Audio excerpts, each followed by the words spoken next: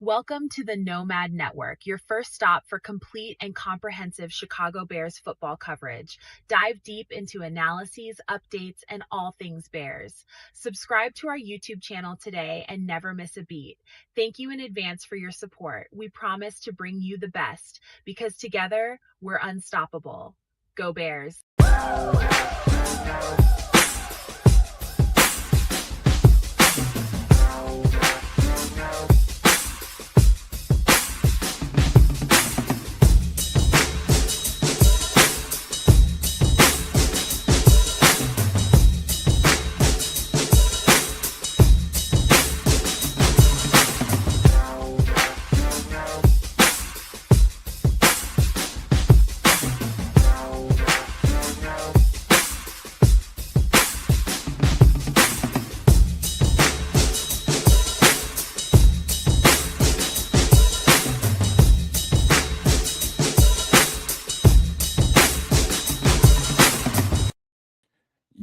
Yo, no maniacs. Trickle on in, man. Day 3 of the draft party weekend, man, and I'm dragging a little bit. It's just it's been a marathon, but a fun one, like we always said it would be. We are in day 3, and it is unreal. Some of the I've been looking at social media and seeing some of the commentary behind yesterday, and all it does really is remind me that fans are just fans. Can't really fault them or down them because they don't understand how stuff works. Sometimes they just root for their team, man, and it's a little disappointing, man, because we got a lot of podcasters out here and experts that do a lot of football stuff out here. So you'd expect that they would understand a little bit more or a little bit better, but people hear what they want to hear, see what they want to see. And it's very real. Some of the stuff y'all were telling me last night, how people are freaking out on social media. I'll definitely start seeing some of that early this morning when I got up. But welcome in again, man. Waiting on the fellas to trickle on in. I do got Triple R here, so let me bounce past to him, see what's on his mind this morning. Yeah. Good morning to everyone. Bright and early as we enter day 3 of the draft, and overall, I'm good because I look at all of the players that the Bears selected so far as upgrades. We traded a 5th round next year pick, or a 5th round pick for Bradbury, a starting center who still has, only has 1 year left on his contract. So we need a center for the future. And, many are saying that Logan Jones was the best center in the damn draft. All right, I'm good with that. Sam Roush, the tight end. Hey, Nomad, remember that game against Pittsburgh when tight end Washington took Hippolyte Soul? Yeah, I remember that. Well, Roush is 10 pounds heavier than Washington. He's a big boy. Runs a 4.7. Big boy. So with the blocking ability that he is known for, he's going to be able to leak out and be a safety blanket to Caleb, if the play breaks down. He's big enough to make a difference. And then you look at Thieneman, we needed a safety. He's the top guy there. Perfect fit. Perfect. Now the Xavier Thomas. All right. So let me get this straight. Ben Johnson and his offense has the wide receivers in place. They got Rome, the route running guy. They got all-purpose Darth Burton. They got Khalif Raymond for a year. But then they see this 4.28 speed guy, 5'11", on a LSU team that was stacked. He was productive there. And he's a day 1 kick and punt returner while they ease him into the offense at running back and various positions of wide receiver. I ain't mad at it. Now, are there still other needs? Yeah. But now let me redirect this back to Nomad. And I did a mock draft after yesterday's draft. And looking at the talent on the board, Nomad, the talent on the board, can this defense or any other position still be addressed with talent in this draft? With a whole lot of ease. It's a lot of really good players there. And I was going to respond to you behind the backstage, but I'm glad we're doing this live because, in my opinion, this has always been the fattest part of the draft to me. Always been. All my life, I've always seen this part of the draft as the most valuable. And with us having 4 picks in that, and for now, we got 4 picks. Who knows what they move and shake loose, sometime today. But this has always been the richest part of the draft to me. And to have that many picks in this section is real good for us. We got a chance to address get some real nice talent up in here, man. So all ain't lost whatsoever. It's a lot of really good talent out there. Whole bunch at all different positions. It's only been how many people picked so far? 3 rounds? So is that 90 something? Less than 100? Anybody in their right mind, you got to know that it's a lot more good players out there than 90 something players. Come on now. More like 500, 600 good players still out there, but only 200 something of them going to get drafted. But there's some real good talent out there, bro. And there are still starters on the board. Would you agree? Oh, yeah. Oh, yeah. In all different places, man. Like Kyle Lewis at linebacker. I think a lot of dude named by the name of Nigelique Kelly that played across from Malachi Lawrence. There's so many good players still out there, man. I mean, my head is swimming with players right now, but it's just a lot of good talent out there. Even at the running back position, you still got Mike Washington Jr. running around out there somewhere. So it's a lot, man. Right on. And I would first of all say that, as fans, we think that the team has XYZ needs, whereas the team say, yeah, we got that faded, we need ABC. And while the fans are focused on XYZ, the ABCs are going to be making plays. And then all of a sudden it's like, oh shit. Okay, I see Xavier, his first punt and or kick return touchdown. It was like, oh, what a steal, and not a reach. You know what I mean? Yeah. When Logan Jones is a starting center for the next 10 years, it's like, man, we got him. That was a nice pickup. So let the kids play, in other words, before we can say they suck or it was a reach or, well, just because, this draft prognosticator had, these players ranked at 700, but they got taken at 80. Okay. Mm-hmm. If they can play, they can fucking play. And people, we seem like we blue in the face over here. And I feel like a broken record all the time. Just explaining certain stuff like you just got through saying, man. Like you talking about players in particular. I just looked up at the TV and just reminded myself. Remember the big old Amari Washington, the big defensive tackle out of Oregon, still out there. Dog. Young dog, too. Ontario Washington. No, Amari Washington. Ontario Thompson is also Ontario Thompson. He's still out there. So defensive tackles, it's pretty loaded. Ain't that many? I was just your Grayson Halton, like your Landon Robinsons, your Caleb Proctors, your Jackie Robinsons. These are still talented players on the board. Very talented. I mean, we can't. If they take a shot at any, whether it's defensive tackle or defensive end, they can almost go do no wrong there, man. It's a lot of dudes still there. Whole bunch of dudes. It's just rich here right now. So, I mean, I expect to see a bunch of people trying to trade into here and try to capitalize on all the talent that is still in here, man, because they know this is rich right now. So I expect to see a lot of moving around. And this is the the time of the draft where Ryan Poles likes to get his wheel and dealing on. It's a good time. So if he can come up for a player, drop back for a player, don't be surprised. Good time to do it. Yeah.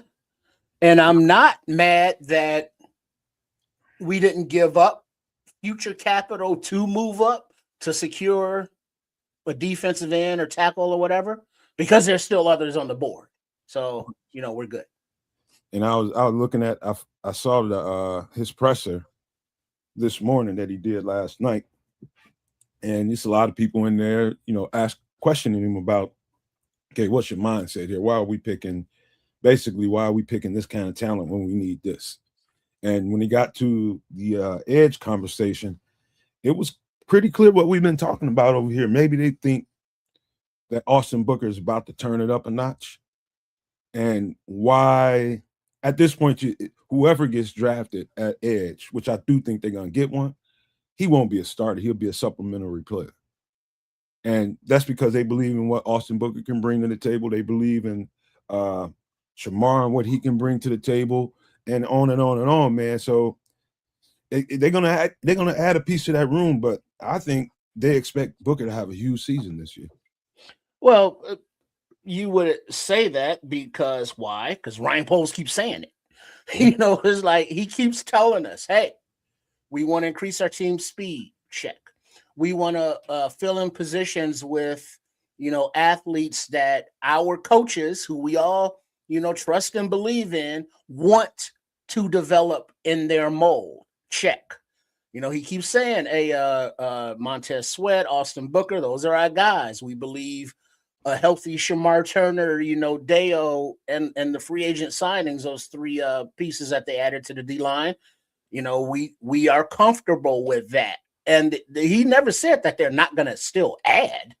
But where they are right now after day 3 of the draft, I mean, I'm not tripping.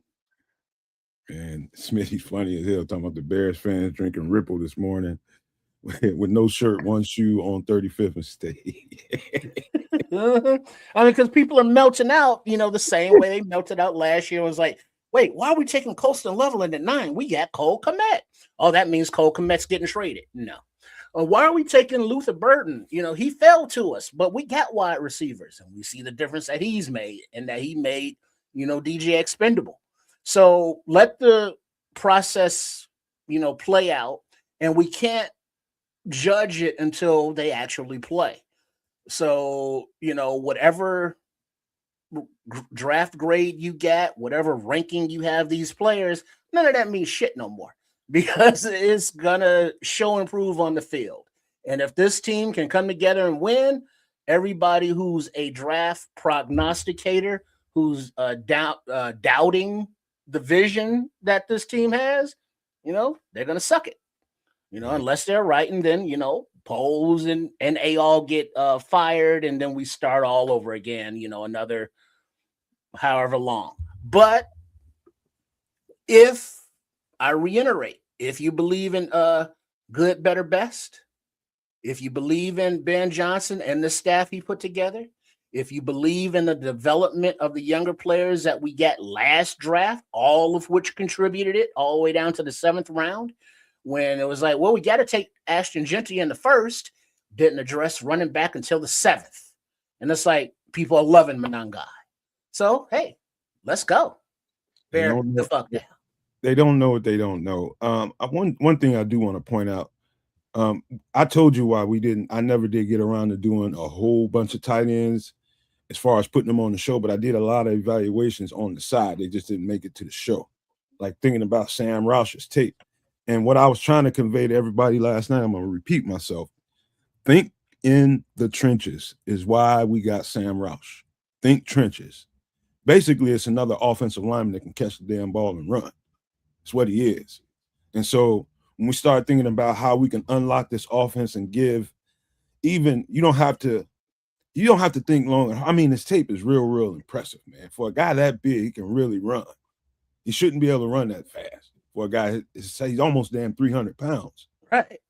Running a 4.7. Running a 4.7. And it's got hands strong as hell. But that blocking ability really sticks out, man. If you just turn off the sound and just look at how well this guy blocks. You know what I saw about him from several people there, Nomad? What's that? That he was one of the probably one of the best blocking tight ends in the draft.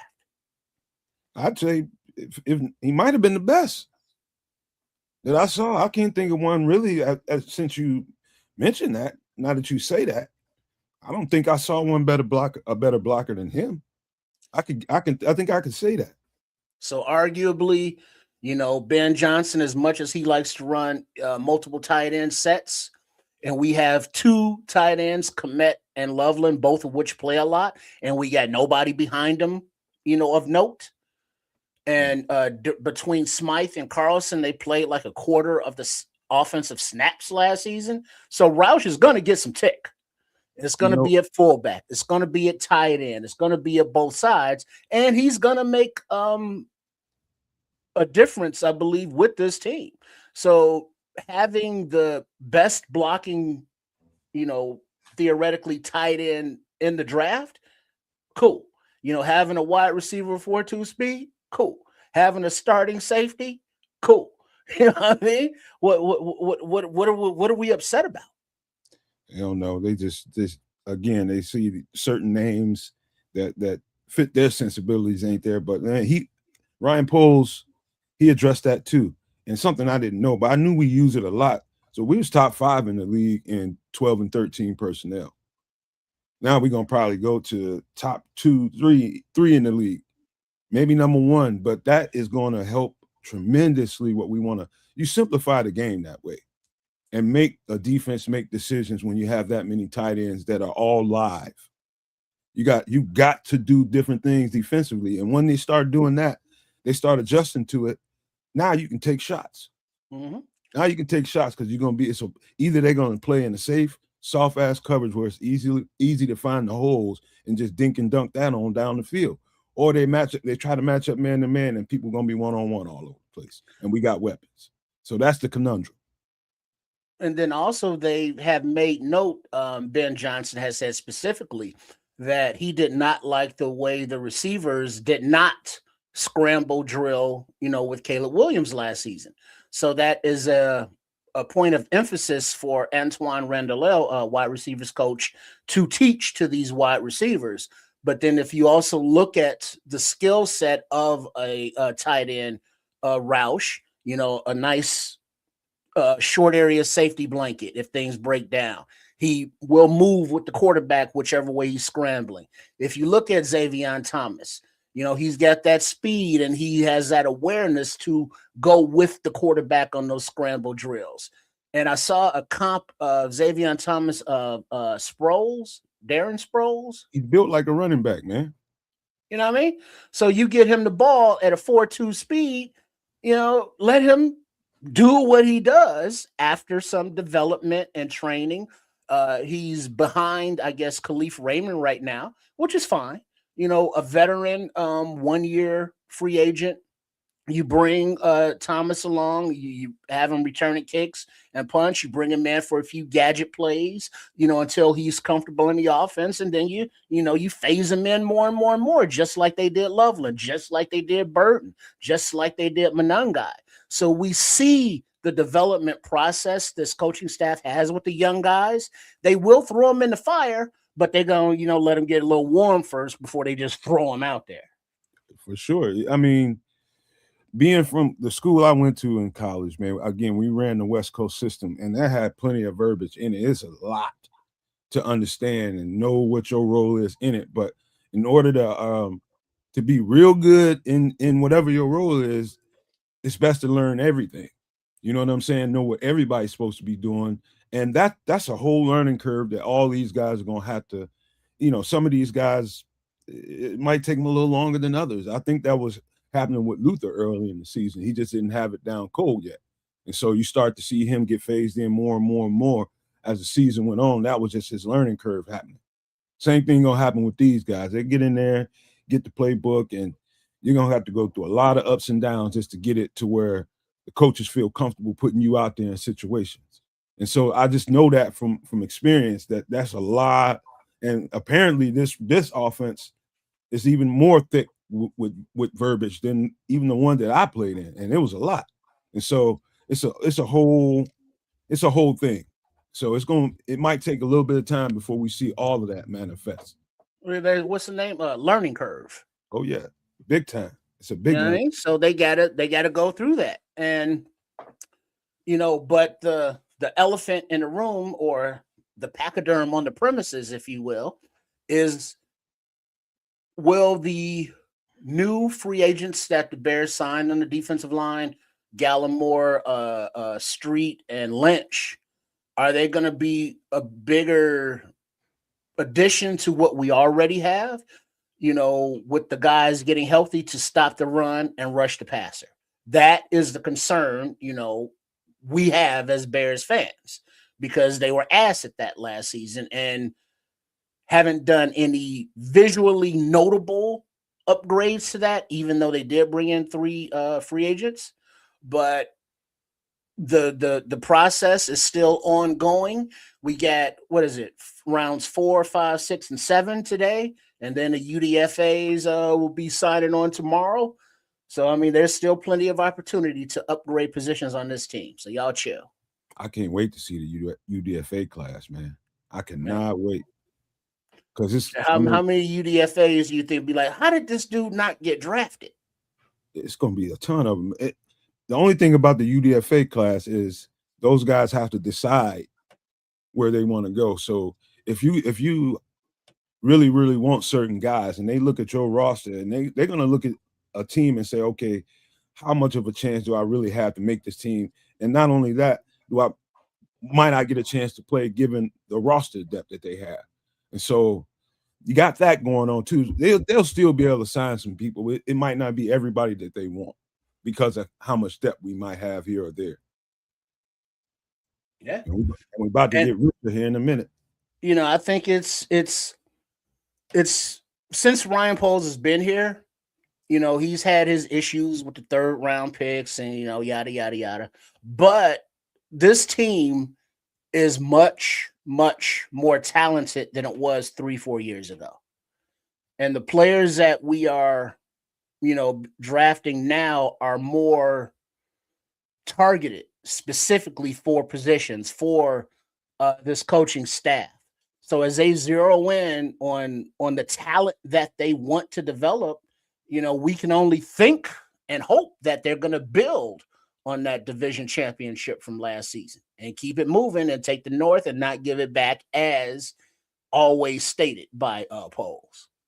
Shout out to Abdul Jones that just busted up in here. Benjamin Williams, Leo, and everybody just popped in here, man. Y'all make sure y'all hit the like button for everybody, man, on all channels, man, please. But appreciate you guys being here. It's a lot to look forward to, Trish, man. I'm looking at a bunch of good players right now. As a Morgan State HBCU linebacker is pretty good. He almost made the show, but I didn't put him on there. Again, Mike Washington, Keontae Scott, he's out there still. There's a bunch of dudes, man. And like Smitty Q, living here outside of ATL, Atlanta, Street was one of the Falcons' best interior defensive linemen for the second half of the season. But as many Bears fans have, they've just discounted every, one of the free agent signings. One of the interesting thing about Street, he came into the league as an edge rusher. And gradually his body told him that, hey, I'm a defensive tackle. And he started getting more and more reps. He got more and more comfortable. And so what Smitty is talking about, how good he ended up being for Atlanta, it's starting to manifest. He's just getting better and better and better. He's learning the job and getting better at the role now that he's settled into the position. And the Falcons just was fortunate enough to have it all come together for him in Atlanta. So now we get the benefit of that. Real fast off the line of scrimmage, explosive off the line, him and Neville Gallimore. And so you're going to see that shit real fast. Right away, you'll see how explosive those guys get off the line and they beat their man in front of them. You're going to see that difference right away. That's one of the things that's going to really stick out to everybody. Mm-hmm. So as we are gearing up, looking at the highlights from last night and the night before, as it's raining in Pittsburgh today, so that's going to dampen that crowd a little wee something. But the talent is here. Day 3 of the draft. We got picks to make. We got team to improve. Well, we got our first one, 129. I do believe that is correct. So it's going to be a while, unless there's some trades. I expect it. I don't know if we're going to be in it, but I think it's going to be a lot of moving and grooving here. The smart GMs are going to accumulate as much as they can in this section right here. Excuse me. Too good, man. I can't believe some of the players are still out there. You know, and then some of the players that are still out there is because other teams, quote unquote, reached for guys. Yeah. You know, but those are the guys they wanted. It's like, hey, he might be a 7th round grade, but another team may take him. I'm not waiting till the 7th round to grab him now. And Pittsburgh. I am interested to see how Mike McCarthy reshapes that team and what it's going to look like, because he's a West Coast coordinator too. I want to see what their stuff look like, man. They're going to be a totally different looking team. They got these weird ass marching outfits.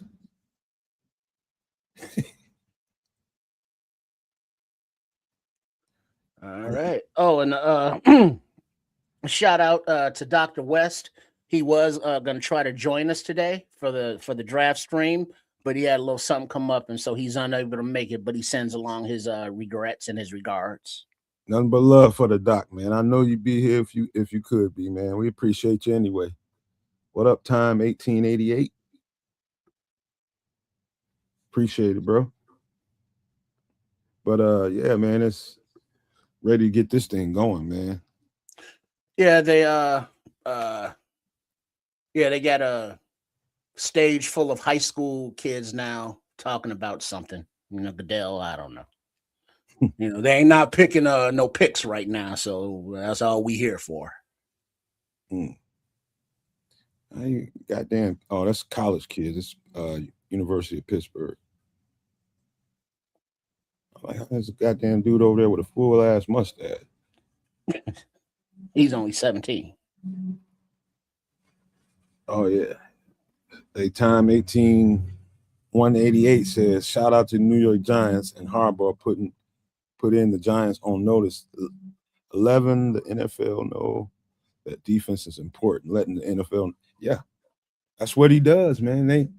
When John Harbaugh has a competitive team, they have one of the best defenses in the league, and that's just the way it is. I apologize if y'all hearing the lawnmower outside, man. The neighbors over there cutting his grass. Yeah, it's Saturday afternoon. Well, not even afternoon yet. Saturday morning. I need to be cutting my own shit. All right.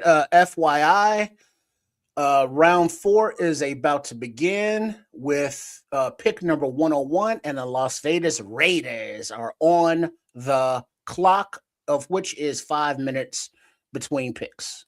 All right, let me find kids. He got so many damn drops in here, man. He was just stumbling over them all night, wasn't he? Yeah, he ate that sandwich. He had the itis for the rest of the night. He talking about I ain't gonna eat it right now. Then he went fade to black, and all you hear is I like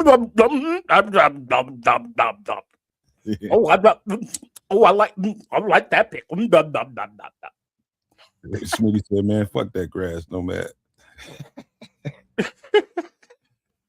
Yeah, let it grow out a little bit so the bees get someplace to root out and grow. I keep the grass low so the snakes don't hover. Ooh, oh, you got snakes like that? Nah, not really. You see a little gardener snake every now and again, but the grass stays so low in my yard, they don't want to come around here. No, they hide. So I need some pet hawks or something. Plus, I got a cat that'll eat them. Oh yeah, you got one of those indoor-outdoor cats. She'll get them. She got one before. Go outside hunting. Mm-hmm. Bring it back in and play with it and show you. Look what I found. Play with it, then eat it. Nice. Nice. Yeah, best available. Mike Washington still on the board. Danny Dennis Sutton, that's Samuel's guy. Cornerback Malik Muhammad. Brendan Thompson. I guess we don't need a Brendan Thompson now. But the first pick, the Bears are gonna make Bryce Lance. Hey, Cornelius, I'm glad you calmed down, boy. You was pretty upset last night, man. Yeah, Corny was heated. Yeah, he was. Corny was heated as fuck. He said, I've calmed down after sleeping on yesterday's draft because the draft isn't over. And there are a lot of good players left. And Ben, we trust. Good, better, best. Yeah. That's the way to look at it, man. Y'all just trust the process, man. They know what they're doing, man. They got way more information than us. Way more. And all we got is the actual physical information that we get from tape. They got all kind of background information on these cats and know a little bit or a lot more than we do. Shit. Kyle Lewis, Jeff Caldwell, Keontae Scott, Mike Washington Jr. Mm-hmm. That's speed, and more speed. So Paul says, what if Keontae Scott is best player available in the fourth? Do we still need a skill set? I've been saying this to you guys. I feel like we need to get a backup slot corner. Because when I thought that Cam Lewis, though. Well, yeah, you're right. I forgot about that. We got Cam Lewis. So that might not be a priority for us. I think they got Cam Lewis for a couple of years.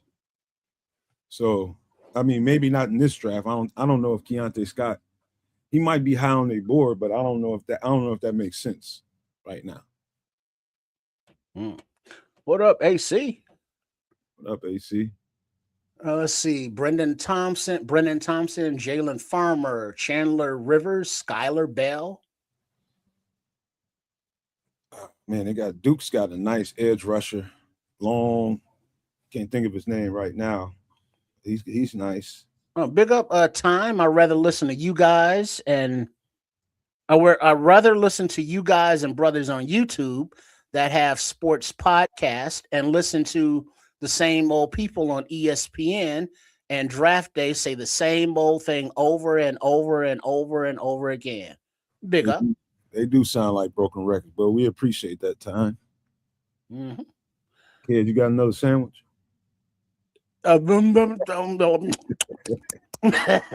Kids was I'm sorry, unalive in that sandwich. No sandwiches today. So we you know what?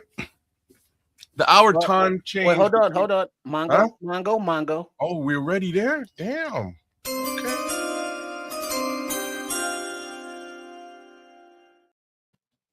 With the 101st pick in the 2026 NFL Draft, the Las Vegas Raiders select Jermod McCoy, cornerback, Tennessee. Somebody came in here right away this morning and was like, hey, will he get drafted now?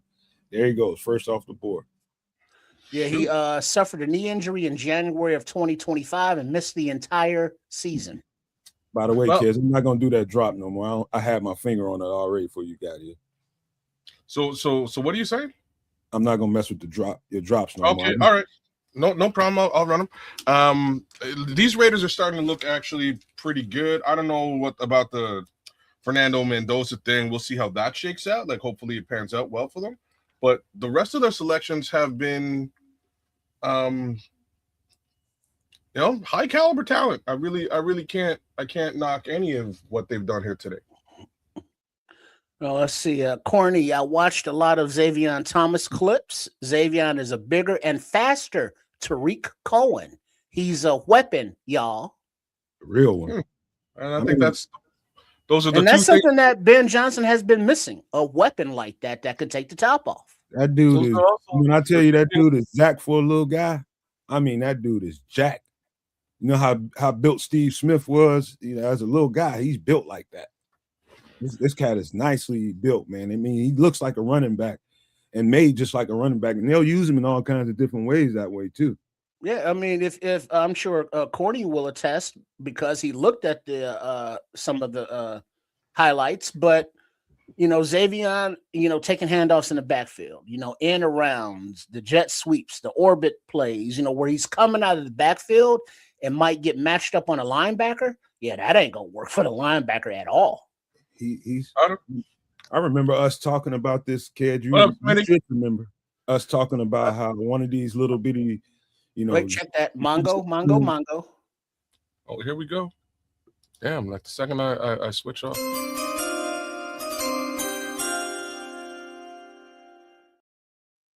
With the 102nd pick in the 2026 NFL Draft, the Buffalo Bills select Jude Bowery, offensive tackle, Boston College. And there he goes. I guess they figured out what Ryan Poles might have been cooking here. So, unfortunately for Mr. Poles and the alma mater, Jude Bowery goes to the Buffalo Bills. He's a really solid tackle. I looked at him a little bit this offseason. He looked like he's the understudy to Ozzie Trapillo, and he looked worth his weight, man. He looked worth his weight. If you sort of watch some of the clips they're giving you out there right now, he's worth a watch. But again, he ain't a Chicago Bear, so that's okay. And I was trying to say something beforehand because I remember for a few weeks, man, I was putting one of them zip zoom little bitty receivers on the show every time we did some breakdowns. And I remember kids like, man, you find a whole bunch of these little guys. I was like, they might be the better ones in the draft. And I was just like, I could see Ben Johnson coveting one of these guys to really help open up the offense even more. And what do? Draft one. But we say, because Corny said that Xavier Thomas is like a bigger Tariq Cohen, and Nomad keeps referring to him as a little guy. But 5'10", 192, that's not real little. No, he ain't. You know, like we've seen some little guys in this draft, 5'8", 170. That's a little guy. I mean, he's all muscle too, man. I mean, he looked like any running back I ever met in my life. 190, 195, he's stacked, man. And how do you take an angle on somebody that fast? You better take the right angle on him, boy. It's leaving season. Yeah. It's funny. Yeah. Stronger and faster are the two things we might have all wanted, if we wanted to improve on Tariq Cohen. So that is a good little comp. We'll see how he does, man. Like real talk, that is exactly what we sort of came to when we did look at these wide receivers. When we looked at a few of them, and it was if you can also take the top off on a defense. I don't know what defenses are going to do here. You know what I'm saying? I don't know what defenses are going to do. You can take the top off with a couple of different guys. Mongo. Oh, wow. They flying through today.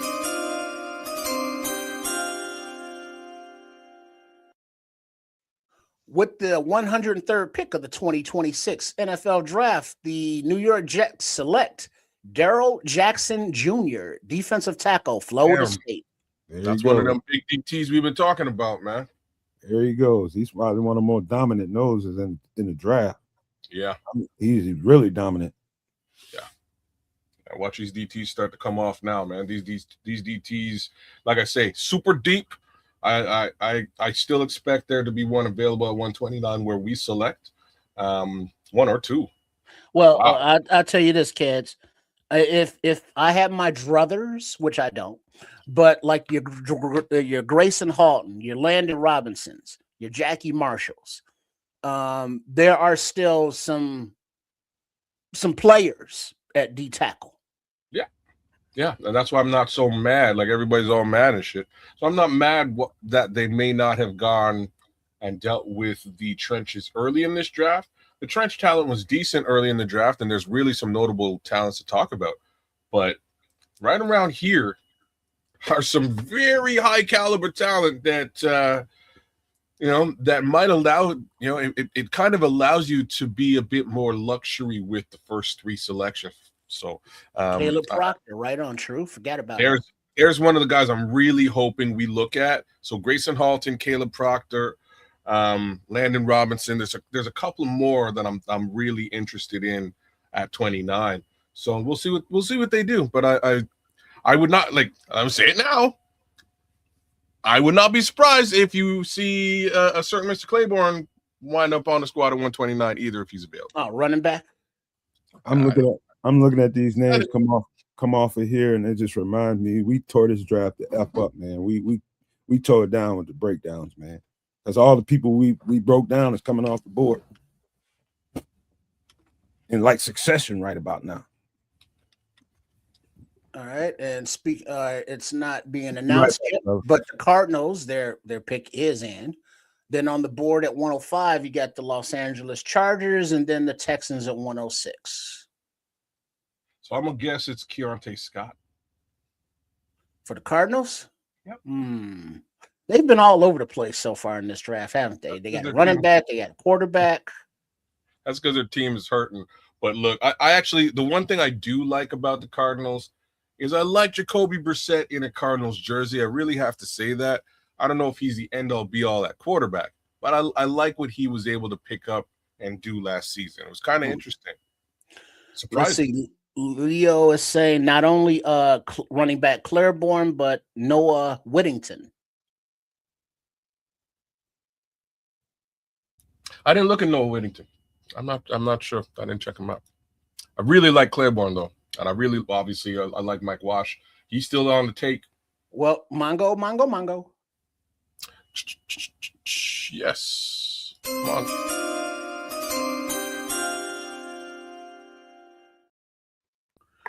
With the 104th pick of the 2026 NFL Draft, the Arizona Cardinals select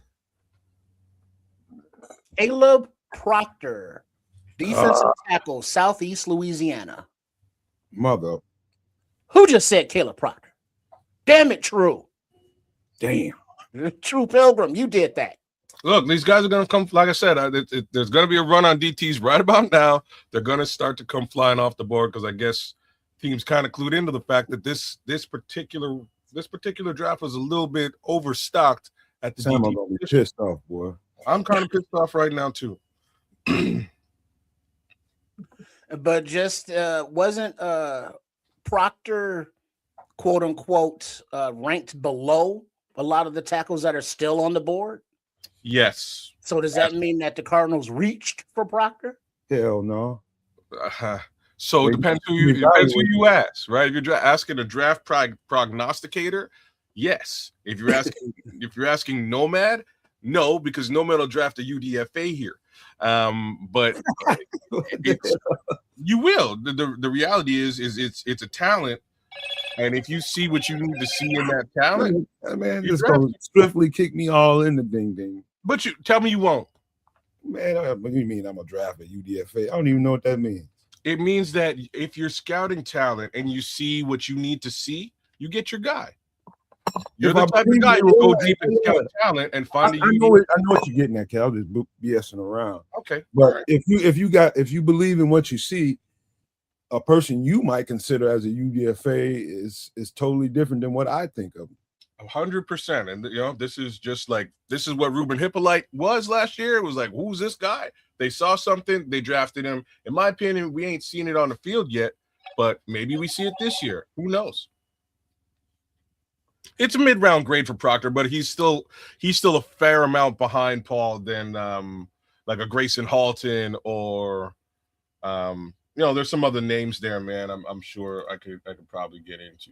Let me see. I got you, barely. Simone, give me a second here, but yeah, I definitely didn't have Proctor as no goddamn UDFA for sure. He was way the tape was way too good.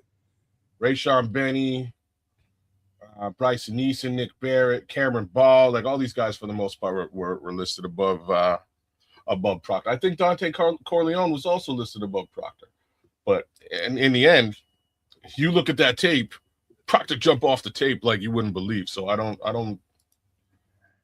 ain't mad at them. I'm a little mad at them for getting Caleb Proctor because I was hoping he'd be floating around a bit later in the draft. But we'll see what happens. All right, Barely tomorrow is sent. Check your email. I can't wait to hear what he's thinking. Oh, here we go. Barely Simo's in the building. Coming in.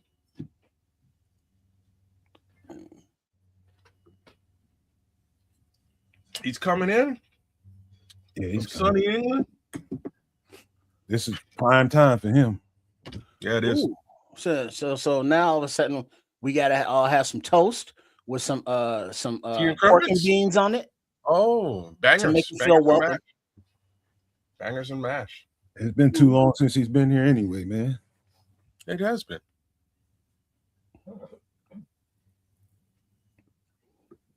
Oh, yeah. At least them hackers out there, man. Worry about them hackers. Freaking Twitter, probably. Oh, fuck you. Here we go again. Back with the Twitter hate. You like that darkness. I don't like it. I don't like the darkness, man. I just understand that sometimes the darkness is needed for the light to shine. That's all. In what world? In the world we live in. The sun wouldn't be quite as bright as it was if it was surrounded in sunlight. There it goes. There's another name to keep an eye on too. Zane Durant. Genius level shit. Yeah, Zane Durant's out there too. There's a bunch. There is a bunch of guys here. That's why I'm not extremely worried. Mind you, like if this DT run, we've seen 2 come off the board now. If this DT run really gets crazy,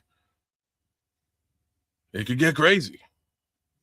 We got about 25 picks to go, 24 picks to go before we're up. Barring any trades. There he goes. Let me get you up here, Bear. Jolly good morning. It's good evening. It's 5:22 p.m. here. I was gonna say he's kissing 5 o'clock, man. What's going on in UK, my friend? Mongo. Oh, here we go. What is this, Mongo?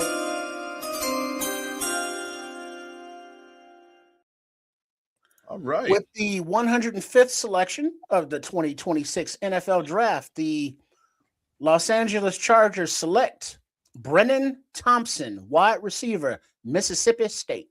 He's a goddamn blur. Yep, that's a good Remember selection. that? Remember we did him like 2-3 weeks ago. Yeah, that's a good selection for them, man. It is. And the Mongo means to shut the hell up because the pick is in. And it came up because last year when Mongo, Steve McMichael, passed away, we do it in tribute to him. So that is an alert to let everyone know the pick is in. Yes, sir. Brennan Thompson is so fast, man.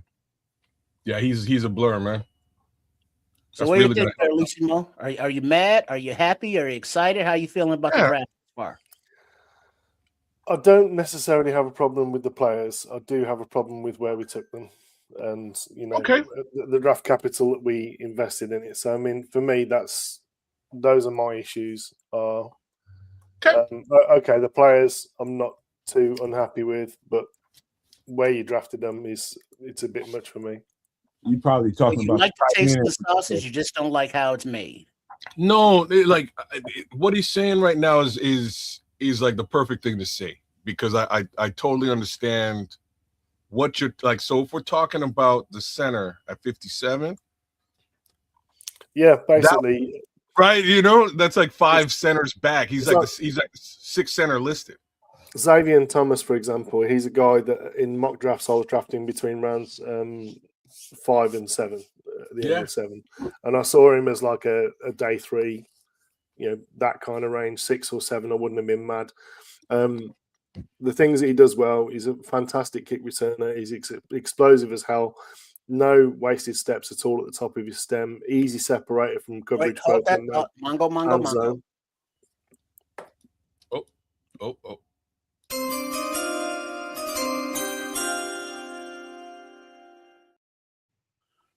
With the 106th pick in the 2026 NFL Draft, the Houston Texans select Fabichi Nawiwu, guard, Oklahoma. Damn, you nailed that, bro, because I wouldn't have even you were saying, Barlissimo? No, I want to ask you a question, Barlissimo. Are you surprised that Sam Heck is still on the board? Center out of Kansas State. I kind of am on, and then I'm not. I mean, round sort of 5-6, I would expect, because I mean he's a little bit limited. He's a decent center, but I just maybe I think if it had been yesterday, it would have been a bit rich for him. But I can see him going today, definitely, unless there's some injury thing that we're not aware of. All right, one more question about Ndame Tucker. What did you think about that tape? About who? Sorry, edge rusher Ndame Tucker. Don't know too much about him, to be honest. I can't say that I've been able to get too much all 22. But I don't like going off the limited highlights that you can get on YouTube. I like to actually look at it myself. But edge, let's have a look, see what we've got. Why not? Yeah, take a look at Ndame Tucker. He flashed just about everything that I'm looking for I think he's close to being a plug and play prospect. Yeah, he's a little bit. Is he undersized? About 250, man. He's Yeah. as in weight. He's maybe. Yeah. It's arms and height. The Bears. That's where I can see him kind of discounting him. His initial step's not too bad. His 40 was a decent 40. In terms of game tape, some of the best tape I saw, man. He's definitely got more than one move, which is what you kind of want. But it's a case of, is he gonna in the NFL when he played against? Again, this is the problem with the tape. Western Michigan don't face that many top tier offensive tackles.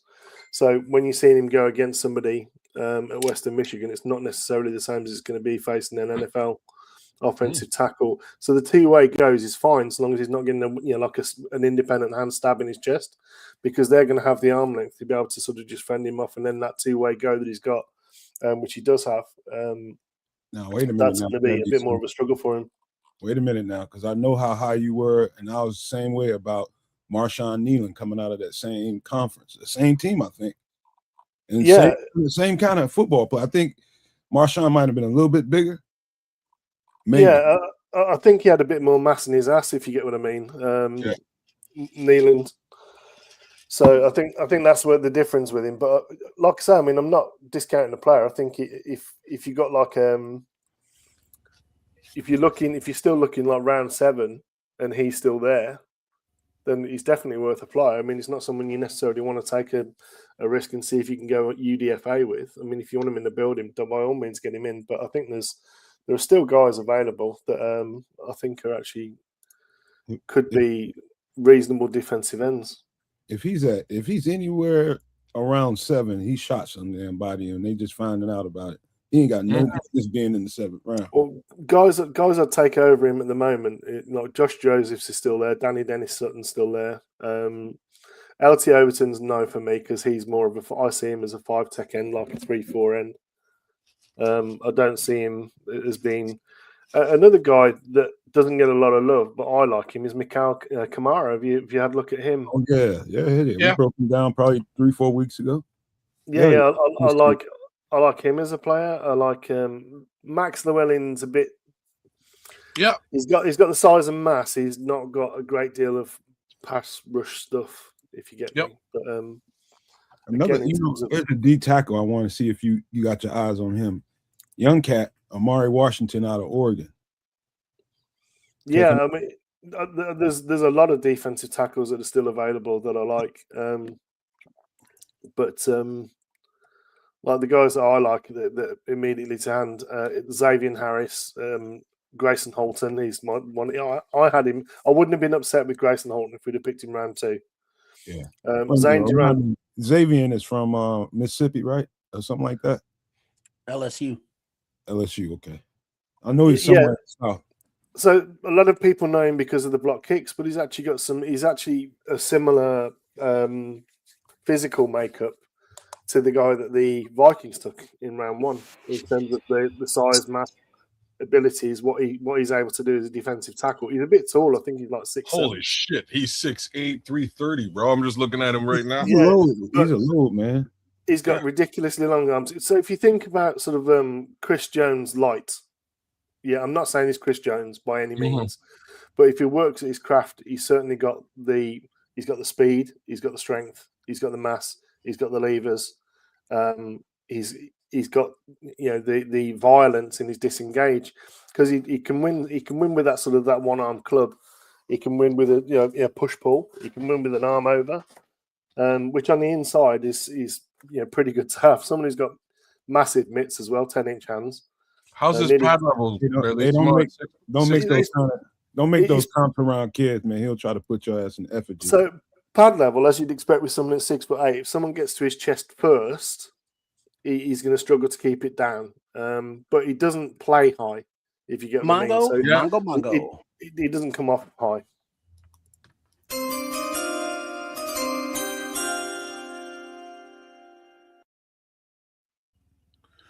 With the 107th pick of the 2026 NFL Draft, the San Francisco 49ers select Keontae Scott. Could be. We got some foreigner dude saying something. I don't know. We'll just He's a do foreigner? like Max Headroom and shit. Or is he from the group? All right, the pick is Grayson Halton, defensive tackle, Oklahoma. Just called it. Ah, shit. There you go. We were just as we were saying, right? You know Yeah, what I mean? he's a guy I had going yesterday. Me too. But I mean, to see him drop this far is ridiculous. But him as a 3-tech, the guy you got to look at now if you want 3-tech, Zane Durant. I mean, For the life of me, I can't figure out why he drafted. Must be something personal going on. The talent is unreal. Oh, You can't no argue matter. that. It's What is nothing he like doing? that. Well, huh? It's nothing like that. It's just that I think the league kind of figured out that there's a log jam at DT. So maybe you don't get the DT now. You get them when you get them, and you go and get something else up front. And that's kind of, I think that's sort of been the story of this draft. Remember that in the second, there were only a handful of DTs that were selected. Right? Maybe two. Like I'm thinking it's actually two. He's somewhere around the 5-6 area. There's been a few of them. Super low. Mongo.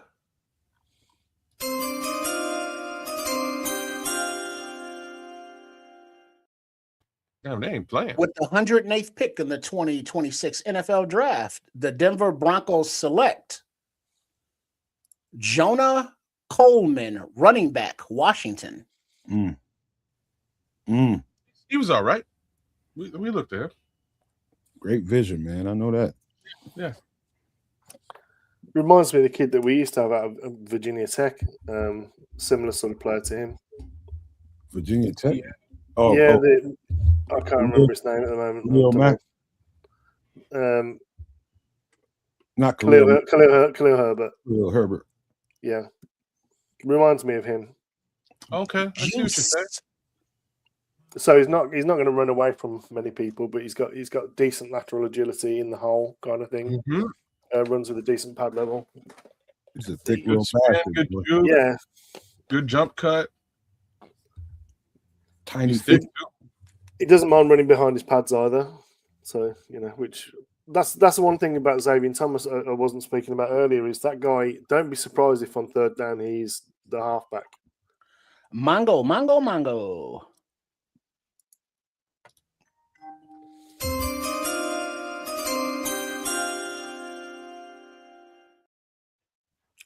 With the 109th pick in the 2026 NFL Draft, the Kansas City Chiefs select. Oh, now I got some asshole. About to be a run on D tackle. I got a feeling. Oh no. Okay. Maybe they do Keontae Scott. They got rid of 2 top corners. I know that. Who is this guy? Why is he still talking? Hey, he's an international fan, damn it. Cut him some slack. Can't read the room. Where the hell's Ice? Yeah, don't be rude about international fans, man. Yeah. Okay, the selection is on the damn show.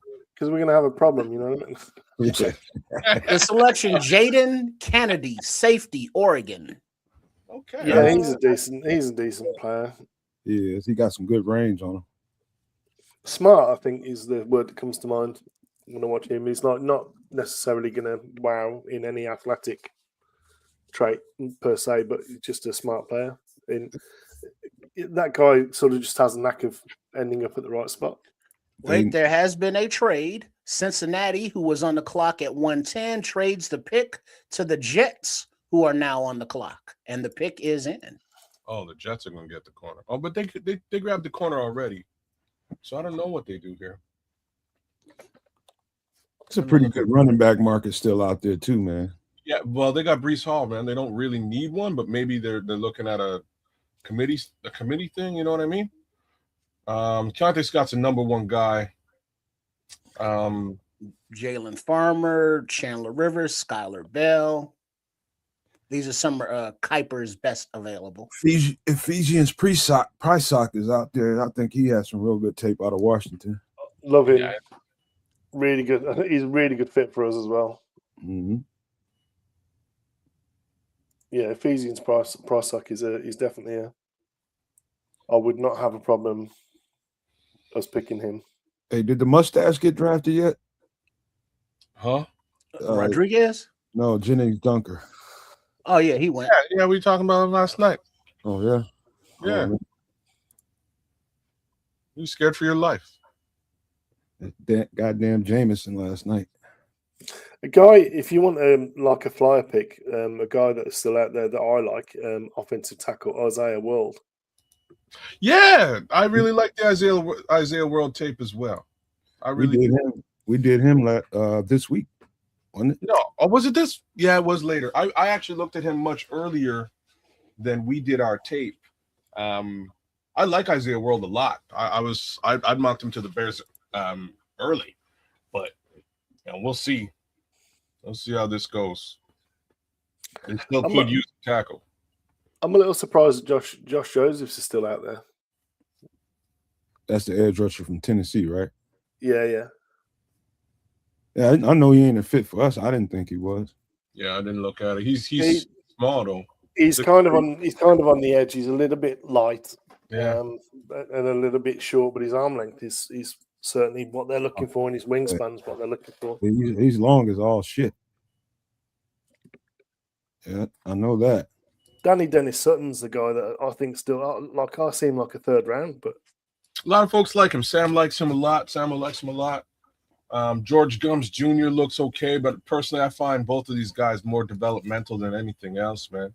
I saw a lot in shit. The guys that I'm kind of interested in at this point are the two guys you mentioned, Max Llewellyn, Nadame Tucker, in my opinion, and there's one more, and you mentioned the other one too. Where is he at?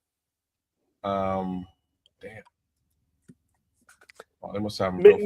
Mikhail Kamara is like he's not a fit in terms of height and length. But the thing that I do like about Mikhail Kamara is he's not going to give you not even a half a second of rest in any rep.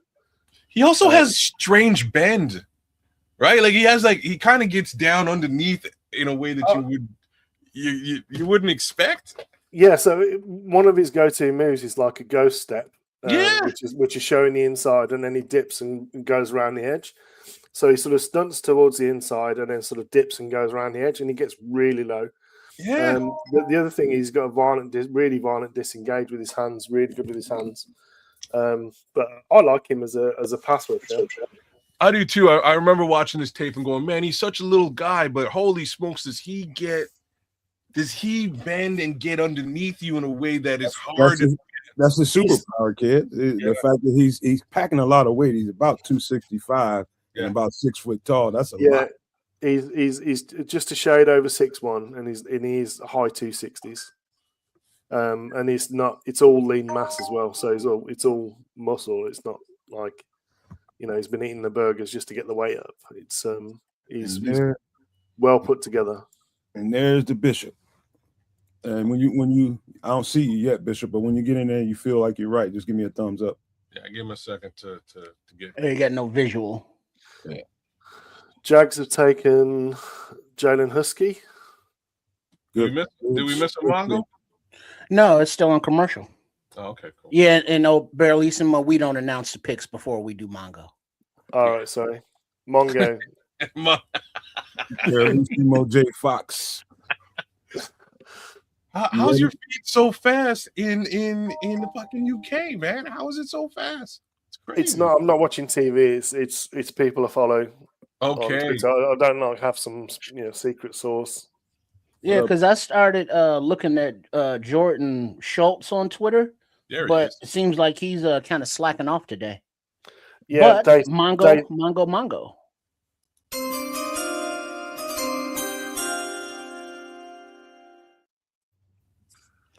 With the 110th pick in the 2026 NFL Draft, the New York Jets select Cade Klubnik, quarterback, Clemson. Okay. Okay, good on you, Jets. I think he's got a lot of high upside too. I agree. He's got some high upside. And again, 110, wasn't it? Yeah. Did you say 110. Yeah. What up, Bishop? Can you hear us? What's going on, fellas? There we go. There we What go. up? You got a little lag on your feet. It'll speed up. Salute, Bishop. Yeah, everything's delayed on his end. Yeah, he's a bit laggy.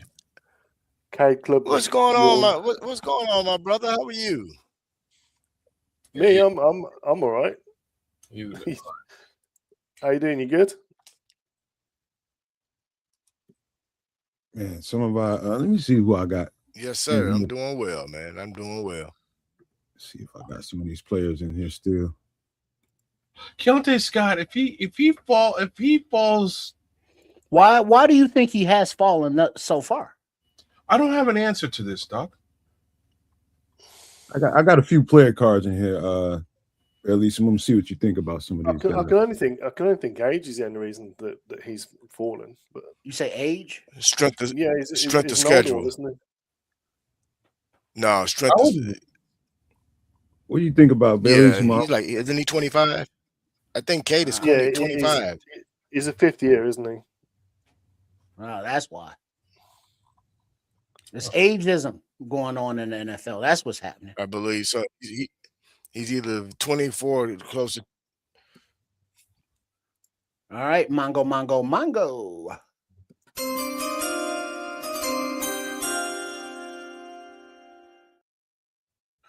With the 111th pick in the 2026 NFL draft, the Denver Broncos select. They're gonna take the running back here. You just took a running back. Cage Casey, offensive tackle, Boise State. Oh, a couple picks ago? I think so. Yeah, the Broncos, they just took the running back. Okay, all right. Cage Casey. All right. So Cage Casey went ahead of Isaiah World and all those other tackles. He was projected ahead. He was projected ahead of him. I would not necessarily agree with that projection. Boise always got a nice offensive lineman, always got a nice receiver, running back. Let's see. Yeah, I can't see him playing tackle in the NFL. I think guard. I think they're going to move him inside. I'd guess left guard because he's all right in pass pro, but he shows up as short armed. Hey, am I the only person that blue turf makes nauseous? I get sick to the stomach looking at it. Oh yeah, I can't watch. And it's the same with that blue turf. It's the same with those LED NBA courts with all the different colors and shit. I can't look at none of that. The Smurf turf. Yeah, that's kind of. I can't even get myself together to play on some shit like that. Mongo.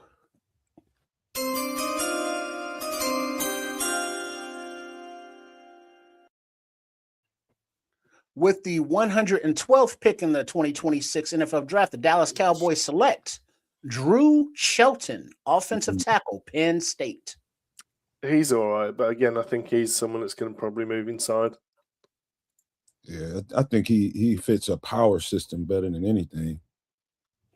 All right. Yeah. Indianapolis is on the clock, and then Dallas will be picking again at 114. Penn State put out some good linemen. So, I mean, you can't really go wrong with him.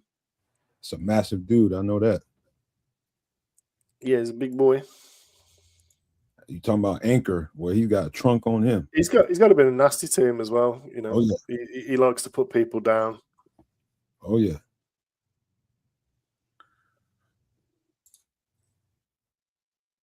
You don't think? I think he can stick at tackle.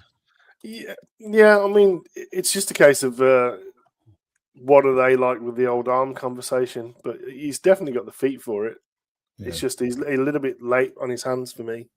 He's got good hands, good technique. He just sometimes, I think his arm length makes him just pause at times a little bit long. So he's waiting. He kind of ends up catching sometimes rather than striking. But that's just a technique thing. Do you get him to independently hand strike? I don't know how they teach it at Penn State. It's a possibility that they teach two hands at all times, but a lot of teams do. But I'm an independent hand guy. It's if you're going to take people on, you need to. Your first one needs to be shock, and then the second one needs to be control. Mm-hmm. I'm trying to think of a good hand strike guy. I saw Jude Bowery is pretty good at that, and also Blake Miller. Pretty good. Yeah, it's one of the things I like about Isaiah World. He is a guy that can put one hand on you. He's violent with his first strike. That's something I like about him. And for a guy of his size, he's got really good feet. Because he's another guy that's like 6'8", I think. Hey, I'm gonna show you guys real quick some nice talent out there. A couple of them might be UDFAs, but this running back out of North Carolina Central, Chris Mosley, nice tape, real nice tape. He's probably a UDFA. Star Thomas, another running back out of Tennessee, pretty decent tape, man. I think he probably fits somebody's UDFA profile. But did you get a chance to see this cat out of Tennessee, Dominic Bailey?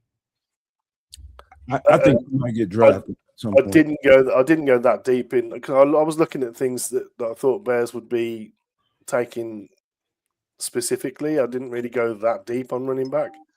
I think he can be a big edge, man. Yeah, let's just have a quick look. Damn, that Denver Broncos war room. Yeah, I bet they sell a lot of suntan lotion up in there. What do you guys think of if I gave you a choice between three players at running back for the Bears, like a 6th or 7th round pick?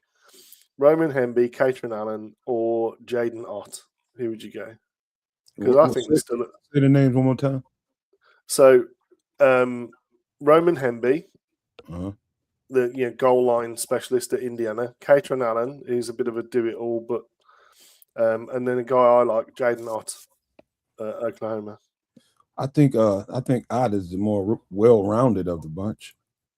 He's more of a home run threat as well, I think. Yeah.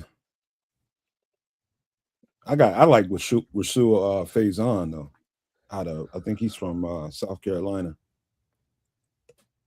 I love his tape. I know you got eyes on this guy though. If you didn't, shame on you, Barrelissimo, out of Illinois, Xavier Scott.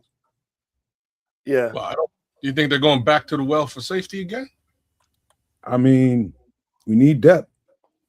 Yeah, well, at some point you're going to get depth, but I still think there's holes, man. I think there's holes to be filled. One of the better ball hawking safeties in the draft. I mean, he just has a nose for that rock, man, and finds his way to it. Let me pull Barrelissimo out for a second. He's got something going on. Like personally, I'd rather what's his name? I'd rather Prissock. Mongo.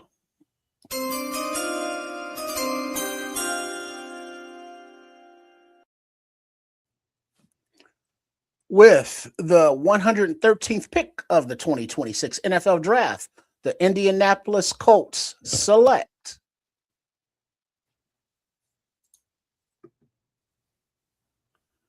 Jalen Farmer, guard, Kentucky. Bjorn Wellner. Oh yeah, they're in Germany for real. Okay. I was like, this little boy don't look very he don't look very pleased. Oh, he's pleased now. Okay. The guard's a brute. Beyond? No, that guard, Jalen Farmer. Oh, Jalen Farmer. Okay. He's a brute. Bjorn Werner. Very German name. People moving, he's good at it. When the first two letters of your name are B and J, and it's not initials, you know you're from Germany. Linebackers are getting slept on too, man. Big time. Yeah, bro. I was going to say, Kyle Lewis still floating out there right now. And that's almost criminal to me. It is extremely criminal. I shouldn't have said that, man. Because my brother, Harold Perkins is still floating around too, man. Both of these guys are still there. Justin Jefferson, snap. Yeah, there's some linebackers, bro. A ton of them. I don't understand this draft sometimes. Did we check out Deontay Lawson? Yeah, we did. We broke him down early. He's a leader. I remember breaking down Justin Jefferson. There's a lot of linebackers available, which again is not surprising to me. Again, the linebacker depth in just about every draft goes like it's usually a very stacked position group. But man, this late in the draft, I did not expect to see Kyle Lewis or I'm lying to you. Real talk. I did expect to see them both here. Potentially available at not. Mongo.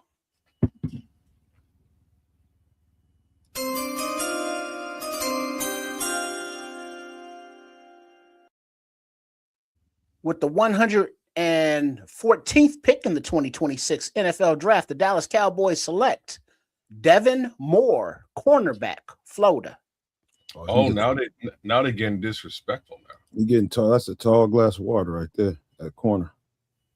They just skipping over Keontae Scott. Mongo. Oh, the picks are flying in.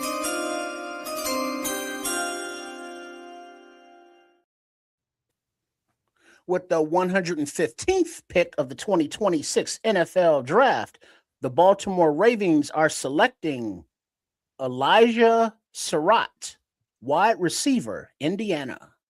Oh, okay. Yeah, I'll be right back, folks. I got it.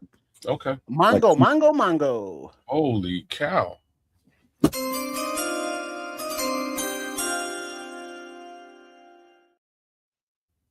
With the 116th pick of the 2026 NFL Draft, the Tampa Bay Buccaneers are selecting Keontae Scott, cornerback, Miami. And there he goes. Where did he go? Tampa Bay? Tampa, yeah.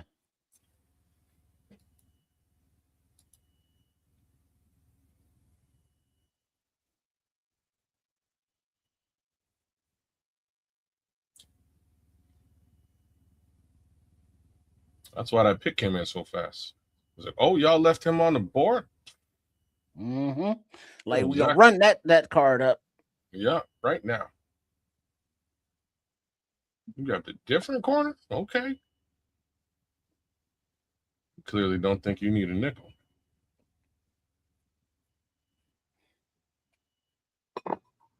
And that would put the Strouds on the clock. The Strouds? Oh, I'm sorry, the Houston Texans. Oh, CJ. How are they No, on the that clock? was a Grossi thing. That's okay. How are they on the clock? I see the Chargers. Was there a trade? Let's see. The Buccaneers pick was in. That's Keontae Scott, and it says Houston's on the clock at 117.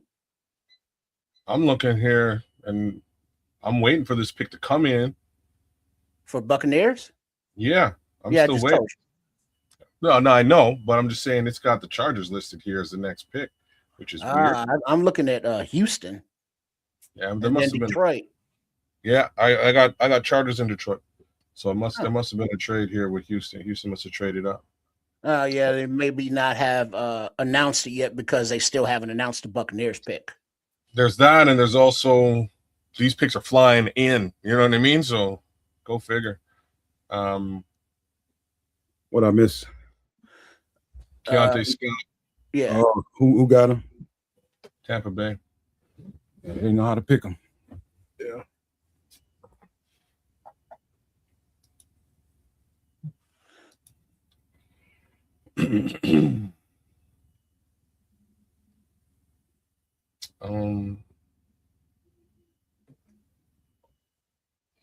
Who would Houston Texans trade up to select right now? No, man.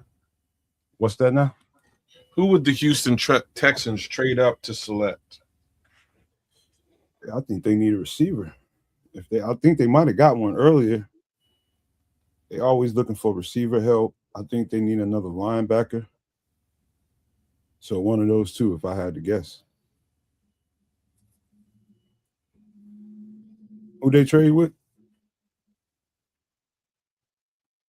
Don't know yet. It hasn't been announced. You still got international fans. Shout out Berlissimo. Announcing picks. Keontae Scott's stock just fell, man. He shouldn't be way back here. No, it shouldn't. All right, the Houston Texans trade the pick to the Los Angeles Chargers, who are now on the clock. And then Detroit at 118, and then Carolina at 119. In this round 4, Bears pick at 129 scheduled. Freaking Bucks is making some sneaky good pickups, man. This is a good draft for many teams, man. The Bucks are definitely one of those teams. I made some very interesting selections today. I like I like what Arizona's doing in this draft too. Who else have I liked so far? The Jets and the Browns. As much as I can't stand the Jets and the Browns, so I do appreciate what they've done in this draft so far.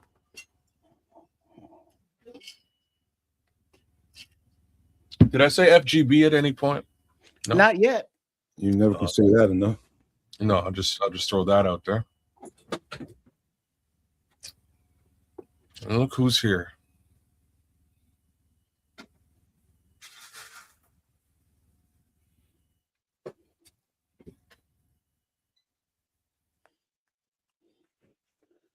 And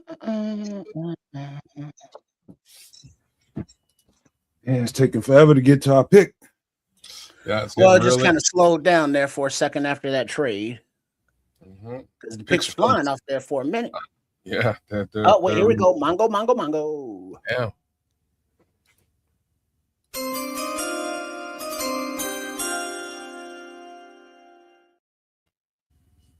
All right. With the 117th pick of the 2026 NFL draft, the Los Angeles Chargers select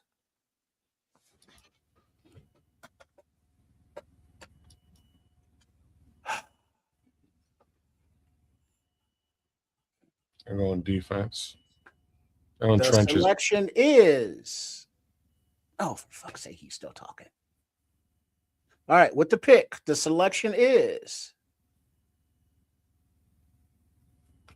Travis Burke, offensive tackle, Memphis. Yeah. I believe we did him. Oh no, we didn't. We didn't get around the big Good Burke. show. 6'8", 325. He's a huge cat, man. Huge cat. 6'8", 320 something. Yeah, 3 1/4. All right. Mongo.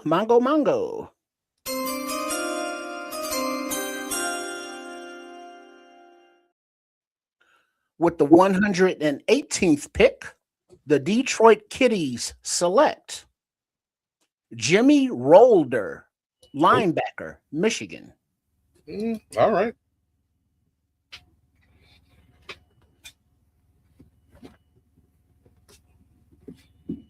I didn't look at him at all. He's certainly not the best linebacker available. Well, according to them. Yeah. That means they must have seen something going on with him. But there's Jimmy Rolder there. He's a little ways back. Oh, they just picked him because he's from Michigan. So you're saying that the Kitties reached? No, I'm saying the Kitties they probably did you know what I mean? The local talent can come see you. Right? They probably had him in for a couple of visits and decided they were going to select him anyways. He plays in Michigan. Okay, so I'm thinking there must have been another. Yeah, there was. FYI, trade. Jacksonville Jaguars are trading up to Carolina to pick Mongo. They're gonna go linebacker here now for sure. Kyle Lewis. Mongo. Oh yeah, that's me.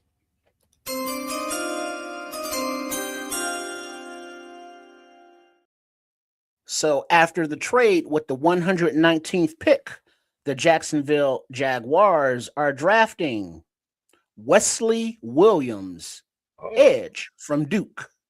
Okay. We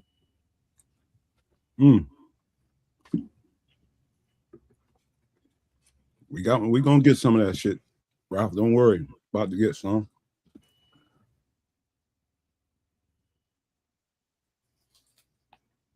Jimmy Rolder was here on the I heard that when I was in the kitchen. He was here on the 30 visit. They better draft defense because we draft an offense. Here we draft an offense like some bitch. They better double down. And they saw what Ben Johnson did with year one of his offense and the players that he had. Now that he's getting more customized players for specific positions and specific roles, oh yeah, it's on.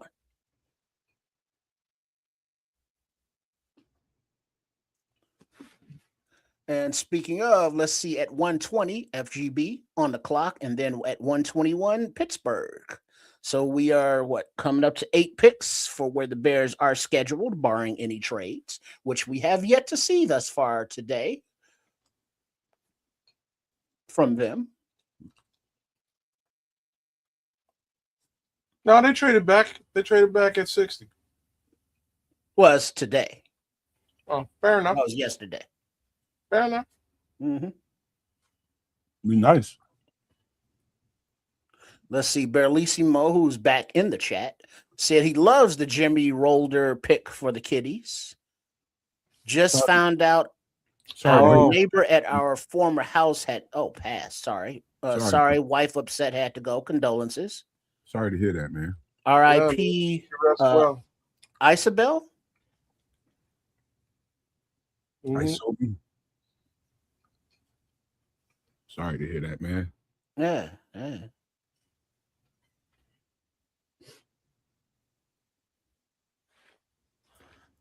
You know, that's that they say that's the worst part of life, death. But it is indeed part. All right, Mongo.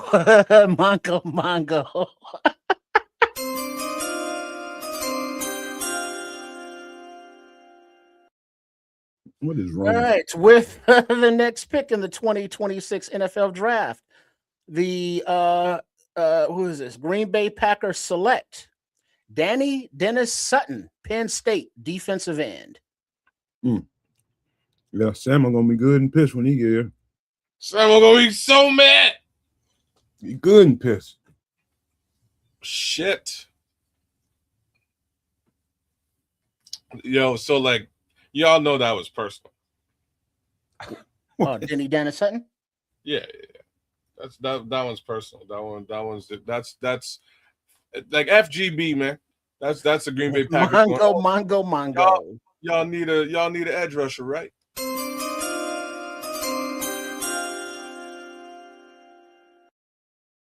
All right, with the next pick in the 2026 NFL draft, the Pittsburgh Steelers are selecting Caden Wetjen, Iowa wide receiver returner.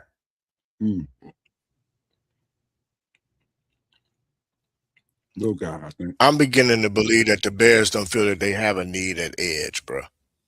You mean like Ryan Poles keeps saying?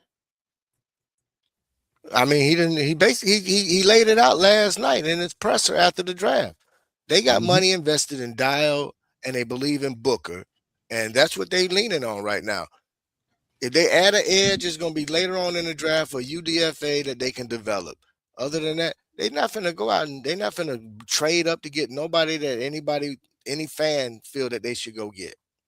I'm asking questions. They're trusting their board. So then why were they? Go ahead. So then why were they in the Max Crosby market? Why were they in the Trey Hendrickson market? Because those are two elite pass rushers. They're not just going to spend money or go up and use draft capital on a project, bro. The so-called elite edge rushers in this draft are gone. Therefore, they're going to stick with what they have and know versus a project. And then also with guys like Crosby or they'll work on Hendrickson, the interior. you kick the tires. It's like, Yeah. hey, if they'll take a second for him, cool. Oh no, all right, too rich for our blood, we out. Right. So what we'll probably see is a D tackle come off the board for them. Again, when we're talking about Dennis Allen's defense, his interior defensive line is the most important part where you get his pressure. Don't be surprised if they don't make a run to go get somebody like a Cam Jordan who's has a year left or two on far as tread, and they might bring him in the building for the cheap. So you nailed it, man, and this is kind of what I've been saying after Akeem went off the board, and it's that most of these talents here, in my opinion, are developmental talent only.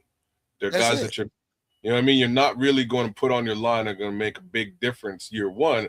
You're going to have to develop them up, school them up to get to that position. The one talent that I saw that you could do both with, you can put them on the line and get some effective pass rush coverage and edge setting, is Adame Tucker. He's the one guy that I did see. Again, he's a little undersized. There's some work to be done, but it's not as much of a heavy lift as everybody else because he's coming in with a bag of tricks. Look at it this way too, kids. They let Dom Robb leave. So that lets you know again where they feel their investment is. Otherwise, they'd have kept Dominique Robinson versus taking one of these young guys. You see what I'm saying? I hear what you're saying, but like just sort of double down on what you're saying. They weren't gonna pay to develop. You know what I'm saying? Like to make matters worse, they weren't gonna pay to develop Dom Robb. So they had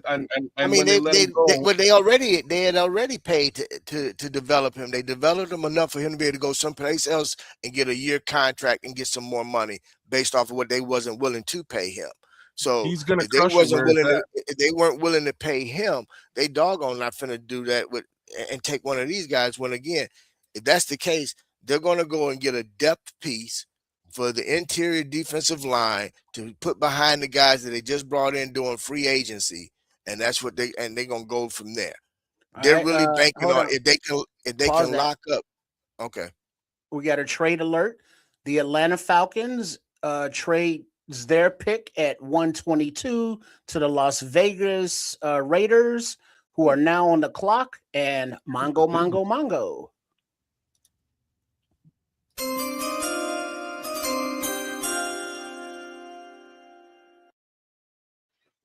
And after the trade with pick number 122, the Las Vegas Raiders select Mike Washington, running back, Arkansas.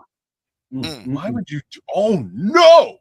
Like real talk, probably the baddest running game in the fucking league. Look, Genty in Washington, double-headed monster, bro. Woo wee! That's a run game situation. They're getting ready to go back. They're getting ready to go back to some of their old ways. Wait. Pause.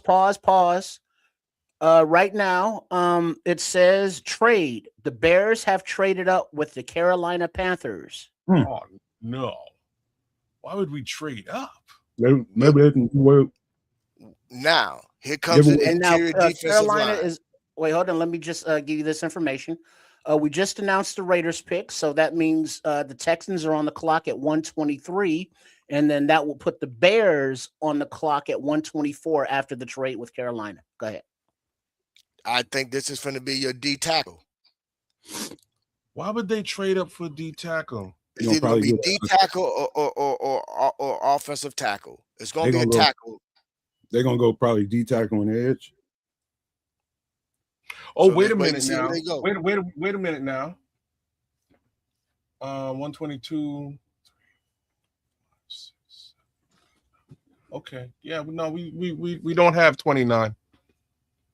So we traded the 129 away to get down here, I assume, with one of the sevens, which ain't terrible. I hope we still have 144. Yeah, we ain't get rid of. I doubt they got rid of 144, but they coming up to 124. So there's somebody that they want. So it's either going to be an offensive tackle or defensive tackle. Well, I mean, but like we say, thus far today, Ryan Poles has not been in the trade market. And then guess what happens? Ryan Poles is in the trade market. Right. So there's somebody that they feel is not going to be there when they're ready to pick. So they're coming up to come get their guy now. Right. Yep, he just left, Ralph. Packers picked him up. Well, who says that they wanted him? Right. But that's the thing. Maybe they wanted like a Danny Sutton, and they saw him go off the board. So it's like, oh shit, there might be a run on edges now. So we need to get up and get our edge. Or it could be whatever guy they're trading up for. They don't think that he's still going to be there when they are on the actual clock without the trade. Well, that's the thing. Guys to note, Kyle Lewis,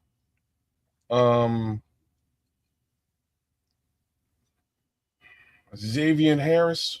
All right, let's go Mongo.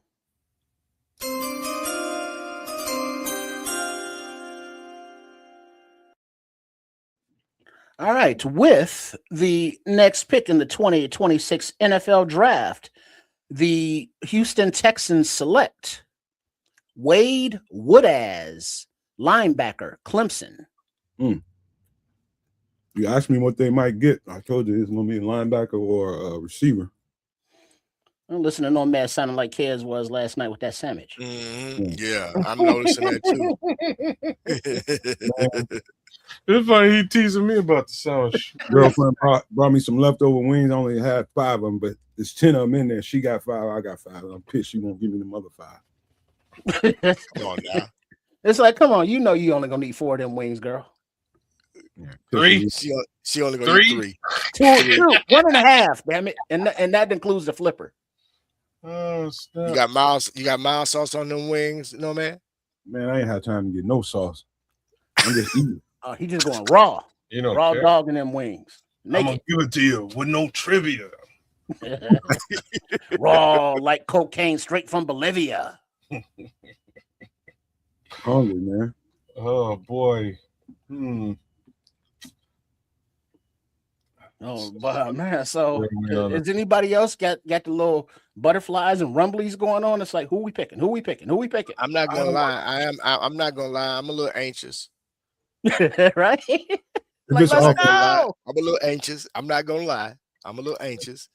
If it's offense, somebody gonna get damn shot. What? I think it might be Isaiah World. Like since you brought it up, I think that might be who it is. Tackle? Yeah, I think it might be Isaiah World here. Well, we're gonna see. We're gonna see in a minute, kids. Now, why does it seem like the time is dragging along now? All the other picks, of course, like rapid fire picks, but right. I'm waiting on some Mongo, and I ain't getting nothing out of trips right now. Hey man, I can only give you what I got. I know, brother. I know. Hold on a second. Let me call Pose directly. Give me a second, fellas.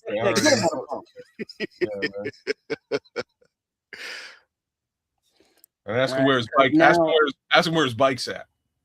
Who's picking after the Panthers? Would have been. Don't know yet because it's not Buffalo twice. There you go. Okay. That's why they came up. Whoever they want, they think Buffalo's gonna probably take. What does Buffalo need? Buffalo could be looking at a running back. Buffalo could be looking at an offensive tackle. No, they just grabbed an offensive tackle. No, Buffalo need help on defense. So if Buffalo needs help on defense, linebacker again, Kyle Lewis would be a good look. But if we're talking on the line, your top hit is Xavier Harris. Next up to bat would be what's his name now? Shoot. Somebody just check the chat. Somebody just put something in the chat. Bryce Lance. Bryce Lance wouldn't be crazy. Yeah. What, another wide Like receiver? it would be, How but many we points don't. does this offense want to score? Damn it! But we don't. The wide receiver, like it. We got what? 5 wide receivers? Maybe. Yeah. If somebody gets hurt, we're cooked. Like I'll be straight up on that. So there's no depth. You're saying There's zero depth. Which tells me, man, that I'm gonna be honest, and y'all heard it here first. They not saying nothing, bro. But I don't know if they got all the faith in Mr. Roma Dunze as we think they do. All right. So now it is being announced officially, the trade alert, that the Carolina Panthers are trading their pick to the Chicago Bears, but it does not give the the compensation or what all the picks that the Bears are giving up. Let me see if I can dig it up. And the Bears are on the clock, and the pick is in. Oh, sookie now. Could be a running back too. Oh, I got to do that thing, don't I? Wait, no, not yet. The pick is in, but not ready to be announced as of yet. All right, here we go. Mongo.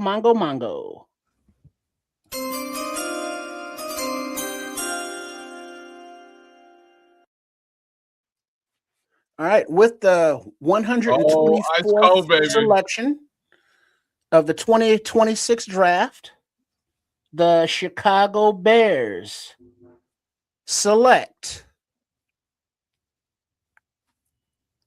Here we go.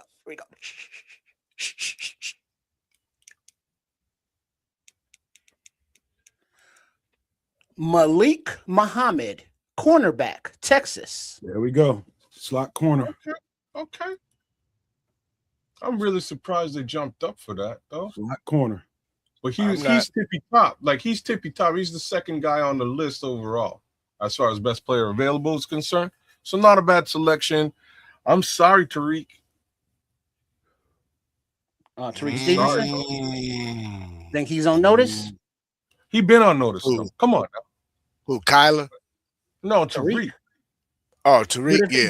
But Tariq's not a nickel. I'm telling you, I think he's playing boundary corner here, but I think he's going to play slot corner in Chicago.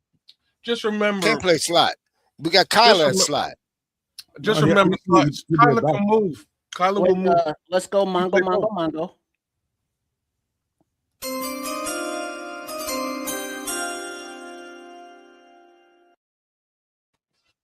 At pick number 125 in the 2026 NFL Draft, the Buffalo Bills are selecting Skylar Bell, wide receiver, UConn. So now I understand what they did. It's because the cornerback market really took a hit with those last 3 picks, so they jumped up and they got the next best available. They were probably aiming for Keontae Scott. I don't think they needed to do that. I agree. I think if they were going to trade up, they probably should have traded up for Keontae Scott. But that being said, they didn't lose nothing. I mean, it's okay. Yeah. Well, what did you see the trade? I'm sorry, I'm gonna look right now. Hold on.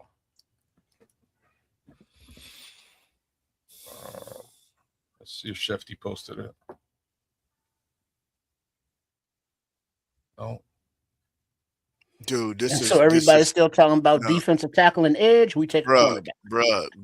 Let me tell you what's going on, man. This is classic Dennis Allen, man. Dennis Allen has an idea of how he wants to play defense, man. He's going to be disguising coverages. They're talking about taking the ball away. Everybody's saying that we can't have 33 takeaways again. They're looking to take the ball away, brother. They're looking to lock down corners, and it's going to go back to what Nomad brought up last night. You're talking about coverage sacks. We're going to help out our defensive line we're literally going to blanket receivers. We're not going to allow anybody to be open. All right, so it was the Bears traded 129 and 144 to move up to 124 and pick up 166. Okay, well then the draft is basically finished. So it's a 2 for 2. Oh, they picked up one what? 166. They traded 129 and 144 swap picks for 124 and 166. Okay, actually that's fine. So that's fine. Yeah. But the value is in what I just mentioned. DA and Al Harris is talking about we're blanketing everybody. You're not going to be able to have an open receiver, which takes pressure, which allows our D line to do what they need to do. You're not going to have anything open. DA is getting ready to disguise coverages. You got guys that you can move around. So if in case of injury, you can move a guy outside and move a guy inside and you not miss a beat. You got speed, you got ball. All right, Mongo.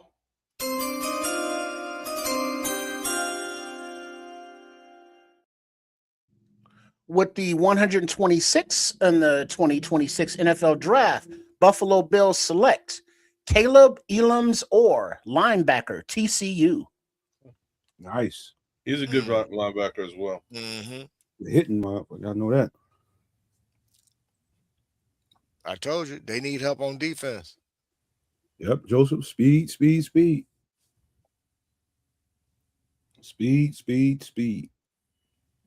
No, man, can you run the Mongos for me, man? I gotta break out for a minute. Go ahead, man. I got it. Okay.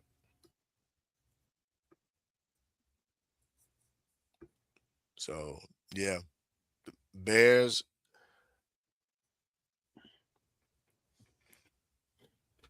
People still frustrated, man. We picking another corner. We just picked a corner last year. We got too many corners. You can never have too many corners. not in today's NFL when they're airing the ball out the way they are. You need guys. You got to be able to keep fresh bodies on the field. And if everybody plays pretty much the same and you know how your schemes are run and you can interchange guys and move guys to the outside, move them inside, boundary, field, and these guys can follow receivers to where now, hey, no, I'm traveling. Now that allows, if Jalen wants to travel, he can travel. You got guys that can do multiple things. This is what DA likes to do. This is typical Dennis Allen defense 2.0 because now he's got more speed than he's ever had on any of his teams. Yeah, I mean, I'm glad you saying it. I don't have to say the shit no damn more. I'm tired of saying it.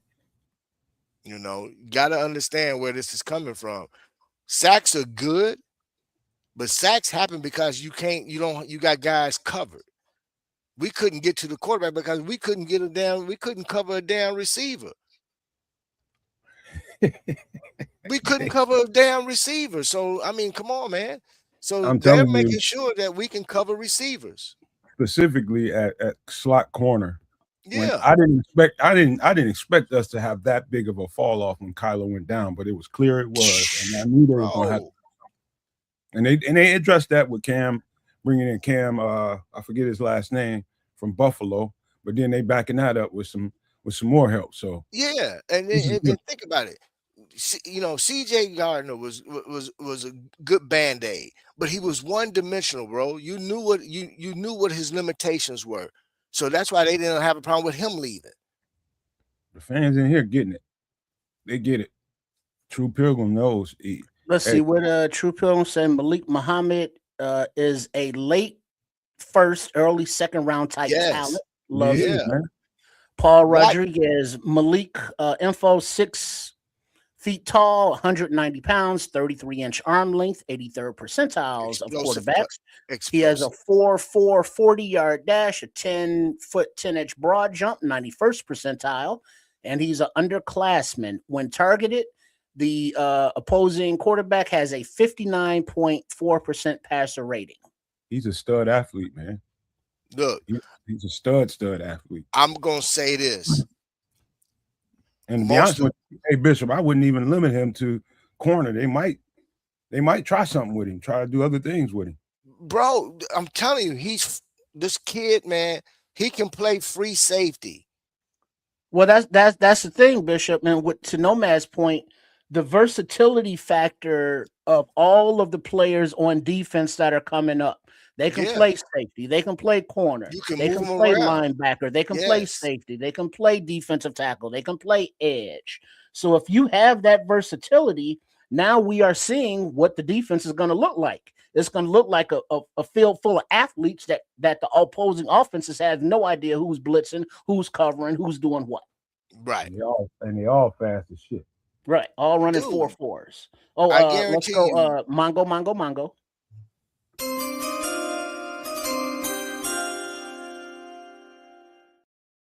All right, with the next pick in the 2026 NFL Draft, the San Francisco 49ers are selecting Carver Willis, offensive tackle, Washington. Remember that breakdown? That's one of the last ones we did. That mauler right there. He's a he's a nasty individual, man. He ought to be in jail somewhere where he be assaulting people out there. Just assaulting folks. Oh, and so now he is a 4th rounder selection. That's a good pick, man. They're gonna probably move him in the guard and have him just really let him tee off on folks. Yeah, and it's like Dylan and Collar can swap safety spots. Yeah.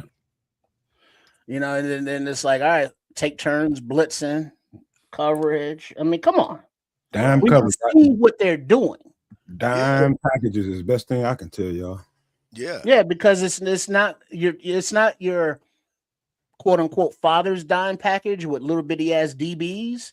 You know, you got guys are they linebackers? Are they safeties? Are they DBs? And the answer, yes. Think about something.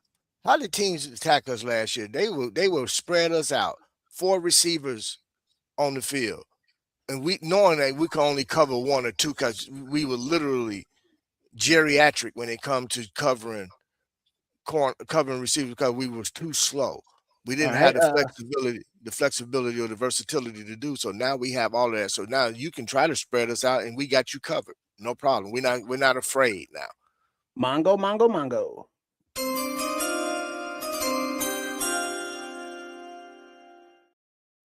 With the 128th pick of the 2026 NFL Draft, the Cincinnati Bengals are selecting Connor Lew, center from Auburn.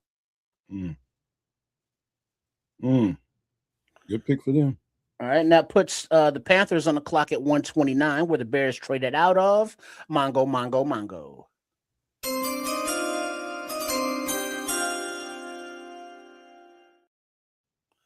And with that 129th pick of the 2026 NFL Draft, the Carolina Panthers have selected Will Lee III, cornerback, Texas A&M. Nice.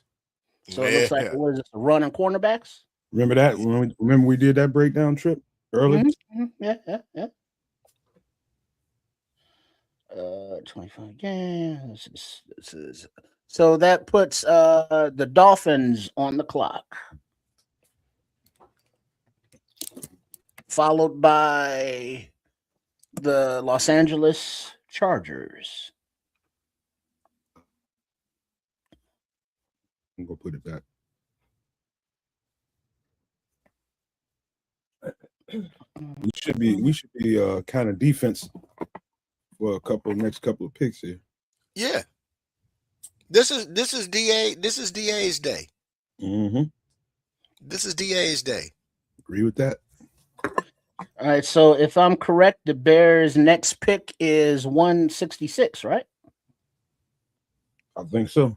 All right, because we're at 129 now, so another round thereabouts.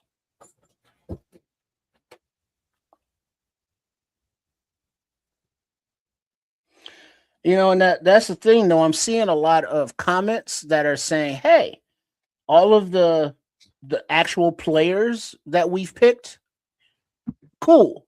But how are we stopping a run? How are we getting to the quarterback? I keep seeing that. And I'm tired of explaining it. Oh, come on. Really? Hey, that fan base is just stiff-headed, man. They don't, bro. No. This is what you know, man. This is, and I might, and I know I'm gonna probably lose some followers for saying this. You can't always be sitting there eating and running your mouth while the game is on. You got to pay attention to the game. Understand the philosophies of your coaches and understand what is going on and how the game itself is evolving. This is no longer 2005. This ain't 2010. This ain't 2015. If you don't have speed on the field, you're going to get your ass handed to you every single damn Sunday. I don't give a damn if you can get to the quarterback, but if he only need to hold the ball for 2 seconds. If you can't cover a damn receiver, I don't give a damn how you get to the damn quarterback. The ball's out of his hands. Hey, Tripp said you out your mind. He gonna eat and watch the game every time. I don't need my eyes to chew.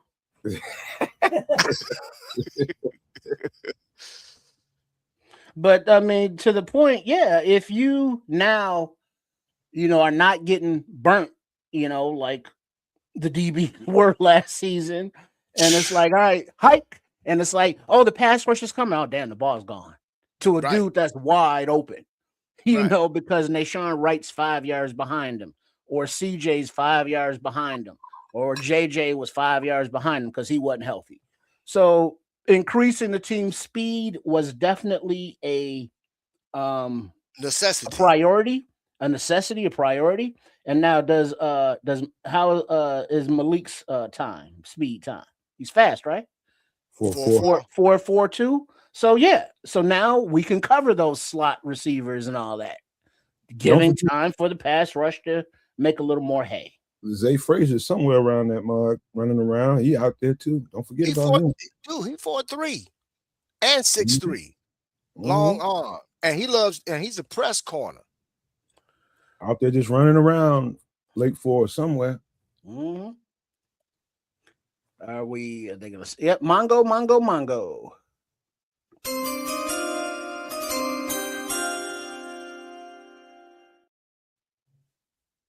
At pick number 130 in the 2026 NFL Draft, the Miami Dolphins select Trey Moore, edge, Texas. Hey, you know what? I remember somebody was in the comment section telling me what they thought about him and was he a fit? And I told him, I'm like, nah, he don't fit what we do. And they got mad at me. I'm like, what the hell you gonna ask me for if I tell you the truth? What the hell wrong with you, man? Doesn't fit? No. What the fuck are you talking about? Probably unsubscribed and everything. I'm like, bro, what you want me to tell you, man? You want me to lie to you? All right. The 131, the Chargers are on the clock, and then New Orleans, and then San Fran again. Damn, San Fran got a lot of damn picks. Yeah, they Mongo. They had 11 total.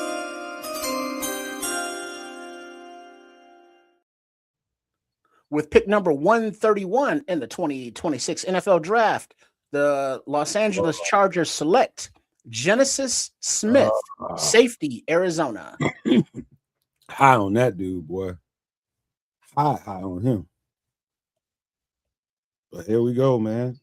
Good players really coming to. This is why I said, man, this part of the draft is extremely rich, man. Extremely rich. Some of the best players in the league gonna come out of this part of the draft.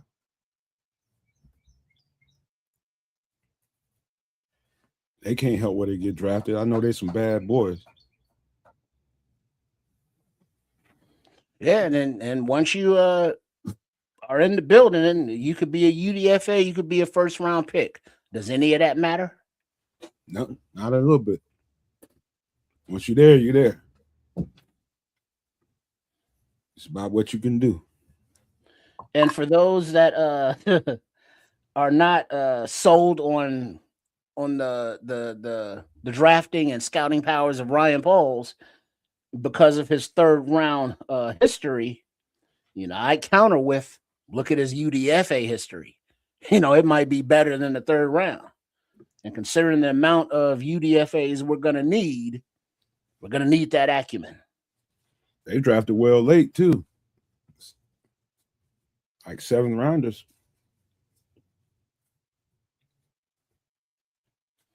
And how many 7 we had last year? 1 or 2? 2, maybe. I think they stuck around, didn't they? How many what?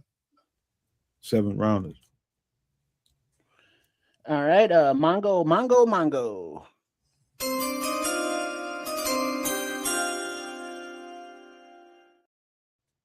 At pick number 132 in the 2026 NFL Draft, the New Orleans Saints select Oscar Delp, tight end, Georgia. Big motherfucker here. Yeah, he is. Huh.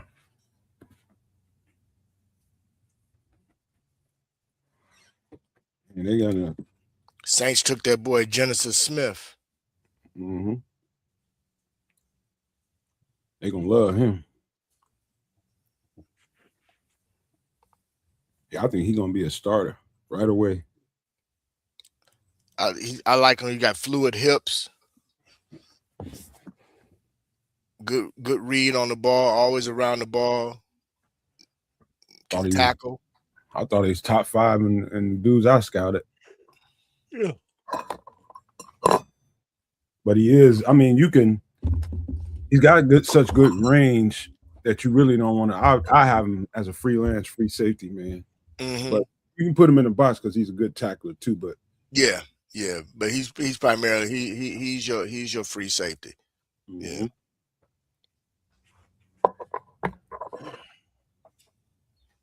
Still got all these players swimming around in my head.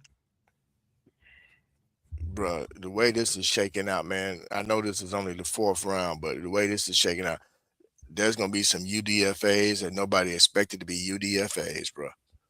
Yeah. Which is only going to help the bottom line in terms of those guys that's going to actually have an opportunity to compete and potentially make a team, make a roster, which is better for the teams because more friendly in terms of cap space and money. So I think I might have to call. I don't know, unless some breaking news happen. Maybe call off Nomad at night tomorrow, man. Give my mind a break. I don't know how you feel about that, Trip. You want to do the show? We can do it. Is it Sunday or is it Monday? That's the UDFA signing day. It's gonna start. It's gonna actually start this evening. Today, right after the draft. Yeah. I mean, just come on and be like, here's who we got. Or I don't know. We'll see what Kez says. We can do that. I mean, I'll be all right. I'll have the rest of the night this afternoon to kind of chill out a little bit. Yeah, right. Everybody pretty much be signed by 10 p.m. tonight. Okay. Midnight. Most of the guys, all the UDFAs are pretty much. They probably getting some of that done right now. Some of it's probably being worked out. An idea. Yeah, it's like they're looking at the teams remaining to pick, and it's like, man, they kind of full at your position. It looks like you might be a UDFA. Let's see. The Ravens have 8 picks on day 3, the most in NFL. Nice. I'm sure. What's our guy's name? Their new offensive coordinator. Our former guy. Oh, what's his name? I can't think of his name right now. That's how quick he was gone.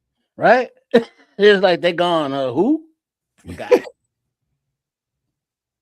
It's a weird name. I forget his name. Declan Doyle. I never. All right, Mongo.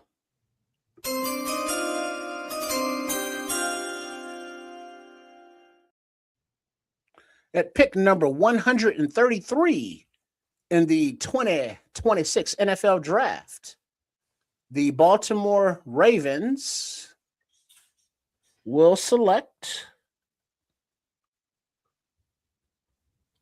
I'm thinking it. I don't want to hear it. Matthew Hibner, tight end, SMU. Nice blocking, tight end plus receiver. He's got a nice little dual. But they need one because didn't they lose a tight end? Did they lose Lovely? Who? Oh yeah. They did lose Isaiah Likely. Likely. Yeah, that's what he went with Harbaugh to New York. Yeah, so they needed a tight end. He's solid too. 250. Got a little speed to him. He ain't slow. Mm-hmm. These tight ends getting bigger and faster every And damn 4.57 speed. I don't want to hit no bastard like that. Those big ass tree trunks you Man. running with. It hurts to hit big tight ends like that. Where you gonna hit them in the legs? Anywhere you hit him, it's gonna cost you, bro. Like, It's ow! gonna tax your ass like Uncle Sam, bro. Ain't no safe place to hit him unless it's his ankles or something. And you might get a concussion from that. That boy legs is huge, man. Yeah, they are. Yeah, and so far some of the feedback for Malik Muhammad, that many were surprised he was still on the board at 125. You know, they had him as a second, third round grade. Yeah, I had him every mock. I kept seeing him in the second round. Right. 21 years old. The versatility. Traded up for him, but did not give up a pick. I wanted to put on a little muscle because he only about 180. They got him at 190. 124. If he's 190, I'm good. Yeah, they said he's at 190. Let's see, athleticism. Yeah, I mean, so we are getting athletes. We're getting football players. Are they the positions or names that we thought? Maybe, maybe not. White Ghost, what up? What up, White G? All right, so it looks like the Falcons are on the clock. I'm sure Ian Cunningham's not there. He's out making a coffee run to let Matt Ryan, make the pick. And here's a little something that polls shared regarding Xavier Thomas. A lot of people was trying to figure out why would we go and take a receiver. Wait, hold that thought, Bishop. Hold that thought. Mongo.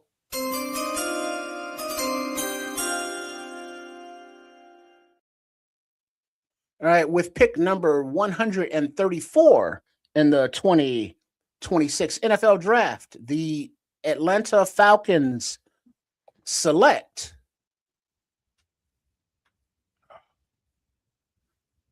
Kendall Daniels, linebacker, Oklahoma. Remember him? Trips, the 6'5" a unicorn that can play high safety, edge rusher, slot corner, anything. He's a bad dude. Good pickup by Ian Cunningham there.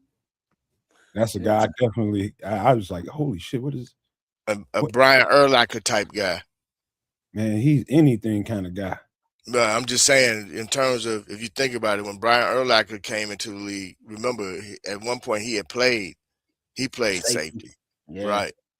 Converted safety. Yeah. Hey, Bishop, this cat here, there's only one position on the field that he did not play, and that's D tackle. Literally did everything else. Literally. Edge, safety, corner, linebacker, all of it. He's an athlete. And you that big and they got the nerve to kick you all the way out to one high safety, you a bad dude. Super bad. They stole one there. So here's the take on reason why Pose took Xavier Thomas. And wait, hold that thought again, Bishop. Goodness. Mongo.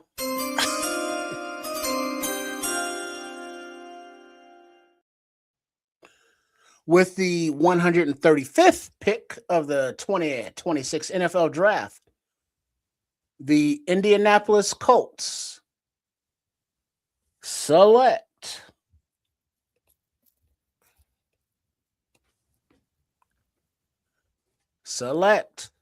nobody. Bryce Betcher, linebacker, Oregon. Another good one. I just remember I'm hearing these names and remembering breakdowns.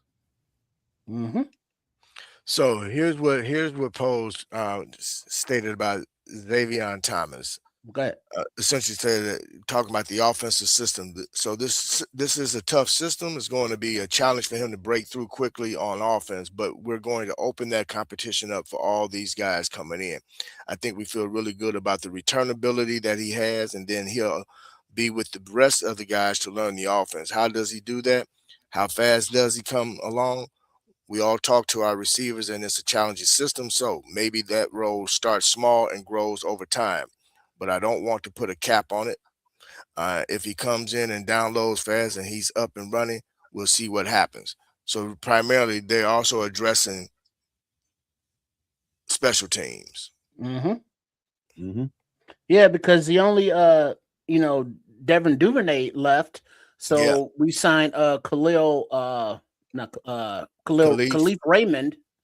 So he's a little bit older, but he's familiar with Ben Johnson and vice versa. But Xavier, he's the next guy with the juice in the legs. Right. He's the only one in the receiving core that can really take the top off like that. People gonna love when they see what we can get out of that cat. It's just multiple ways you can put that ball in a guy like that's hands, get it blocked up, hit his head on the damn goalpost. But here's the thing: coming out of LSU, I don't think he's gonna have a problem catching on to the offense.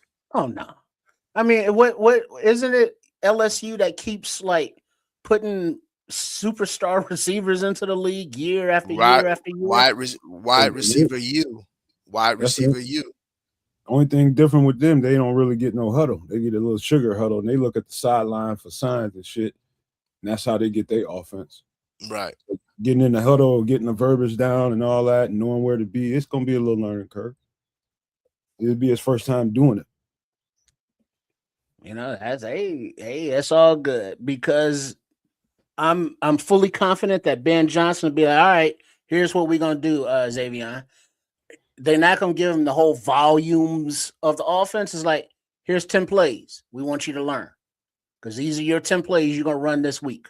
You're right. Next week, we're going to add on to those 10 plays. And the next week, we're going to add on. So by the middle of the season, he's digested half of the playbook.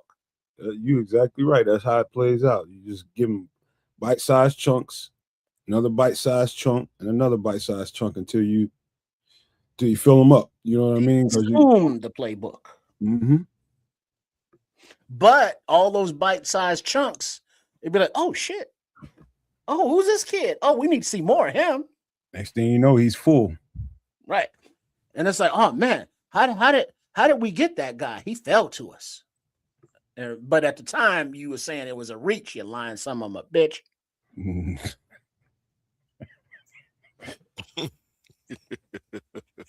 And they keep showing all this food on TV. Them little rinky-dink ass wings ain't do shit for me. Mm-hmm. My girlfriend still don't want to give them up. Did she go out and get them, or did she make them? No, she went and got them. They got that at work last night, I guess.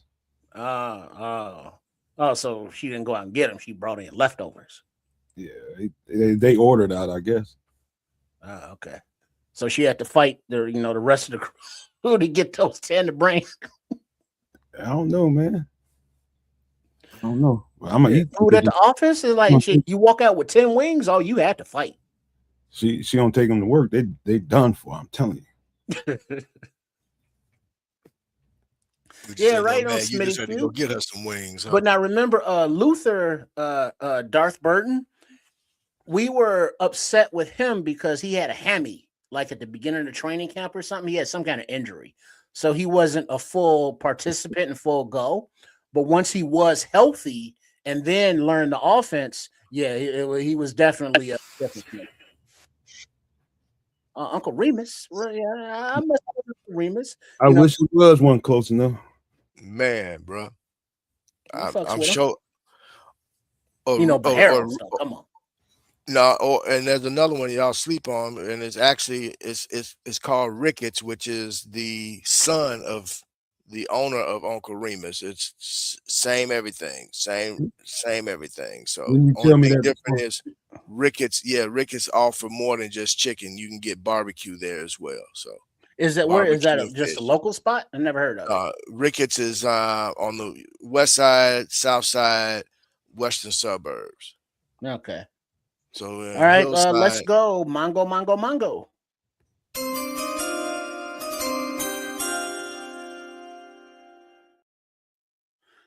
All right, with the 136th selection of the 2026 NFL Draft, the New Orleans Saints select Bryce Lance, wide receiver, North Dakota State University. Wow. Dallas is on the clock. They trying to. They don't know about concussion ass Olave right now. Mongo, Mongo, Mongo.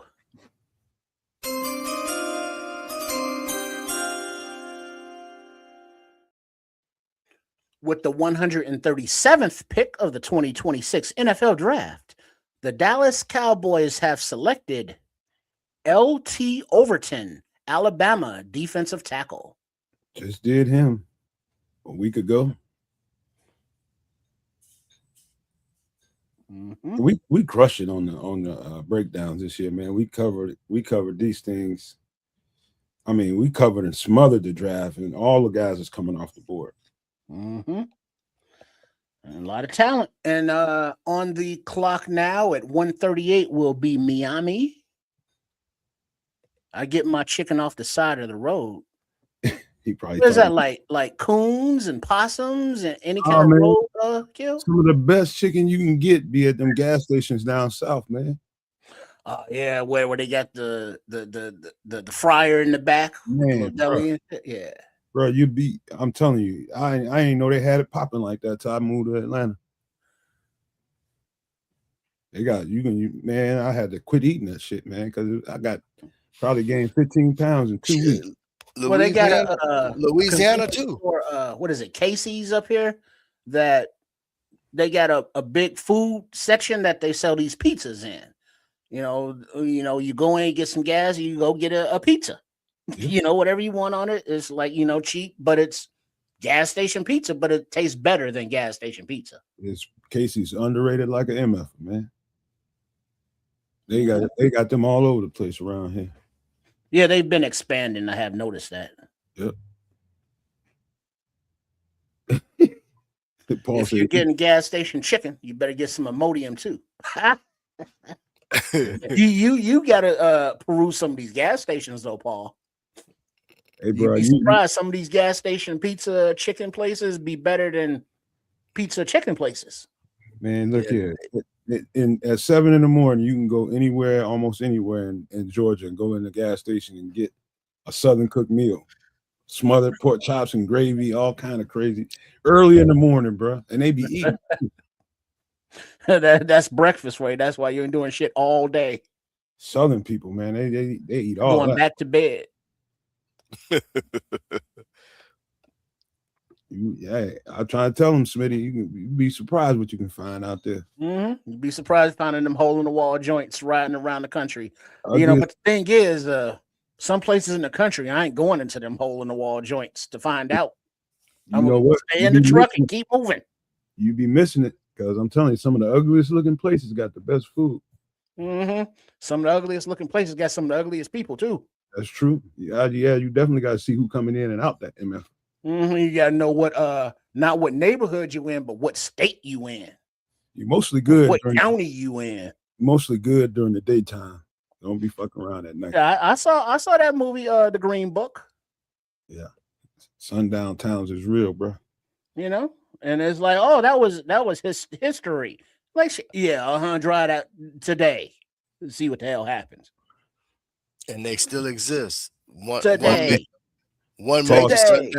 major sundown town, which is a tourist attraction for most, is Miami. Stone Mountain. Say Paul lives in NYC. They look skeevy-ish here. Nice. Oh shit, Mongo. Good too.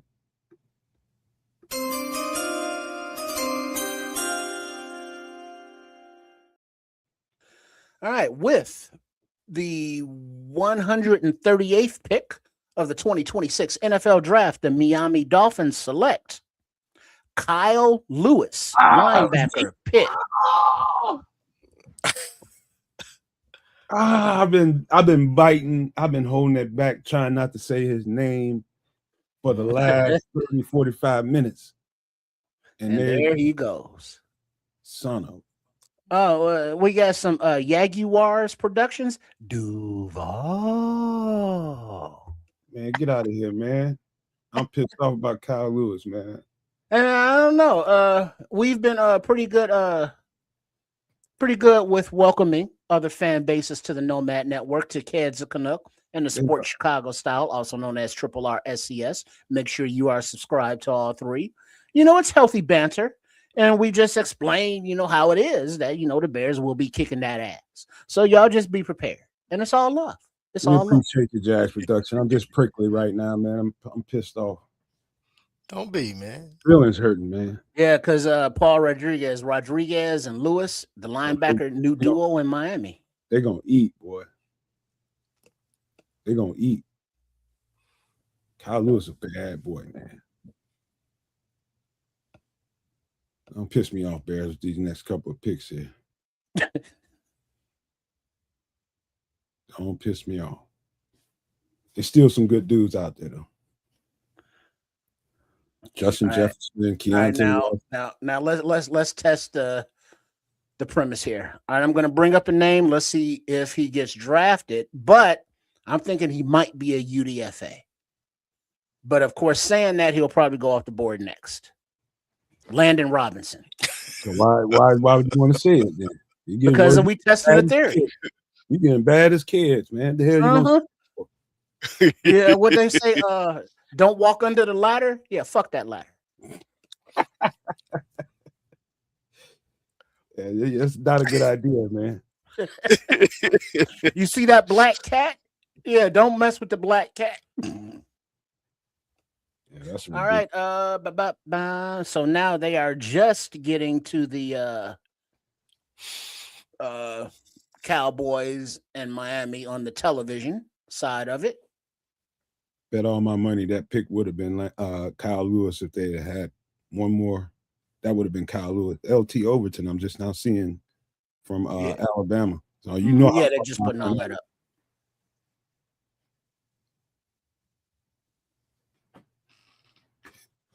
And so, well, we've already announced the Miami pick.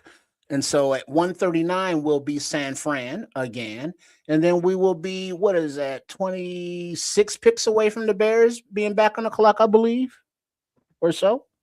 It should tick up in round 5, a nice little notch. You mean speed-wise? Yeah, it should. Well, I mean, we are in round 4 right now, which is... Didn't we start at round 4? Yeah. And it started at 11, and now it's 1 o'clock, so it's been 2 hours for one round. We still got 5, 6, and 7. We might be out here by 6, 7 o'clock tonight. We got a pick in 5. We got a pick in 2 and 7. Something like that. You know, for right now, unless there's more wheeling and dealing.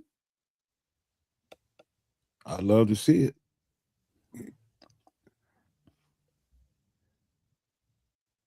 Man. So do you think Bryce Lance went projected? Was he a reach? Did he last longer than you thought he would? Top 5 receiver in this class. So he fell to them then. Yep. He probably easily one of the top 2 or 3 most complete receivers in the draft. He can do it all. Strong ass hands on him too. I'm actually a little surprised that Sam Heck is still on the board. We're just talking to Barrelissimo about that. I'm kind of surprised. I like Parker Brailsford, just his physical makeup. Yeah. All right. Wait, what is this? Mongo. Wait, no, we already did. Check that. They're just now announced in Miami, so San Fran will be up next at 139, and then the Cincinnati Bengals at 140. So we are moving. Yeah, we're 27 away now. Man, I was just so impressed by Kyle Lewis, man. It's unreal. Let's see. One of the executives just now on New Dolphins linebacker Kyle Lewis quote, one of the steals of the whole draft, unquote. They know. They know I ain't talking shit to be talking shit. He bad. He should not be down here. I guarantee you he's probably the most well-rounded linebacker in the draft. I don't care what nobody say. I think he was the best one I saw on tape this year.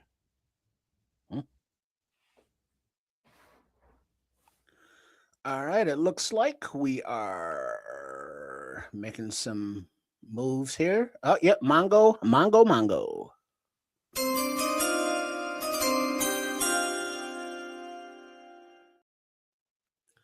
With the 139th pick of the 2026 NFL Draft, the San Francisco 49ers select Ephesians Pricek, cornerback, Washington. Stealing them, man. Stealing them. I just put his short out yesterday. Yeah, I remember Berlissimo was saying he's a fan of Ephesians. And 6'3", probably 6'4", 196. Fluid as all hell, man. So fluid. So guess who I compare him to? A guy that we already have on our roster. Zay. There you go. Zay, yeah, so it's like we don't need Ephesians. We already got Frazier. Yeah, he's like having an extra draft pick right now. Because we didn't get to see zero of him. Right. So we have no idea. Unless you watched him in college like I did, because he was right down here. Mongo.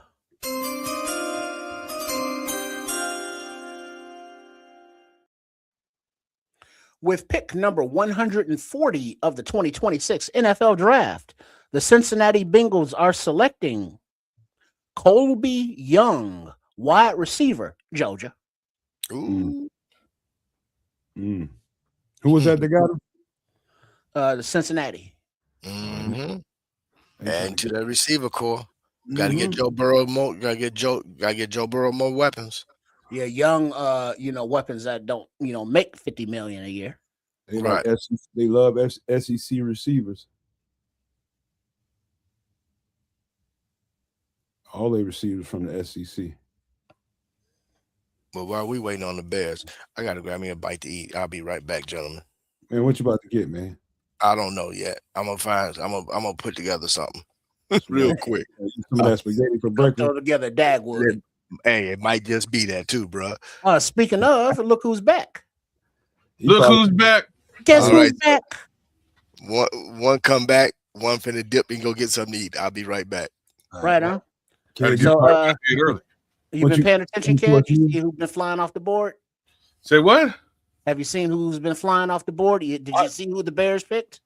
I saw who the Bears picked. I left after the Bears selection. I saw Kyle Lewis just flew off. Ephesians Prisup just went. Who else did I miss here? Colby Young, wide receiver. Sam Heck's still there. Wow, I'm surprised. Yeah. Bryce Lance went to Bryce Lance went somewhere. Where'd he go? He went to New Orleans. They needed a wide receiver for sure. Now they got two really nice wide receivers, obviously. Can't just zero in on the other young man from Ohio State. But Chris Olave. Yeah. He getting concussion protocols. Harold Perkins still on this list, man. Yeah. People probably I don't know if everybody sees him as a linebacker. He's so damn fast. Some people might look at him as a safety. As a safety, that's that. It's cool as all get out. All right, Mongo. You got him, no man.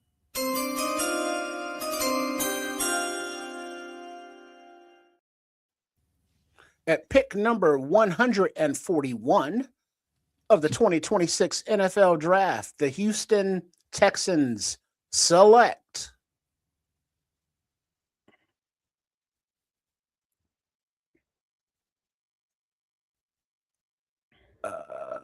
we're waiting. The selection's up there, but it's not telling us who they selected. They're doing interview right now. Because he looked like he thinking about the next barbecue spot he about to hit. Let me see if it says it on here. They are keeping us in suspense. You got the drop from here, kids. Yeah, I got it, man. I was just gonna say I can take over, no problem. Oh, why are they not telling us who the selection is? Coming.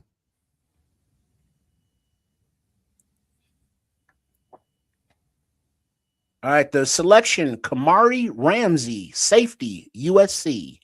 Also shouldn't be way down here. Good selection, man. Why is he doing? What's he doing back here? He shouldn't be. Neither should have Kyle Lewis, No.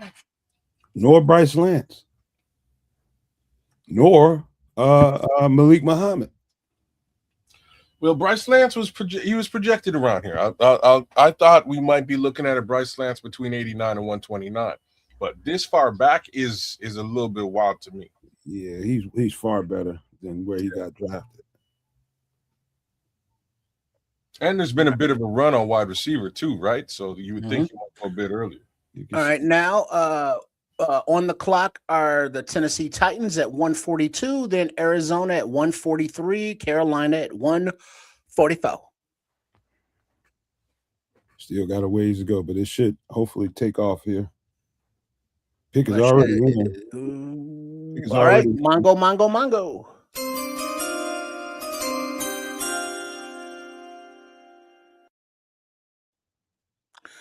With the 142nd pick of the 2026 NFL Draft, the Tennessee Titans select Fernando Carmona, guard, Arkansas.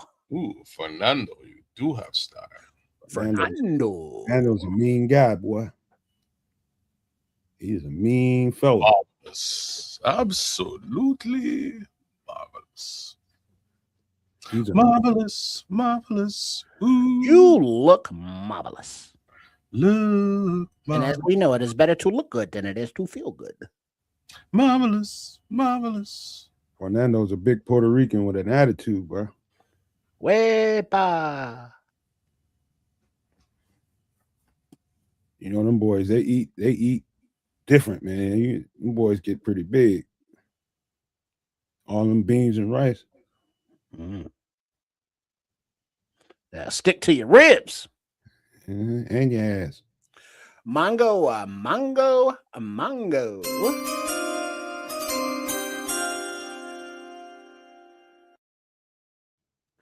All right. The pick is in, but they're still doing this dumbass interview with this idiot. All right. At 143, the Arizona Cardinals pick is in, but they're holding out on us. They know who it is. Yeah, come on, dude. We know you didn't want Ty Simpson. Stop faking the funk. They've been having a pretty sneaky good draft too. Who, the Rams? Oh, the Cardinals. Yeah, no, I was saying before, I like what the Cardinals have done so far. Sneaking in there, grabbing shit and hiding their hand. Yes, sir. I was even saying I like that. I like what they've done at quarterback too. Hey man, either one of y'all ever got some food at DQ? Say what now? Yeah, it's kind of not seasoned right and overpriced for what it is. I think the burgers are underrated, man, because they charbroiled. They're good burgers at DQ, man. Yeah, all right, but don't stray into the rest of the menu. Well, what are you talking about? I mean, if you want ice cream and all that, but other than that, it just doesn't. It's kind of like onion rings ain't bad. It's not seasoned. Onion rings ain't bad though. Yeah, if you dip them in a lot of sauce. I think they're good. I mean, how much more seasoned do an onion ring need to be? How much you need to put on that thing? I don't know, but it just tastes like it's just very bland. You know, the burgers are good because they're char. You get that char flavor on there. But other than that, it's like I think you probably spoiled by beer battered onion rings, and once you eat them, onion rings ain't really the same. Well, there is that. All right, hold on. We got some action going on here, but it's all out of order. Now it says the Cardinals pick is in, and we did the Mongos there. but they are still holding out with who the pick is, and there has been a trade subsequently. So it's all out of whack as we wait for this McVay interview to end, I guess, for some reason.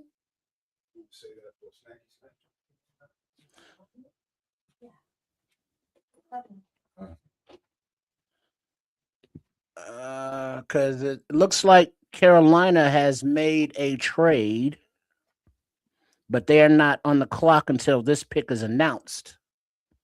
But they won't announce it because Spike Hair is still talking. Spike Hair? Hey, Trip. The great leftover chicken wing caper is over. She taking them to work. Damn it. Oh, taking them for her lunch, dinner? Yeah, they were done for her. She would have left. Come back home later. Where them wings at? What wings? I'm sorry. Yeah.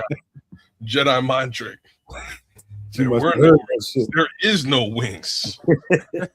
I dropped them, baby. I made a mistake. I went in there getting something else and they failed. Blame it on the cat. Yeah, damn it.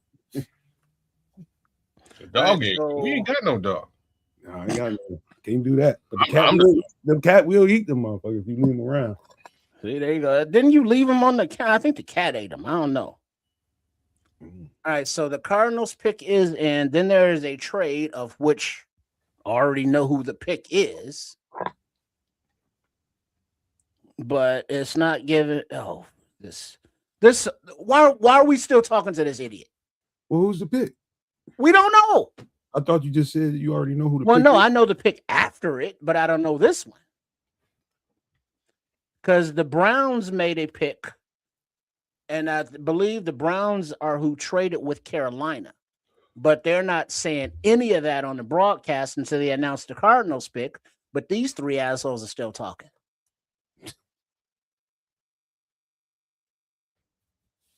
Yeah, something's going on. It shouldn't be this big a delay. Are we talking about Rich Eisen in there? By the time we get in here, it's going to be 3 picks gone. Right? There ain't nobody. Why are we talking? What are we doing? Can't y'all do this on your own fucking time? What are we doing? It's Daniel Jeremiah. He got one day out the year where anybody gives a shit. Don't care. I mean, he might as well be a Make-A-Wish. Don't care. Damn. Jeez. Hey, Trip, you why you so mean, man? I mean, it's cool for them making a wish and all, but that ain't my wish. What the hell do I care? If I'm making my wish, do I expect them to give a damn what my wish is? No. When you wish upon a star, doesn't matter where you are. Oh man. Oh, what are we doing right now? This is like what they've been talking for what, 15, 20 minutes? They really giving that Garrett Nussmeier some love here. Ain't that good. 5th round selection. All right. The pick for the Cardinals, finally, for fuck's sake. Reggie Virgil, wide receiver, Texas Tech. Big Reg. All right. And now that has been announced for 143, it looks like as soon as they scroll on,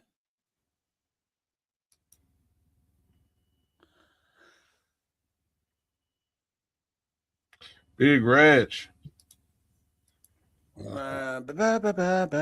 He's still talking.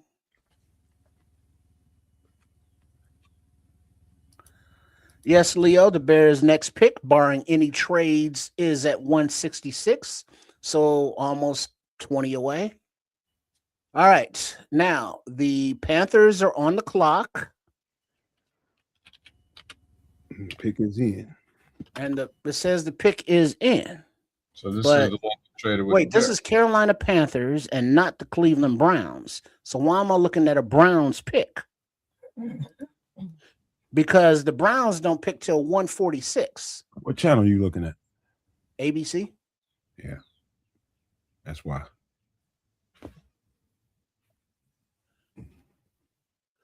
All right. It's not telling me who the Panthers pick is.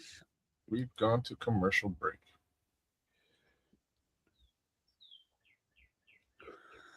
I don't be surprised, White Ghost, if they still get one somewhere down in here. There's still some decent ones out there.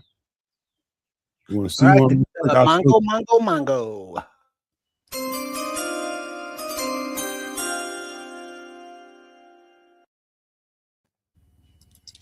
All right, with pick number 144, the Carolina Panthers select in the 2026 NFL Draft Sam Hecht, center, Kansas State.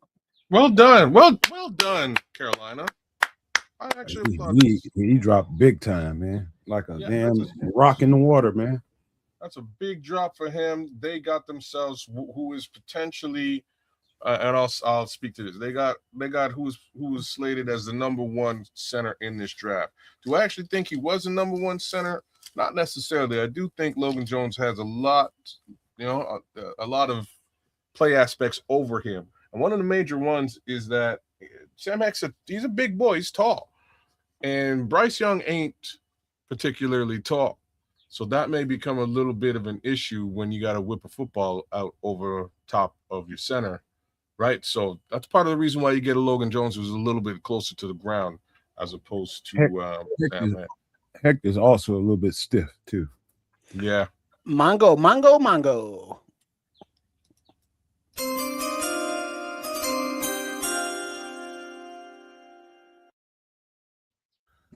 With the 145th selection of the 2026 NFL Draft, the Los Angeles Chargers select Nick Barrett, defensive tackle, South Carolina. Kid, you love that tape.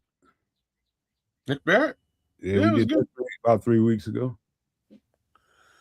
Okay, and now, because it was already announced, Mongo.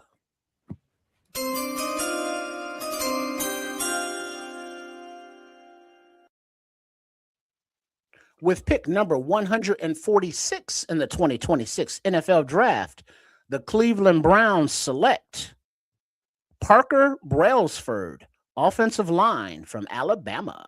Here go the center. Here go the centers getting the hell up out of here.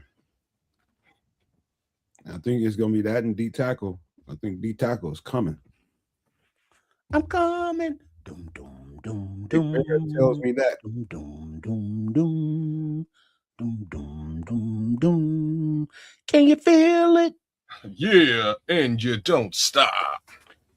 1-800. The story on that is wild and very familiar to me.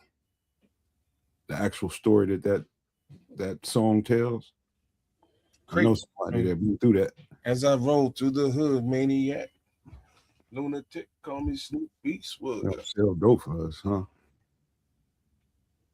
I'll go to jail. One of them. Well, since we on commercial.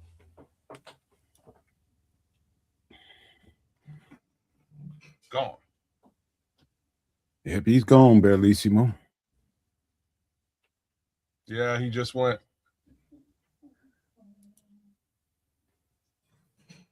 He better fire that agent. Nah, you can't even blame the agent on this. Yeah, you got to fire him. No, that Yeah, ain't. that man- Well, don't get me wrong. He'll probably step up to CAA or one of the bigger. When it comes time to renegotiate, he'll probably step up to CAA or. I bet he fire him. I would. Man, you got to go, bro. You ain't got to go home, but you got to get the hell on out of here. I'm just saying most of these centers are going right now, so it's not that surprising to me.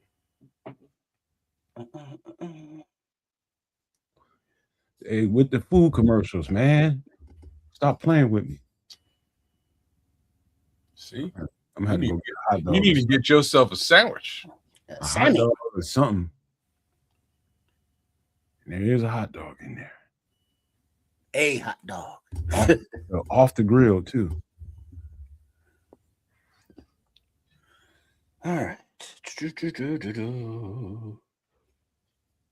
Let's see who's on the clock. The Commies on the clock at 1:47, then Seattle at 1:48. Rap said he hoped that tight end is extra special in blocking. Trust me when I tell you, Rap, he is. They say the best blocking tight end in the draft. That's what I heard. He's a mauler, man. It's 270, man. It's an extra offensive lineman we getting. Hey, kids, you weren't here earlier, but remember when Hippolyte in the Pittsburgh game got met tight end Washington? Our new tight end Roush is 10 pounds heavier than Washington. Okay. Well, then Washington, when he came into the NFL, Washington put on like 50 pounds. Washington's running out there as a tight end like 310 right now. I had to listen to Shorty just clown himself about that guy that first year we was at the bar room. I'm just like, dude, just be quiet, man. Just be quiet. The hell with the Bears draft that dude for with all the needs we got. Talking about drafting him in the first round and shit. Oh, easy. All right, hold on. There has been a trade. The Raiders are trading pass rusher Tyree Wilson to the Saints. They going hardcore 3-4. They're going hardcore 3-4, and he don't fit. They picked up two. They still got what's his name? They still got Max. And they picked up another one in the draft here today. So they don't need Tyree. Tyree's kind of the odd man out. Was it Romello Hyde or Malachi Lawrence? One of them fast ass cats. I think it's Romello Hyde. I think it was Romello. Yeah, that shows. I don't want to say Lawrence went someplace east. They're going away from power and heading to speed. No, Malachi Lawrence went to Dallas just before us. Okay, Dallas. All right. Dallas is east of Arizona. So. Fair enough. Or Vegas. Yeah. Everything east of Vegas. Well, not California. Fair enough. But by the way, I'm no geography buff, man. Just let you know. What the hell do I know about geology? You're right about that, Leo. They're trying to tackle that big old heifer. Yeah, I was even worse at algebra. Shit. That's a big old dude to be trying to tackle, man. It's like trying to get on a rumbling defensive lineman or something. Trying to tackle a moose. Yeah. I wouldn't want to be doing. I'd just jump right on the damn back and start hitting him. Go for a piggyback ride or a moosey back ride in this case. Hit his ass in the side. I'll be right back, fellas. Okie dokes.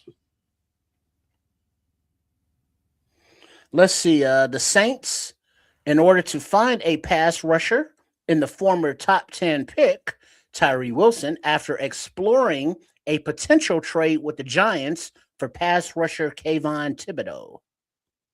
What did you just say, my friends? Can you say that again, please? The Saints find a pass rusher in the former top 10 pick of Tyree Wilson after exploring a potential trade with the Giants for pass rusher Kayvon Thibodeau. When did they look into Kayvon Thibodeau? I guess right before they made this trade. Interesting, sir. No? Because remember, the news came out yesterday or something that Thibodeau was on the trading block. No, okay. Mongo.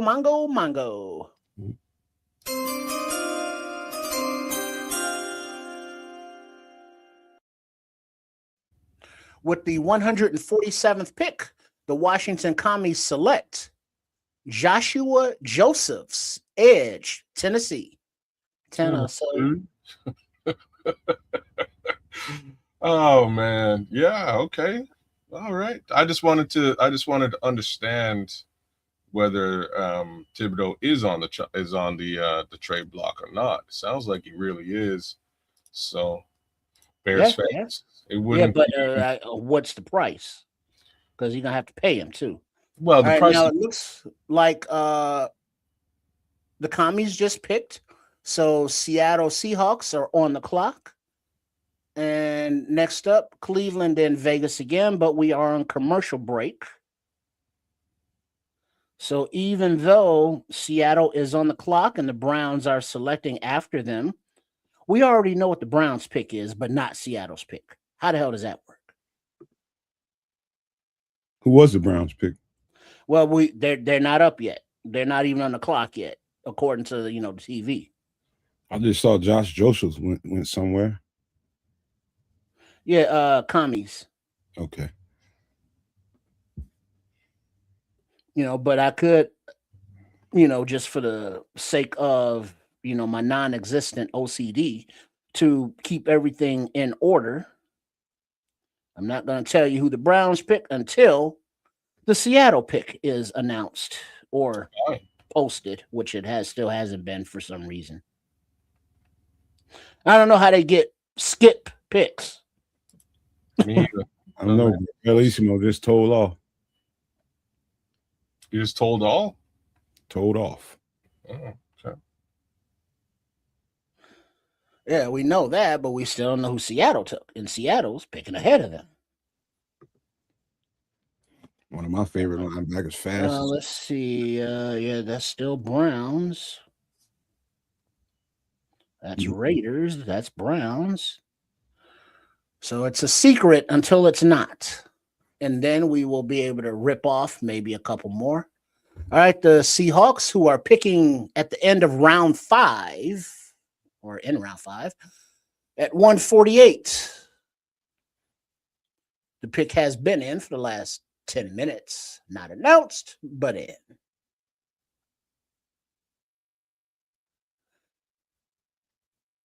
All right, Mongo.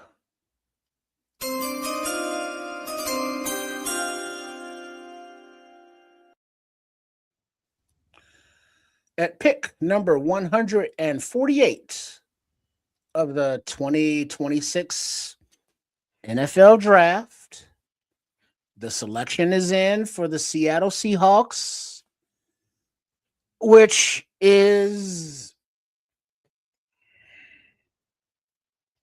not being told to us. Okay. Why does it just say select? Why don't you just tell us who the selection is? That would be too easy. Like what are we doing here? What? Who produces this damn event? I got issues. It's all about the ratings, man. Got to get your advertising in, all that good shit. Because I ain't listening to a word of the blah, blah, blah. All right, the pick is in. Bo Stevens, guard, Iowa. Probably going to be a center. All right, and now that's in, Mongo.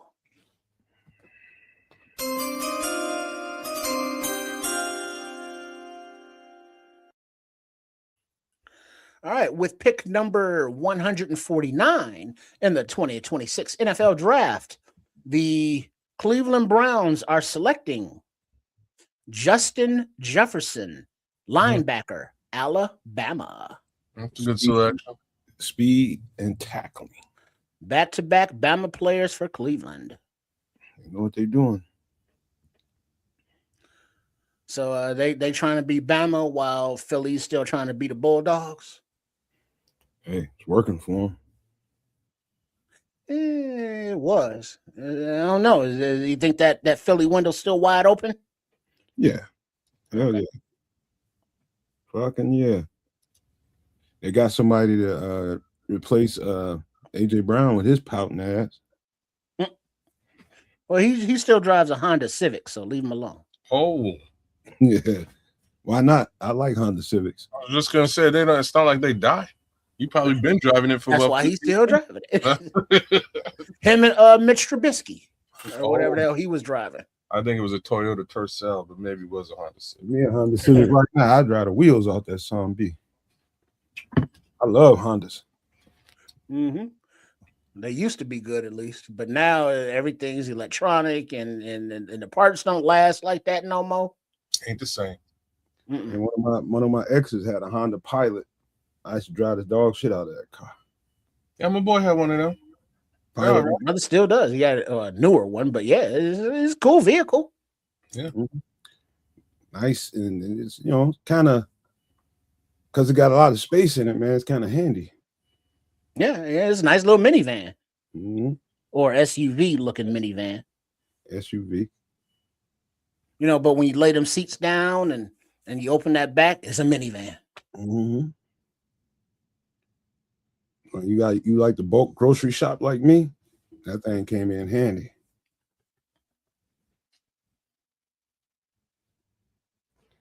All right, Mongo, Mongo, Mongo.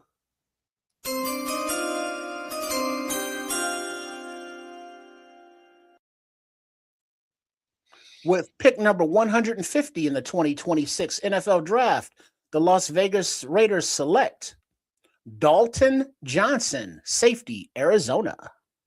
I told you, kids, I told you that whole Arizona and Washington had really good secondaries, man. So anytime any one of them guys come off, I ain't surprised. And Trayden Stukes still on the board? Mm-hmm. No. No, Trayden Stukes long gone. Okay, he's gone. All right. Long gone. I'm surprised he lasted as long as he did. Me too. And at 151, Carolina is on the clock, and then Denver at 152. With the Bears still locked into selection 166 as their next pick in the 5th round. Leo thinks we're gonna go running back or D tackle at 166. Could be. I think it's. Hell, we've taken cornerback, taken wide receiver, tight end. It's pretty thick in those two departments right now. So D tackle, D end, linebacker are the only selections we haven't made because we got a safety, obviously. Pretty thick. They draft a quarterback. All right, Mongo, Mongo, Mongo.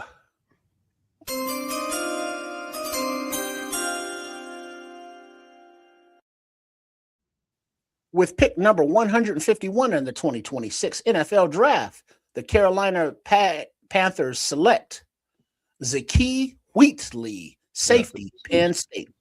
Man, the Carolina Panthers are secretly having a really good draft as well. Top secret. No? Oh, they noticing. They doing right, man. Against the protection for the quarterback. I think they got a weapon or so. Now they really bolstering up that defense. They think they can make a run for it. They surprised me late season last year. They really did. What's the first? That the quarterback finally made the leap they was looking for. Yeah, it started to come on a little bit later in the season. Mm-hmm. So everything slowed down for him. You can tell. Yeah. Same thing with Caleb this year. To get you in a new system, and it needs time for everything to slow down.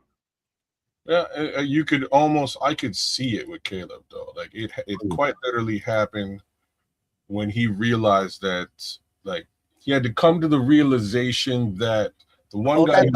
Mongo.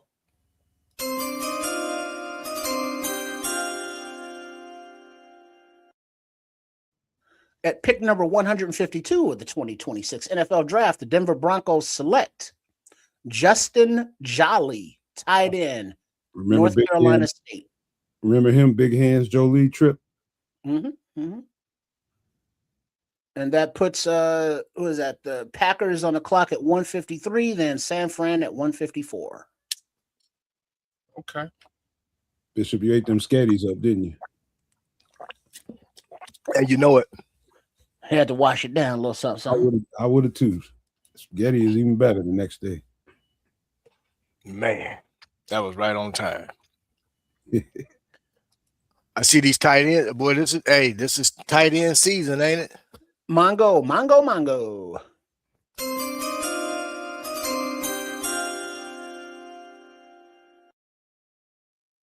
With pick number 153 in the 2026 NFL Draft, the Green Bay Packers select Yager Burton, center, Kentucky. Yager Burton. Yager might have been the first center we did, ain't he? I think so. Yeah, he looked all right too. Yeah, like I say, Logan Jones looked great. Sam Heck looked okay, but again, like I said, a little bit tall and a little bit stiff. Burton he's got a little beef to him, a little bit more weighty, like somewhere around 3. He might be like 320, but he doesn't move like a 320-pound cat. Logan was considered the best center in the draft.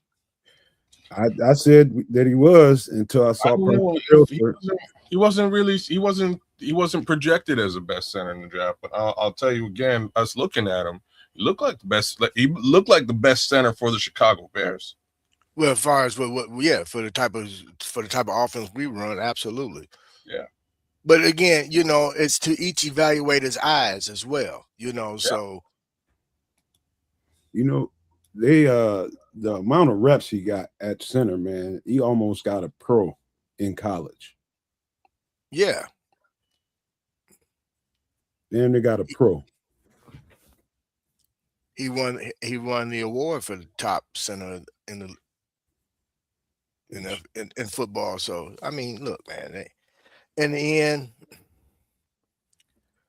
he fits our scheme. And that's all that matters. I agree with that statement, DJ.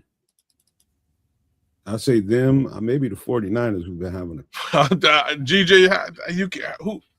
I don't know about that. I can't say that. Of course they are the most a lot of good picks, man. Of course they're the most improved team. Yeah, but look what they got rid of their entire team. There's nobody on the team with Garrett Wilson and Breece Hall. You had 2 players we're talking about. The rest of the team, all you could do is go up from there. I wonder how many damn picks they got. They got a bunch. They got again trading off Quinn and Williams, trading off Sauce. They traded everybody off. So they had picks galore. They say all that, and I'll also say they have drafted well as well. So again, well done on the Jets. But hey man, I'll be back, man. I gotta go get a hot dog or something. Only that. You motherfuckers eating sandwiches and listen to this. Hey man, I'm hungry, man. Y'all don't be judging me, man. He who shall judge shall be judged. Damn it. Mango.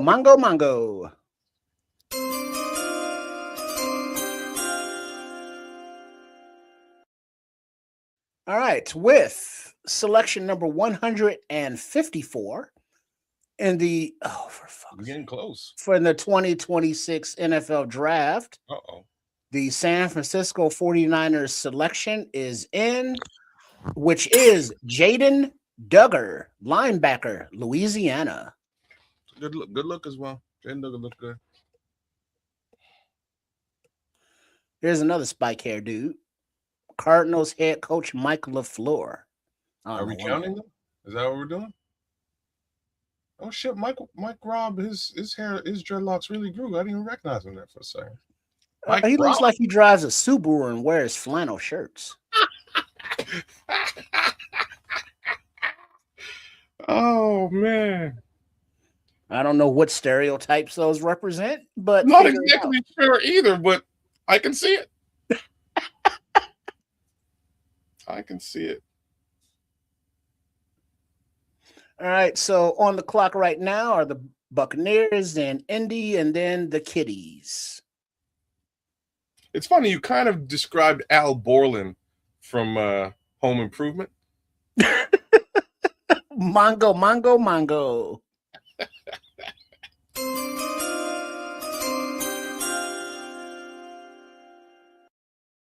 All right, with selection number 155 in the 2026 NFL Draft, the Tampa Bay Buccaneers select DeMonte Capehart. Damn. That's a good selection for Tampa Bay, but I was hoping DeMonte might be in and around that the 168 if that's what we're doing. But y'all know who I'm pulling for at 168, so we'll leave that. And just FYI, Al would never be caught dead behind the wheel of a Subaru. Oh, ouch. Fair. Fair. Because that's not American muscle.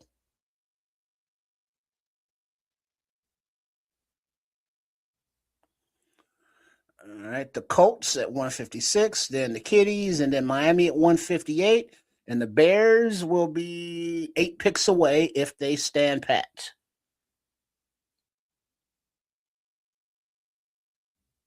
All right, Mongo.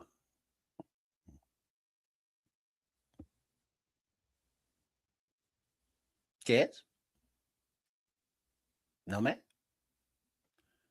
for fuck's sake. I gotta find Go with it. It's just me and you. Go ahead, brother. Huh?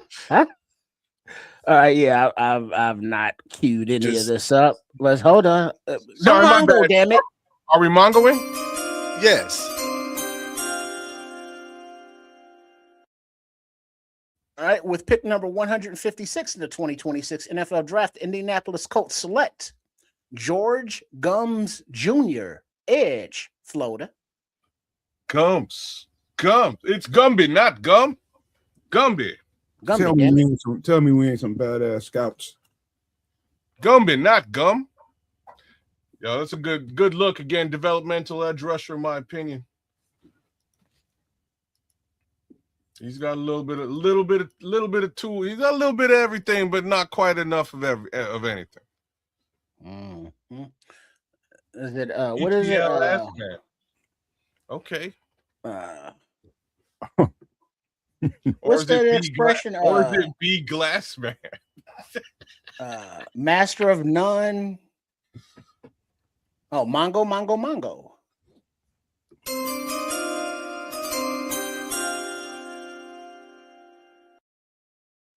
With pick number 157 in the 2026 NFL Draft, the Detroit Kitties select Keith Abney II, cornerback, Arizona State.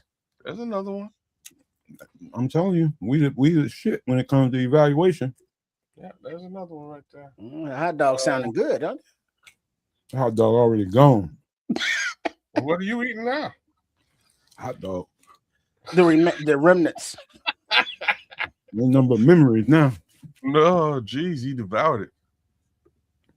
That's funny. All right, now we got Miami, Minnesota, then Tampa Bay. So the Dolphins pick is in, and it looks like Jordan Schultz went on break or something. I don't know what he's doing. Cornelius, you shouldn't have asked that question. You know that, right? Oh, damn it, Corny. What did he do? Don't say it. Don't say it. Don't say it. I won't say it out loud. I'll just because if you say it, then he's getting picked.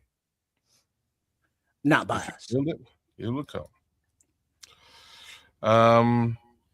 Yeah. Don't walk under that ladder, kids. Don't do it carrying that black cat. I've never done either one of those things, but I will take your advice. Man, look at Rich Eisen go.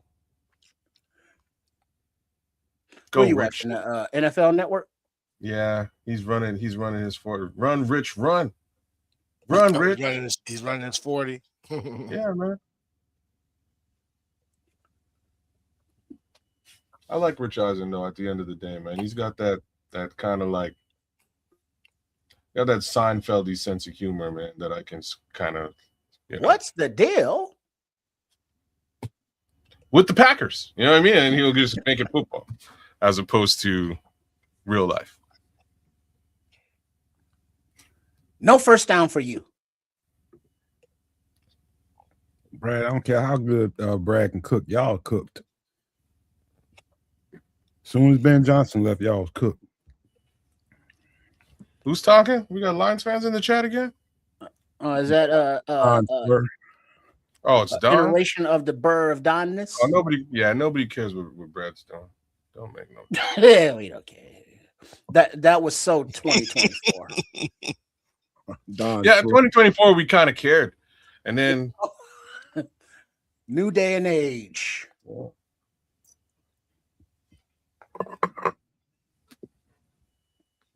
Oh, that happened way too fast. What, the hot dog? That went and I inhaled that son of a gun. So that means you're still hungry. You know what? B Glassman, Drewski got the build for it, man. He got the head for it. His brother kind of looked like Drewski a little bit too, like Samoan Drewski. Samoan Drewski. Anyways, I didn't even know who that cat was till about a month ago. Like, they just corny. All right, Mongo.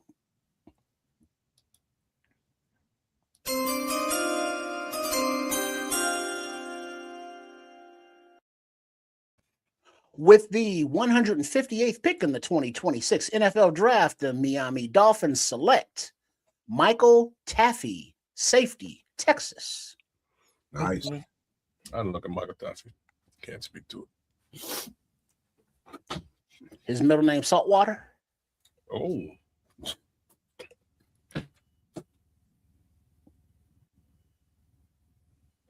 Bumped. All right, we got the Vikings on the clock, Tampa Bay, then Pittsburgh. And we'll be 5 picks away from our next future Bear. We're getting closer. They make And then you start seeing a big run on D tackle. They might shake some.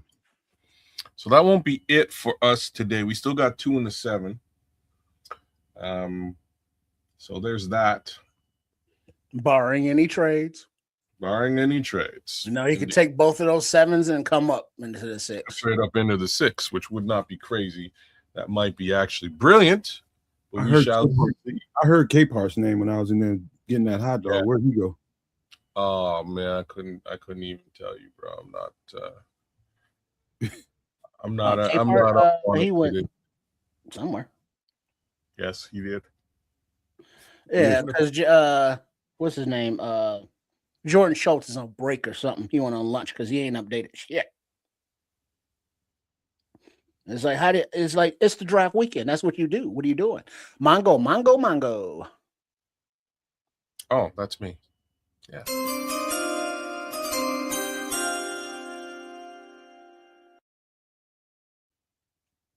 And now they put up the selection, but they don't put the name up. But the Minnesota Vikings at pick number 159 of the 2026 NFL Draft select Max Bredesen, tight end, Michigan. Oh, damn. Okay, so DeMonte Capehart went to Tampa Bay. Yeah, there you go.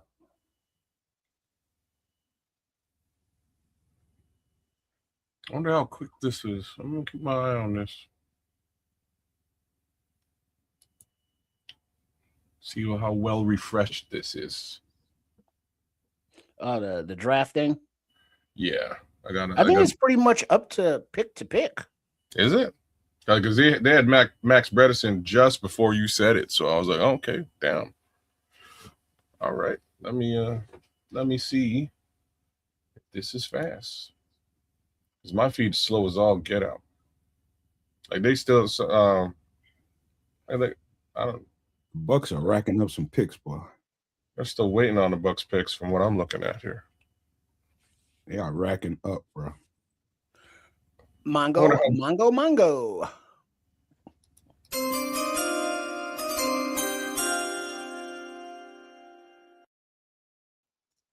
With the 160th pick in the 2026 NFL Draft, the Tampa Bay Buccaneers select Billy Scharoth, guard, Notre Dame. Yeah, they fast on this thing. I'm going to keep my eyes peeled on this thing, damn it. Interior offensive linemen, and they're making a little run on those guys right now. Man, a lot of them getting off the board.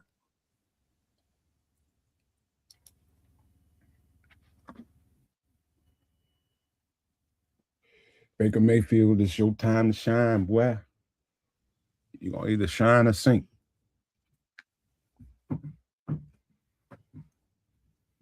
Oh, he'll get another opportunity if he sinks.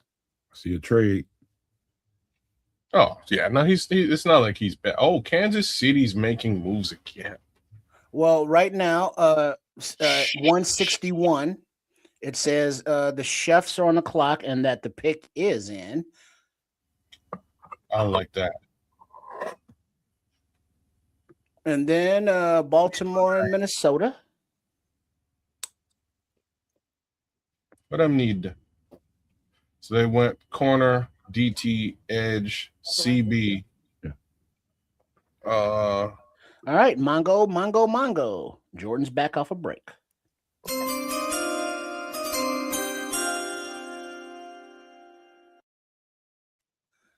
At pick number 161 in the 2026 NFL Draft, the Kansas City Chiefs select Emmett Johnson, running back, Nebraska. Running back, man, I could smell it coming. Double-headed monster. They stealing right now. That's like Emmett Johnson really shouldn't be this far back either. What up, Mad Mike? Not too shabby, Mike. What Not up, too shabby. Mike? I'm still waiting for this to show up here on this site trip. Refresh, see what happens. That would make Baltimore up next, followed by Minnie. What site you talking about, kid? I'm looking at ESPN. They've got a pretty close to the time listing of these draft picks. They were coming in really hot and heavy there for a minute, but with this Kansas City trade up, just grinded to a halt. Oh, man, Mike's a Falcons fan. And we've just given y'all a whole bunch of love too, man, because I think they have quietly having a great draft. Ian Cunningham, You know, that's that Matt Ryan influence as general manager. Mike, how do you feel Ian Cunningham has done so far for you guys? I think you guys have had a pretty decent draft so far. They got the steal, in my opinion, of the draft. Oh, and if you see Daniels. If you see Matt Ryan, kick him in the nuts for me, okay? That's just about them damn comp picks, but he'll get up. He'll be fine after. Is that the Call of Duty theme song I'm hearing? I'm not sure what you're listening to. I got the broadcast on and in an ear, and it's real low, but it sounds like the Call of Duty theme. You know what that sounds like? Yeah, it's been a minute since I played that game, man. I'm not a fan of getting shot up as soon as I start to play. You know what I mean? Yeah, that's the run and gun. You got to go more Battlefield. Campers, damn campers. Battlefield is more tactical, and you work as a squad. Yeah, bigger maps. Yeah, but then I don't. Then I'm kind of. I don't like other people. I'm kind of antisocial. So there's that. Well, that's the beautiful thing about it, because you can call people all kind of names on the comms. You know, because you will get called everything but the child of God. Yeah, I have been. It's been known to happen. Paul with a nice little list here. Yeah. Let's see. Xavier Harris, Kilgore, Demetrius Crownover, Dante Lawson, Harold Perkins, Nick Singleton, Rayshawn Benny, Damon Clairboy, Le'Veon Moss, Katron Allen, Caden Curry, and Dom Gay Tucker, Mason Rieger are all available, according to Paul. Thank you for posting that out. I was bang on. Those are basically all the folks that I have interested in. I think you captured all of them, sir. Well done. I don't know if there's anyone else that I really have much interest in. I'm just running through myself, Paul. She took that damn chicken for real. You thought she was fucking around? You thought she was lying? Right? Damn, she took it. Seth McGowan, Cameron Ball. Did the homie Landon Robinson go? No. Nope. Still available.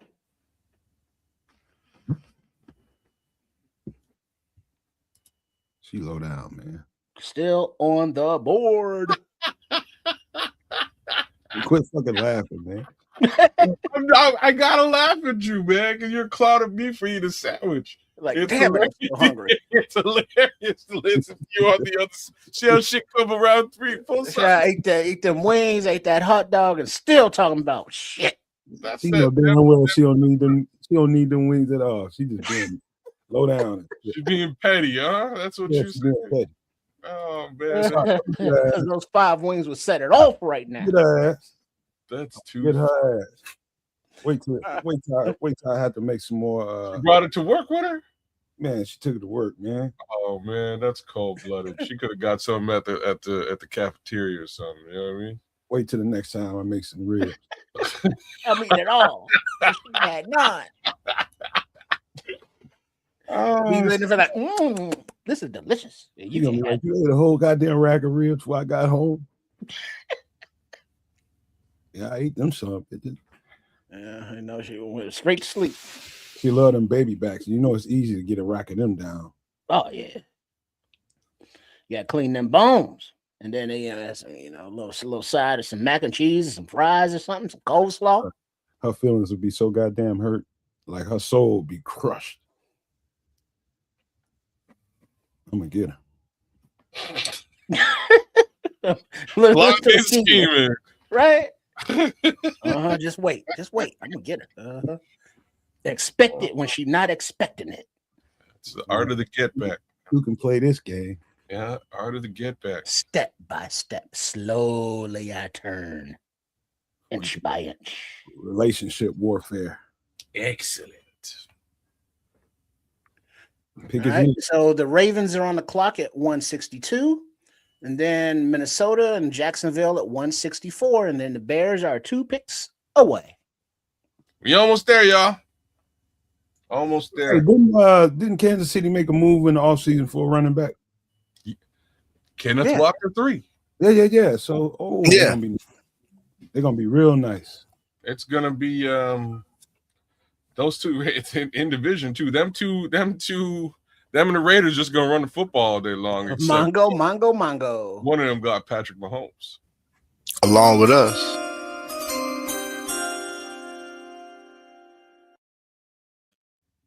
With the 162nd pick in the 2026 NFL Draft, the Baltimore Ravens select Chandler Rivers, cornerback, Duke. Okay. Nice slot corner. One of the better ones in the draft. And he goes here in round 5. Same place. And Josh, they definitely needed the help, and they definitely needed help on their defense, especially the back end, because they linebackers can't cover to save their life.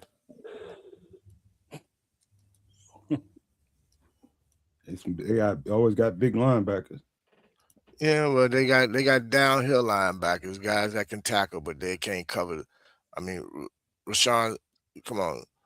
Oh, you're right. Roquan can't cover. He was never a cover linebacker. AC is right, man. They did trade up to get Brashard Smith last year, so they kind of loaded in the backfield now. They might move Brashard Smith to a slot receiver. You think he goes to slot? He could, man. He can do anything. Mongo.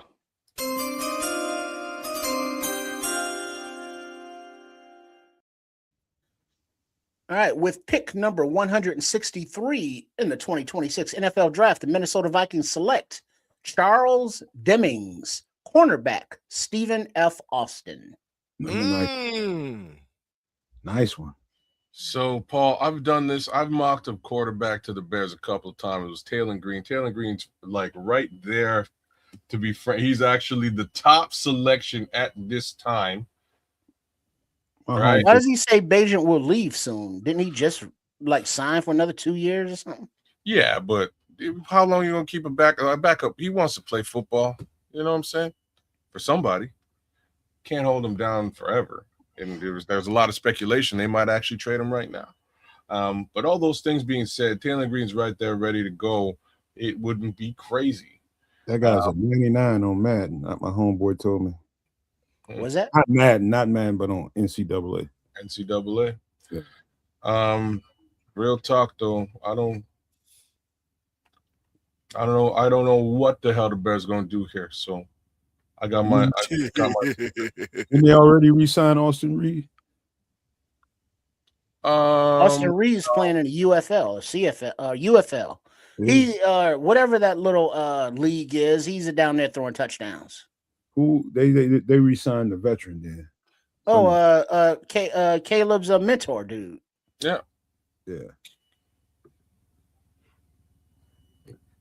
I hear you. This is a good time. This is high time to do it. But also, I think having him as your backup, not knowing that anything can happen, I think it's worth keeping.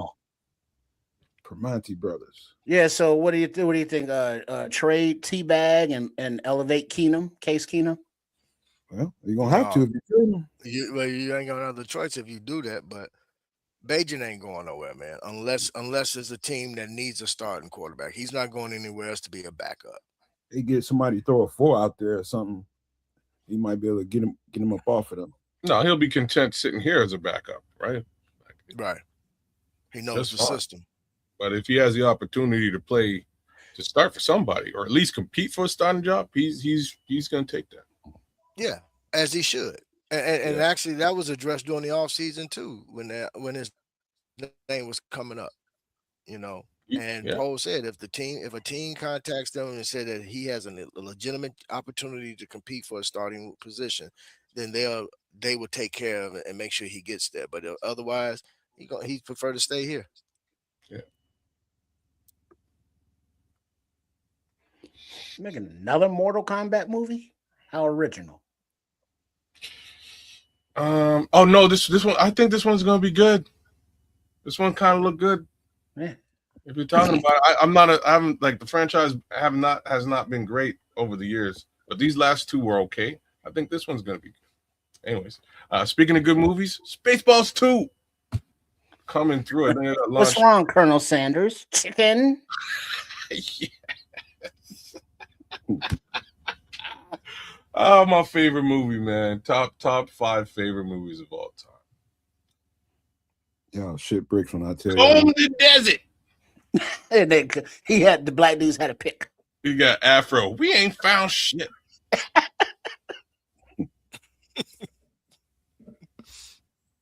All right, so we're at 164, and then 165, and then the Bears at 166. Still plenty of edges out there. But that does not mean we will be selecting one. Stop it. I mean, but other than positionally, what, linebacker, edge, defensive tackle, or like one of the like only 3 positions and running back? I would say what D tackle do you think they would take? I would look more at D tackle, interior. You just missed a pick. Did I? Because they just whizzed by it, didn't they? They sure did. The best pick? Nah, the 164. It didn't do the it didn't do the thing. It just the Jaguars. The Jaguars. I couldn't even tell you who they picked. They took that shit down so fast. I can tell you. Hold on. I mean, just pepping up. Tanner Koziel. Tight end. That's one of our scouts. Tight end, yeah. Tanner one of our scouts kids. Yeah, sorry I didn't announce that, but I got no notification. Yeah, let's do this again then.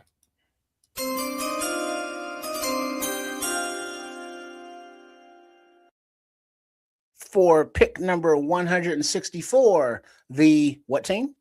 Jacksonville Jaguars. Select who? Tanner Koziel, Houston, tight end. There we go. And that puts the Titans on the clock, and then the Bears at 166. And the Titans pick is in. It is, but you know how they tease you. Mm-hmm. These dudes are still talking about stuff. I don't know why. Tyree Wilson. Tyree Wilson trade.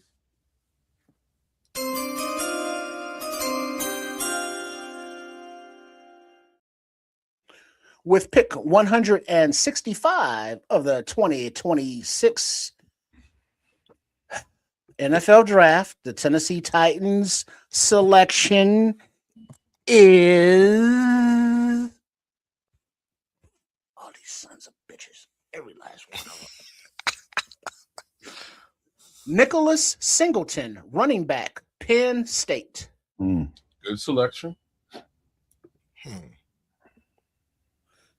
And that will put the Bears on the clock. The clock. All right, here we go, Chicago. Here we go. Don't come in here cussing because they drafted a cornerback either. I just might though. They just drafted a cornerback a minute ago. What up, T. Woo? Wait. T Dub said Bears select punter Jeremiah Jenkins, Louisiana State. That's the dude that runs a 4.2. That's a punter. He better not be no punter. He probably would know because he be on Twitter, man. He might know something. No, Jeremiah Jenkins, he is a punter and he is athletic as AF. But the Bears pick is in. Torian. He playing, man. Stop playing. I know you playing around Torian. You know T-Dubs. You're yanking it. Claiborne. Let's see. DT. Xavier Harris. There's a bunch of bodies that would be real good. Skylar Gill Howard, real good bodies over there. You Warriors. My boy Nadame Tucker would be a real good look here, but maybe you could even get him in a round or two. Jordan's back on break.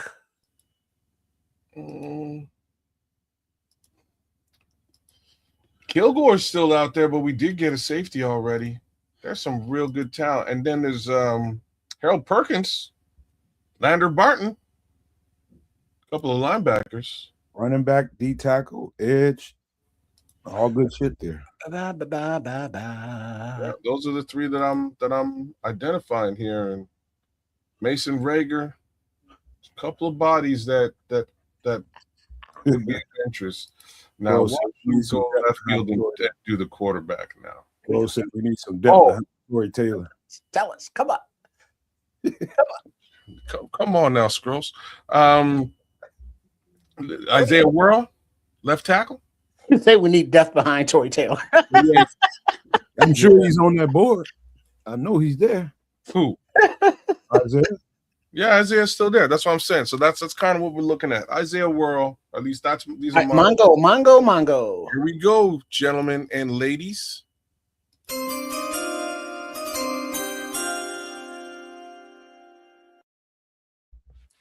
With pick 166 in the NFL draft of 2026, the Chicago Bears collect Keyshawn Elliott, linebacker, Arizona State. None of the guys I would have said last Laser. Okay. All right. Linebacker core it is, and that's not so like bad. I said, linebacker. That's I not know so he's bad. faster. Not defensive tackle or defensive end, damn it. I know he's faster than a damn 4.5. He got to be. Yeah, I know he's faster than that. You sure? Yeah, I'm sure. I seen the tape. Is that what he's coming out as? Is that what he's listed as 4.5? 4.5 officially. What? Well, we told y'all they're gonna get another. So what? Huh? So he's fast. Is he a middle? Is he outside? Is he versatile? What's a little bit of anything? He'll probably serve the role of Sam here for now. You know, that's probably where he's gonna play for now, and then gradually, you know, you can use him as a middle. I think he's a middle linebacker in the making. And he won't be right away. No, you're right. It's going to be DeMarco Jackson right away. And so right away he'll be a special teams contributor, possibly. Special teams contributor / Sam linebacker. Like I'm with you, Nomad, on this. Personally, it would have been Harold Perkins, but whatever. They must have seen something. Good. You got a little bit of love on defense. Not necessarily the love that you're looking for, but let me say it one more time. There's still a shit ton of DTs available in this draft, as well as an edge rusher that they can get with those final 2 selections. With all that being said, as far as I'm concerned, I'm fine with this Chicago Bears draft. I think it's going to make this team that much better, and we're going to see it on the field in September. But Paul is saying, why do we need another linebacker? Well, because we do. Because Noah Sewell tore his Achilles, at the end of the season last year, so he ain't gonna be playing. TJ Edwards is coming back off of a broken, leg or ankle, and he was already, slower, fleet of foot wise. Yep. So we get Bush, and we lost Tremaine, Marco Jackson, and Jack Sanborn. Tell you, we needed another. We got Cam Lewis as well. We got one more. Cam Lewis is a nickel. You're right. There's another linebacker room is. There's one more linebacker in the mix that we got. Yeah. Let's say gave it a B grade, whoever they are. Okay, cool. I know B's not F. It's B's a good grade. It's a decent grade. Again, personally, I would have went with somebody with Harold Perkins. I really like what I saw on the film with Harold Perkins. What's the difference? Does he have more versatility? Is he faster? Why do you like Perkins better? He's faster. That's the main reason why. Perkins is a will linebacker, y'all. I think they drafted a Sam linebacker, quasi middle linebacker, so it's 2 different roles. Yeah. Hippolyte, they must not, he'll get his opportunity, man, but he needs to. We're gonna find out, right? Yeah, and Sanborn, he's not a speed demon. No, we're gonna find out with Hippolyte this season whether that was a whoopsie daisy or just a bad, just a bad beginning to a career. So we'll see. We'll see. All right. So right now we're moving up to 167 in round 5. So unless the Bears Trade up. make a trade up into the 5th, 6th round, they are chilling until the 7th, where they got a couple picks remaining. All right, gentlemen. With that being said, I got a quick errand to run. We're likely picking in and around 230-ish, 240-ish. So I will be back well before that. But I gotta dip out. Nomad, man the comms, if you will, please. All right, Mongo. Speaking of the comms.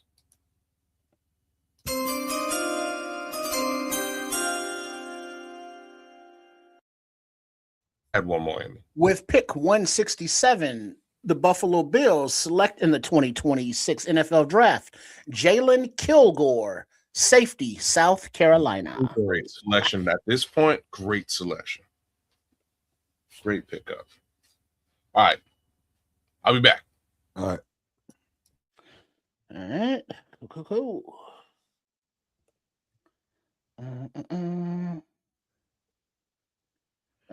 Where is the information?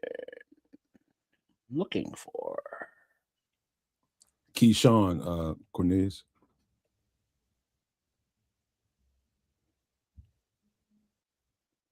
Keyshawn. I'll type it out in the chat.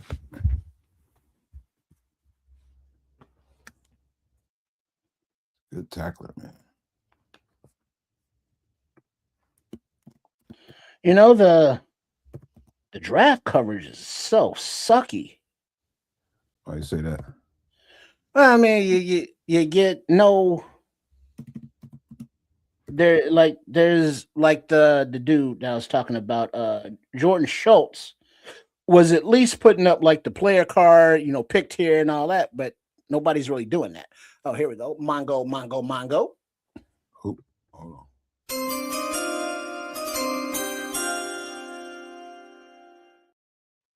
With pick number 168 in the 2026 NFL Draft, the Detroit Kitties select Kendrick Law, wide receiver, Kentucky.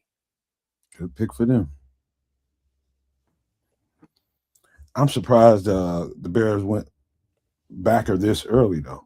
I felt like they'd get one, but one of them 7th round picks. But hey, who am I to judge?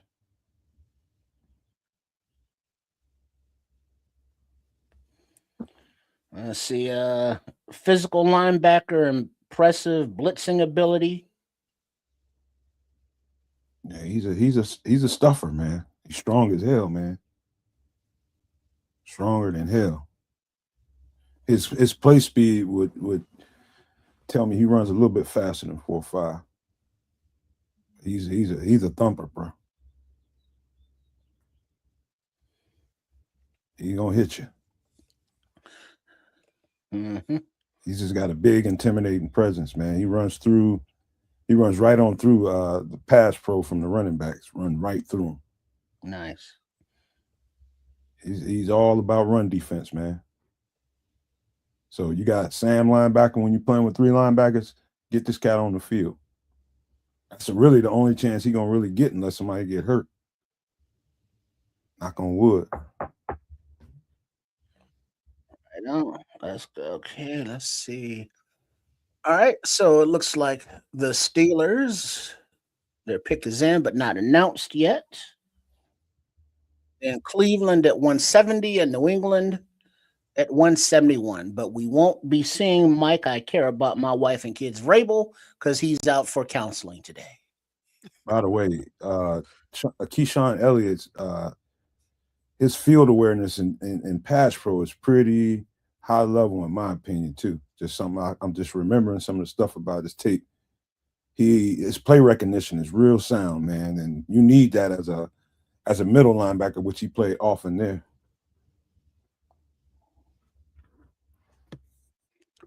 All right, Mongo.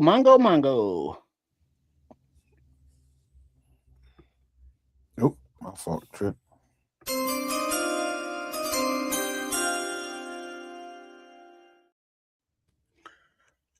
Hey, it's Batman. Nice. With the 169th pick, the Pittsburgh Steelers select in the 2026 NFL Draft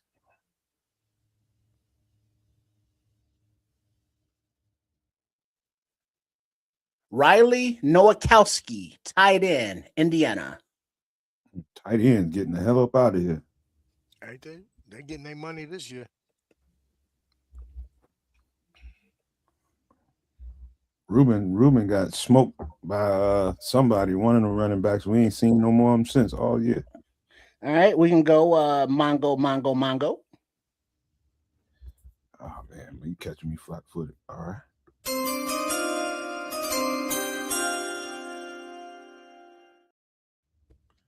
At pick number 170 in the 2026 NFL Draft, the Cleveland Browns are selecting Joe Royer, Cincinnati tight end. And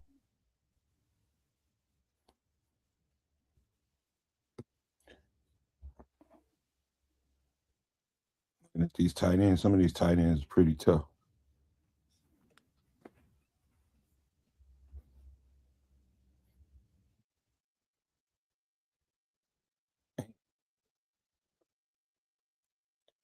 One of them tight ends from Indiana probably can double as a fullback.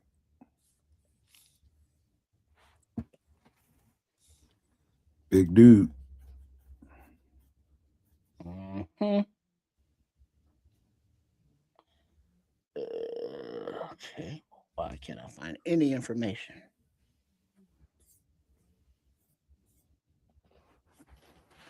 Any information on what? Not for me. Just a post or anything. Is this correct? Yeah, all right. Mongo.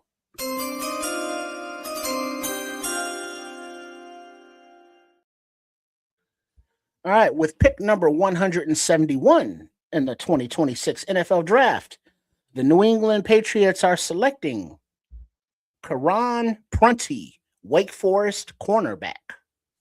Just did him on the last show. And there he goes in round number 5. And now New Orleans is on the clock. Well, you come to the right channel, y'all. We broke it down like masters this whole off season, man. Knocked it out the park. Here I was thinking we didn't get enough guys.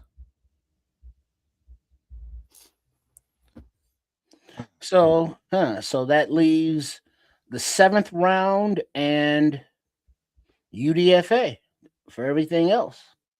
I would agree with that, Paul. I'd have to say, yeah, this is a tight end draft, man. I think as effective as Ben Johnson was with 12 and 13 personnel, I think teams take notice of that and they start doing similar things. It's a copycat league. And yeah, so you would imagine that the tight end is it's got some good value to it in this draft.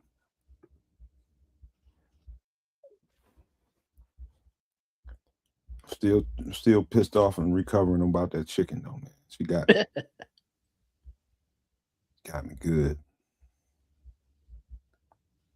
Yeah, I was thinking about, man, if I threw a hot dog in there, I got some sport peppers, got some onions, I got a couple of pickle slices, a mustard, out of tomatoes.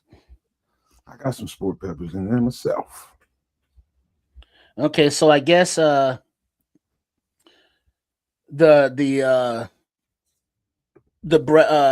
trade, the Panthers received Bryce Young.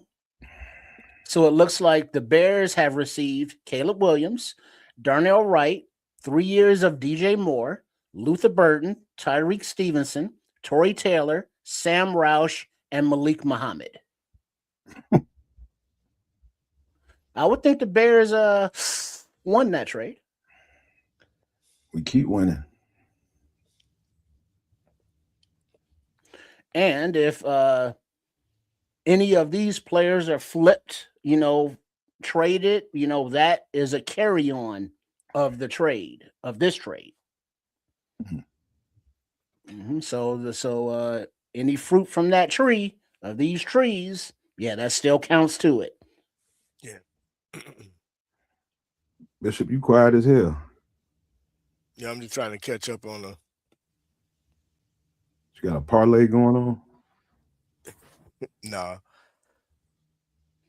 Trying to catch up on seeing who doing what. Cleveland's having a pretty decent draft. Yeah, they got a lot of good players, man. Broncos, Robert said Broncos. Atlanta is having a good draft. Yep. Yeah, because between Vegas and who is it, Arizona, or the Chefs, you know that Cavs was saying they just gonna run it and run it and run it some more. That's what they need to do. Don't put so much pressure on your young quarterback. Looks like a nice young Republican.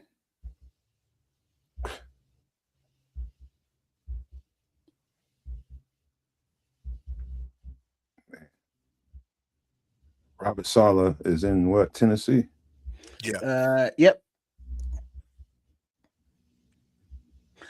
It looks like the Saints pick is about to come in at 172. Then Baltimore back-to-back picks at 173 and 174. Yeah, he's stacking. Mm-hmm. We should see if we can get one of them for a next year pick or something. Go ahead and take next. Well, no, we already gave up next year's 5th for Bradbury. Did we? Yeah. Yeah, you're right. I didn't think about that. And then end up and just draft one, but you can't put rookie center under Caleb right now. I mean, that's why I'm thinking, all right, if Jones, he's gonna obviously they're gonna let him compete, but being that he is a veteran, you would give the edge to Bradbury. But if Jones can beat him out or comes along during the middle of the season, make Bradbury expendable, now you flip him at the trade deadline for somebody that needs a center. You recoup a little bit of that value back. You always talking about flipping some shit. These is people, not motherfucking things. And they're not commodities. It's just like your baseball cards. I trade you that one for that one. No, I want that one. Oh, wait. Oh, shit. Mongo.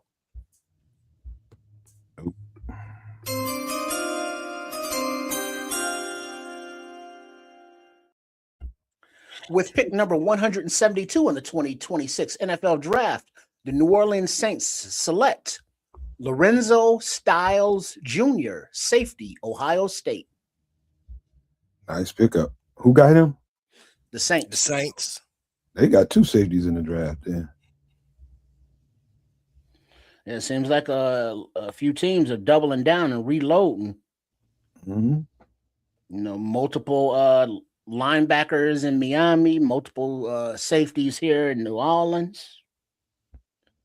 Man, I bet you they acting a plumb dumb ass fool on Twitter because we ain't drafted no edge rusher yet. No, I think it's pretty much everybody's kind of resigned to like whatever. I bet They're just not saying shit. It's kind of like that. Such thing as that type on Twitter. They ain't got no chill. Well, it's either don't say nothing or criticize Ryan Poles when you don't like the pick, but give props to Ben Johnson when you do. Probably taking it out on their significant other, choking the shit out of them. Well, yeah. Wouldn't be the first time. All right, so now Baltimore has back-to-back picks, and then Vegas. Damn, how many picks Vegas got? Shit. Them and the 49ers, I believe, had the most picks. I think they had like 11 each or something to that nature, 10 and 11. And I'm sure Baltimore is looking at that as like, ooh, glad we didn't give that up for Max because look at the players we got with these picks. Paul Martin just asked a question: are any of our linebackers tradable? I guess you can say that. The one I think about is TJ, but he's coming off he's a veteran, but coming off of that injury, he would have to play a little bit to show that he's healthy, or you're not going to get really nothing for him. Yeah. Hippolyte, the rookie, ain't nobody trading for him. And then everybody else we kind of need: Sanborn, DeMarco Jackson, and Bush. Ain't nobody else. No. Trade the guy you just got. The dude we just drafted. About the only one, because TJ would be that guy, but he just came off that injury. Right. And he doesn't fit anymore, lack of speed, different scheme. He's a veteran and he's a good player, but just not here now, I don't think. So whatever linebacker is tradable, I think he would be the most, but his value right now. This would be true, bro. I just know one thing. I can't wait to get to. I hope they do something to move in here. I don't want to, keep kicking the can down the road or any of this or any of that. But there is a tweet out here. Just saw a stat that was also on the TV that the Bears are the only team in the NFL with no defensive picks in the first round from 2019 to 2025. So that's 6 years of not picking your top end defensive talent. And considering how this team is built out now, and looking at how the offense is kind of stacked, other than maybe another running back and whatever, but what else is there left for the next few drafts other than defense and to replace the attrition on offense? For the most part. Let's go with Mongo.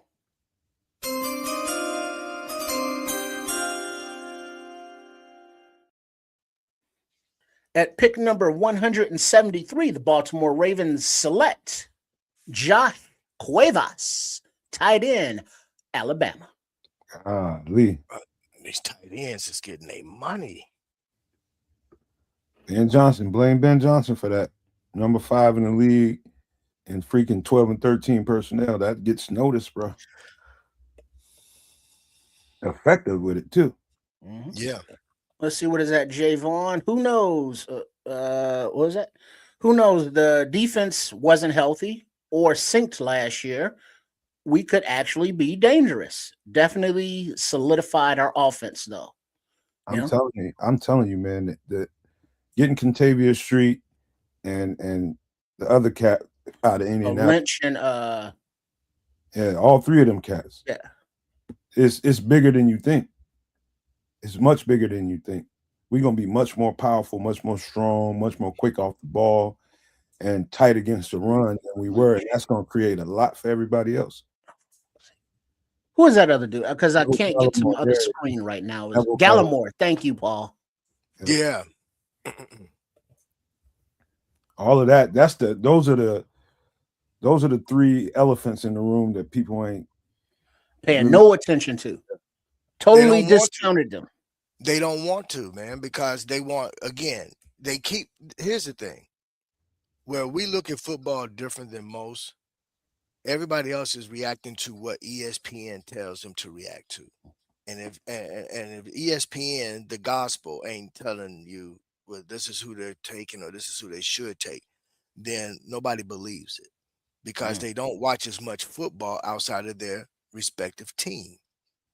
One thing about us over here, we ain't never let them down.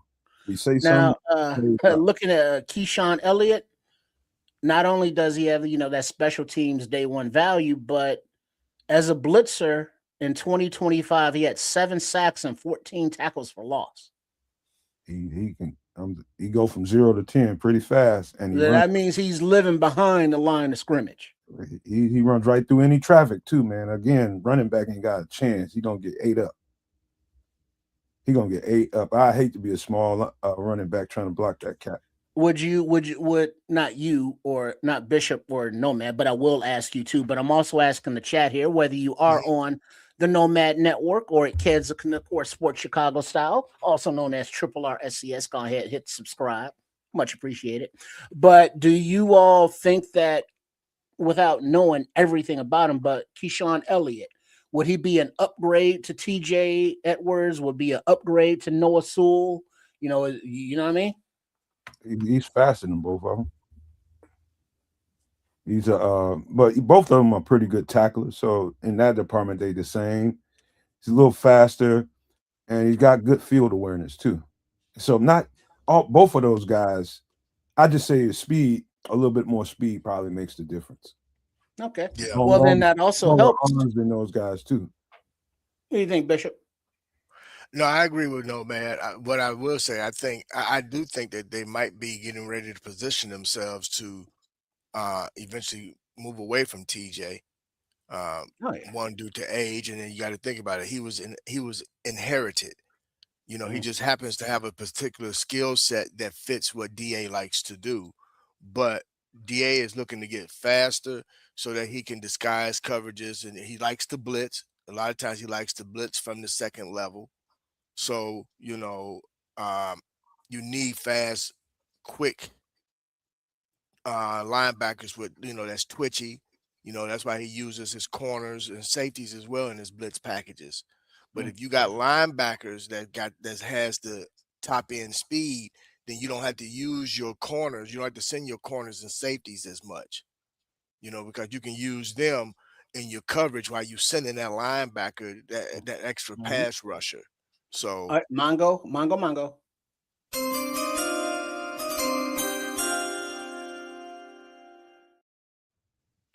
With pick number 174 in the 2026 NFL Draft, the Baltimore Ravens select Adam Randall, running back, Clemson. ooh. As a guy, he was underwhelming watching his tape. 6'3" and 3/8, 232. Big boy. He's a former receiver that got switched over. He's just now kind of learning the position, but I give him that grace, but very underwhelmed watching his tape. Yeah, I'm not understanding that. I'm not understanding that pick. He's a work in progress. Yeah, I don't. It's the 5th round. It's Baltimore. They deep at talent. They can afford to risk. I thought he was a decent receiver. That's a special teams move. That's a special teams move. Well, even if it is a special team, now you got Declan Doyle that's going to line this running back up in the backfield for a few plays and run him out as a receiver because that's what he's better at, probably. Mm-hmm. It's definitely that what you just said. Trey. Yeah, a little dynamic. It's not for the position itself because he's 6'3", man. I mean, yeah, he's big boy. He's an Eric Dickerson type in terms of size. Yeah, but I don't know, but man, Eric Dickerson and just his smoothness, the way he ran. Oh yeah, no, I'm not comparing. Man, that was pretty. I'm not saying that you were comparing them. I'm just like flashing back on Eric Dickerson. Yeah, because you brought him up. Well, technically, if you really want to put it up, you know, he's one of the top, in my eyes, running backs to ever play the game. What am I looking at right now? Hey, by the way, I'm remembering some of that Keyshawn Elliott tape. The motherfucker smothers tight ends too. He's big with long arms, so that's an advantage. He smothers tight ends. Again, I see where. Look, brother, we're finna play takeaway football. Yeah, man, this is gonna be. We're finna play takeaway football. It's all about coverage, keeping guys blanketed, take the pressure. That way, then now you haven't forced the quarterback to make a decision, and he got to bring the ball down because nobody's covered. Now, we'll just go back to what you mentioned last night. What was the key question you asked last night, Nomad, when it came to coverage sacks? Oh yeah. How do you do that? You can achieve that when you got receivers that are blanketed. Blanking them. And you know what? It's y'all gonna swear for God we're looking at a completely different defense this year because it's gonna be a completely different defense. Dennis couldn't do probably half the stuff that he wanted to do with that personnel that he had. And so it's gonna be a lot faster. You're gonna see him morph coverages a lot more. He's gonna have heavy packages out there, dime and nickel. It's a lot of stuff. Okay.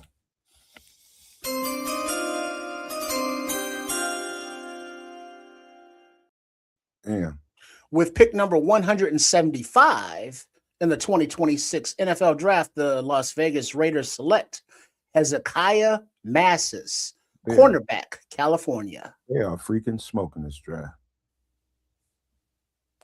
They are smoking this draft. So no, man, I'm gonna hit you with a question that I know you can definitely touch on, being a former DB, with regard to the amount of speed and the versatility amongst our secondary. How important is it to be able to, if you need to pass off a guy in coverage, knowing that you got guys that you're not losing anything speed wise or coverage wise?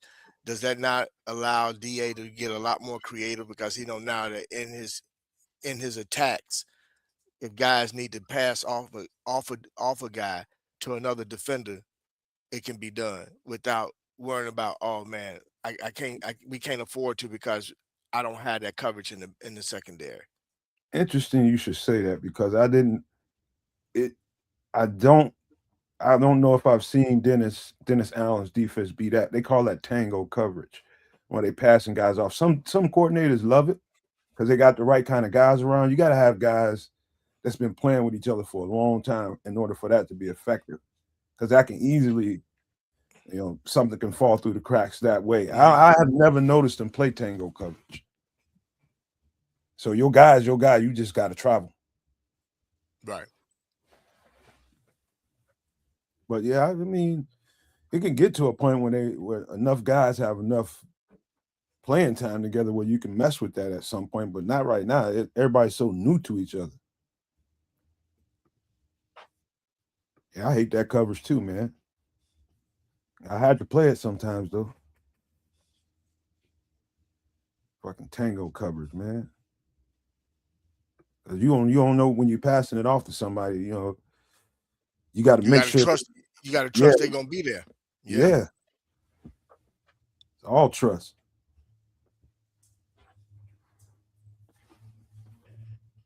Fucking, why you remind me of that? Fucking tango. We almost Mango. almost gotten some brawls because of that.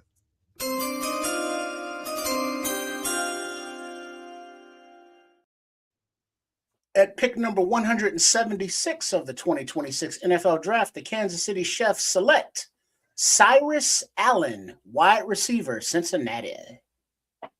He's a burner. Cincinnati keep a burner or two. Don't you say nothing smart, Trip.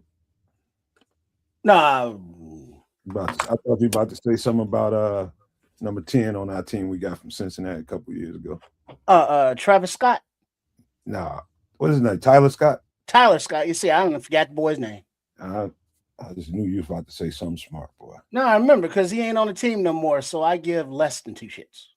That's what I say. It ain't personal. It's like, my team, I'm following, I'm paying attention. Leave the team. Deuces. Just somebody I used to know. You know what, Bishop? Not in that sense, but you know what I mean. You know what, Bishop? Now that I think about it, it was some brawls, a couple fights about that tango shit. Oh yeah, bro. It again, it's really built on the trust aspect of it, man. You can't get caught slipping, and that's what happens. And typically, what normally happens in that, it as well as I do, you get caught peeking. You kind of cheat a little bit. You get caught peeking in the backfield, trying to see, put eyes, see where the quarterback is, or whatever, and then you look up. Oh man, now you were supposed to be in one spot, but you didn't get there fast enough. Now that receiver is free. You don't want to get in a fight with no linebacker. You don't have to do that. You don't want to have to do that, because a lot of times you're passing it off to a linebacker, especially if you're coming from the slot. You passing it off to a linebacker, and he's locked in on something, like you might be just have his eyes on something, and it's time to pass it off. It's like sometimes you communicate it, sometimes you don't. He's supposed to be able to read the game like you can. Right. I'd end up in a fight a lot. So with that being said, with who they got in terms of safeties, how does Elijah Hicks fall into the mix? He gonna fight. He gonna fight like hell to try to at least get a backup role. He definitely be, a special teams contributor. He makes it. Mm-hmm. He definitely ain't gonna be the starter. But he gonna fight for number no. 2, free safety. It's a few guys he got to fight too, but I think he gonna beat them all. Number 2 ain't bad, man. Number 2 is consider Kobe? we don't have Owens. Owens is gone. Yeah. Jonathan, don't call him Mr. Biles. No, I wouldn't do that. I heard he ran a 4.4 MC Fact.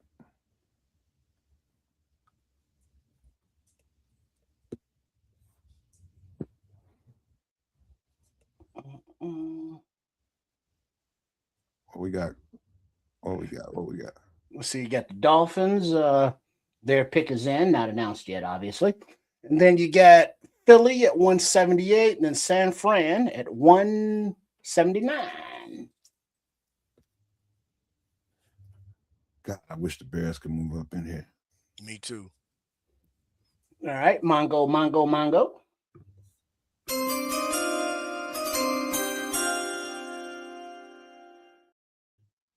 All right, with pick number 177 in the 2026 NFL Draft, the Miami Dolphins select Kevin Coleman Jr., wide receiver, Missouri. Fish, I'm finna sneak in here and try to get me a little shot of water. I'll be right back for the next pick, hopefully. All right.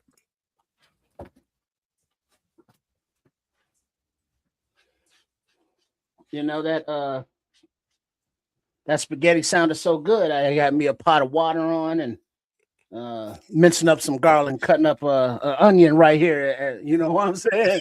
Multitask. It do sound good. Sounded good last night, goddamn it. I ain't had a plate of spaghetti in a long time, man. Man, look. Delicious. A long time. I don't know when.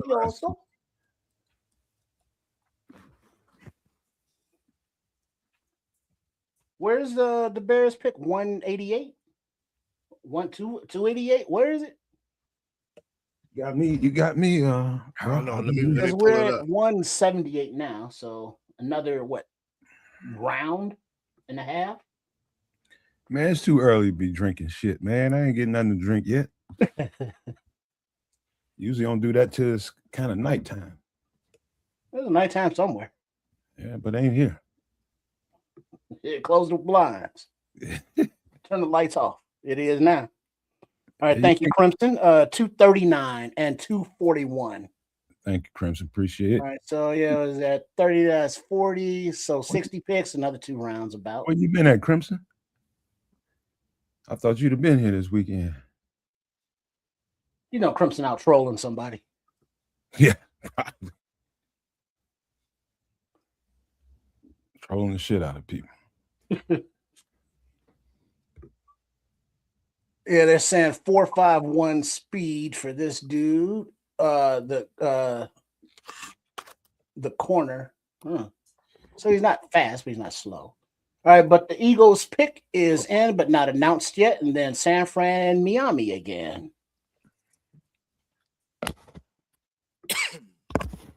Welcome to Miami. Watching the draft, and yes, trolling.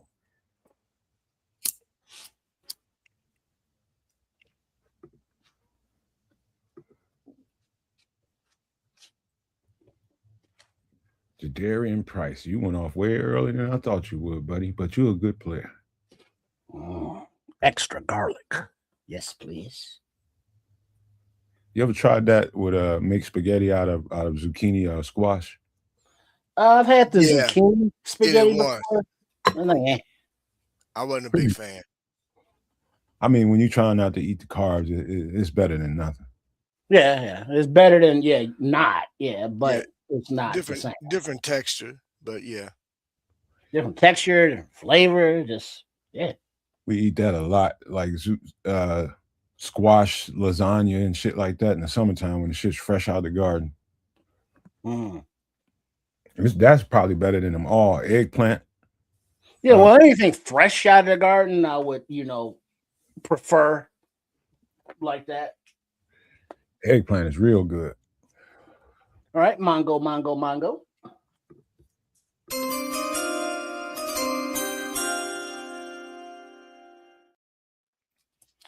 right, with pick number 178 in the 2026 NFL Draft, the Philadelphia Eagles select Cole Payton, quarterback, North Dakota State.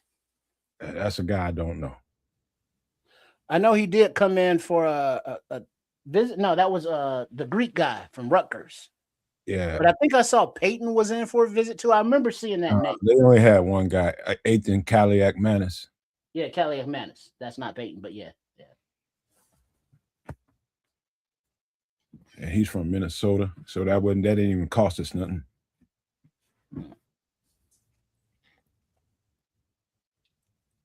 I don't know how that's a local visit though. Yeah, same time zone, kind of, I guess.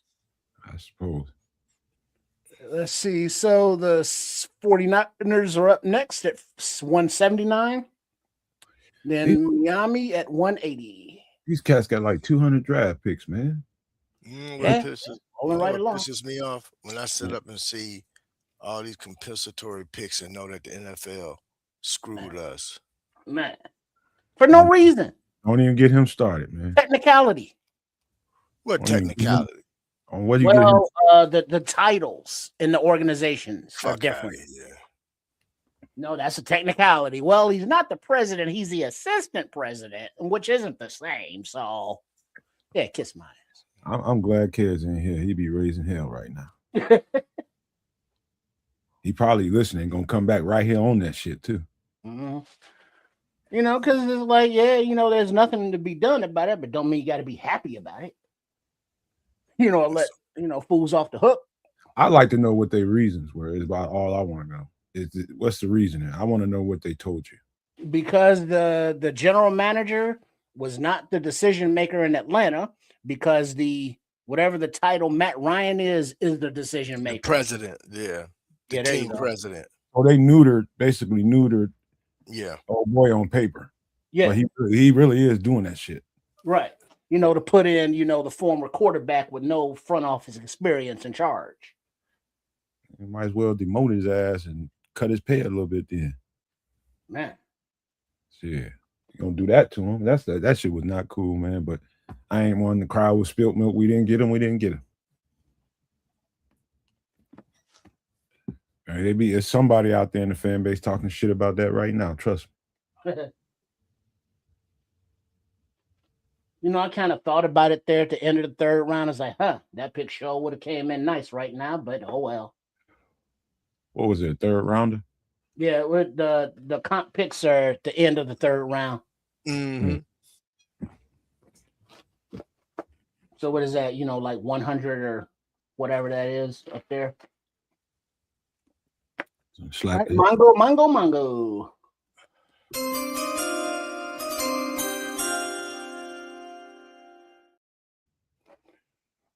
With the 179th selection of the 2026 NFL Draft, the San Francisco 49ers select Enrique Cruz Jr., offensive tackle, Kansas. I thought the other tackle was better. So here's the reason I brought that up. So all these extra picks we see in the Raiders, the Chiefs, and the Ravens have 49ers comp picks. These are all compensatory picks, man, that they got. Mm-hmm. All of them. Because of trades. And we got screwed. Man.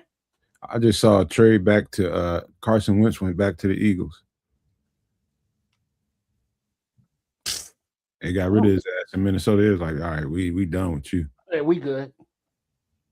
Get your ass on back to Philadelphia, man. And they gonna cut him. Damn. Shit. Yeah. Yeah, you're gone. They gonna cut him. Dude, man. Put him on a plane just to cut him. Dude, look, if he in a hallway and he hear footsteps, he's running to the nearest bathroom. Cat got 2 left feet, man. Yeah, man. That dude. He's stumbling to the nearest bathroom. Hey, he's shell shocked, bro. He hear footsteps, he running, he ducking, he falling down, he getting out the way. I never liked him. Somebody could be coming up to him for an autograph, but if they come walking up to him and he hear the footsteps too loud, he shaking and Carson Wentz, your insurance at quarterback Your ass has got no insurance. None. Better call the general.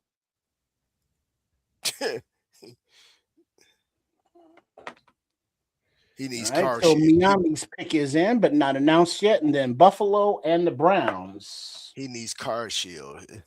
He's like dead on arrival. Yeah, he gonna be he gonna be.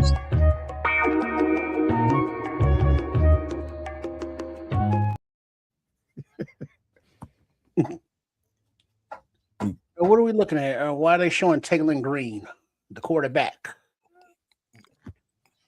Did he get picked? No, they're just highlighting him, I guess. Somebody gonna get him soon. Yeah, you saw Peyton, the quarterback, going off the board now. So let's see if they get that quarterback run. Yeah, I really should. Really gonna go to commercial now that the pick is in. They're not gonna tell us. They're gonna tell us during the commercial. I really should barbecue some shit. Mm-hmm. I'm sure the little lady would be happy to come home to some nice freshly charred meat. It's gonna come on some nice freshly charred bones. Same. Like I barbecued and it was good as hell. Like, where that? Oh, I ate it all. That's a damn shame. I wouldn't go to sleep. You wasn't here and you didn't see what she did, man. She's dirty, man. She took those damn chicken wings. Man, pissing me off. Oh, she gone to work? Took them to work. Gone. Not even in the house no more. I thought she was bullshitting the whole time. She really took them. Bruh, look. Little do you know what she's saying on the way to work. Lucky I brought him the 5 wings I brought him. Like he got what he got. She probably ain't gonna eat them, man. She low down like that. And leave them in the fridge at the job. Yeah, probably ain't gonna eat them, man. The midnight shift come in and be like, "Ooh, come ups." They always somewhere getting something on the weekends, man. They be ordering out. She ain't gonna eat them motherfuckers, man. See, the Dolphins still have 3 picks remaining. Damn. I don't know about y'all, but Domino's an update pizza game, boy. I had Domino's in years because it was like just cardboard. Yeah, no more. Little Caesars too. Pizza. They ain't the same Little Caesars no more either. 2 for $5. Yeah, I was loving that. I heard the churches is different too. I ain't had that yet. Nah, I ain't had that either. Why you say that, Bishop? Churches, y'all, you know churches? Oh, I do. I do churches. I like churches' wings and their legs. Other than that, I don't mess with churches. And of course, I love their biscuits. So the thigh is the damn filet mignon of the chicken. No, bro, I don't do thighs, bro. Who? Sorry to cut y'all off, but somebody in the linebacker room that we haven't mentioned that I'm pretty high on, Dominique Hampton.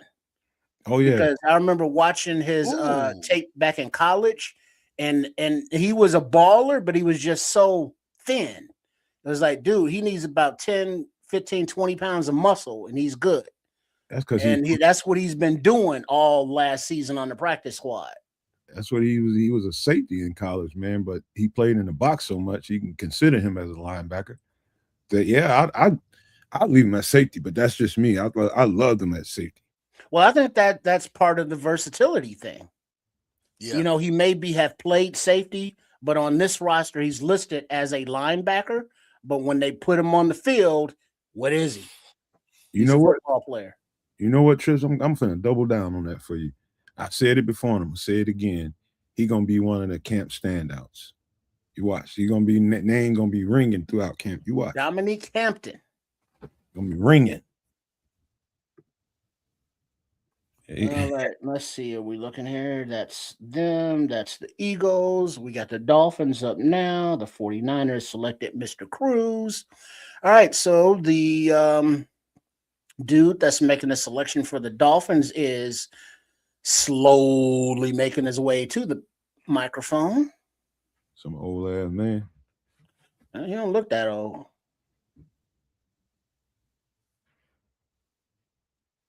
That's that ain't English. All right, yes, it is English with an accent. All right, so Mongo.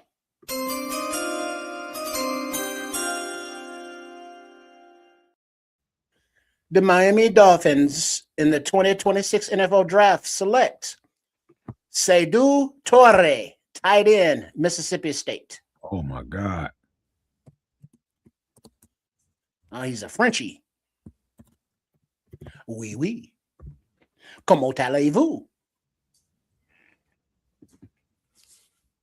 Man, I forgot you. I'm glad you remind me of Dominique. I can't wait to see what they did with him. Right, because you got to think that when players need that year of development just to get acclimated to the NFL, we forget about them. But I don't think we can forget about a lot of these young guys that, Coach Harris and DA and Garrett and everybody have been developing over the course of last season. And somebody that I think we all forget about in the wide receiver room is White Chocolate, JP Richardson. Mm-hmm. All of the wide receiver photos, off the field that we saw last season where they were, bonding and all that stuff, JP was right there. When we see players out at basketball games or baseball games, JP is right there. And we remember Nomad's breakdown of JP Richardson coming out of college. He was like, hey, this kid can play. But now he's had a year to develop in a pro system with, the weight room and the nutrition. So I think he can be a contributor just based on his college tape and now having him develop for a year. Route running fool with some suction cups for hands. You know what, Trips? It's funny. I'm glad you said that too, because that's something that we often overlook and we don't ever take into account of the guys that are on the practice squad that are still part of and a lot of those guys signed contracts at the end of the season to be retained, which again are the guys that like you said, that the focus was placed on developing them for this coming season, because these teams be knowing how many draft picks they're going to have going into the draft. So they're like, hey, we got this guy. We got certain guys, man, that they can bring on. Like, who was that you, Nomad, that said it earlier regarding like with Za? That's a guy that nobody saw last year. So that's like an extra draft pick. Right. We forget all about him. Yep. Yeah. Here's going to be an extra pick. All right. Now, there are a few picks already announced online that the television has not caught up to yet. So there should be a little spat of quick picks. But we are back at the announcer table with the dudes in suits talking for some reason. We are at 181 with the Bills, then Cleveland and Arizona as we are working our way through round number 5 out of 7. Shout out to everybody joining us for this beautiful Saturday afternoon of NFL Draft Day number 3 on the Nomad Network on Keds of Canuck and Sports Chicago Style. Like and subscribe to all 3. Much appreciated. They're going to be in mini camp before we know it, boy. Mm-hmm. Because isn't next week, what is it, rookie camp or something? Yeah. Probably. Because the veterans were there like last week. Then the rookies will be there like next week or the week after. And then they take a little bit off. And that's when we get to, glaze all of our favorite players and hype them up. It's like, oh, shit, I think we can be good. I think we can be great. I think we can be better. I think we can be best. And then, camp will start. And then we'll have something else to talk about. But between the end of the draft and the start of camp, we got 2 picks. We got 2 picks in 7, Anthony. I think it's like the 23rd and the 25th pick in the 7th round. A lot of ways to go. He's British. Bangers and mash. Anyone? Saquon making a lot of commercial money right now. Mm-hmm. All right. I guess we're announcing the Bills pick now. Cool. Mongo.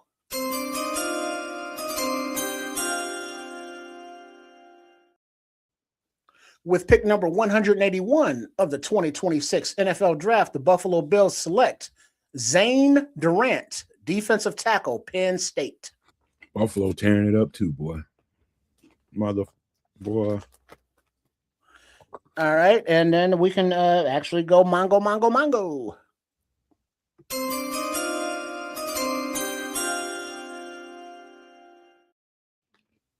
With pick number 182 in the 2026 NFL Draft, the Cleveland Browns are selecting Taylon Green, quarterback, Arkansas. There you go. Should do us some competition, bro.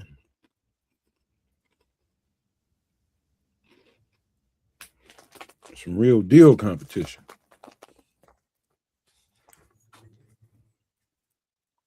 Who Cleveland take? Taylon Green, quarterback. Oh. Nuclear weapon, bro. All right, next on the clock will be Tennessee Titans at 184. Both of them guys are still there.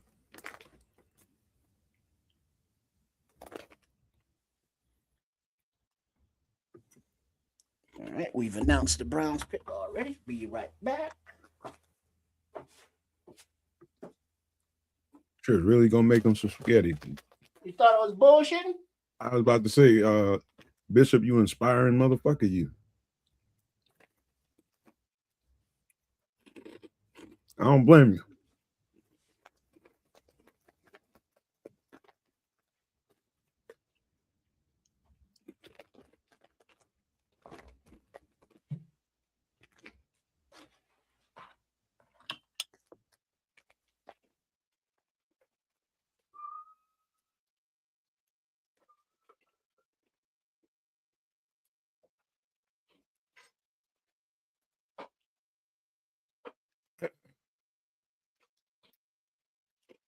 Taylon Green, 6'5" and 7'8", 227, running a 4.3 40.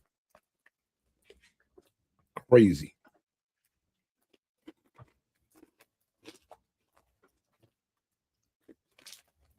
Crazy.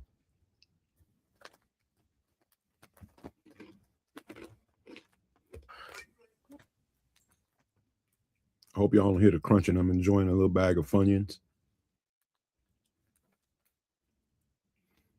One of my favorite little snacks. So here's the deal, fellas, on this Taylor. My theory on the Taylon Green selection for the Browns. Gonna be the backup quarterback, because at some point Dylan Gabriel is going to be pushed up out of there because that was Stefanski's pick. Oh, and yeah. Deshaun is going to sit on Deshaun's there as a mentor and be the number 2 in case Shador goes down. I forgot about Dylan Gabriel. Yeah, he ship his ass on the part of that. Mango.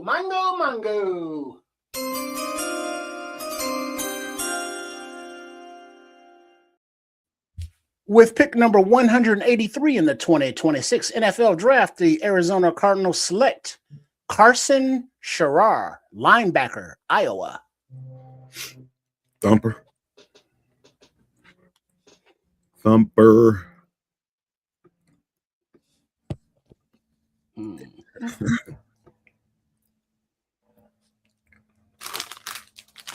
Be right back, Trip. Mm-hmm. Let's see. Say Emory Hunt compares Taylon Green to Rockin' Randall Cunningham. Oh shit! Right on, Dante. Oh, but there we go. Don Bird, Jalen Green. I think you mean Taylon Green equals Terrell Pryor. Won't make it. Speaking of Terrell Pryor, what's Buddy's name? That's on the trading block, quarterback from Indy, Richardson. Maybe Detroit will trade for him. I was hearing you. What you said? Something about Richardson? Yeah, because Dante said our boy Emory Hunt compares Taylon Green to Randall Cunningham, and then Don Burr comes in. Taylon Green equals Terrell Pryor won't make it. Oh, And I was like, quarterbacks that won't make it. Why don't the kiddies trade for Anthony Richardson? Terrell Pryor ain't had a wet dream in his life that he can throw as good as Taylor Green. Oh shit! I've got to set the timer. 10 minutes. You make your own homemade sauce, or you go from the jar? A little olive oil, a little butter, a little garlic, some onions. I'm good. No tomato sauce? Nah, not all. I mean, unless I got some in a jar or tomatoes to make it. No, but I like more the buttered garlic noodles.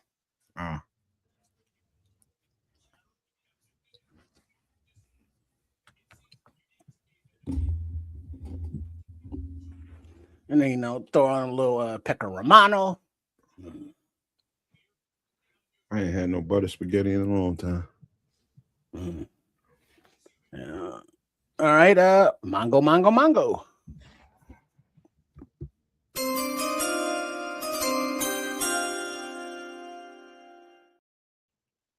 All right, for pick number 184 of the 2026 NFL Draft, the Tennessee Titans select Jackie Marshall, defensive tackle, Baylor. Mother something. Love history. Jackie, he was a friend of mine. Man, I love his tape. That's a strong cat right there. Yeah, 6'2 and a half, 293 pounds. Strong. He better than Hendon Hooker? Nah. I bet you wouldn't be saying that if y'all picked him up. Who? Don talking about if Detroit remarkably pick him up, all of a sudden he's gonna be good. Pick up who? Taylor Green. Taylor Green has accuracy issues. He's a developmental. Yeah. He's got size, he got speed, but his accuracy is question mark. It's something that he's going to need to work on. But he has the intangibles. He's a and they actually did a comparison, and I thought it was a great comparison that they just did on ESPN. If you think about it, he's very similar to what Lamar Jackson was coming out.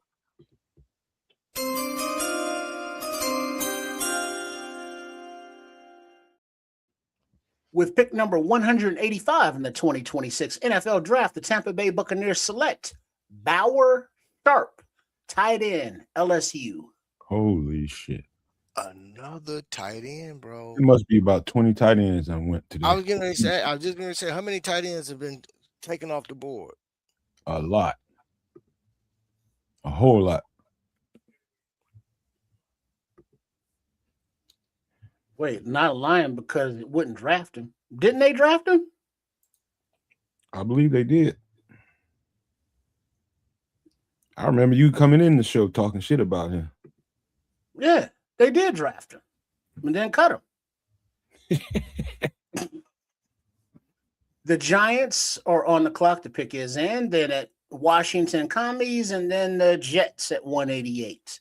As we are moving right along in round number 6. Man, them last two picks gonna be good. I believe it could be people that make the team. Yeah, they all them quarterbacks, they all a work in progress to me. Every last one of them. Oh, this season quarterbacks? Oh yeah. Mm-hmm. Yeah. They all. I don't feel none of, if you put them in previous drafts, none of them guys would have went in the first round. The only one that might have been considered is Beck because of the number of snaps that he's taken over the years.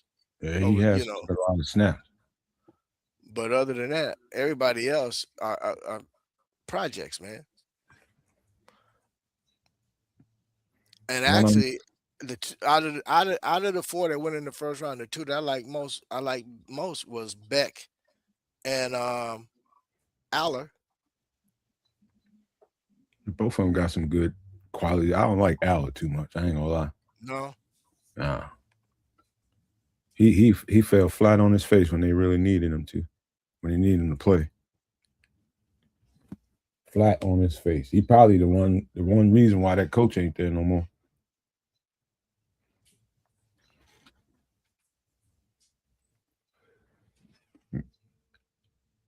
The Giants gonna end up trading an edge rusher soon.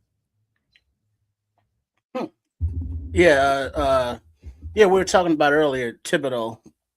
Mhm. He the Saints looked at trying to trade for him, but I guess the price was too exorbitant.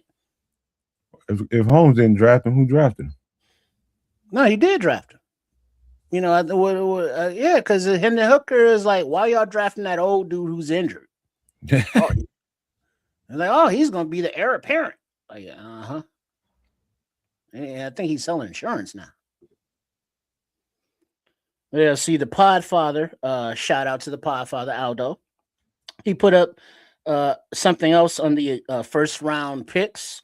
That the amount of first round picks for the Bears since 2019, Pace was 2019, 2020, and 21. He had 1 first round pick in 21. Poles has been here for 4 years. In 22, 0 first round picks. 23, 1. 24, 2. 25, 1. So looking at this, he's building is just taking time. You know, whereas as fans, we want that shit done yesterday. Time as anything worthwhile that's gonna be long lasting is what it takes. Yeah. You can't rush the process. I mean, you could take shortcuts, but taking those shortcuts will minimize your window. You see me in the kitchen scrambling eggs, don't be rushing me. You Mango.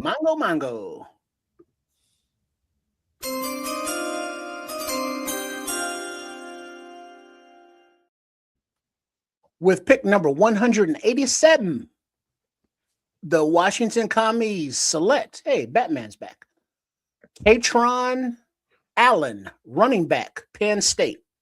So there goes the 2 Penn State running backs gone till November. Man, you and about half the fan base about that life. All right, Mongo.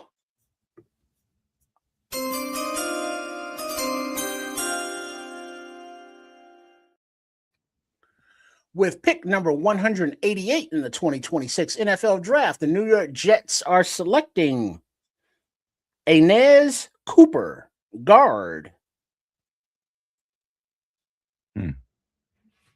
From Miami. Trying to protect Geno and open up that running game.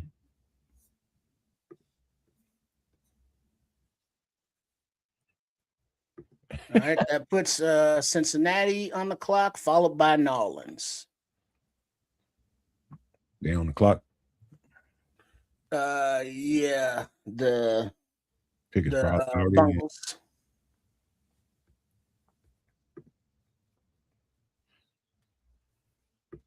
About that life thing, Xavier was a big reach. He said, I like the picks, but completely ignoring DN is wild to me. I mean, you're going to create a log jam. Like, if we'd have got a pick, if we'd have picked a DN first, that would have had to been a starter. So that would have needed to be like a King Mesidor or somebody. If we was going to pick a tight end, an edge then, but then you're going to stunt the growth of 94 if you do that. Yeah, Booker. Yep. Mhm. Mongo.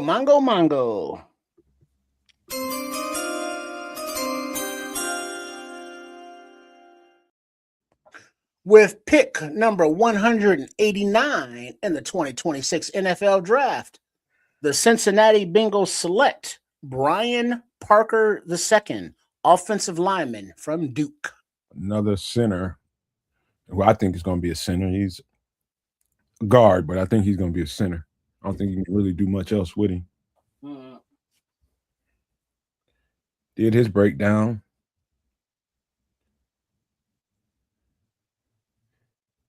Not a bad player, but I think if he want to make it in this league, he gonna have to learn how to stick to center. Dame Tucker, yeah. It still would be nice. He's still there about the life. Hey, where did anybody know where did has Darnell Mooney ended up on anybody's roster, or is he still on the street? I think somebody got him. Crimson says the only thing that makes sense is the brass believes in the D lineman we got, and he says I'm worried that we saw the same behavior during the Nate Davis and Coleman Shelton days. We were just talking about that before you got here, Crimson. There's 3 big elephants in the room that people ain't talking about. It was the 3 D linemen we signed in the offseason. That would be Neville Gallimore, Contavious Street, and the other guy. I forget James Lynch. James Lynch. That's going to be big, big, big, big.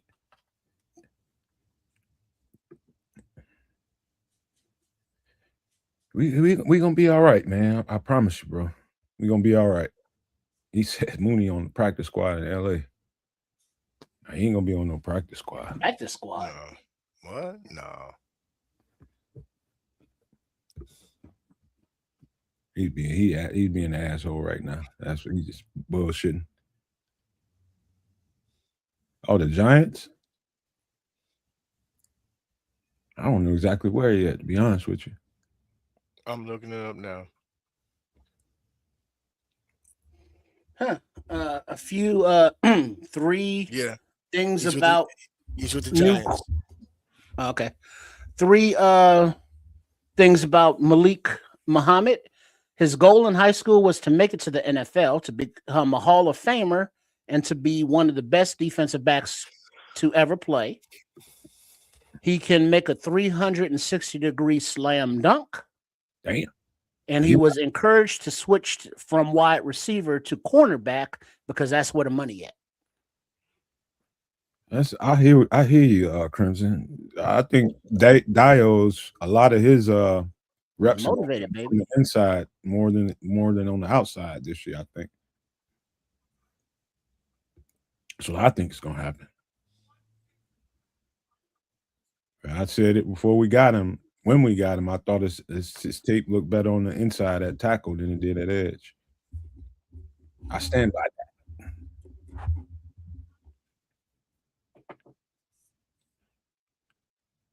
that. Might be, man. Which could be the reason why we ain't took the dive at D tackle. Might have a little log jam going on. Yeah, because you believe in who you got. You don't want to, obviously you want to create competition and have depth in case of injury, but you don't want to just take reps away from a guy because you draft a guy higher than him.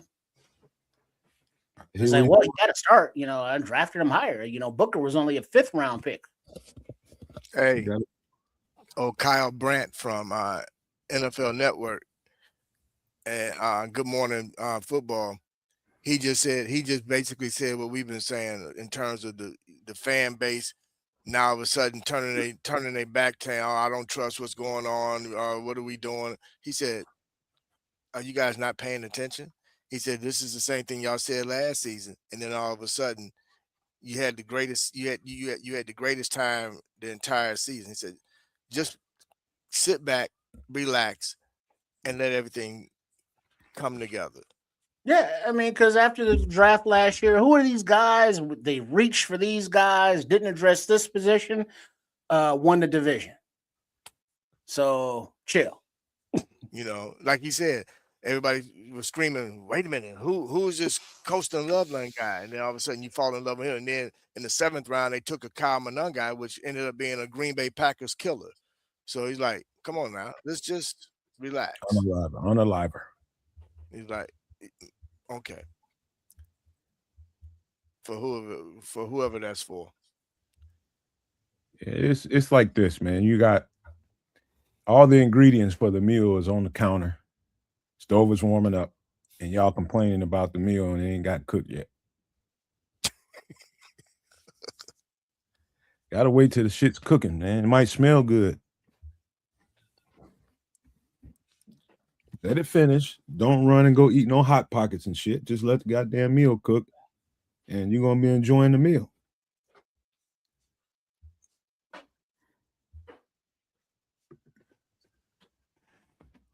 FFG said he still think the Bears are working on a trade for Max Crosby for a much cheaper price than June 1st. Man, I think that ship done sailed, cuz. That's gone. Yeah, I think we should be over Max. T Wood said he did that once and my mom threw a fork at me. Gotta wait till the food is done, man. Shit. Anthony Wilson says, hey, would you guys try Harold Perkins at edge? Yeah, if we was in a 3-4. We was running a 3-4, hell yeah. Now, here's something to consider as well. Is it possible that we can see more of a hybrid style defense where traditionally we know we run a 4-3, but in certain situations, depending on the opponent, you can kind of go instead of having go hybrid where you don't have guys with their hands in the dirt. You got your DN off the line a little bit standing up. I mean, there's some flexibility. Again, we don't know exactly what DA is going to do, but I trust him. D-line gonna be all right. I'm telling you, the 3 guys that we got, man, y'all just don't know how good how much improved it's gonna make that line look. Just don't know yet. Again, like the old just came from the grocery store. They ain't got the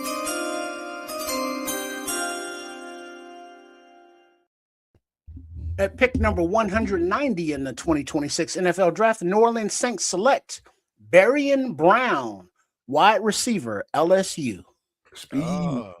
Another LSU receiver off the board. Well, truth be told, I started watching Barian Brown. I was like, oh, that dude's look pretty good. But I saw his teammate Thomas, Xavier, the one that we drafted. And I was like, oh, damn, he's real good, but he's going to go way too high for us. Everybody talking shit. Watch Austin Booker end up with like 15 sacks. Mongo.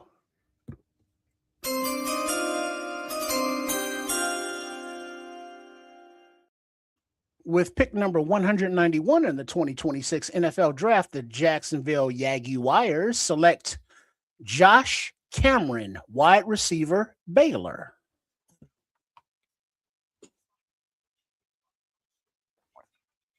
No, Gallimore ain't here to replace Dexter. They just gonna swap spots and move them around a little bit. It's just gonna add to the rotation. Gallimore is more like replacing Bill. They got lighter at the nose tackle position, or they're gonna kick Javon over and play him more at nose. More than likely.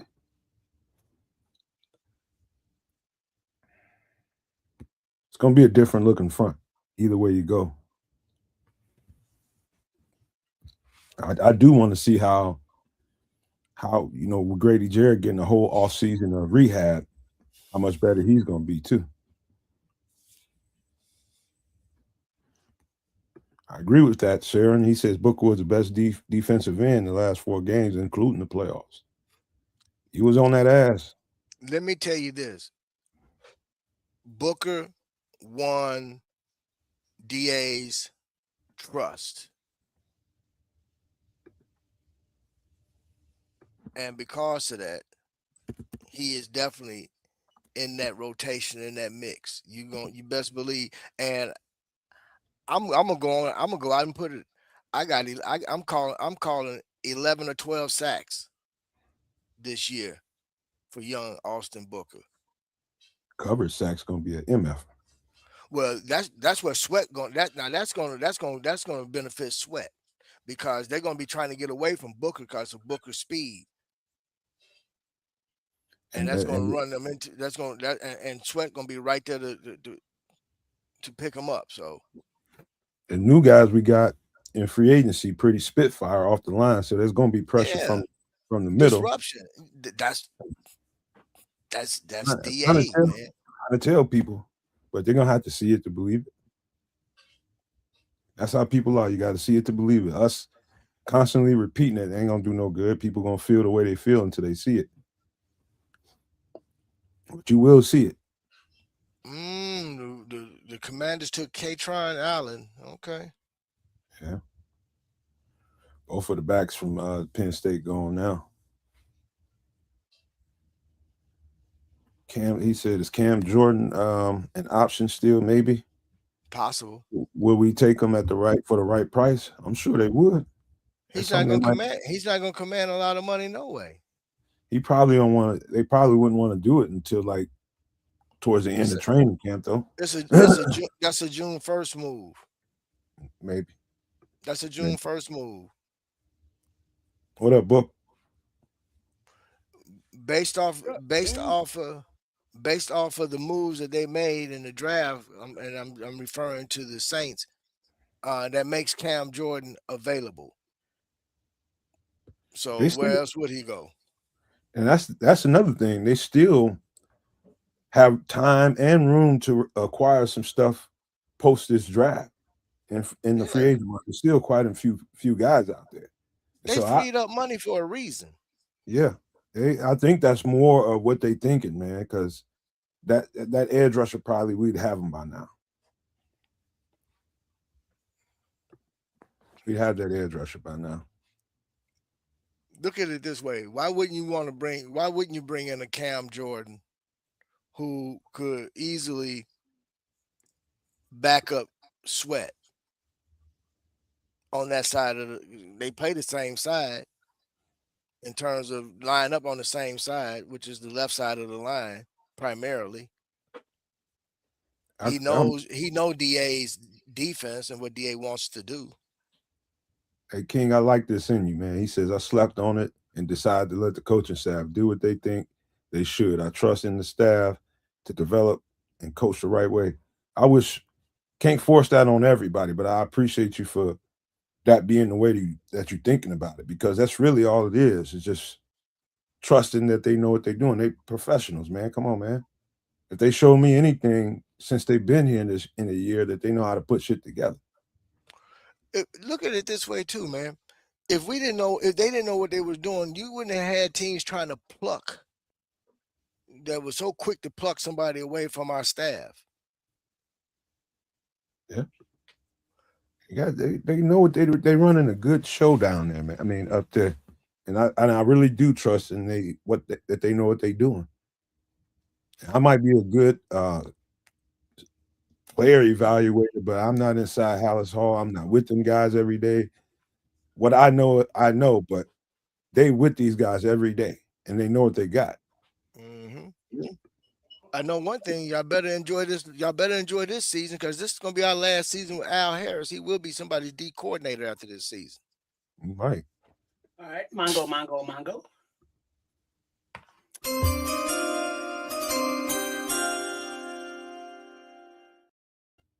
With pick number 193, the New York Giants in the 2026 NFL Draft select Jack Kelly, linebacker, BYU. Run stuffer. And a good blitzer. Hey, watch this.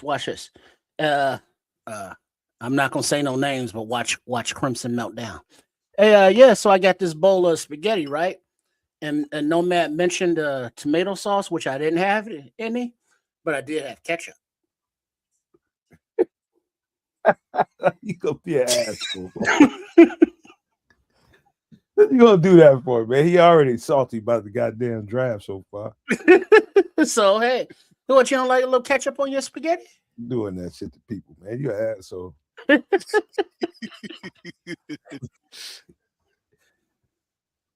That's an omen, man. What are you doing? There's just a little gravy for the pasta, as they call it, the gravy. It's just a little different form of tomato sauce. I ain't did that shit since I was 5. Bro, you didn't have no diced tomato that you could have put in the food processor and Nope. What's 6'8" dude that got 3 felonies? King. Swinging. I cook pasta better than any of y'all can in Chicago. Stop it. Yeah, because that boiling water is hard as fuck.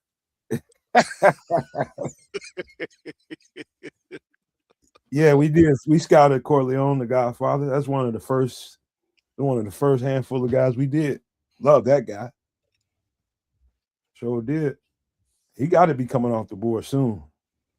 Wait, didn't he? I thought. Oh no, that was Big Citrus that went on, not the Godfather. Citrus and Lee Hunter went. Mm.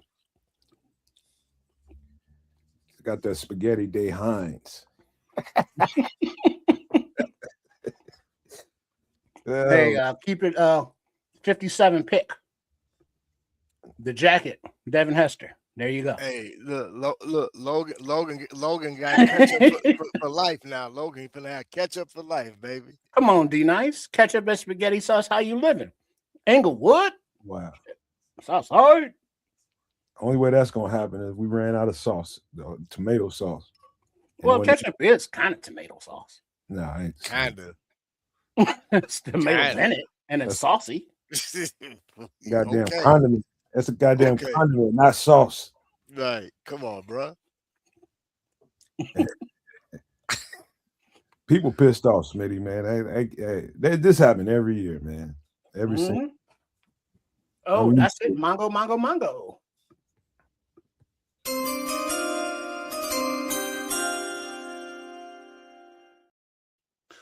The Vegas Raiders with pick number 195.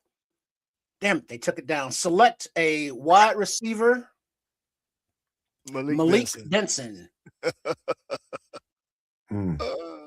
Yeah, T-Dub distracting me because he's like ketchup and/or hot sauce. I'm over here laughing because Trips got tongue tied because of the ketchup. Because I was reading hot sauce, like, oh yeah, throw a little Valentina on there too. Trip would do it too. Oh. What you think is a dare? I know it. Minute somebody mentioned he go pull a pack of goddamn sardines out of there, throw it in there. Well, I didn't have time to put those in the fish, or that would have been a nice little, you know what I'm saying, a little protein in there.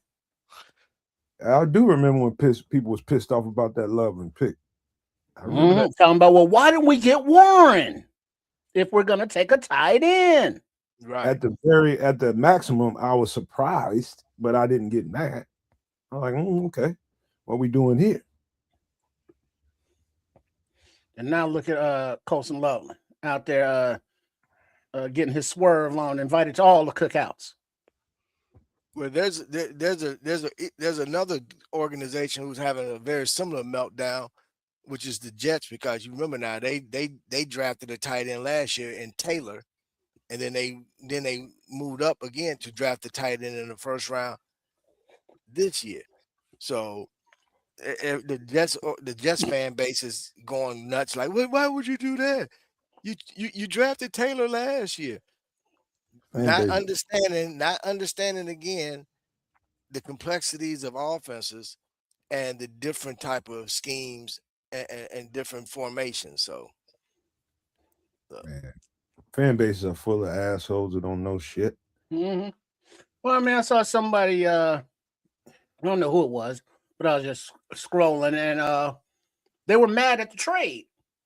I was like, how you going to trade up for this dude and then drop back, however many spots they drop back? And it's like, well, they wanted that dude. You want them to trade up, but you don't want them to give up nothing. How does that work? Talking about the trade yesterday? No, today when they moved up. Oh, okay.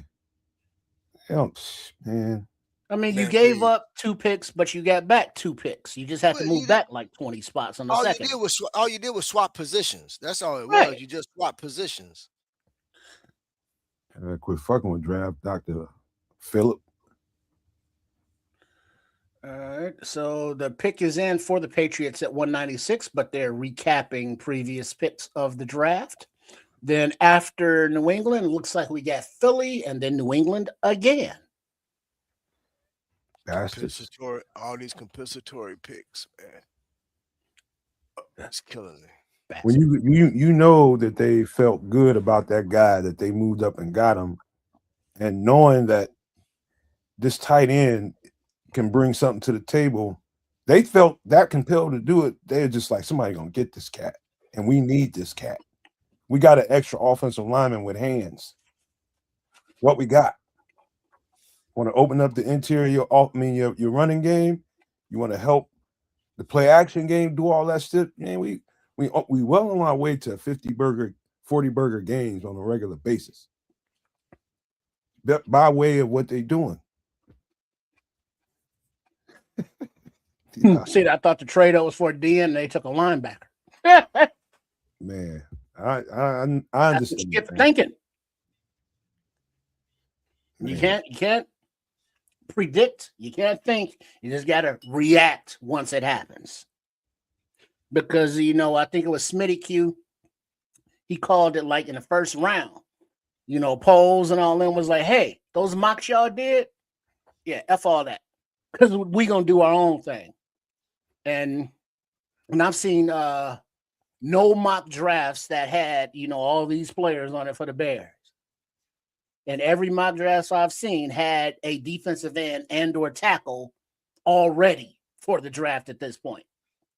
Hey, man, let me tell you guys something. And this is not me patting myself on the back, but I have a very high football IQ, especially understanding of the game, not only the game, but evaluating talent. And even I don't know what's best for this team more than the people that's running the team. So there's a certain amount of humble you got to be. When you got a podcast and you got a bunch of people listening to you, there's a certain amount of humble, because if you send the wrong message, man, it's going to spread like wildfire. So, I mean, they know what they're doing, man. Mm-hmm. Hey, what is this? Roush's grandfather played in the NFL, and his grandfather is Merlin Olsen. He's got football in his DNA. Merlin Olsen. Why do I know that name? He's an ex-football player that was on NBC for a long time. Right, there you go.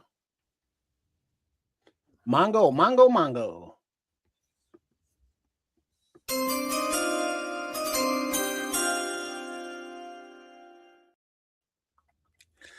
All right. That definitely ain't English. At pick number 196 of the 2026 NFL Draft, the New England Patriots select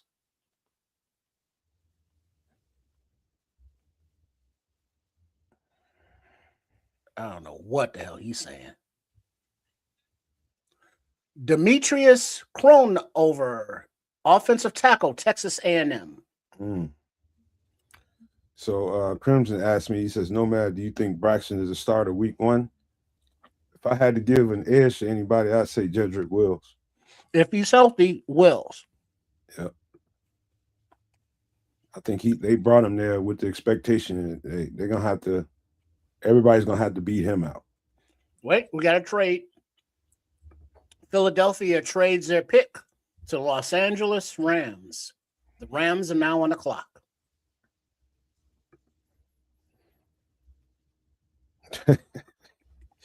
I know it's a lot of them kind of people out here, man. They can't humble themselves. That's a personal thing. Got to have some humility out here, man, because you just don't know everything, man. You're not inside that building. I'm not inside the building. Merlin Olsen, did he act later in his life? Yes, Little House on the Prairie. There we go. That's where I know him from. Aaron Collins right here. Oh, there you go. Right on, Saran. Thanks. No, I'm not out on Braxton. I think he's a good stopgap for the situation. Jedrick Wills was a top 10 draft pick. He was playing like a top 10 draft pick before he got hurt. Yeah, if that guy is healthy, them cats ain't beating him out. If he's healthy, they are not beating that cat out. That's why I'm feeling like that ain't got nothing to really do with Braxton. I know how good that guy is when he's healthy. Right, he's just a better player if healthy. He is much better. And I would assume that, in order for him to sign that free agent contract, the medical, staff cleared him, so he is healthy. Mm-hmm. I can't wait. I've seen that dude just handle cats with one hand, one arm, on a regular too. It happens on a regular basis, dude. He's just handling motherfuckers. Yeah, and Barrelissimo talking about he been out on Braxton for 2 years. I know. Yeah, he's been over it. Wait, but Dante's saying I trade Jedrick if he looks good. Why? Why would you do I that? mean, if he's a top 10 talent at You left got him tackle, for peanuts. right? What are you if when Ozzy comes back, let him compete to be the swing tackle, because by then Theo will be out of contract. Yeah. So I mean, if you have a left tackle, keep him, and then now you got Ozzy as your swing. And it's like, well, he's a second round pick. He shouldn't be a swing tackle. Okay, but he is or would be. He if he's healthy, freaking Ozzy ain't never getting that starting job back. Yeah. If Wills is healthy, I think Ozzy, Braxton, Theo are downgrades. Yeah. You know, so if we have the opportunity to capitalize on Mongo.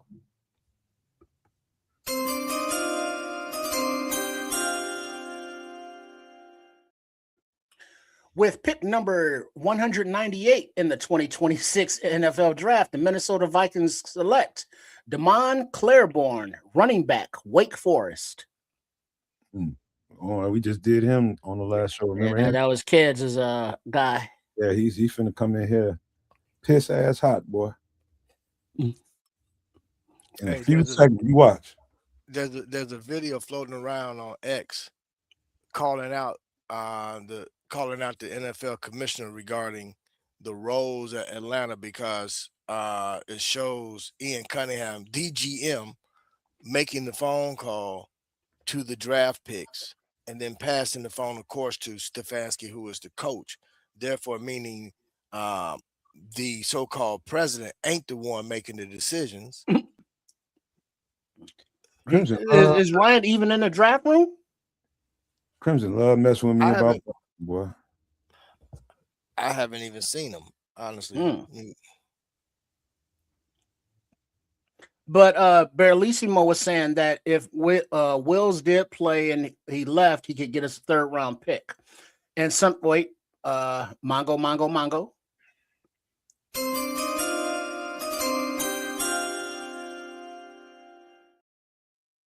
With the 199th pick in the 2026 NFL Draft, the Seattle Seahawks select Emmanuel Henderson Jr., wide receiver, Kansas.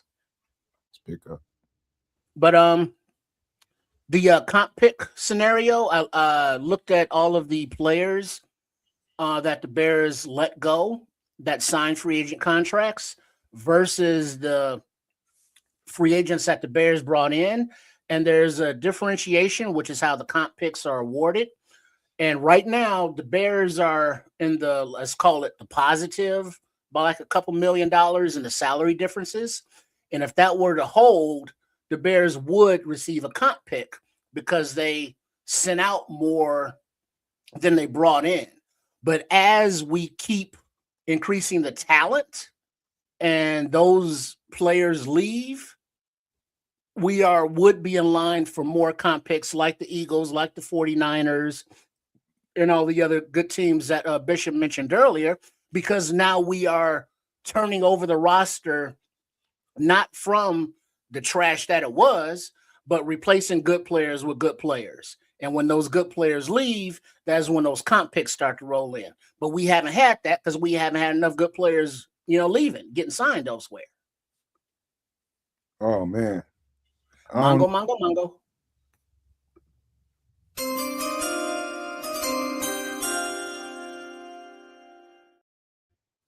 With pick number 200 in the 2026 NFL Draft, the Miami Dolphins select DJ Campbell, guard, Texas.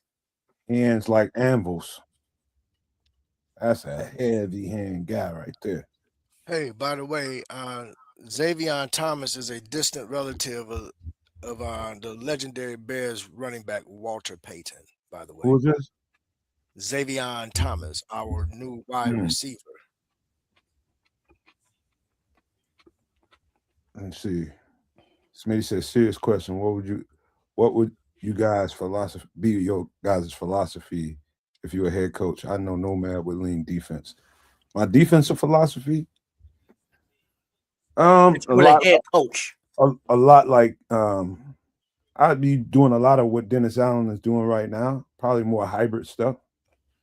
And a lot of blitzing and fast guys on the backside like he's doing.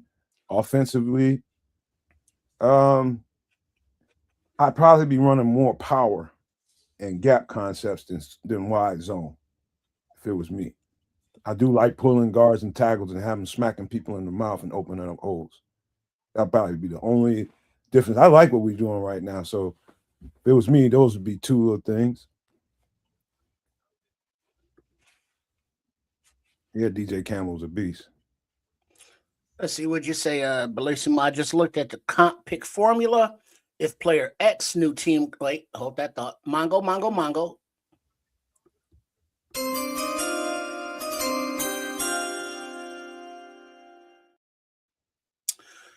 FGB at 201 of pick for the 2026 NFL draft, the Green Bay Packers select Damani Jackson, cornerback, Alabama. Good pick. Oh, God. Damn. I'll probably be mixing it up in there too, Crimson. That's why I said hybrid. I'll be having a little mixture going on. 3-man front, 4-man fronts. What did I just say? Mm-hmm. Did I just mention that? We can see we could potentially see some hybrid. You know, but Berlissimo comment real quick here, since we're talking about if he was head coach, he'd be a win at the line of scrimmage first, the spine of the team, then speed and physicality. I could go at that. If I was a head coach, I'm hiring professionals at their craft, somebody with a defense that's aggressive and somebody with an offense that can put up points. And I'm going to defer to them as I am not an expert at either. I'll be the actual CEO and have a vice president of defense and a vice president of offense. Yeah, you're right about that, Smitty. He said that's because I'm a former defensive player and being as an offense is offense, so he leans the other way. And that explains the past two drafts. Yeah, it really is about how you see what lenses you see the game through. And I definitely see the game through the defensive lens. And you can tell. Yeah, you got to. I mean, whatever works for you as you've made the bones. You know, a lot of coaches have done both sides of the ball. Ben Johnson, you know, he was a tight ends coach for a long time. So I'm sure when he looked at Sam Roush, he knew what he was looking at. You know, and as the offensive coordinator, well, de facto offensive coordinator / head coach, he knows what he wants in a tight end. And Roush is that guy. Man, hey, Don, I've been giving Brad Holmes all kinds of credit. I still think he's a great GM. I'm just telling you, your time is up.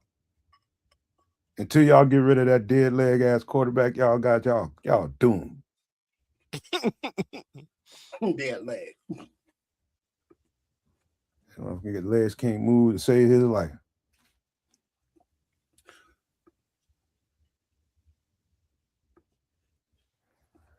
Yep. That is a good point about him being a tight ends coach. That's he knows the value of the position and what you can do. He's a maniacal motherfucker with these tight ends, man. You just don't know. Maniacal. Like it ought to be kind of against the rules to use him so much, man. It really is, man. I'm talking about from a defensive lens. That's kind of unfair. Like, God dang, man. 3 tight ends again? Mm-hmm. Somebody got running there, throwing it. I don't know. Mongo.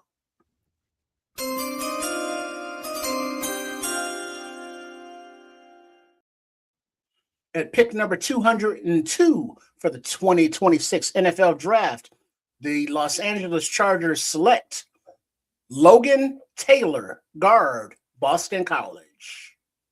They know what they're doing, boy. Boston College, most of that offensive line is NFL ready right now. And I'm not laying it on thick when I tell you that. They are coached well. What All right, Kyle? now what was Barlissimo? What was that? 30% of if the Hold free on. agent I got it. leaves. Hold up. There you go. Yeah, okay. I just look at the comp pick formula.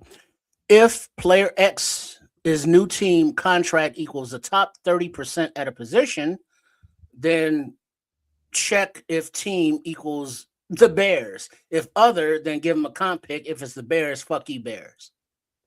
Yeah, that seems to be the attitude with the league. You know, no lies detected. I don't know what Kyle Brand over there talking about. He's still talking shit. Oh, is that who's up there talking? Because I don't watch those shows, so I don't know who these people are. But I'm aware that they have shows. I just don't watch them or listen to them because I find them quite annoying. Man, Don, don't come in here with them weak ass stats because in the playoffs, what he do? Shit the bed. Oh, not with stats. Are we coming with stats? Who does stats? Well, at the end of the day, y'all get that L because he can't move when it counts. Mongo.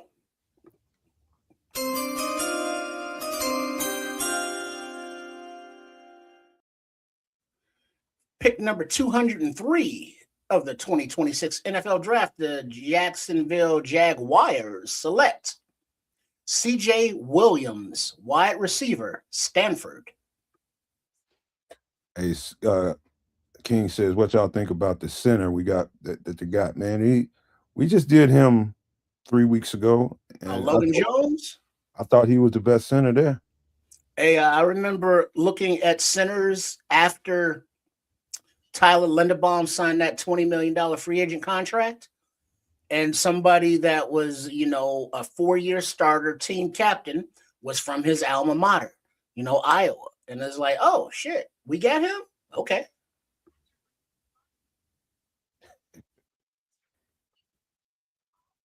The Texans are on the clock and the pick is in.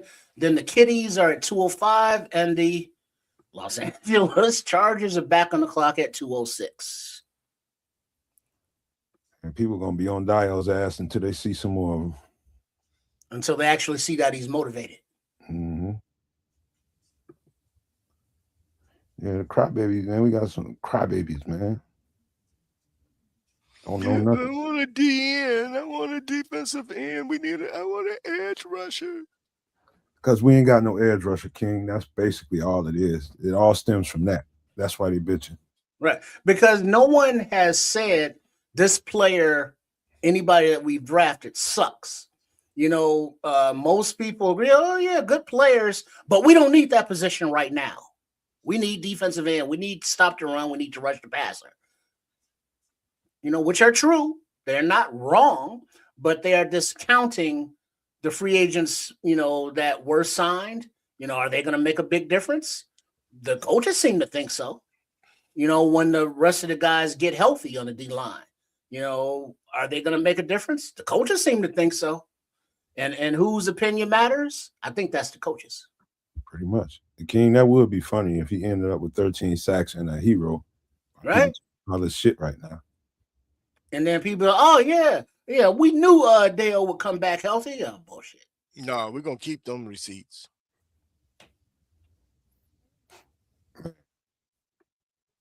Bellissimo says he don't hate the picks. I would have chosen different players at the last two, but I do think Dylan Thieneman, we reached.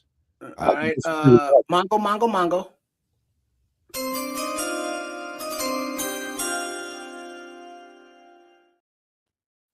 With pick number 204 in the 2026 NFL Draft, the Houston Texans select Lewis Bond, wide receiver, Boston College. I like their little running back because he's a little thick sucker, but I don't know if he came out in this draft. Man, Boston College got some offensive linemen, wide receivers coming out. What's going on out there in Boston? They doing some good job recruiting. That's what's happening. It must be the chowder. They know what, oh, that reminds me, because y'all didn't see it. That's what I was looking for. Where did I see it?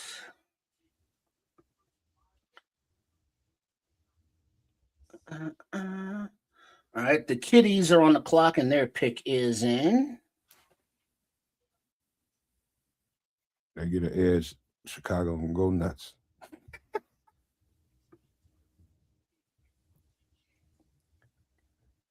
Appreciate that, Anthony. Yeah, there's got to be some kind of humility to this stuff. All right, Mongo.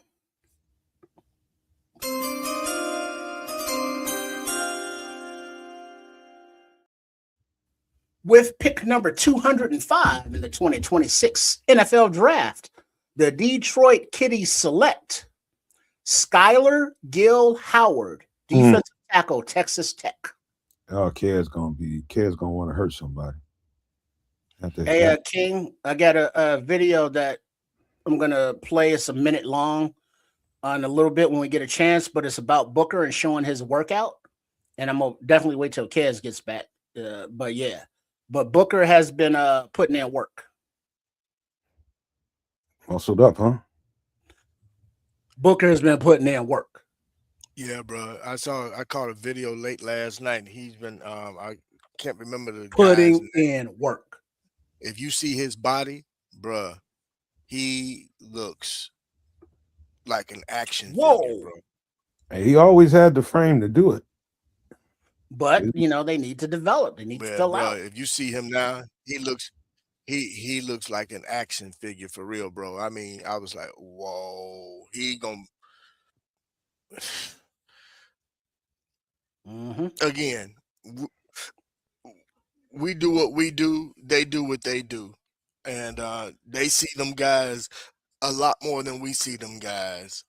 And they get paid to evaluate. And I think they might be on to something that we may not, that we're all overlooking. The damn gym. Because if Dennis Allen wanted an edge or defensive tackle, as King is bringing up, would they have not drafted an edge or defensive tackle by now if it was that high on his list of priorities? As Ryan Poles really saying, hey, Dennis Allen, I know you need this, but fuck you. I'm giving you this. Work with it. No. I'm sure Dennis Allen is signing off on these picks. Hey, I mean, between Dennis Allen and Al Harris, Dennis Allen got what he wanted during the offseason. He got some veteran guys to take care of that defensive line, and then he also addressed what he felt he needed to address in terms of scheme. And then they went to Al Harris and said, what guy do you think fit this scheme best for us in terms of what we want to do, and especially with taking the football away? And that's why we have the DBs that we have. I think this would be collaboration. This would be Book's first time getting a crack at the whole season. He gets the job. Like he started off behind Dio. Now it's his job. Dio probably he'll probably kick it out a little bit more. Here's the other thing too. No matter if you think about it, last offseason, Book was in rehab. Remember? He was. What was going on with him? What was going on? Remember, I'm talking about in terms of, remember what was the injury he had toward the end of not this past offseason, but the offseason. Wasn't it a knee or something? He had, yeah. So he was rehabbing. He was trying to get back healthy. And then Dial went down at the beginning of the season, so that canceled that out. And Book re-aggravated what he was coming back from. Seemed like everybody had a goddamn hamstring at first. It was a lot of it was soft tissue. That's why I'm pleased to see Kyler Gordon addressing that this offseason. He's been doing a lot of stretching and different things, getting worked on to make sure that he doesn't experience the same thing this coming season. Hey, Bishop, man, I remember Tripp coming in on the show talking shit, talking about we can get rid of our goddamn trainers. He was mad because everybody kept coming up with hamstring. I was like, man, what you think they got to do with that? Man, golly, damn trainers. Hey, man, them doctors and trainers can't help that. No, because that's the thing. The guys got to really that you're right about that. That's more of an individual. Mango. Diet.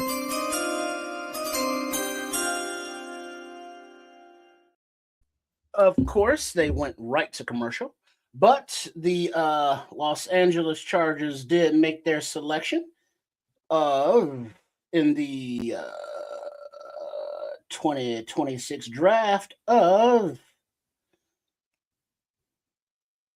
All right, low help. Because it's not online. They took it down from the TV and left it on commercial. And did not leave the banner on the commercial. It was Alex Harkey. Yeah. Alex Hartney, thank you very much. What position? Tackle. Tackle Alex Hartney. All right, thank you very much. I don't see on some commercials they leave the chyron at the bottom. Others they take it off. I have no idea what's happening. I mean, that should tell you watching the wrong channel. Well, the other one is like 5 minutes behind. Is it? Yeah. This one is faster. Yeah, okay. But it just doesn't have all the info. Smitty say Book hurt his knee at the end of training camp. Slowed him down. Yeah, it was his knee. I can't remember. Seemed like everything started happening at the end of training camp. Yeah. All right, the Eagles are on the clock, and their pick is in, followed by Atlanta, and then the Commies at 2:09. The Eagles have hired their offensive coordinator, Sean Mannion, their 5th different OC in 5 years. Really? They keep getting plucked. Huh. I don't think I've been paying that much attention to their OCs. I remember Sirianni was, the bad guy for a minute or a season. He's the as long as they got him, they ain't gonna never have a bad offense because he's the mastermind. Just like we don't get plucked on a regular basis. Get used to it. All right, the pick is in for the Eagles.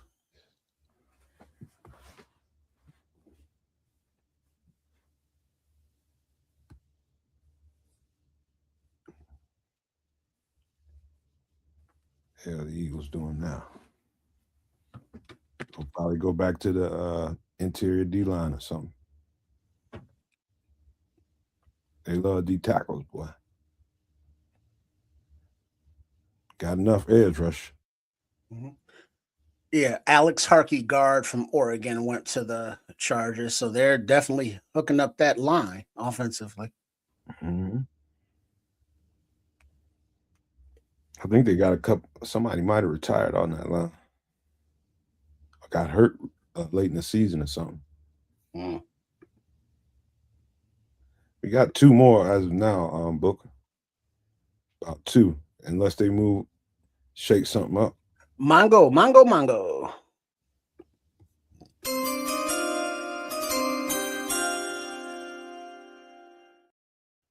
At pick number 207 of the 2026 NFL Draft, the Philadelphia Eagles select Micah Morris, guard, Georgia. Told you, man. They love them Bulldogs. He got some big, heavy-ass hands, too. He's a big... Bulldogs North. King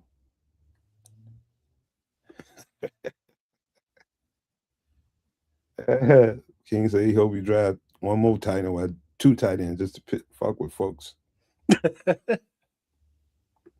It's like, we're going to take these tight ends and you're going to like it. I don't know how people... I think it's just like I've been spending all this time doing all these mock drafts. I like these players and I want this player or 2 or 3, however many, and then we get a chance to get them and don't draft them. People can't handle that. Yeah, that's why I stopped having draft crushes and favorites. It's like whoever they pick, I'll check them out then, and we'll welcome them with open arms to the team. You know how we do over here, man. We just tell you who they are, show you what they can bring to the table. That's about it. If somebody asks me, I'll tell you if I think he's a favorite, this or that. But you definitely ain't got time to be falling in love with them because you never know what these cats gonna do when it's their time to get on the clock. So just give them the information. That's what we do well over here. Bishop, what the hell you smashing now? Fish sandwich, brother. Ooh. Fish sandwich. Ooh. Sharks? What kind of fish? believe it or not, man, this is from Arby's, bro. Off the chain. They have the meats. I heard that sandwich was good. They fish sandwiches off the chain, bro. And they only do it during leading up to like Easter and a little after. Yeah. Nice. I mean, it's a nice piece of fish too, bro. Got some crunch to it. Yeah, bro. Yeah, this hitting here. Y'all gonna have to I ain't excuse had me, me, bro. I don't want to I ain't had me a good fish sandwich in a minute, bro. They need to do this. I know they do it Mango, seasonally. mango, They mango. need to keep this year round.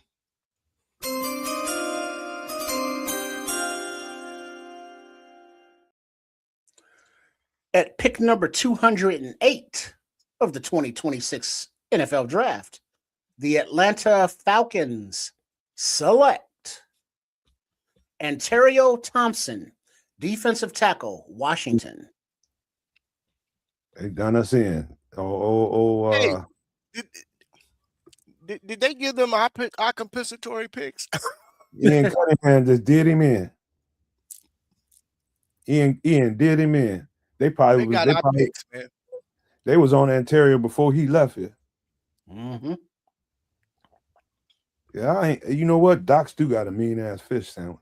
Let's see, Arby's. My sister told me Arby's got a good fish sandwich. Bro. That's what Red I've Bear. always loved Doc's, man. But King Booker's saying he worked there when he was a shorty. Don't eat the beefs. Why not? D Nice. He likes the Doc's fish wish. Nice. I don't be thinking sharks. I don't be thinking no damn beef when I'm at Doc's, man. Wait, when did Arby's start selling gyros? Yesterday. I ain't mess with no guy. You wild, Smitty. You wild, man. You from Chicago, man. What you doing messing with? I mean, you pull up in the Arby's, you like, well, give me 4 of those, give me 3 of those, 2 of those. Maybe one of them happens to be a fish. Maybe one of them happens to be a gyro. Throw it all in the bag. And don't forget the sauce either. Shit. You said that beef made me out to wolf booty. Yeah. I don't know why somebody go to Doc's and be thinking about beef. You probably just had everything on the menu. You get that cheap ass beef and throw it in that au jus sauce and let it just soak. Hope you get some flavor. Never get nothing but fish and chicken when I go to Doc's. Yeah, I love Doc's fish, and I get they Docaberry shake. It's Arby's underrated like Austin Booker. I get it. You be on the road. You be on the road, Smitty. So you got to get something sometime. You know, you got your favorites on the real. Don't sleep on Arby's gyros, bro. Yes, Arby's be at the truck stops. You know, part of the gas station. So when you stop to get gas, you just go right next door and get the other kind of gas. One more person tell me that I'm gonna have to try it. And get mango. Fish sandwich with extra tartar sauce.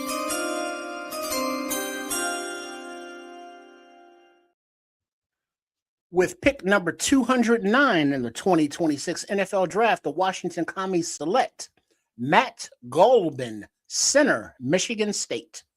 Can't say that I know this one because I didn't. But Michigan also good offensive line talent. Tradition.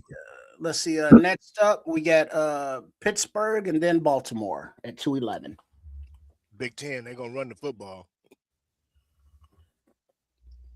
Man, it don't be the salt, Smitty. It be the lemon pepper zest. It's that lemon pepper zest they be putting on. Just tell them don't put none on it. It ain't salt. Shit, fried hard lemon pepper, please. They go crazy with the lemon pepper though. Like J&J do. You gotta tell them, hey, goddamn. Easy lemon pepper. But all good shit, you just gotta tell them to be easy on that lemon pepper zest. That powder be like crack for these fools out here.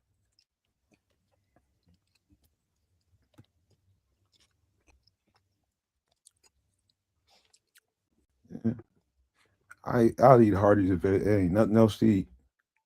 Arby's is incredible by me. It's weird.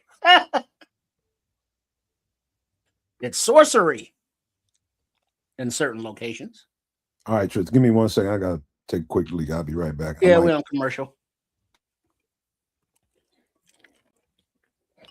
You know, Bishop is biting his fish sandwich. I'm munching on my spaghettis. Because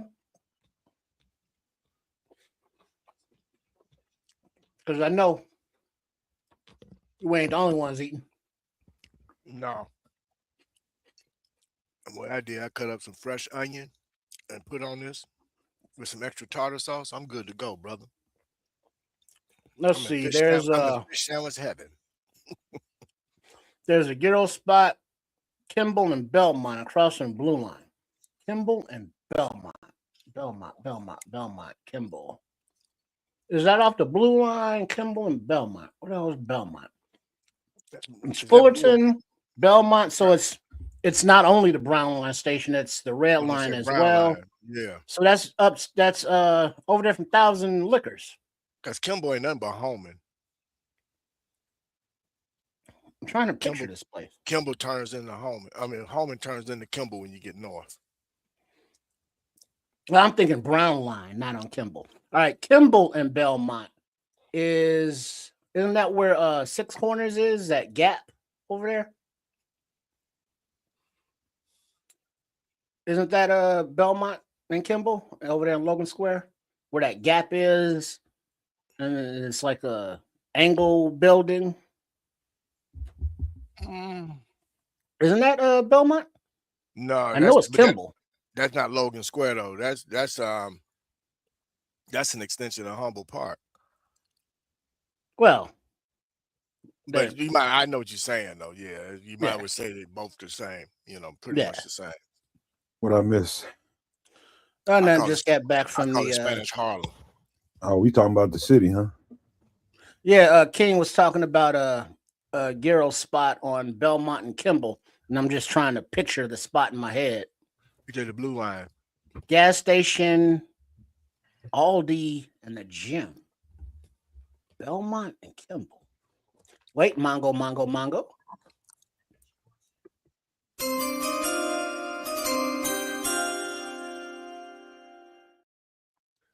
All right, with pick number 210 in the 2026 NFL Draft, the Pittsburgh Steelers select.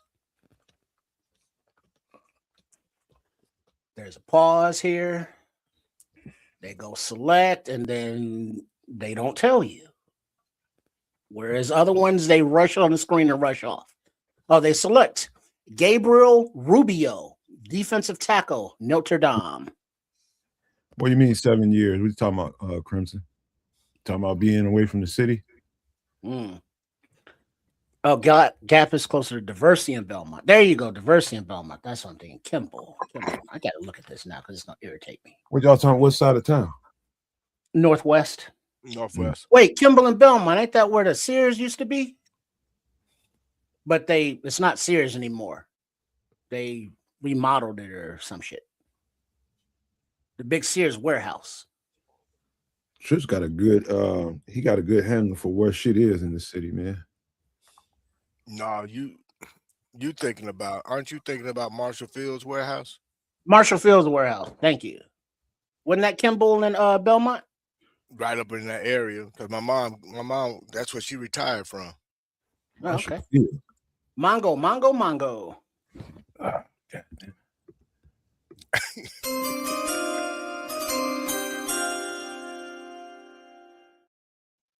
With pick number 211 of the 2026 draft, the Baltimore Ravens select Ryan Eckley, punter, Michigan State.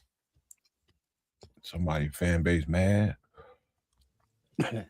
Well, a 6th-round punter? I mean, what else do the Ravens need? They're gonna be this is all just luxury picks. They're gonna be cussing regardless. Yeah, that was Marshall Fields. They tore that building down a long time ago and turned it into a strip mall. Of course they did. Yeah, my mom retired from there. I had the best pizza in my life up on Ashland. Something in Ashland on the south side. It was a Nancy's, to be honest with you. But them brothers in there was cooking the shit out of them pieces, boy. Nancy Space Age Pizza. I just know a Nancy's. That's all I know. I was kind of young. It was good as shit, man. My uncle was married to his wife. Her father owned it, and they was hooking them shits up, man. When I tell you that pizza was so good, I ain't never gonna forget that pizza. I was probably Mongo.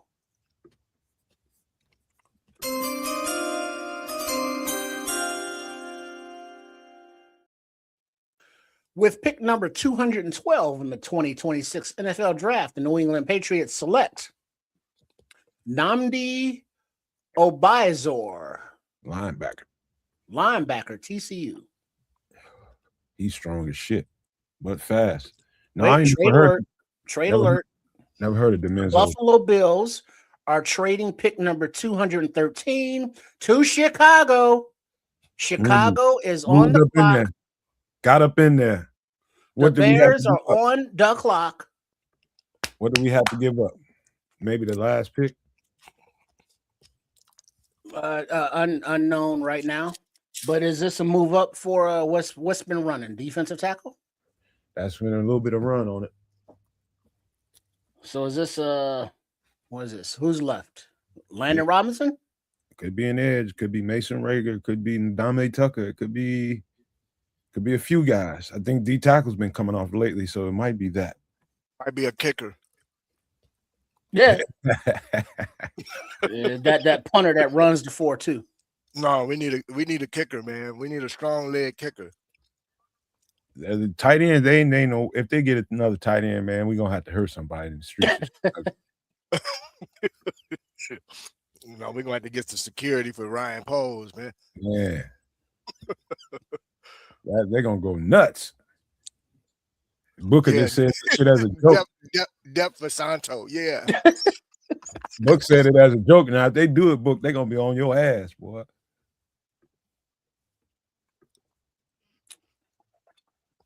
ATF, you asked me who all they drafted, man. I can't remember all them cats off the top of my head. Yeah, well, where's the scroll at the bottom? We need Keds back. Put that up there. It ain't got the latest picks up there. Oh, he needs to punch it back in. Get back on the clock. Man, I'm tired, man. Oh, shit, the Bears pick is in. What up, Samo? Yeah, you came in right on time. Why you ain't in here, Samo? Oh, he just got back. Yeah. Shit, he had to go out and make that money. You saw that little girl drinking all that milk. Milk ain't free. She look big enough shit. She can pour a shot. Man, she look big enough she can pour her own for gallon. Shit from the gallon. Hey, Trips, in this economy, milk, how much is milk now? About $8 a gallon? Something like that. But I truth be told, I ain't bought regular milk in a few years because I've been fucking with the nut milk. Settle down, Red Baron, pause. But like the almond milk and the coconut milk, I've been messing with them. Hey, you know what, Scrolls? Good call there. I forgot the Godfather's still out there. I do almond milk. Yeah, there it is. And then like for like heavy cream, get a little plain Greek yogurt, mix it with a little almond milk, mix it up. Boom. King say he's still milk now. Get 2 gallons for $4. 5-finger discount for the leche. Been running all day. Tres leche. You got your ass at that grocery store, probably at Sam's Club or Costco or somewhere, ain't you? And he looking for what's the expiration date? The 5th. What's the day? The 4th? Can I get a discount? Man, I hate that place on Saturdays, man. Either one of them. Oh damn! No. The damn pick is in, but they're not telling us. It's irritating. Oh wait, Mongo.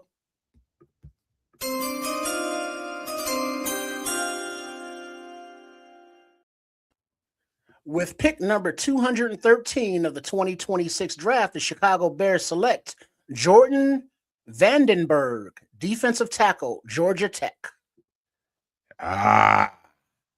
Strong. Is he a run stuffer? Yeah, very much so. There it is. Okay, is everybody happy now? Have y'all can y'all relax now? Chill, ninjas.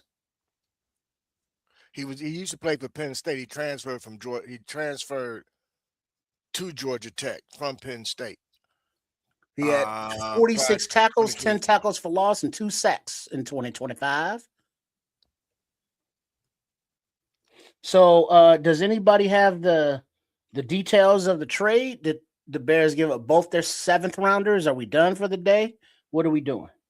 What happened? One more pick. We still have 1 pick remaining. So what do you know what they gave up to move up? Was it a pick next year? No, I think they just swapped picks, bro. Oh, just straight up swap? I think so. I'm not saying that was very nice of whoever swapped with us. I'm not finding no details. Let me look some more. Wait, Megan Thee Stallion tells TMZ that her and Klay Thompson have ended their relationship. Klay Thompson? I thought she was who was a dude that used to be on the Bulls? No, he was hitting that for a minute. No, her and Klay Thompson been together. No, what was it? Dude from the Bulls. He was a forward or somebody. Tristan Thompson, Tristan Williams, somebody.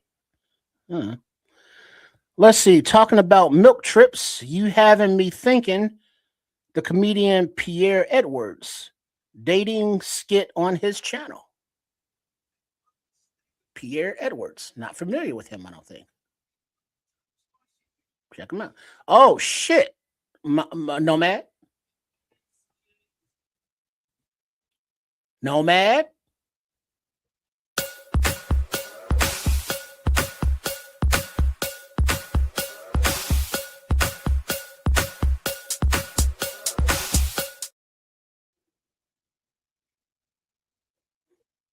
Okay. Big up Dante Purify with the 99.99 super chat. Thanks for all of your hard work this season. No maniacs up, bear down. Man, thank you. That's all the love in the world, Dante, man. I appreciate it, man, because it was hard work. Man, I appreciate somebody appreciating us for doing it. That's love right there, bro. Appreciate you. Wow, that was nice. Mongo.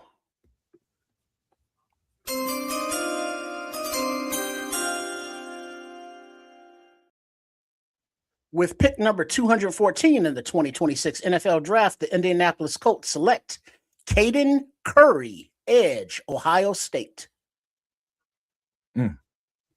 Yeah, but big up, Dante. Much love. That goes a long way, bro. You have no idea. Appreciate that. Pierre, you'll know him when you see him, Triple R. I can't remember the kid's first name, Vandenberg, his first name. Well, who the hell's Pierre? I'm not seeing no details. Who the hell's Pierre? You'll know him when you see him.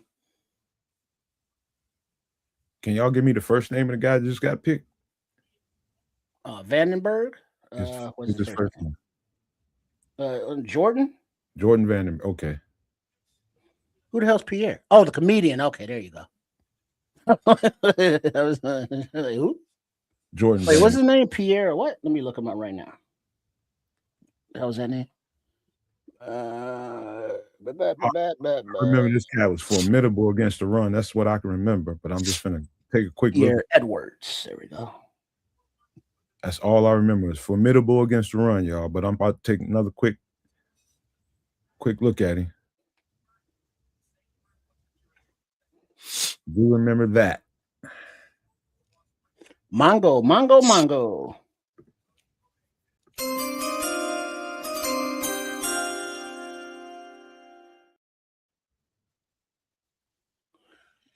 With pick number 215 in the 2026 NFL Draft, the Atlanta Falcons select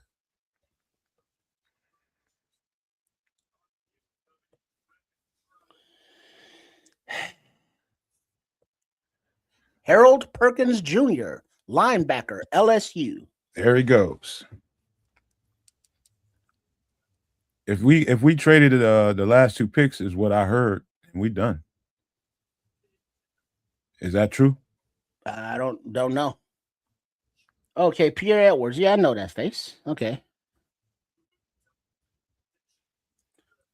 Yeah, I haven't. There's a trade alert. The Seattle Seahawks have traded pick number 216 to the Green Bay Packers, who are now on the clock. He's more than an edge. I mean, than a run stuffer, bro. He got some upside pass rush. Good hands, powerful as shit. And he plays with some urgency, boy. Okay, well, here we go. The Bears have traded their 2 7th-round picks to the Bills for the 6th-round pick at 213. So that may do it for the Bears for the 2026 draft, unless they trade back into it for some reason. Which is why we got to stick around. Mm-hmm. And then for those that are worried about the rest of the roster spots, UDFA season will begin as soon as the draft is over. Mongo.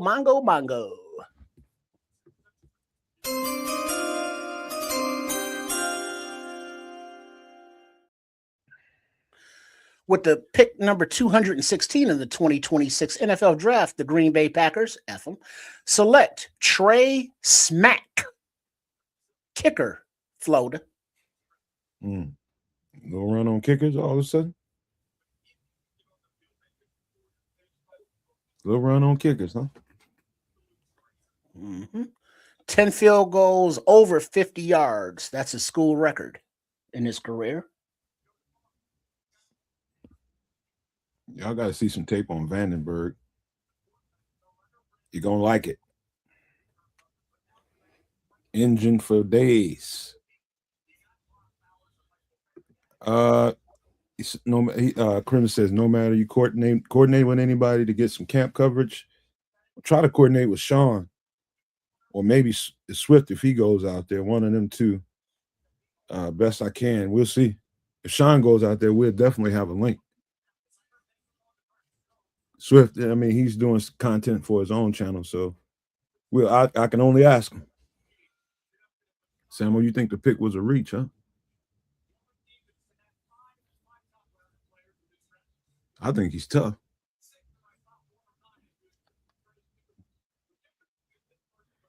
He's a lot of what we need, man. Mongo.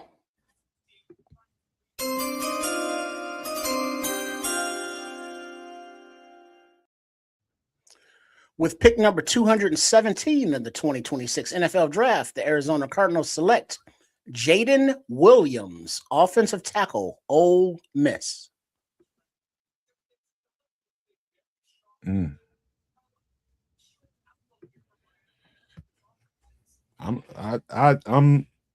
all I remember was the run stuff in Joseph. I just took another quick snap. He's got some upside as a pass rusher too.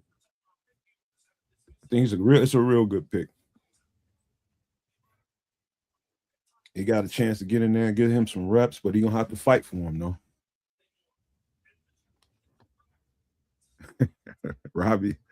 Rob Bay said it takes all day to get a D tackle. Hell, shaking my damn head. Yeah, but you got one, so we got one. So he's gonna probably play a lot of Billings' role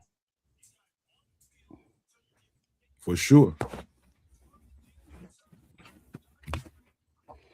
Okay, so Jordan Vandenberg, he grew up in South Africa playing rugby and cricket. He's a physical sound gun. He's tough and physical, yeah. Yeah, rugby, no pads. Let's go. Getting the scrum, baby. Yeah. The scrum ain't nothing but a mosh pit. He's like, oh, y'all get pads and shit for this? Oh, okay. Right? What? Wait, you get to stop at the end of every play? Huh. Okay, that's interesting. They give you water? You just cool. You only got to play one side of the ball. You ain't got to go both ways? Huh. All right. I guess I can play this American game. We about to dress the UDFA market down. But something before we get off the air, we are going to look at the ESPN's like best available. because those dudes are going to be UDFAs. Yeah. Just read, King Buka says, just read that Vandenberg has a very quick get off from the line and is strong, but just needs tuning. He's been playing rugby and cricket, wherever the hell those are. They got to clean him up a little bit, and he on the ground a little bit. Mongo.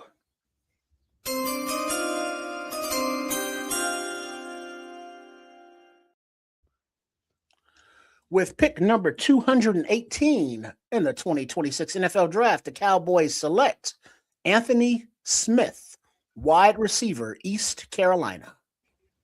Nice pickup. I truly hope we sneak back in here some way. Oh, come on, Leo. Vandenberg has a RAS score of 10. Isn't that perfect? So how does this work? You think that Ben Johnson and Dennis Allen have their list of players or traits or qualities, and Ryan Poles has his RAS score to be great at football, and then they just kind of see who the crossover, and that's who they select. I know this is Dennis Allen's day, and he's getting what he wants. This is who he likes. I like the pick.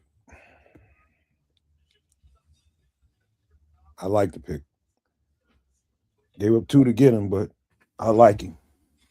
Well, what that says is they gave up 2 to get him. They didn't feel nobody was going to be of any value in the 7th round that couldn't be considered a UDFA. So they just wait for the UDFAs and go from there.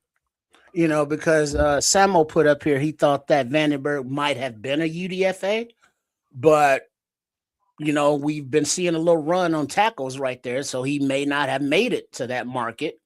And so instead of waiting to that, end of the 7th round, it's like, let's go ahead and grab this dude. And then we'll just focus on UDFAs from here on out. Right. What up, O'Breeze? Welcome in, O'Breeze, Rob Bass. Everybody just jumped up in here.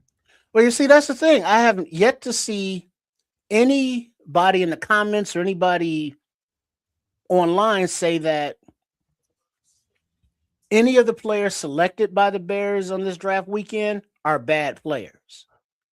There's some question, well, that was a reach, or we might have gotten him too soon. Good player, but we didn't need that position at this point. Or good player, but I like this guy maybe better. Nobody has said that any of these players are bad. Because they ain't. All right, I'm good with that then. Mongo.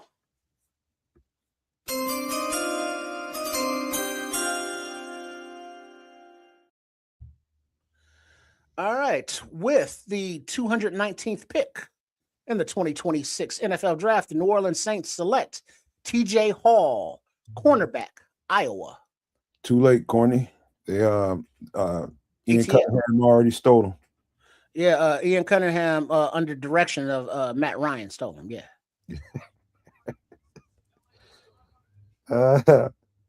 Sam Samuel was at Sam's Club getting all this shit. Well, shit, Saturday, you were supposed to go to Costco. That's the sample day over there. Sam's ain't got no samples. How come they don't? Oh, Sam's got samples? Shit, I'm trying to think. Last time I was in there. Who? Sam's Club.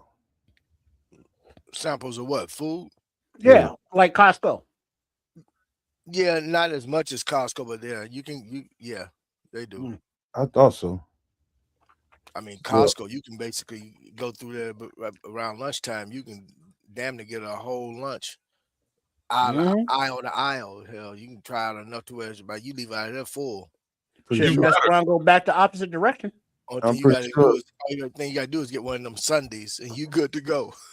I'm pretty sure older white lady let me eat a whole plate of salami and cheese up in that mouth for one day. Yeah, they don't give a damn. It's not theirs. Like, that's good. She said, "You want some more?" Hell yeah. Don't eat it. I get some more. I'm trying to get rid of it. As soon as it's all gone, I can go home. Mm-hmm. Yeah, it's sad. King said Sam used to go all in on the sample. Now you lucky if you get 10 sunflower seeds Rainbow annihilators. Not even the rainbow annihilators, just straight green. It's been a while since I've been in the Sam's Club, though. I ain't been in King, where you be coming up with this stuff, bro? West Side. Man. Cause that those Sam's and Costco's over there. Cause what is that? It's a Walmart on North Avenue and something. You know, where the primary language ain't English. Yeah, right there, but just past it's just past Cicero. Yeah, that's not a nice Walmart. In between Cicero and Pulaski, right there. Mongo.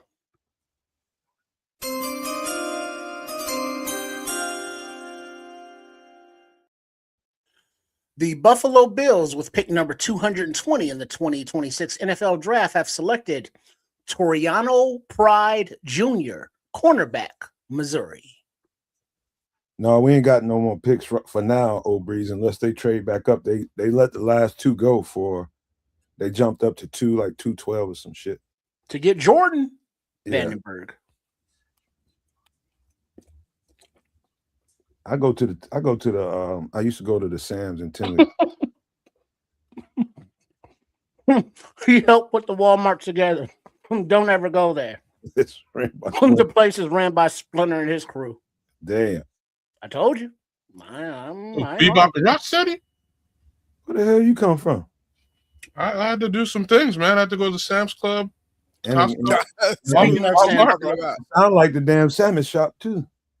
How you like the picks there, Cats? I don't know. So we like I had a feeling we were gonna trade them 2 7s for a 6. It sounds like we did. We had Jordan Vandenberg, is that right? That is correct.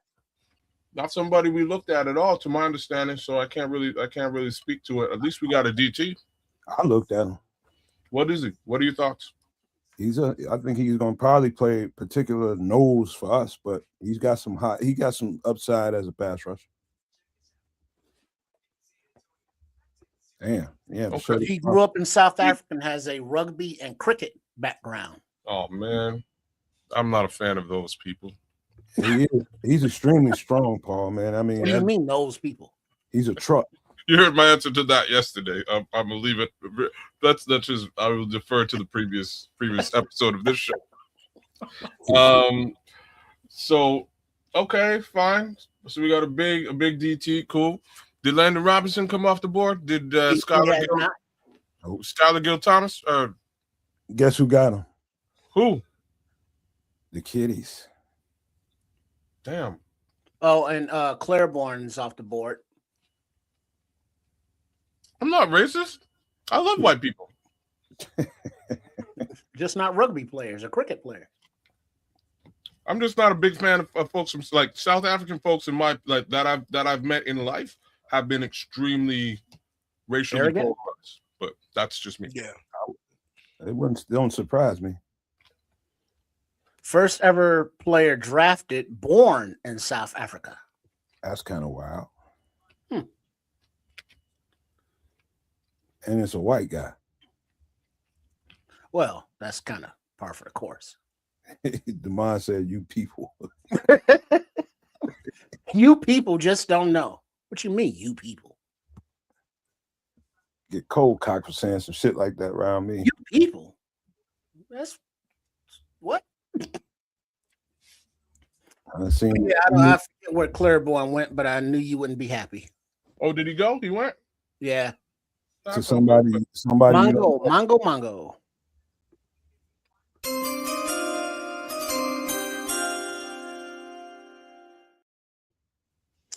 With pick number 221 in the 2026 NFL Draft, the Cincinnati Bengals select Jack Endries, tight end, Texas.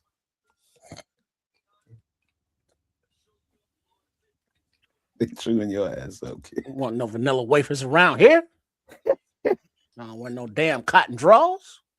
He just went and got his number 90 for the New Orleans Saints that they got out of Clemson 2-3 years ago. He just replaced him. Forget his name. Brian Brazier. Yeah. Brazier. Yeah. Remember him a couple? Yeah, Brazier's a bra. He's Brazier. Brazier. There you go. Help me out. Brazil's a bra. That was his explanation on that. That was great. Trip. Here. Mongo, Man. Mongo.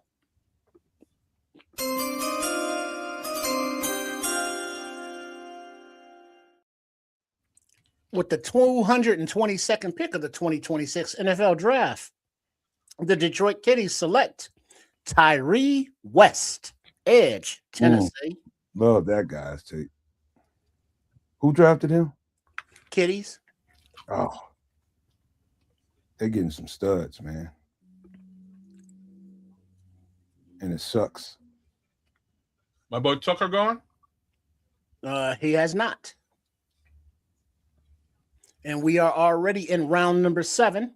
So anybody not picked, priority UDFAs. Okay. That's what I want to hear, actually.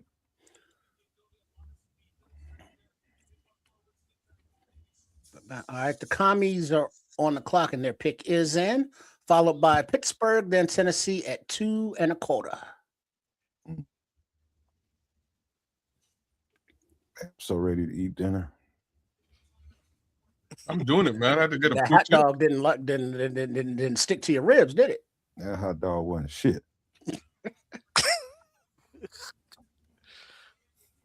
Weak ass hot dog. Still mad about them wings or what? Yeah, he's still mad about them wings.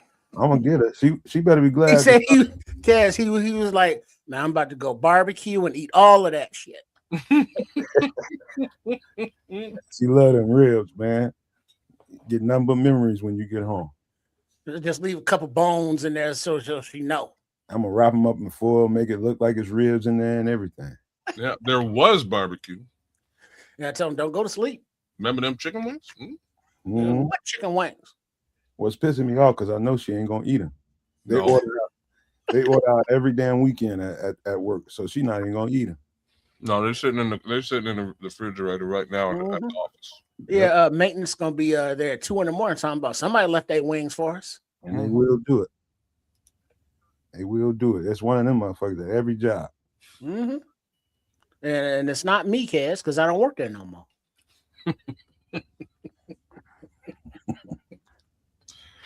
Oh man. Mongo.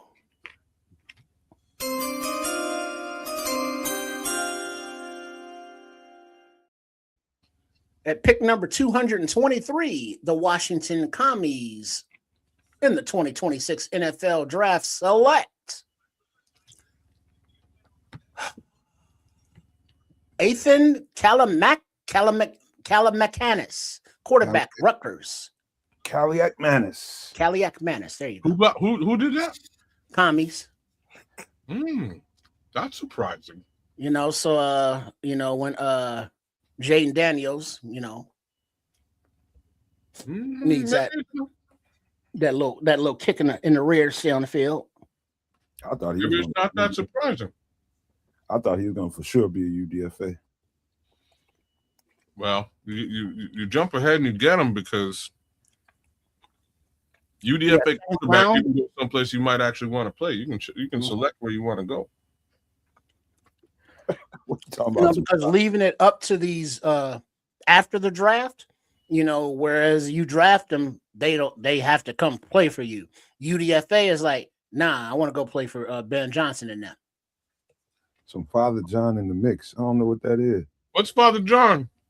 I don't know. Oh, that's an old cough medicine from back in the day. Mm-hmm. Yeah. You're sabotaging your pudding just for sake. It's kind of like witch hazel. They'll give you No, shit. it's not. No? It was kind of chocolatey. It was back in the day, back in the 60s, early 70s. It was a go-to. But then what's witch hazel? No, witch hazel is more like alcohol and peroxide. Okay. I knew it was all medicinal. It must taste like some bullshit. It don't taste like I haven't had any in years, but it don't taste worse than cod liver oil. I'll tell you that. I ain't even had it. I know what cod liver oil. The taste of cod liver oil? No, thank you. Hey, kids, handle the drop for me while I go grab some water. I got you. Make you a sandwich while you at it. I wish I had that kind of time. Oh, you do. We're in the 7th round. It's moving along slowly. Don't tell me that no more, because I'll go in there and whip some shit up. Mongo, Mongo, Mongo.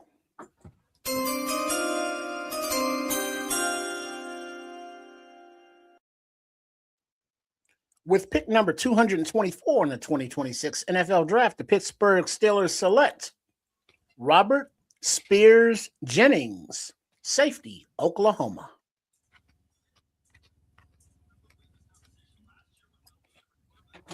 I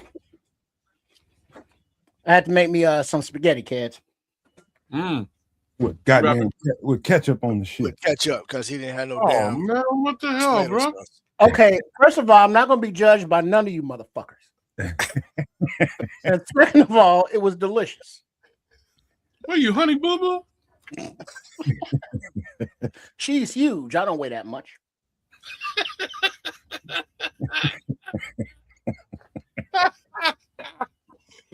Oh, she called it sketty. You better look. Honey Boo Boo catching strays up in his yeah. But no, I put in some butter, some olive oil, chopped up onion, and some minced garlic. You know, let that sizzle a little bit, get translucent, and then put the spaghetti back in, mix it all up. And I didn't have any tomato sauce, if you will. So it's like, I got ketchup and I got Parmesan. Good enough. That's what we're doing. Oh, that's wow. I'd have threw some cheese in that shit first. Well, Parmesan. Pecco Romano.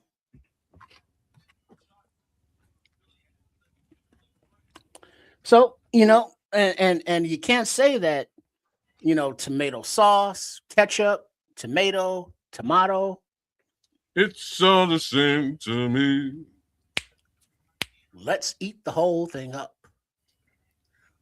All right, so we are stuck right now at pick 225 with the Titans. Is there something else going on the stage? They got like 80 people up there doing whatever the hell. They're directing traffic up there. What the hell is going on? I don't know. You know, for the in-person entertainment. Oh. What are they playing? Duck Goose? What's going on up there? No some kind of kid. Look at all those funny-looking kids. What's with the hair? Can you hear people on Twitter? No edge rusher 2 years in a row. It's funny you say that because like these kids, the haircuts are terrible. Right, look at them. I have a problem with all of the parents. Parents, don't let your kids walk around like that. No, it's a generational thing because you know every like braids, twists, bald. You know, individuality. However you want to wear your hair.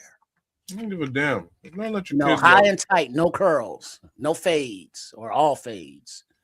Everybody bald. You know. Nappy Roots is in, buddy.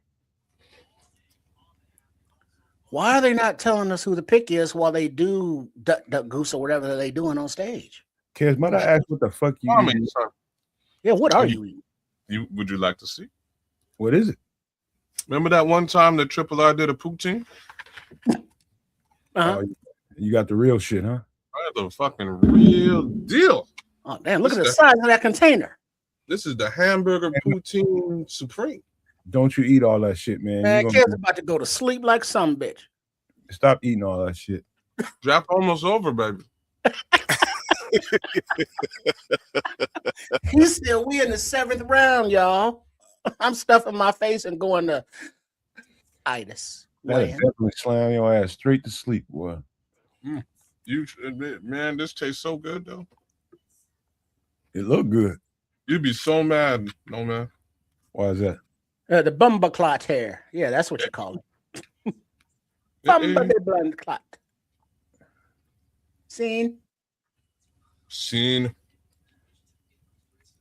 Irie. Or what do they call them? The YNs. Walking around with the bumba clot hair. but they be going to like people to have that done and paying a lot for it. It's the It's natural, not just wake up and get nappy. natural I'm look. just to tell the And world. that looks expensive. Oh, mango. Somebody lied to y'all. I do that shit. I didn't do that shit.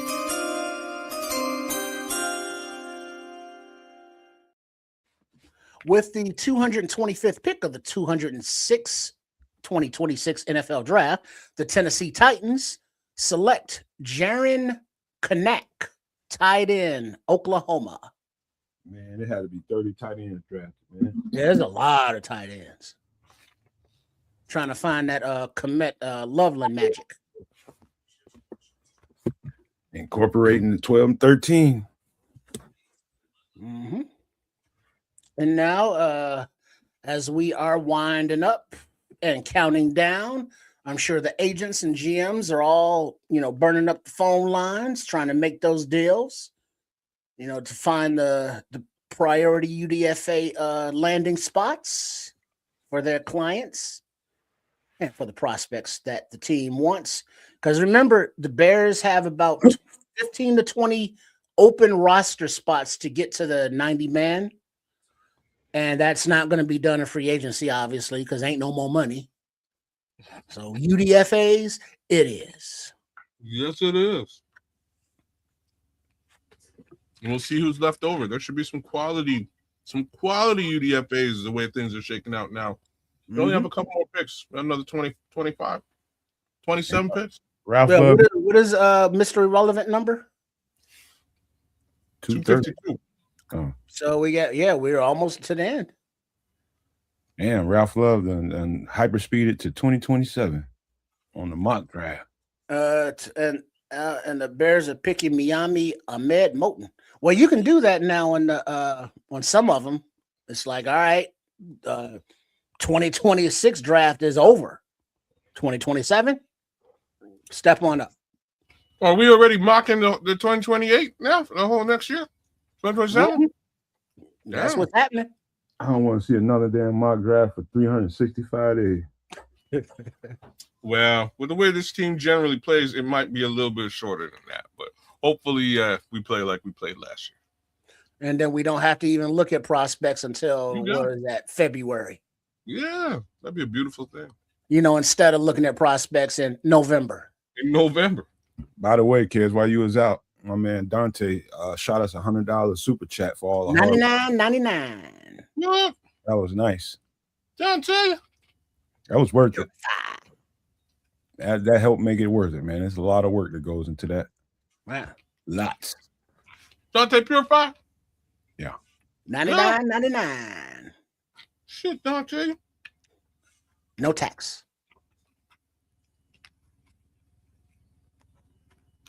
Well appreciated, sir. You put a lot of work in this year, so. So we got him sticking at 28 next year, huh? Oh, that's a better season than this year. That's 4 selections away from the Super Bowl. Right? So that's at least a NFC, what is that? Championship? No. Yeah. That's what that is. Yeah. That's an NFC championship game. That's us losing the championship game. Somebody goes to the Super Bowl. Mm-hmm. I'm with you, Booker. They all at work. You have to study all these guys, man. Shit, I'm glad this shit's over. It's every damn day until the shit's over.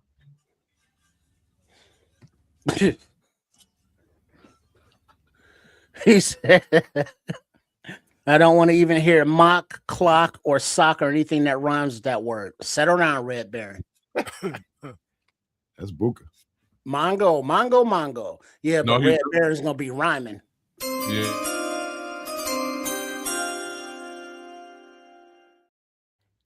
Pause. Yeah. With the 226th pick in the 2026 NFL draft, after we what is that? Pat Tillman art. There's some Pat Tillman art. Pat Tillman? Okay, all right. Hey, I gotta feed the cat right quick, fellas. I'll be back. All right, Zach Walls, Cardinals linebacker, is making their pick for the Bengals. But first, we're gonna give a little love to the Pat Tillman in his memory. volunteered for the service after 9/11 and was promptly smoked. I really hope they throw his family or something some money. The amount of times we been hearing about Pat Tillman over the years, they're really milking this story dry. I know, right? Like no offense. Like thank you for your service and all that, but I'm just saying. Well, I just hope the family is getting some form of compensation. That's what I'm trying to say. Give him something. Hope he's throwing him something. You know, every time y'all bring him up, come on, something. I mean, because they're definitely doing it as marketing and promotions. Oh, 1,000,000,000%. Are we good? Okay, Mongo. Oh no, we already did that. They're finally getting to the selection. Landon Robinson. Fuck. Defensive tackle, Navy. Fuck. And there he went. Fuck. That makes me mad. Who got him, Trips? Bengals. All right, be right back. About to feed the cat. All right, but considering we got Jordan Vandenberg, I doubt we would have taken another D tackle in the draft, but UDFA is different. But he's a 3, Jordan's a nuts. I don't think I've seen your other guy at defensive end go. No, he hasn't. Let's not do it. I don't even say that's why I didn't say his name. I didn't say good man, sir. I appreciate that. And he was this is not he, but Landon, he was a projected, I think, UDFA, but here he is selected. Mongo.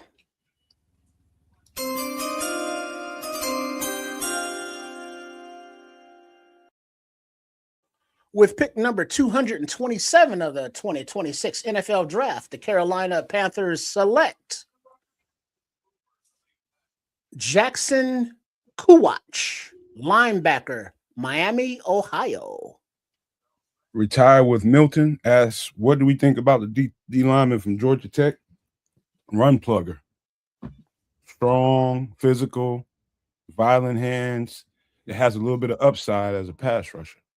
You can slip gaps real easily. It's still raw as a football player. Mm-hmm. A little bit. And that's Vandenberg you're talking about? Yeah. I bet he played. He grew up playing cricket and rugby. So you're damn straight. Yeah. They wasn't, strapping it up over there on the gridiron like that. Oh, there ain't no gridiron. But yeah, true. But at his size, he got to the Americas. Now he's a professional footballer. Dude, I got a 80-pound neighbor next to me, lady that drinks a 30-pack of beer a day. I don't know where she got a hole in her damn leg, man. Oh, it's a little bit hard.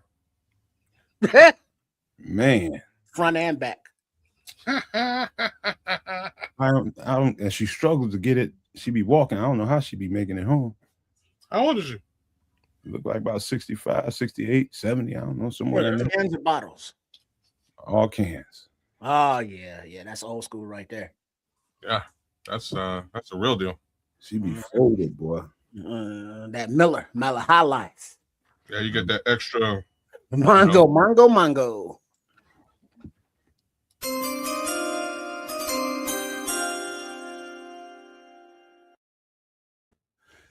At pick number 228 in the 2026 NFL Draft, the New York Jets select VJ Payne, safety, Kansas State.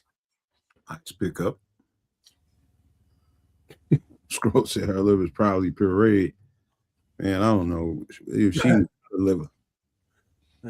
Kidneys mush, liver's puree.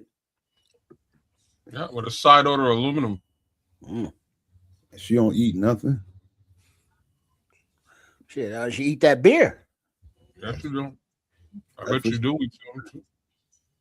Breakfast, lunch, and dinner. Hey, it's people make their choices.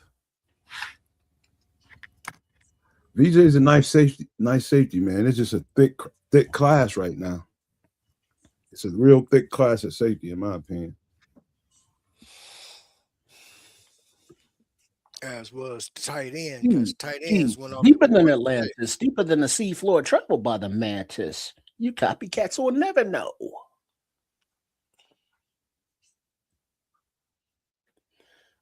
Damn, I think I might have to actually put on some X-Clan tonight. Is that what you're doing? Hmm? Sorry, I haven't listened to Brother Jay in a long time. Oh, yeah. What you say, Brother Jay? What you say? Man, glorious. From the red, the black, and the green. With the key.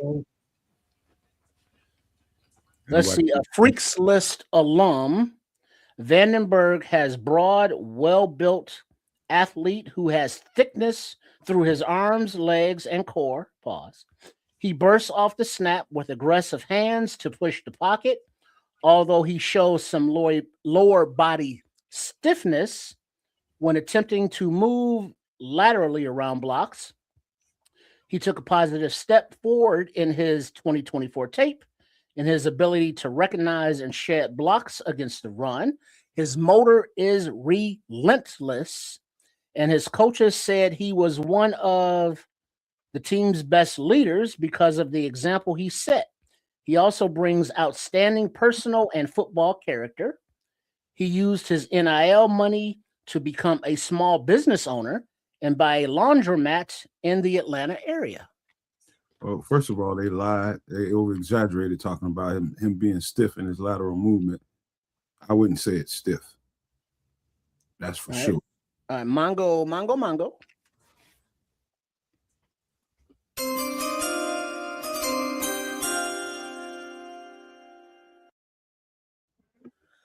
All right, with the 230th pick of the 2026 NFL Draft, the Pittsburgh Steelers select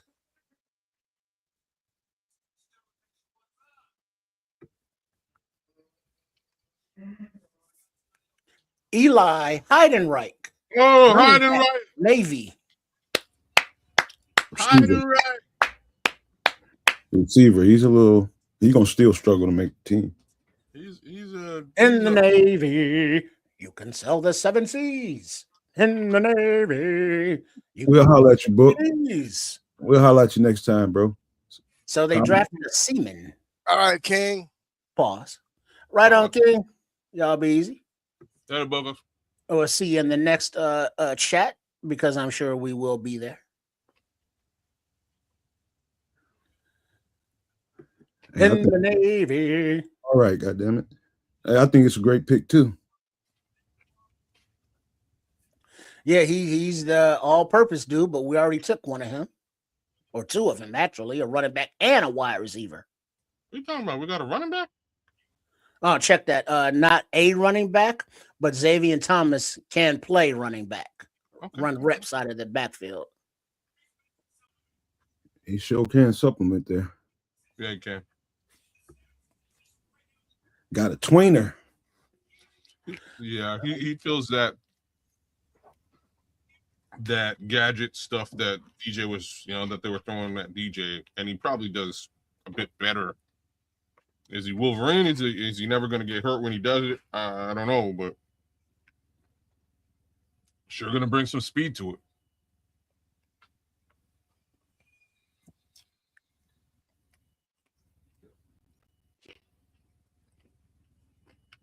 In the Navy.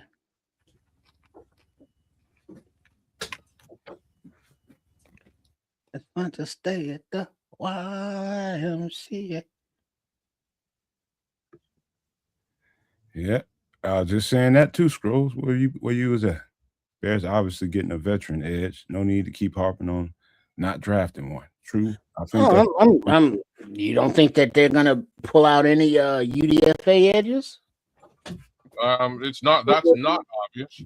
Scrolls. They'll be in that market. I'm telling you what's going to happen, man, because of the moves that the Saints made. Cam Jordan is going to end up available, and they're going to do a 1-year deal with Cam Jordan and bring him on as an edge, veteran edge. They got plenty of time to make that shit happen. That'll be a June 1st move. Yeah, because somebody else mentioned Conga, the UDFA possibility. Because that was another name I know that we all mentioned here as well. Renee Because Conley. Jackie Marshall went earlier. And you know, in all the mocks, Jackie was, I think, after Landon Robinson, but he was drafted before. Crimson said, how much you think Cam will cost? I had to guess off the top of my head about 15. 7 to 8 for 1 year. 1 year. That little? I think Yeah. more 15. No, it'll be less than that. Less? Yeah, he's pushing 40, man. Like, I'm not trying to be an asshole, but he's old, man. You can't help that though. No, you can't, but you can help him paying $50,000 for it. So you know what I mean, like $50 million or whatever. You just pay him a little bit less. I bet he comes here for 4 or 5. I doubt it. Then he retires, and I don't think Cam really wants to retire just yet. And if he does sign, it'll be like right before training camp. Mm-hmm. You know, because he's better than trying to go through that whole summer rigmarole. I was just going to say it might be right after training camp. This way he doesn't have to do it. Upside is he already knows. You know what I mean? He already knows. No, he'll roll in like right at the beginning of the training camp and then, you know, ramp up during camp, but not actually practice until like the last week. He's 36. He's 36. He'll be 37 July the 10th. Yeah. He's getting up in age. Still strong though. Still a bull. Well, he can play football, man. Don't get me wrong. That's what I'm saying. He'll be a bear. He'll be a bear. You know, because is that like let's call it Dennis Allen's safety blanket?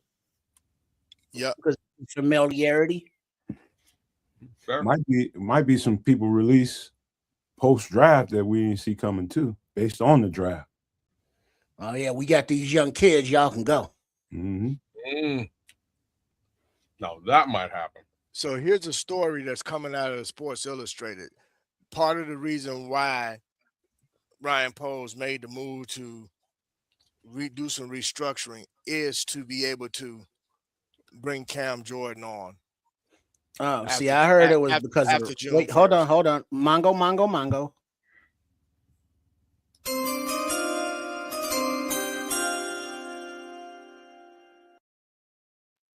With pick number 231 in the 2026 NFL Draft, the Atlanta Falcons select Ethan Ananwa, offensive tackle, Ohio State. Yeah, I heard that they had to restructure Kmet and Jackson to clear up that $10 million so that they had that available to pay for the rookies. So after this draft weekend, the $10 million that they freed up are going to pay these guys. So if they want to spend another $10 million in free agency, they got to free up another $10 million. Nah, they already that money, they have money set aside, bro. Do they? No, they don't. Money.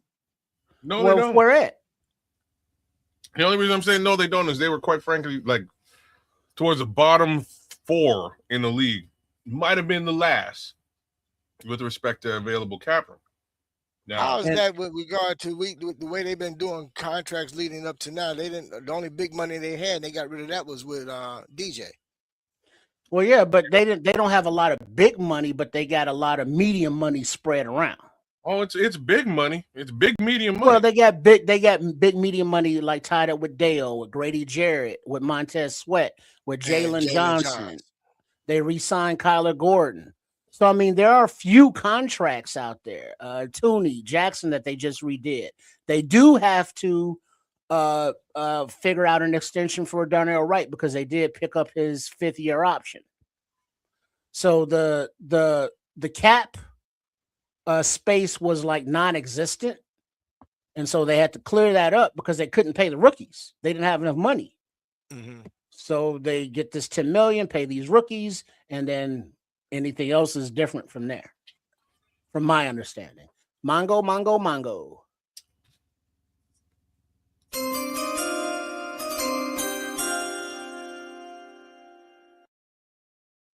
With the 232nd pick of the 2026 NFL Draft, the Los Angeles Rams select Tim Keenan III, defensive tackle, Alabama. Big dog. Another run plug. He had a couple poutines himself. He's a run plug, boy. Wide as hell. A couple more. Poutines, them chicken wings, your ribs, hot dog.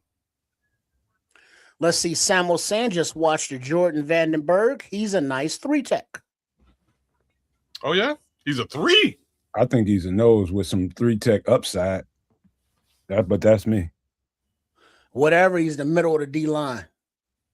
Mm-hmm. Somebody with some get off, high motor. Yeah, we need that. Ferocious, man. Wait till y'all get a chance to really sit down and watch it. He's ferocious, relentless, and he never stops. Okay. Let's see. True is saying Jordan is versatile. That's a thing. That we know that this staff loves both sides of the ball. Mongo.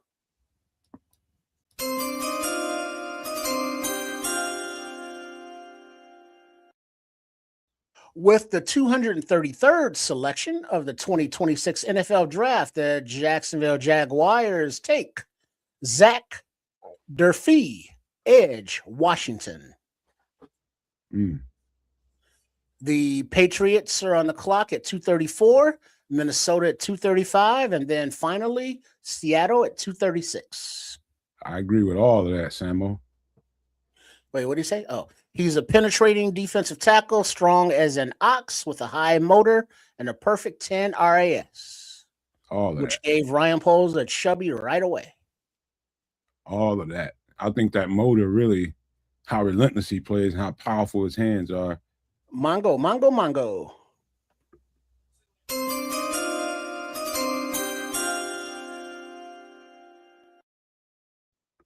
At pick number 234 of the 2026 NFL Draft, the New England Patriots select Baron Morton, quarterback, Texas Tech. Let's see. Leo says Vandenberg looks like a lighter Billings. He is. He is. He can handle double teams. He can split double teams, man. He can shoot gaps, and he just never stops chugging, man. He's just relentless. He just something about a guy like that, man. It's like almost like he's half crazy or something. Wait, Trip is cray. Stop. No, I've taken my medicine. Well, no, I haven't because I'm out. But I'm supposed to take my medicine. Don't worry about it. Mongo.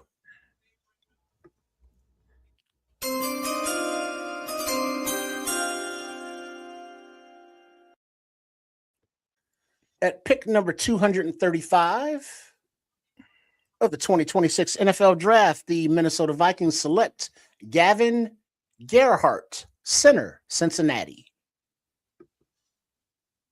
Wait, I thought 236 was last, but I guess not because we're going on. Never mind. All right, so Seattle is on the clock now, and their pick is in, followed by Indiana and then Miami again. Boy, it's gonna be some sour fans out here. We didn't take a defensive tackle till late, and we didn't even get a defensive end. This draft sucked. Wow. What about the guys we did get? They were all reaches, or they fell to us and we got lucky. Yeah. All right. Insufferable. None of that stuff is wrong, though, what you're saying. None of it is wrong. Mongo.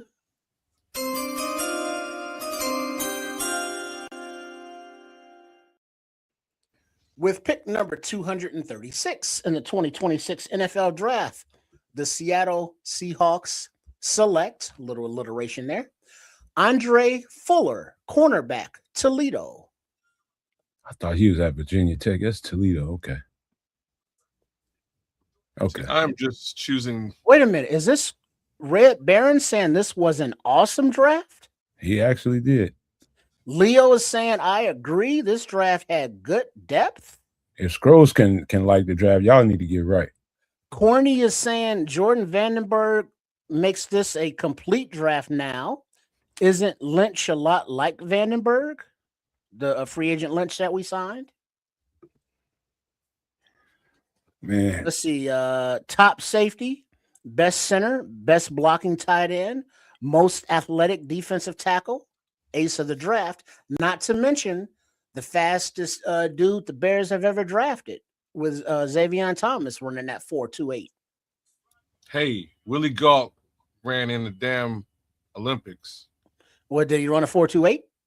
I couldn't. They didn't do the 40 when Willie Gault was running in the Olympics. All right, then Xavier Thomas with his 4.28 is the fastest player ever drafted. Okay.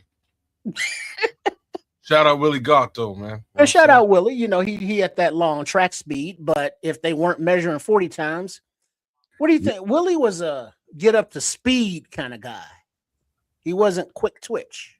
Look, it's 100-meter dash he was running. So a little bit, that's 60 meters later when he's really, he's really getting into stride. That's it. Where it looks like Xavier Thomas is like his first step. He's gone. I don't know. Like Hester was fast, but his field vision is probably the greatest asset I've ever seen. My boy would just walk sometimes after catch the ball, would walk. Thanks for re-upping, Crimson. Shout out to you, man. We appreciate y'all for watching, man. Big ups, Crimson. We love the love. We love back, man. Let's see. Paul is saying temper your expectations because no one has played a snap yet. We will not know if this draft was good or bad. Let's be patient and let these players develop. We say that now, Paul, but give it 3 months, or I'm sorry, check that, 3 weeks, and every one of these players are future Hall of Famers. Let us tell it. I echo that sentiment, Paul. But that's for every fan base, not just Bears fans. Every fan base is going to be like, dude, did you see this draft? Oh, yeah, we got it going on. I wish they would, Samuel. I wish they would. But then you got to give up something for next year. And I already gave up something for next year for Brad. Yes, maybe a 6th rounder or something for next year. Or maybe maybe. Or unless, there's somebody that the Bears are targeting that they are not confident that they will be able to secure as a UDFA. Okay, FFG asks, I ain't gonna answer. I don't do grades, FFG, but I love how he cops the fuck out of this. What are the initial grades for the Bears? I think it's a B+/A. Sure, I'll go with that. Mongo.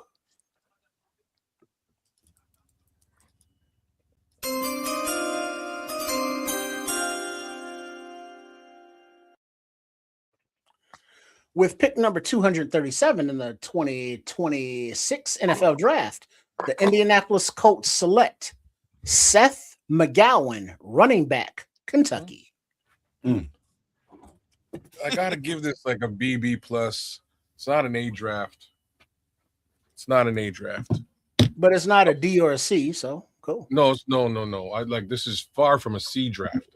At the same time, but I think it all depends on 2 things. Again, how you look at it and what the actual outcomes are. There's some definite reaches here. There's also, I think, one of the best selections you could have possibly made for this team at the time. There's Mongo.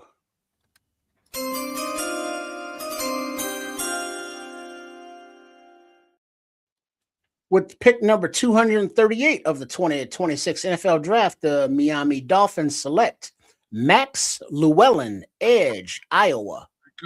There he goes. Good pickup.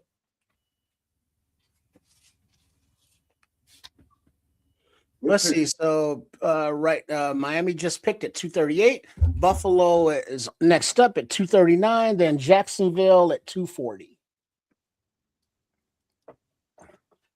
If they sign a veteran edge like Cam Jordan, this is an A+.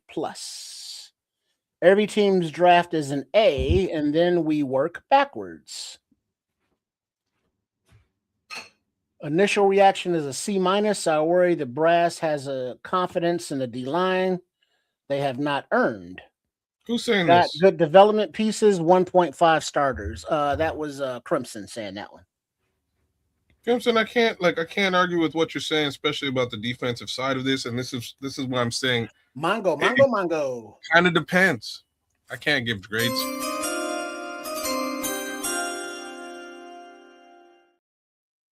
With pick number 239 in the 2026 NFL Draft, the Buffalo Bills select Tommy Doman, punter, Florida.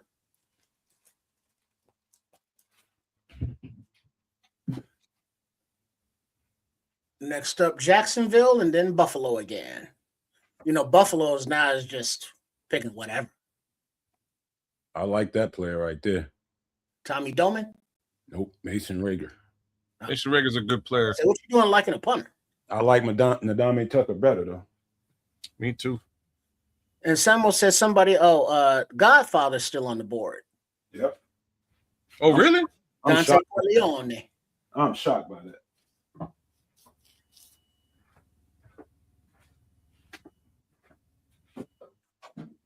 That tells you about how rich the UDFA class is going to be. Well, that definitely at certain positions, especially at DT. Like I knew UDF from what you showed me this offseason, there was guaranteed to be a couple of really high caliber defensive tackles available in UDFA. So we'll see what it actually looks like when all is said and done here. We're getting real close, but I would not be surprised if they still can grab a couple of who said that? Who said they see some Khalil Mack in Ndame Tucker? Leo Factor. Damn, Leo. Okay. Look, the kid looks good, boy. He looks good. Boy. And he's got some like I say, he's got some of that. He's got all the tools in the bag.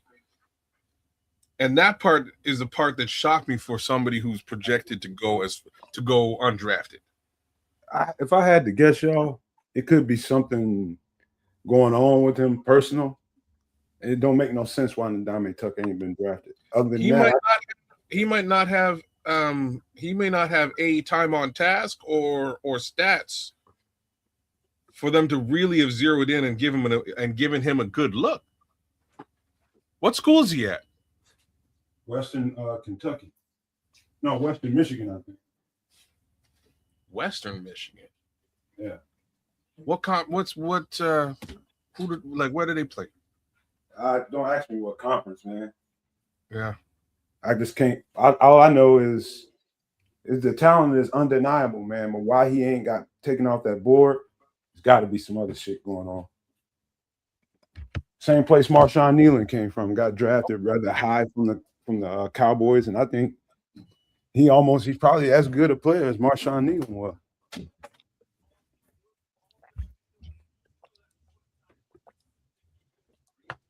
I don't know. Kid jumps off the tape, man, when you watch him. Jumps off. Don't make no sense, man. Until you know something that nobody else knows.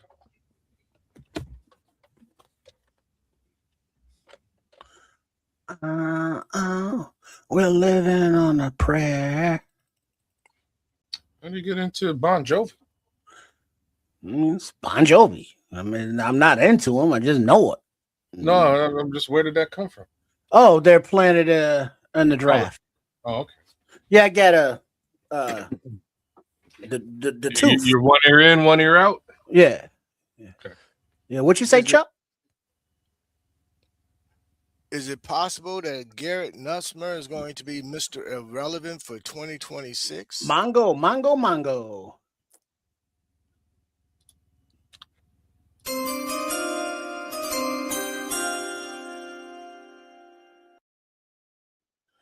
With the 241st pick of the 2026 NFL Draft, the Buffalo Bills select Armaj Reed Adams, guard, Texas A&M. Big dudes on that line.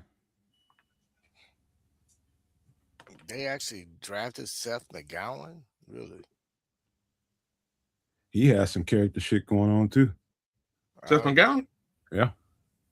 That's right. I'm surprised he got drafted. I thought he'd be a UDFA. It's probably why he fell so far down.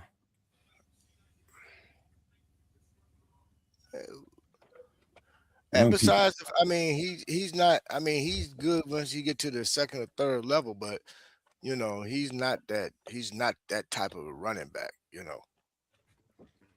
I think he's tough. Very physical for his size. Yeah.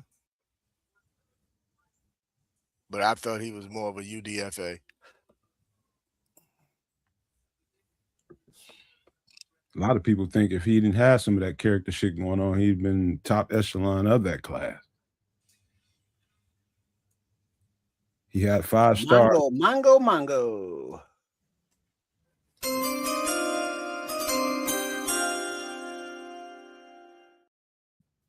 At pick number 242 of the 2026 NFL Draft, the Seattle Seahawks select Devin Eastern, defensive tackle, Minnesota. Yeah. Don't you know?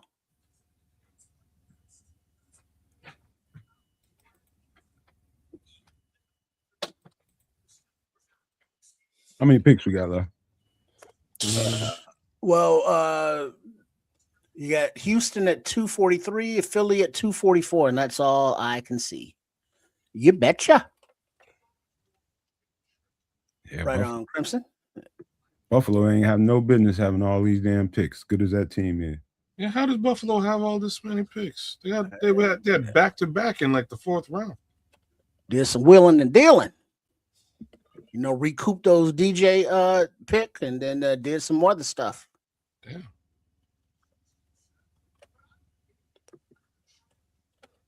Oh, man.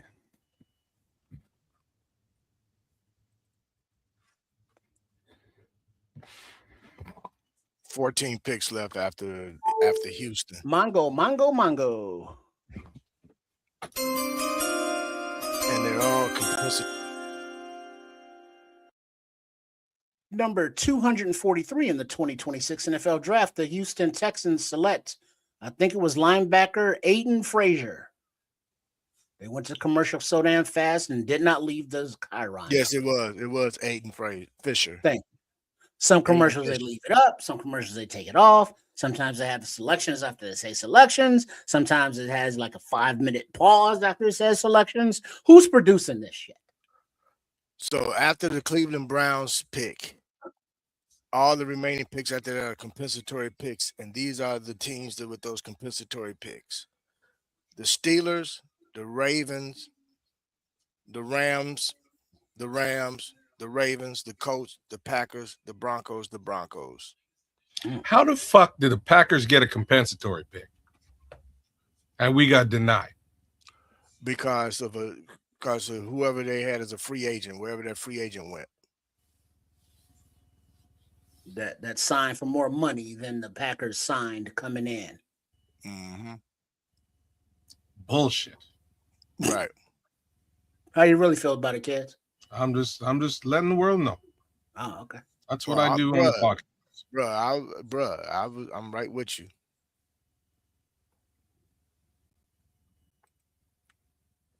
What the part that's killing me is the fucking Broncos. They got 2 coming. The Rams got 2 coming. The Ravens got 2 coming. Packers and Colts each get 1. The Steelers get 1 from the Colts. Otherwise, the Colts would have had 2. Let's go here. Yeah, the Eagles have 3 picks remaining, and right now they are on the clock at 244. Then New England, then Denver.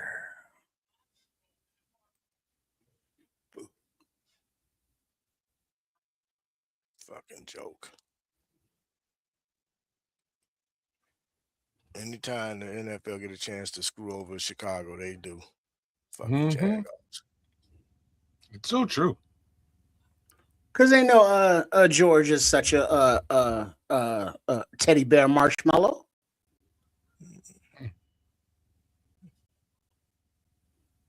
He could need to You know get some what? trusty to him. You're saying that. I'm just gonna say that I'm proud of George McCaskey this time around, though. I'm proud of George, man. At least George went balls deep and attempted to get something done. Oh, Mm. he called him I out on it. have to give. You know what I mean? I shit on George McCaskey all the time. But then, oh yeah, let me take that back. George, while he may be somewhat prudish, he did say it was cool that Ben Johnson said "fuck the Packers." So he also said that, and then stiff armed a Packer fan, which I will also give a little bit of love to as well. mm-hmm. We may be looking at a whole different George McCaskey after the passing of his mom. He can go out and play after dark now. That's right. She'll let him cuss. He can cuss in the building, not get cussed at. Mm-hmm.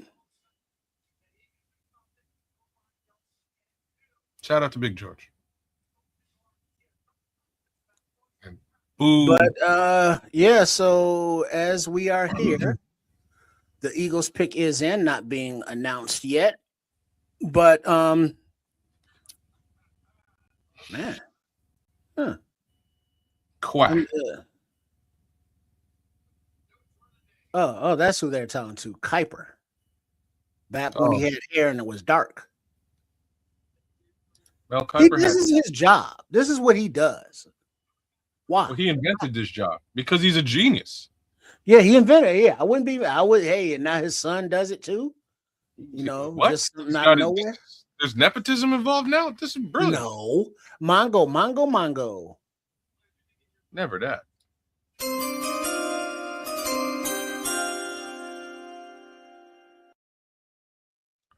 With pick number 244 in the 2026 NFL Draft, the Philadelphia Eagles select Cole Wisniewski, safety, Texas Tech.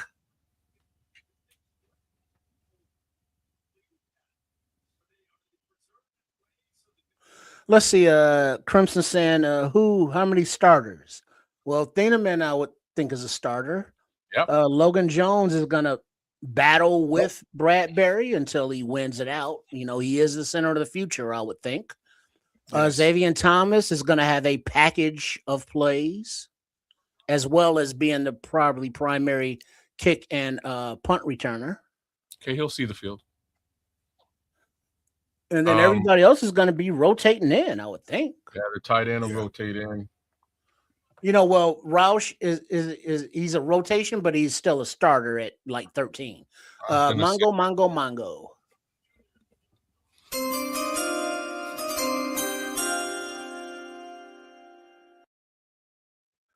Pick number 245, the New England Patriots in the 2026 NFL Draft select Jam Miller, running back, Alabama.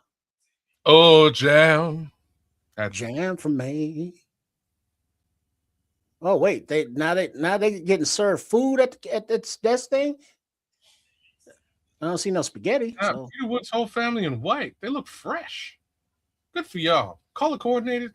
What they got? What they got? Some whipped cream and some. I know it ain't sweet potato. It's got to be pumpkin pie. Mm-hmm. No, I don't eat no damn pumpkin pie. And lemonade, pumpkin pie and lemonade. That is Oh, that sounds like something I'll do though. I'm in. Oh, those flavors don't meld. I'll drink lemonade with anything. I don't give a shit. With whipped cream on top of pumpkin pie. I will drink lemonade with anything. I thought that sounded like serial killer shit to me. I'm just saying. Me and lemonade are best friends. That's my home.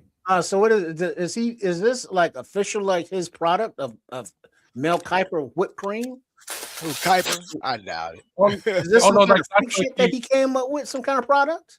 He like always eats that. That's like a thing for him. Oh, that's my wife's favorite flavor. I'm not watching with you. That must be on ABC. Yeah, because they're all just eating pie and whipped cream. There's like a thing. He eats like 3 meals, and one of them is pie. Oh, I'm sorry. It's not lemonade. It's Orange Crush. Okay. Orange Crush and sweet potato pie with whipped cream. I'm out now.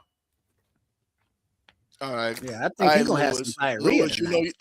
Lewis, you know you don't eat no pumpkin pie. Ask me, Ask me if Kitty tastes like pumpkin pie. Ask me some shit like that. No, I don't eat no pumpkin pie. Rest in peace, Bernie Mac.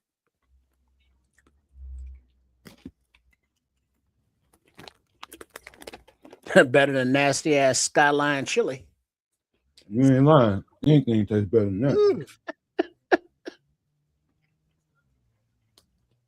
Okay, so now we just kind of bullshitting at the end of the draft. Were we trying to draw it out to the top of the hour at 6 o'clock or That's something? exactly what it is. They paid ABC or some shit, or ABC paid them up until 7 p.m. So they ain't gonna fuck around and get everything they can out of it. Milk this cow. Yeah, milk the cow. Mango, mango, mango. Then churn that milk.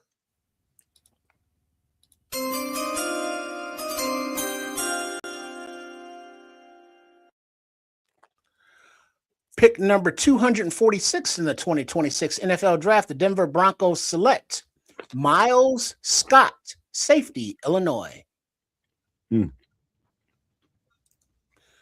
Let's see. Next up, we got New England at 247, then Cleveland at 248. I bet you was messed up, Smitty. That's some garbage, man. Yeah, see, I don't see there's certain foods I don't think I could mess with if I'm on the road, driving like that. And chili's one of them. You right about that. Certain shit you better not be messing with while you're on the road. Maybe some, chicken tenders. Yeah, that's a bad decision, man. That's if driving makes you money, don't eat that shit. Yeah, that's a decision that'll come back to haunt you later on. I'm gonna have to pull over.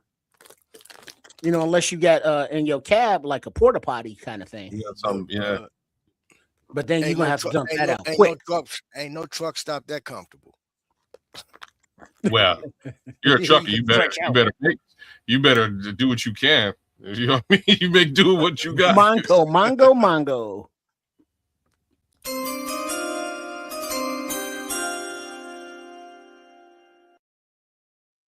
At pick number 247 of the 2026 NFL Draft, the New England Patriots select Quintavious Hutchins, edge, Boston College.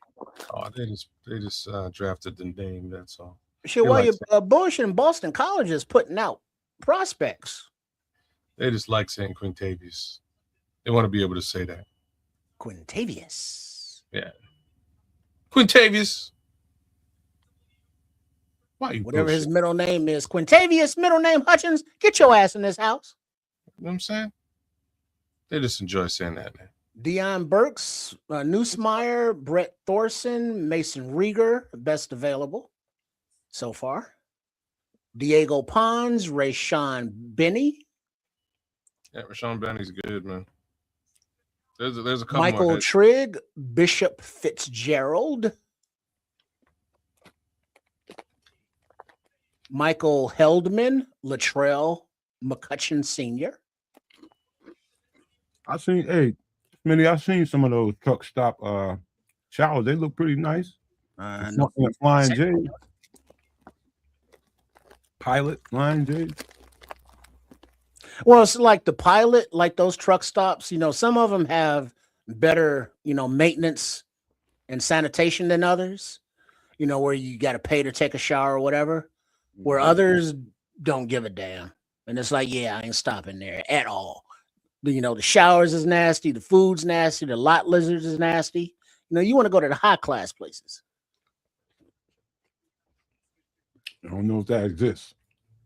Well, your Pilots, your brand names, your Flying J.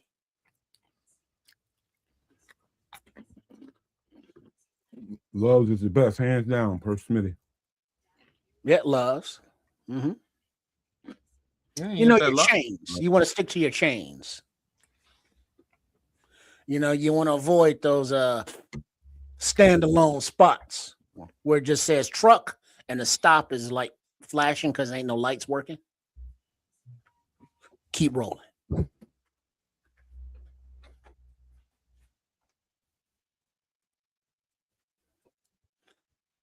Yeah, so Kansas City, yeah, they get to pick again because they need it. Baltimore gets to pick again because they need it, of course.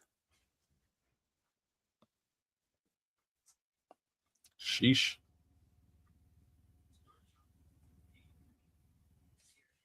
All right, Mongo.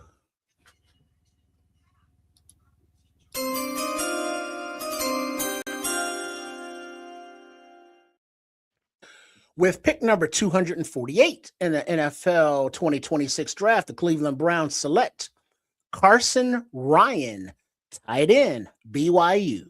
Oh, God. What is that, like tight end number 15? Like 40. Shit.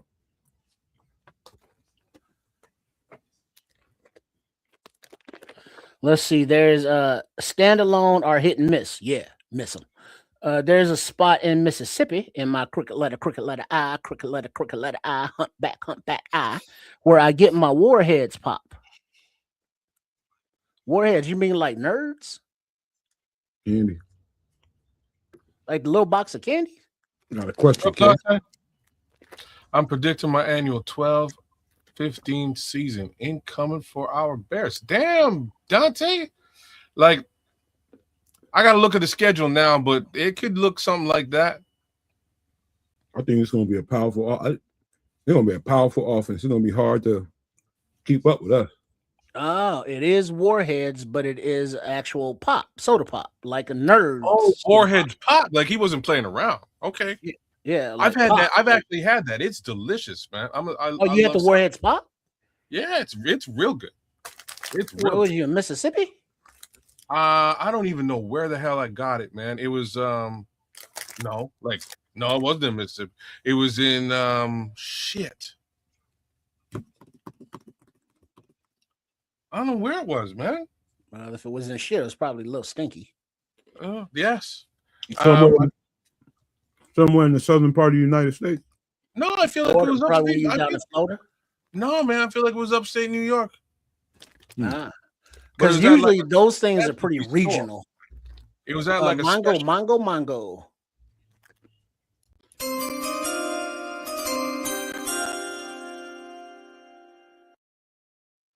Pick number 249 of the 2026 NFL draft, the Kansas City Chiefs select Garrett Nussmeier, quarterback, LSU.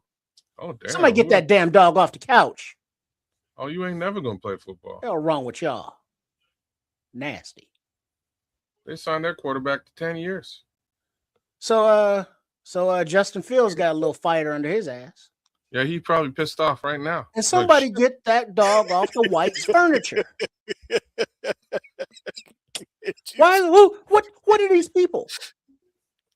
Well, why? These people clearly look at where they're at. They clearly got a couple of bucks. They can go buy another couch. Those are probably they probably be tongue kissing their dog too. Damn, because they love him. Because they love him. I don't want to hear nobody in the chat talking about, yeah, I kiss my dog with the tongue. Oh, you will, and you will not be hearing that from me.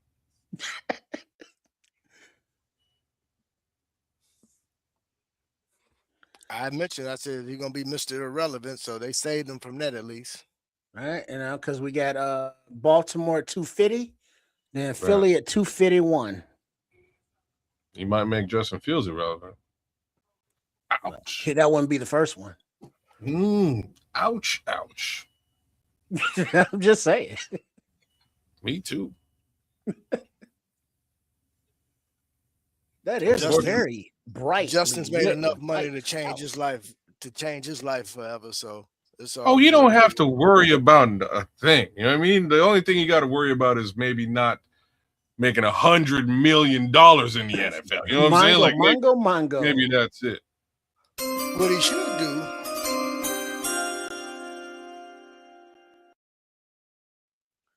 Who's this homie strolling? Daryl Jackson, don't know. Well, nah. It looks like a veteran or something. Pick number 250 in the 2026 NFL draft. The Baltimore Ravens select Rayshon Benny, defensive tackle, Michigan. Boy, they got a real good defensive draft right up until the 7th round. Real good. Couple wide receivers too. You don't know who Rayshon Benny is? Who, me? Yeah. No, I do. Yeah, I do. I'm saying these guys got a real good defensive draft all the way through. Oh, the way you said it sounded like the 7th round pick sucked. Yeah. No, right through to the 7th round, man. All the way through. The only little question marks in their draft was the 2 wide receivers. I don't know. We'll see how well those wide receivers do with what they're trying to do on offense. But this defensive draft for the Baltimore Ravens is real nice. Really well put together. And and the thing that I'm, proud of Nomad and Nomad Network and Keds Canuck and Sports Chicago Style, Triple RCS, is that we are now at pick 251. And I remember Nomad talking about Rashawn Benny. Oh, yeah. And other, picks that have been in the 7th round, and many that are still on the board that will not be drafted today. That's right. So the talent level is up there because the guys that Nomad took the time to actually put the shorts out on and talk about were dogs, talented players. And we are obviously here at the end of round 7, and there's still a shit ton of talented players that are not going to get drafted. Which explains to me why they kept all them roster spots open. They predicted this. And I'm gonna love the fact I'm sure there'll still be a couple spots left open in case they want to get a free agent or somebody that breaks loose or something, or somebody gets released or something. But they'll fill most of these roster spots with UDFAs, man. And what is Juju? A few gems Nomad mentioned can be had after the draft. You're damn straight.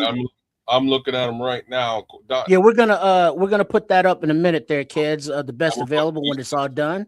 Yeah, but then I also got a little treat for you. Oh yeah, I like treats. Yeah, dude.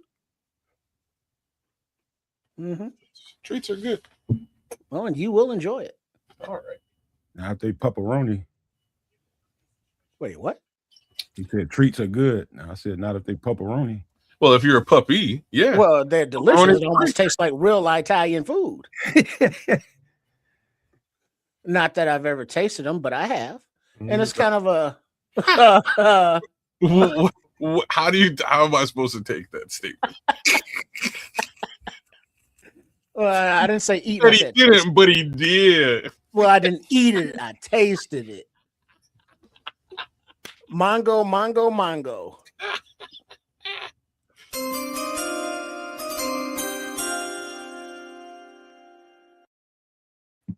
Who is that? Akon?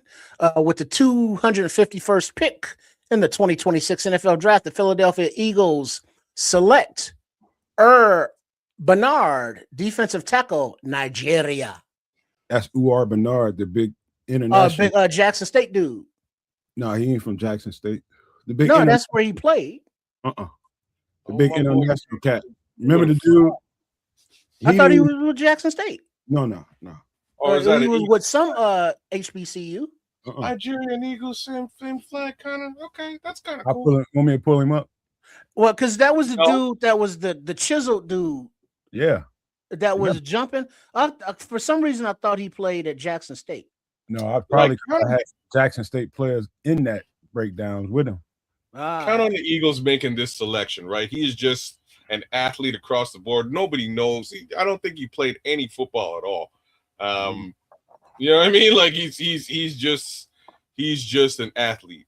Well, what a Throw good him on, see what happens. Good place to learn the job. Yeah.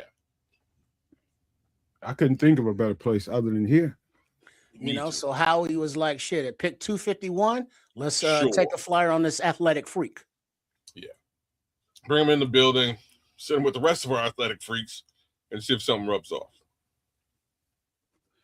They'll get him right. He had to come to America to sow his royal oats, and now he's playing football. Oh, shit. He make that other brother look small. Yeah, there you go. Ran a 4.63 40-yard dash at the HBCU Combine. Fastest on record ever for a 300-plus pounder. Metahuman, boy. He ran a 4.63 at 300 pounds.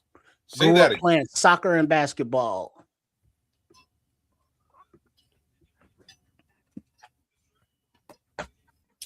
4'6" at 6'4.5", 300 pounds. Look at this. And ain't none of that steroids. Like, imagine we looked at this player too. None of that steroids. All right here. That's all natural. This Yeah, player, there he is. International prospect. 6% body fat. You kidding me? he's just a monster athlete with absolutely no profile. Like, you know what I mean? Like, where do you put him? God only knows. You find a spot for him, and you unleash his. You say you line him up at defensive tackle. how As soon as raw they he snap is. that ball, go get him. He just pushing people around because he's got arms. Let me show y'all a couple of some of the talent that's still out there. Got cats like Chris Mosley. Take it easy now. Jesus. Got cats like Star Thomas, Holy shit. Easy now, Star. Dominic Bailey. Look Xavier- at this cop. Xavier. No, Xavier got picked up. No, Miles did. Oh, Oh, my bad. Different one. Junior. Big Cam Ball. Mongo. is Mr. Irrelevant coming up?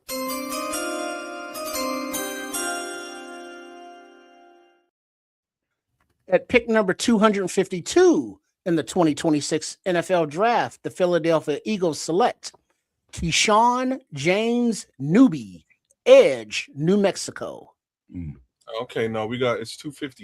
It's 256. Yeah, next up is 253 Baltimore and 254 Indianapolis. Yeah. Denver must have traded with Seattle. That's an Yeah, interesting Paul number. saying defensive line will always have a rotation. That's true. This is an interesting number. 20% of the league is UDFAs. Very interesting. Huh.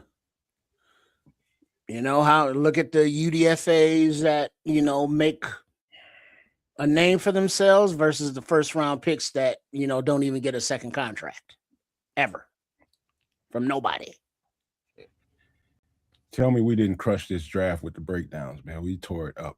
Yeah, that's pretty crazy. Like if Umar got drafted, that's pretty crazy. Because we all kind of looked at this one like, what are we even looking at here? What a freak athlete. You know what I mean? This brother's a freak. But where do you put him? And somehow somebody said the same thing. Howie Roseman said the same shit, right? He's like, you know what? Yeah, we're gonna put him over here. Yeah, you line up as soon as they snap that ball, go get that ball. Kill that guy. Go get that quarterback. Unalive that guy. Or once you doing no thinking, just mauling. Mm-hmm. Push this dude over. 63. I don't know if these are real numbers or people just pulling them out of their boom boom, but Smitty's saying 63% of rosters are 4th through 7th rounders. Yeah. That's why I said at the beginning, Trips, this is where it gets rich. It's all the talent, man. All the talent is up in there.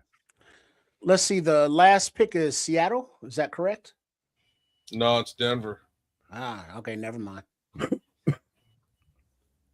Yeah, I mean, Jade Walker was a UDFA. T-Bag, Tyson Bagent was a UDFA. Jack Sanborn was a UDFA. TJ Edwards was a UDFA. Even though he wasn't our UDFA, he was a UDFA. Right. Turned himself into a starter. There's probably a few more on the team. Mm-hmm. I love those guys that got something to fight for. They bring it. They bring it, bro. Much like dudes under 5 foot, 8. Got that chip on their shoulder. Yep. Napoleon syndrome, they call it. Napoleon complex. Even walk-ons in college, the same thing, man. They bringing it every single chance they get. Mongo. Josh Blackwell.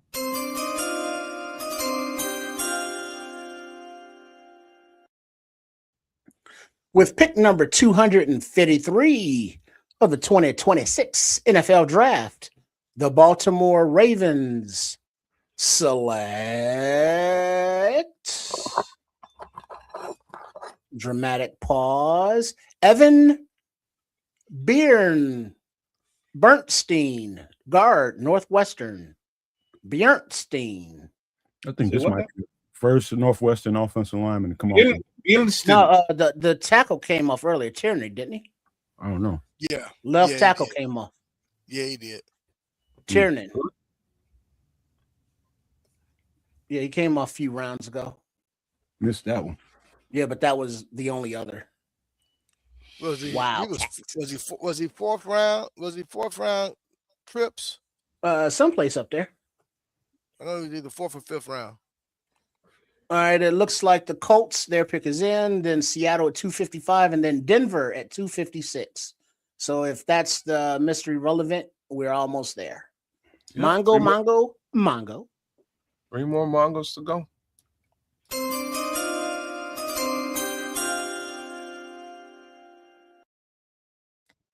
At pick number 254 of the 2026 NFL Draft, the Indianapolis Colts select Deion Burks, wide receiver, Oklahoma. Twitchy. Yeah, he fell big. He fell big.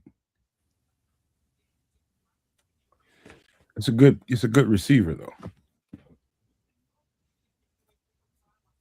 I don't know why he fell like that, but he drastically. Again, information that we probably ain't got. Oh, wait. Denver is 256 and 257. Mm-hmm. Okay, there you go. That would be the end. That's right. Mongo.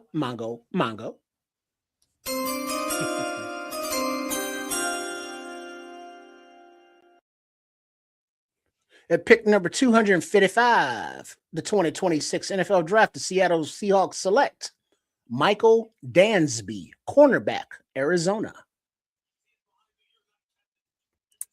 There's those Arizona secondary guys. Wow. The whole secondary is gone. The Broncos are on the clock, and then the Broncos will be on the clock for the final pick of 2026. What rich UDFA class, boy. What a rich class. This is about to be sweet.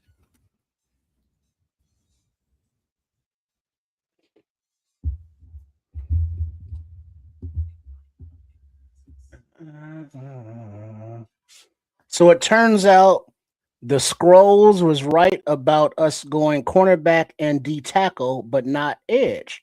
Damn, that guy knows his stuff. Written by the Scrolls. They had been kind of dropping tea leaves that they wasn't going to draft an edge because they had confidence in the guys that they have. You mean the words coming out of Ryan Poles' mouth? The words. Because he literally says stuff and it's like, yeah, whatever he said, yeah, forget all that. We need a tackle. We need an edge. Yeah, just ignore it and be disappointed. Break all your furniture, your TVs and shit. Bust holes in your wall. Do all that you got to do. Okay, so y'all said all that shit. Now I'm gonna ask you the actual question that needs to be asked. Are you guys confident with the edge with the situation on the line? Are we confident about it? Ryan Poles is confident, clearly. With the addition of the defensive tackles we got, yes, I am. Yeah, I am. Yeah. I mean the defensive tackle. Well, remember versatility. Between Street, Lynch, and Gilmore, they're defensive tackles as well as defensive ends. Yeah. Because remember, everybody on that line is probably playing every position on that line. I was confident after seeing the production of Austin Booker at the end of the season. Those last 4 games I was like, okay, he's taking that turn. He's going to be if he put in the work during the offseason, he's going to be a monster this season. So I got a lot of confidence in Austin Booker myself. All right. Like I say, I love that kid. We have to take into consideration the fact that he missed the better part of the beginning of that season, right? So that definitely affected his trajectory and numbers. What I loved was when Jordan, pun intended, was when Jordan Love came out and he was like, "Oh man, I was very I didn't like the way that Austin Booker played me in that football game. I love that. That's Good. awesome, right? More of that, please, Mr. Booker. Yeah, let's serve that up on a platter twice a season. And here's another thing too, kids. You got to remember now. Last offseason, he was coming off of an injury, so he had to go through rehab all that offseason. This is his first offseason where all he has to do is work on bulking up, agility, and just working on some adding some more moves to his toolbox. And if you haven't seen him, he's walking around like an action figure right now, bro. So there are aspects of this line that I have Trepidation. some levels. No, just some levels of optimism in. There are others that I don't. Anxiety. I have anxieties in. Thank you. Like so optimism, Austin Booker. Optimism, healthy Grady Jarrett. Anxiety, a motivated Deo. You know where I was going. So there's some anxiety there. I got some anxiety also with. Wait, hold that thought. Mongo. We're mongoing.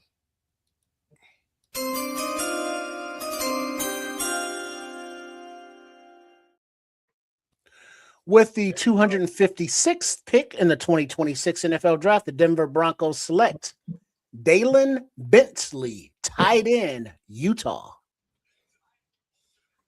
Hey, tell your kids if they want to get drafted, be a tight end this year.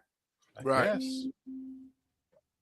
I guess, right. So other anxieties, Javon Dexter's trajectory. I'm not. I don't know. On track year, he got to bring it. He better he's got to bring it. He's got to be the guy they expect him to be, or there has to be a decision made there. Or he'll be replaced if not. But I think he'll be better because he has Shamar Stewart next to him. So there's another one, but he's not. He falls into the optimism bucket. I'm optimistic about Shamar. Shamar only got on the field a couple of times last year, and he looked great. Got hurt, he was out. So let's get a healthy Shamar and see what that actually looks like. I have more optimism in Shamar by leaps and bounds than I do in Deo Odangbo. Really got to say that. And they're going to be kind of playing the same type of role in this defense. So I think Shamar's really got all upside. So let's give him a little bit of a shot here. I also have optimism in my boy Neville. Neville again is from here. I was really hoping to put that they would be able to put Neville and Akeem together. It'd be some hometown love, but it's just Neville out there, man. Neville has improved quite a bit since he was drafted. Every year he gets a little bit better. So what I can tell you is he works real hard. Man, he's been working real hard since he was a little boy. So let's see. I don't think you're that much different than and I'm not calling you an average fan, but your regular fans out there that won't really get it until they see it come together. It's like I was saying before you got back in here. The whole meal is laid out on the table. I mean, on the countertop, not being cooked at all yet. But once it cooks, I think people will get it. Well, but that's proof is in the pudding. Yep. Is really what it is, right? So for the fans, they're going to cuss up and down until they see it. I'm a little bit different than the average fan, and this time around, I'm not looking at a coaching staff / GM and scouting team that have no fucking idea what they're doing. I'm looking at one that kind of shocked us last year with what they did, and then turn around and shock the entire NFL. Possibly. Mongo. Well, I thought there was only 256 selections in the draft, but here we go. 257, brother.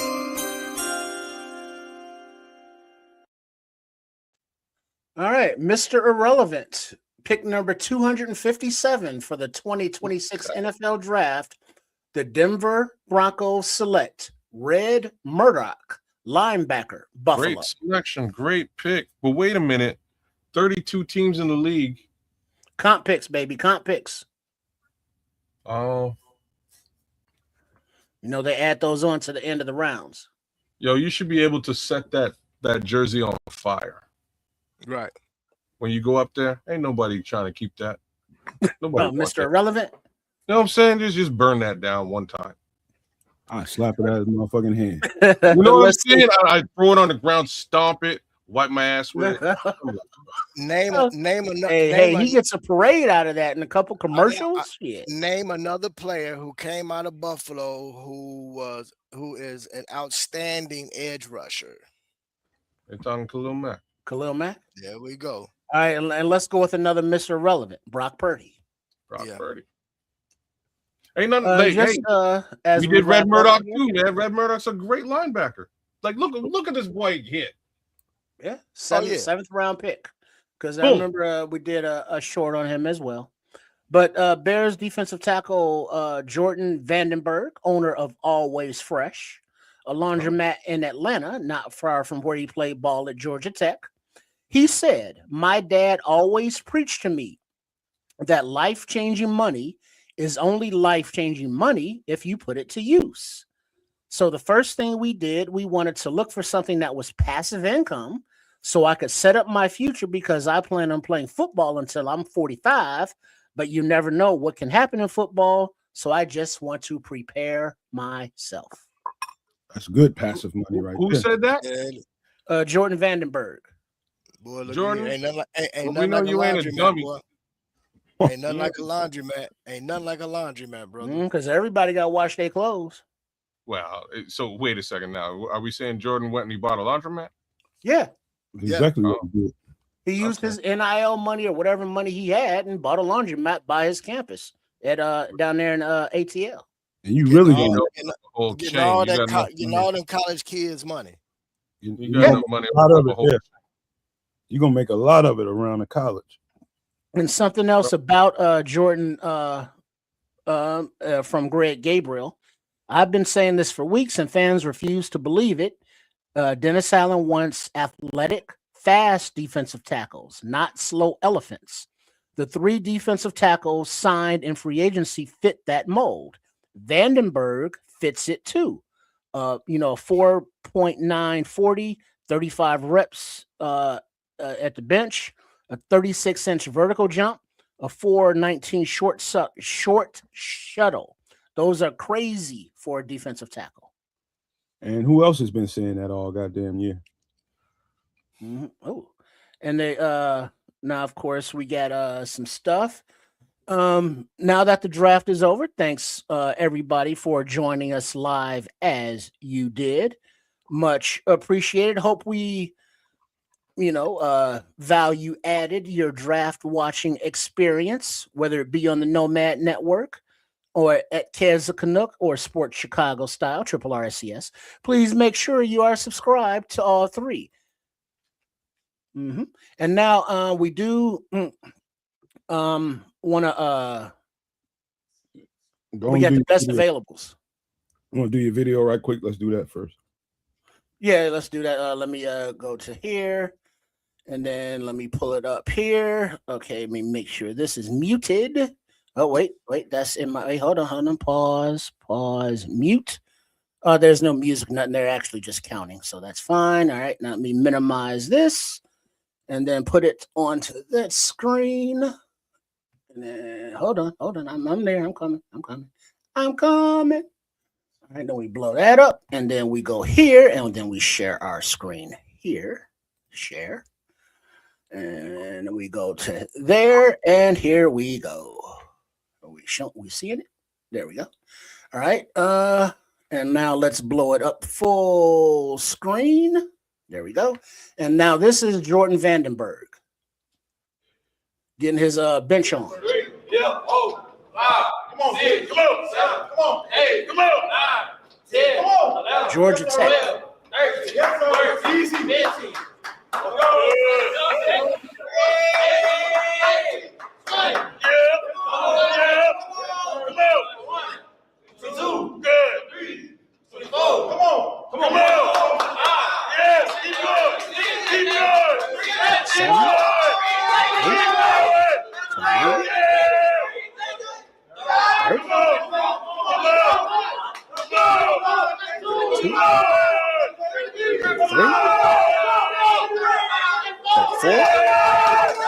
35. That's it. That's it. Holy shit. 35 and a half. So yeah, that's throwing up some nice weight right there. That's a big boy. Where's my stop sharing? How come I can't see? Oh, There we are. All right, now that was our newest defensive tackle, Jordan Vandenberg, lifting a few weights. But now, kids, this is something that we saved just for you. Not just for you, but for you to come back as well, because this is also impressive. And then we'll get to the best available before we get the hell out of here. All right, let's go. Share that. Hold on. Let's go there. And then we blow that up. And then that's there. And then we go full screen there. And this is only 1 minute and 15 long. So, and we press play. Now we are looking at Austin Booker.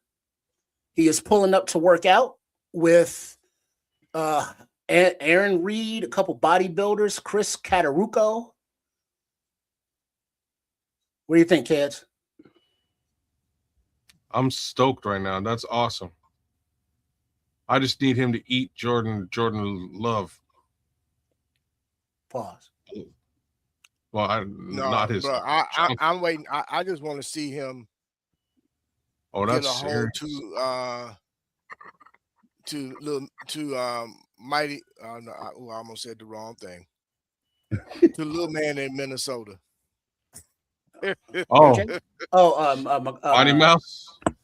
Call of Duty boy. Thank you. Yeah, Mighty Mouse. Mr. I mean, but look at Booker. I mean, look at him. He's developed, right? Yeah, just don't skip leg day. But he don't need leg day. He's fast. Oh, he needs I'm leg not day. saying he shouldn't. Aaron Reed, Chris Cataruccio, and Austin Booker. So Austin is working out with the bodybuilders. He needs leg day worse than all of it. Why do you say that? Have the one for Kyler Gordon getting his workout in trips that I sent you? You sent me one? Yeah, I'm sure I do if you sent it to me. In X. Okay. Let me look it up. All your power comes from your base, man. Especially as an edge rusher. I'm just saying he's got a lot of power and speed in the legs as it is. He needs to be able to throw people around. I like what he's doing right now. First of all, you got to get him off balance. Being able to shed. Well, you can put a man off balance with a long arm stab if you got that kind of muscle behind you. You can put a man off balance. And then pull him, right? And then you pull him and you're going. The biggest issue on Austin Booker was upper body strength in terms of being able to shed those offensive linemen and tight ends that was trying to chip them and stuff. So now he's gotten that. If he gotten that together, along with what he's got in the bottom as far as his speed and agility, that's what I'm saying. He's gonna be a beast. No, Smitty, I feel both what you and Nomad are saying. I'm just saying I think he had a little bit down there already. I think the lower body's all right. Don't stop doing it, but damn. Trust me, if he's working out with those guys, he ain't gonna miss a leg day. Trust. Them guys don't miss nothing. Yeah, that's what they do for a living. Yeah, I got that video, but it's like 16 minutes long. I've seen him do it too, but I've seen him get kind of stalemated too, man. He needs some more power in his leg, just a little bit. Well, I'm sure I'm quite sure leg he's day worked on that. I'm quite sure he's worked on that. Now, here is what everybody's been waiting for. Who will be our UDFAs? We don't know, but here are the available players. So, Nomad Kids, any particular group, or you just want to run down the Deion Burks came off though. He's gone.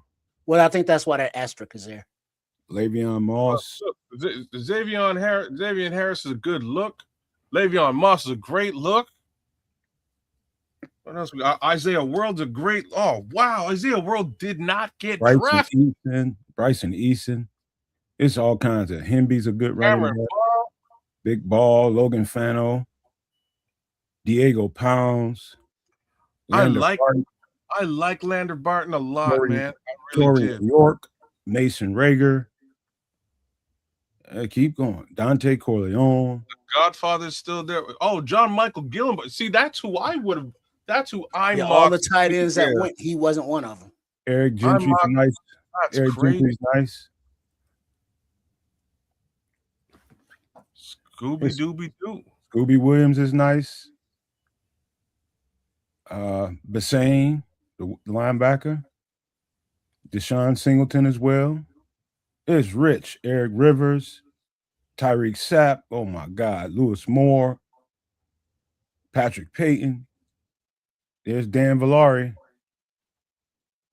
Oh man, this is good. Vincent Anthony. Famoy. Famoy's a great OT as well. I know these dudes. Pyburn is pretty good too. Jacoby and Gullery. Oh man, keep going.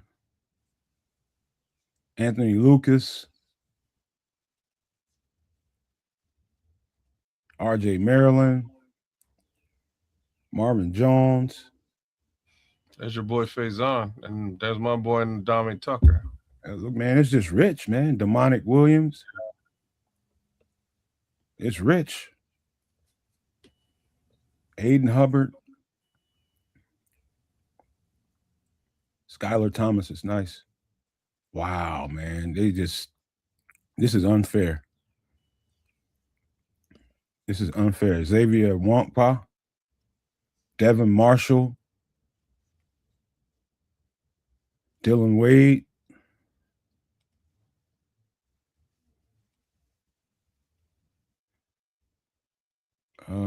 Marcus Allen. No relation. Dane Key. Desmond Reed. Nigel Kelly. Brockermeyer, the center. Well, I can tell you right now, they've already signed one. They're in the process of getting ready to sign one. Utah offensive lineman Jaron Kump. The Bears. World. Yeah. All right, cool. Keep going. Oh, Shad Banks, what are you doing here? What are you doing here? Trying to get paid. This is ridiculous. Jalen Stroman, Noah Whittington, Xavier Sorley, Ethan Burke, Jack Stonehouse, good punter. Kyron Drones is a good quarterback. There's Renee Conga. Jaden Ott. Hank Beatty's going to be a camp stud. Ahmad Moses. There's a Kump dude they're talking about. If you want to click on him real quick. Who's that? Kump. Jaron Kump. 6'6", 315 pounds. Probably going to use him as a guard. They're probably going. Utah's got a pretty good offensive line. Jeffrey Imba. Dean Connors is okay.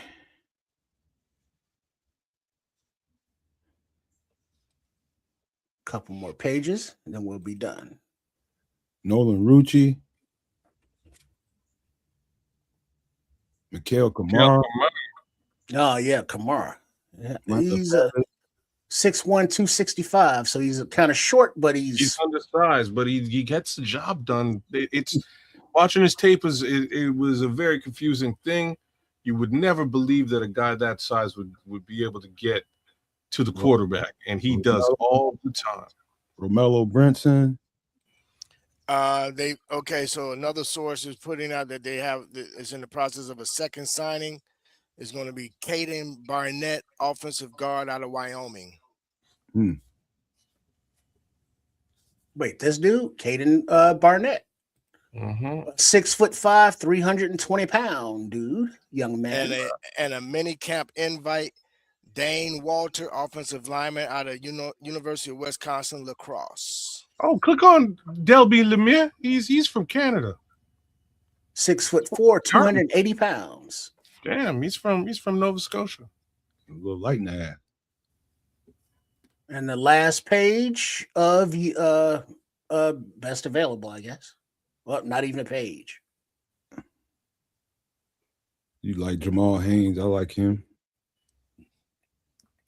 So there are, if we just want to focus on edge, Fano, Mason Rieger, Tyreek Sapp, Patrick Payton, Vincent Anthony, Clybourne, Lucas. I mean, there are edges available.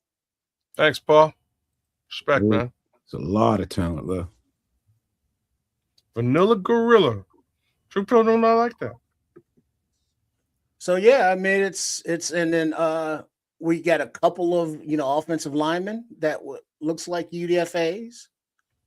Signing camp bodies as well as future players that they're going to develop. So it's on, people. The UDFA market is now official as the draft is in the books. Ryan Poles and Ben Johnson are with live press conference right now. Let's see if I can pull it. It's gonna be a long press conference. We're gonna have to pause. Let's see if we can find it.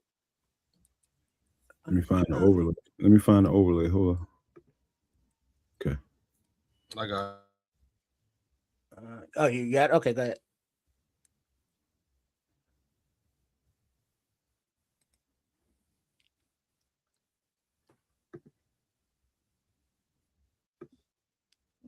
Thanks, Smitty. We appreciate you, dog. Appreciate everybody for jumping in here. I know it was a marathon, but it was pretty fun. Thank you, True Pilgrim. We appreciate you, man.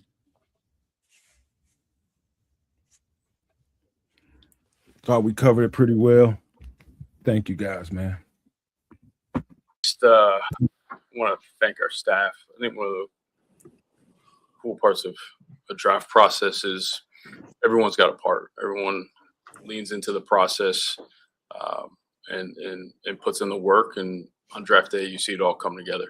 And our staff is amazing at what they do, the time that they spend on it, and the ability to work together. We found great alignment, and that created a lot of good clarity, which resulted in a good draft. And I know we got better as a football team. We added competition, and usually when you add competition, good things happen. So I don't know if you have anything to say, but yeah, I just piggyback on it. I couldn't be more pleased with Ryan and his crew. These scouts, they went out this fall and they collected all kinds of information, and I think they absolutely nailed it. We found guys that fit our DNA and what we want to be about. We found it round 1 through round 6 there, our last pick, and even in some of these guys we're picking up right now, I think we're still finding our type of guys. So that was important for us, and you would hope from year 1 to year 2 with this coaching staff and the personnel department, we're so much further along than we were a year ago at this time. So that's what's encouraging to me and Ryan, and really look forward to seeing these guys hit the grass here in a couple of weeks. I was going to say, how much been significant for change since January? Where do you see improvement? Where do you sense the football team's gotten better since last season? Well, I'm going to start with continuity with the coaching staff, because I really do think the ability for us, a group of guys, a lot of which we hadn't coached together before, looking to unify that vision and bring it to life the way that we did last fall. We're going to be so much better off having gone through the cut-ups. I know we've really refined and made it a big effort here this springtime already to get the fundamentals, the techniques to another level in terms of how we're teaching it and how we're coaching it. And so I think it really starts there, at least from my lens. I think we'll be better teachers of not only the scheme, but also just the vision of what we want our brand of football to look like. And so in terms of the personnel side, the roster, I think we have, just like Ryan said, created competition really across the board. And I really expect some of these young players that we already had in the program to take a huge jump from year 1 to year 2 of this coaching staff.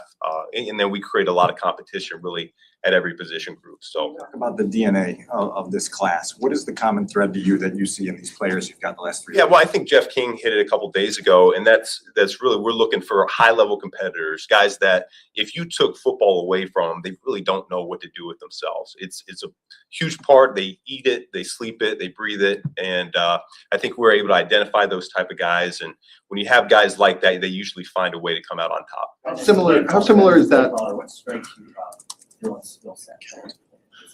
At safety, well, that's what you kind of from being an offensive guy. It's rare that you see a safety as a guy that you really worry about, and yet it was pretty quickly that you could turn on his tape and realize he's always around the football. He's got a knack for the football.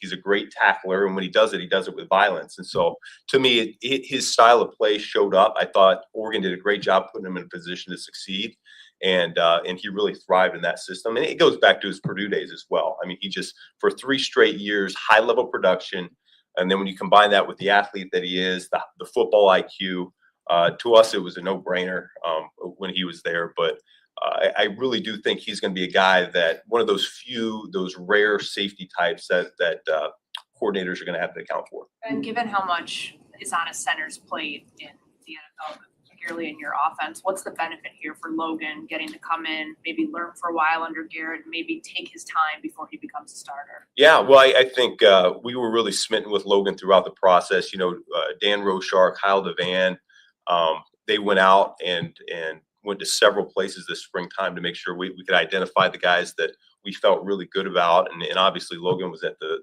top of the list for us. And so we felt convicted as a staff, coaching staff and personnel side, that he was our guy.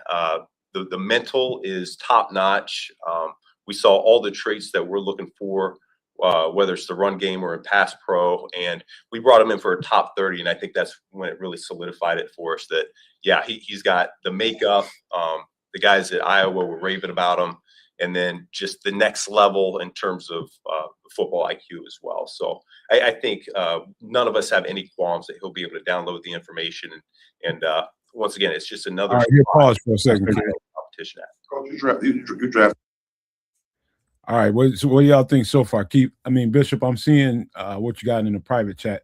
Bishop just broke. I think they signed Miller Moss, right? QB out of Louisville to a deal. Yes. Okay, keep it coming, man. Keep it coming. What y'all thinking about it so far, y'all? I'm satisfied, man. I'm satisfied. But anything y'all gotta say, go ahead. Well, satisfied is not the word that I would use. We're just going through the pomp and circumstance right now. Like there will be some actual questions that will get some answers to. Right now, I'm just saying they're just it's pomp and circumstance. He's you know what, Bishop, just type him in the chat and I'll put him on the screen. So KC Ezemomu, cornerback, agrees to deal with Chicago Bears for UFDA. That one I'm not sure if I'm familiar with. Let me see. Illy don't like it, man. Yeah, Illy, I get it. Like Illy, I feel where you're at. It's a bit of an early selection for the center there. A lot of folks are saying the same. Barlissimo said the same thing. I can't argue with that. Personally, I say you wait and you get him a bit further back. But maybe they saw what they saw and they didn't want to allow him to get away. So, if he was their guy at center, are you gonna we'll hold off and wait and see if we can get him later? So my answer to that is, yeah, you can do it, and I would. And like when I say I would, I at 57, I would have traded back and collected more picks, and still got Logan. And still got Logan. Sounds good in theory, man. Well, when in theory it sounds good, but didn't the next center go off the board like pretty close? Right after that. Yeah. But think about that, though. The only reason the next center went so close is because they selected a center. After the first two centers went, another center didn't go for like 50 selections. Yeah, so if they didn't select the center and the first team that selected a center took their guy, then you would Then be it's a upset. problem. You're right. Right. Then it's a So problem. that's why they went and got that's why they went up and got their guy. Fair enough. You got to understand, it wasn't about finding a starter. They have their starter for center this year, but they need a successor because this guy's only on a contract for a year. So they wanted to make sure that they got their guy that fits their DNA to learn from the guy that they had to put in that place because they had a center that retired on them. So they got kind of hit with a situation where, okay, well, we got to make an adjustment quick, which they were able to do. But then to make sure that hey, you know what, regardless of what, we're going to go get our guy. So this way, if nothing else. Yeah, I still disagree. So like, here's why. You always do, though, kids. I mean, no. Hold on. That's why you're the money guy. But here's why I disagree. Because their next selection was only 3 picks away. It's not guaranteed. You got to understand, it's not guaranteed. There was not another offensive center that was selected 3 picks away. Keith. But we don't know what the other teams were thinking, kids. Here's the thing, kids. Here's the thing. You know why that other center was taken? Because maybe that team was thinking, we'll get that guy. Well, when they went up and saw the Bears when they got him, they said, you know what? Well, we better go ahead and take our guy next. You follow what I'm saying? No, I understand the why they would do it is because they wanted to get their guy at that time before anybody else decided to do so.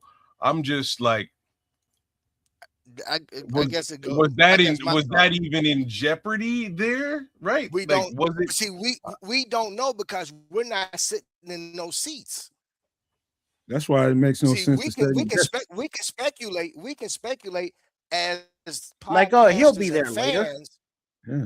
Right, but we don't know what the communication is between teams because you better believe they're having conversations. They're not putting out there who they're going to take, but you can get a general consensus or thought based off of who you're seeing come off the board.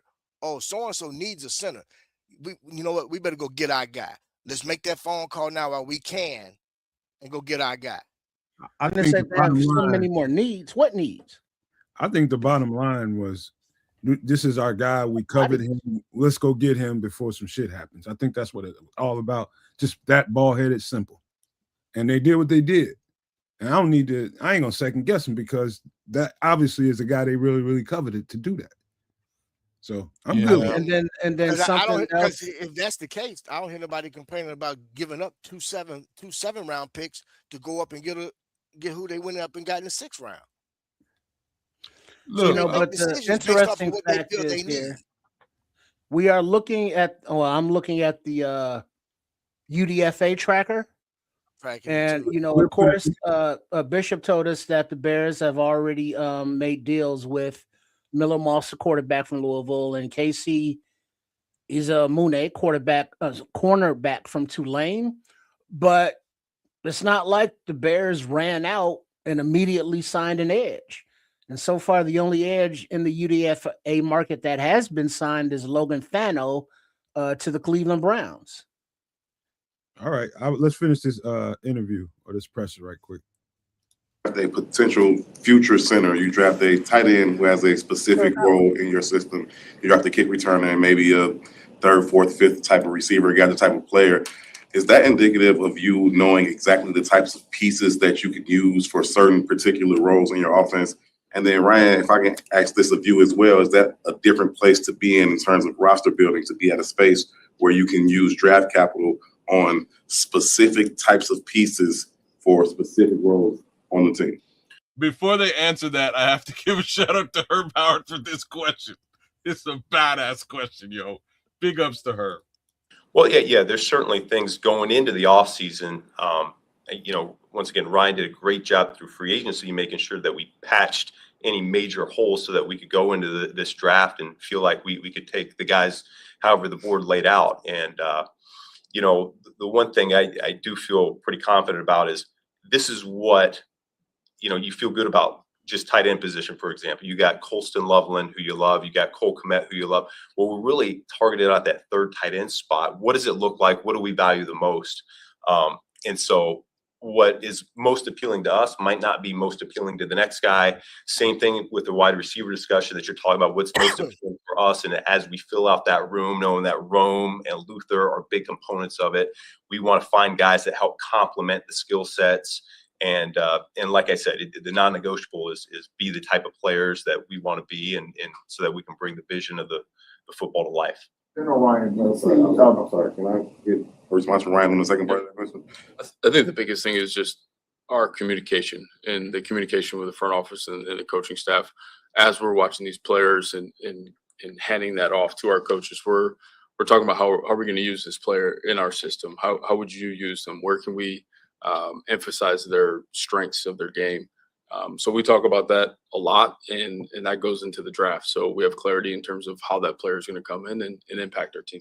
And how is it for you to be in this position as the offensive play caller and have so much direct input into the players being picked compared to before when you were with Detroit? But now you have such a big voice in the room that you're getting to really handpick guys that you need for things you want to do. Well, yeah, I think that's any head coach in the NFL. You know, they have a good partnership with the general manager, and what we're looking to do is have a unified vision on how we want to build this football team. And so, just like Brian alluded to, we've got constant communication of what we want this thing to look like. And I do think we're a lot further along, you know, just in terms of our vision and year two here than it was a year ago. So that's what fires me up the most. And what did you learn about in your first year as head coach? What did you learn that helped you focus the DNA, or, you know, at least being super clear about the DNA of the kind of player you want? Ryan mentioned the other day that it's just kind of a little more focused than it had been. Well, yeah, I think it starts with, we know what's currently in our roster, in our locker room, more than what we did a year ago. We're still getting to know the players, and so I think once you've figured that piece out, you know, you have your conversations with Coach Hightower and Coach Allen, and you know how we have got to the point where literally anybody.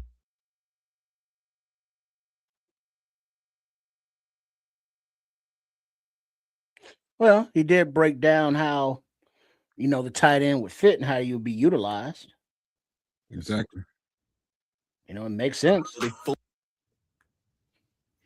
You know, maybe not to people that be like, well, we already got tight ends. It's like, well, you just heard the coach say we wanted this tight end too. If that's true, we just signed Squirrel White. Y'all gonna love that cat. Why is mama named a squirrel? Because he's a little dude. But we know our guys, and so we know what we want to mix in there a little bit more often. Right. With today's picks, you know, it was like a little rundown about how it all came together, and then you traded up twice, and maybe what you like about the three defensive guys you got today.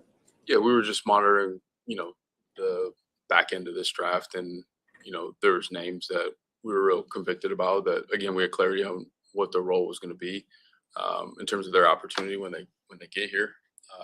So we were a little bit more aggressive with those names.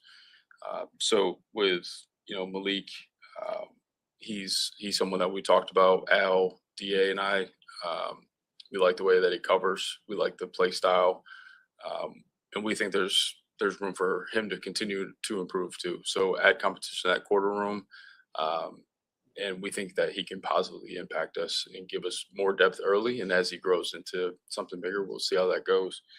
And then Keyshawn, you know, a player that physical brand of football, has really good size, can run. And then again, his ability to both play to play the linebacker position and also help on special teams. You know, Hightower has a huge say in this whole deal too. We want to make sure those guys can perform on special teams, which is going to help them make the active roster, which is important. And then finishing up with Jordan, again, the real cool part of this whole process, you go through, you know, your winter film work, and then you get back from the combine, and then you got some guys that maybe non-combine guys that do really good at pro day that pop up on your radar. Jordan was one of them. And as we got his name around the building and we were working together with the coaches, there's a level of excitement. So he was a player that we identified that we wanted to go get. We didn't want to wait any longer. I don't think he would have lasted to us in the 7th. So we're a little bit more aggressive, went and got him. And you could tell with the energy that came through the building and especially our D-line coaches, they were fired up. So really excited how we finished this draft. Xavier, what about his game stimulates your creativity offensively? What's a realistic way that you can involve him early? Well, yeah, he's got a unique skill set just in terms of he's a 4-2 guy, and those guys don't grow on trees, and so it's easy to look at because that flashes up and everyone sees it. But yet, when you turn on the tape, it's more than just being able to run deep routes. The versatility that he showed both at Mississippi State and at LSU from the backfield, whether it's running routes or getting handoffs, and then the returning aspect of it. I think it all adds up. And, Coach Randall, myself, Press Taylor, we all have a vision of how this guy could really help us. And as I talked about, it's a compliment to what Rome does best, Luther does best, Khalif does best. And so he's a guy that we really feel like can play a key component in what we want to do this year. Ryan and Francis St. Paul described mannerisms you have when you're watching tape. Yeah, what are they? Well, Francis said you do some rocking, and are you aware of the things that you do when we're sitting in the chairs for a long time, so I just got to shift position. But no, it's weird. I feel like, I'll sit next to Ryan when those scouts are in there, and I almost feel like we can feel each other a little bit, which is unique for a couple guys that really haven't done it together for a very long time yet. And so there's just, I think he and I view players very similarly, and so I'm sure we do kind of feed off each other a little bit. And you and Ryan both were pretty open all offseason about needing pass rush improvement. The fact that you didn't sign a big name one in free agency, didn't draft an edge rusher, how is it going to get better with the same guys who were out there last year? Well, we're certainly going to coach better than what we did a year ago. And like I said before, it starts there. We've made a concerted effort in how we're going to get that done. We were excited about the guys that ended up finishing the season on IR, the trajectory that they were on, both Dio and Shamar. When you look at it from the start of the season to the point where they both got injured, we saw growth and we saw them trend in the right direction in terms of what we want to see on game day. I think Sweat had one of his better years in the NFL, whether that shows up in the sack total or not. He's a very complete player, both run game and pass game. And I think you saw tremendous growth from Booker when we were finally able to get him back as well. So combination of us being able to coach better and those guys taking the next step as part of this system, I think we got some pretty good pieces to work with. And on that, Ryan, on that front strategy at quarterback, as far as bringing in young quarterbacks behind Caleb and Tyson, and did you get some scouting intel from Caleb on Miller Moss? Oh, that's out already. We did really good work. Again, JT and some of our scouts got together and watched, a large stack of quarterbacks and trying to identify ones that could come here and compete and perform. It's important to keep working that quarterback room and making sure that we got guys that can come here and again add to the competition and guys that we want to pour into so that they can develop, and then we'll see where it goes. Ryan, with the need for a defensive line, was it difficult to stay disciplined to the board, and will you go back and reevaluate whether you would have liked to be more aggressive in parts, or just what's your take about the defensive line in general and your approach to it? Yeah, I thought we were disciplined. Again, we said this a few times, just following the board and the best player that was available to us.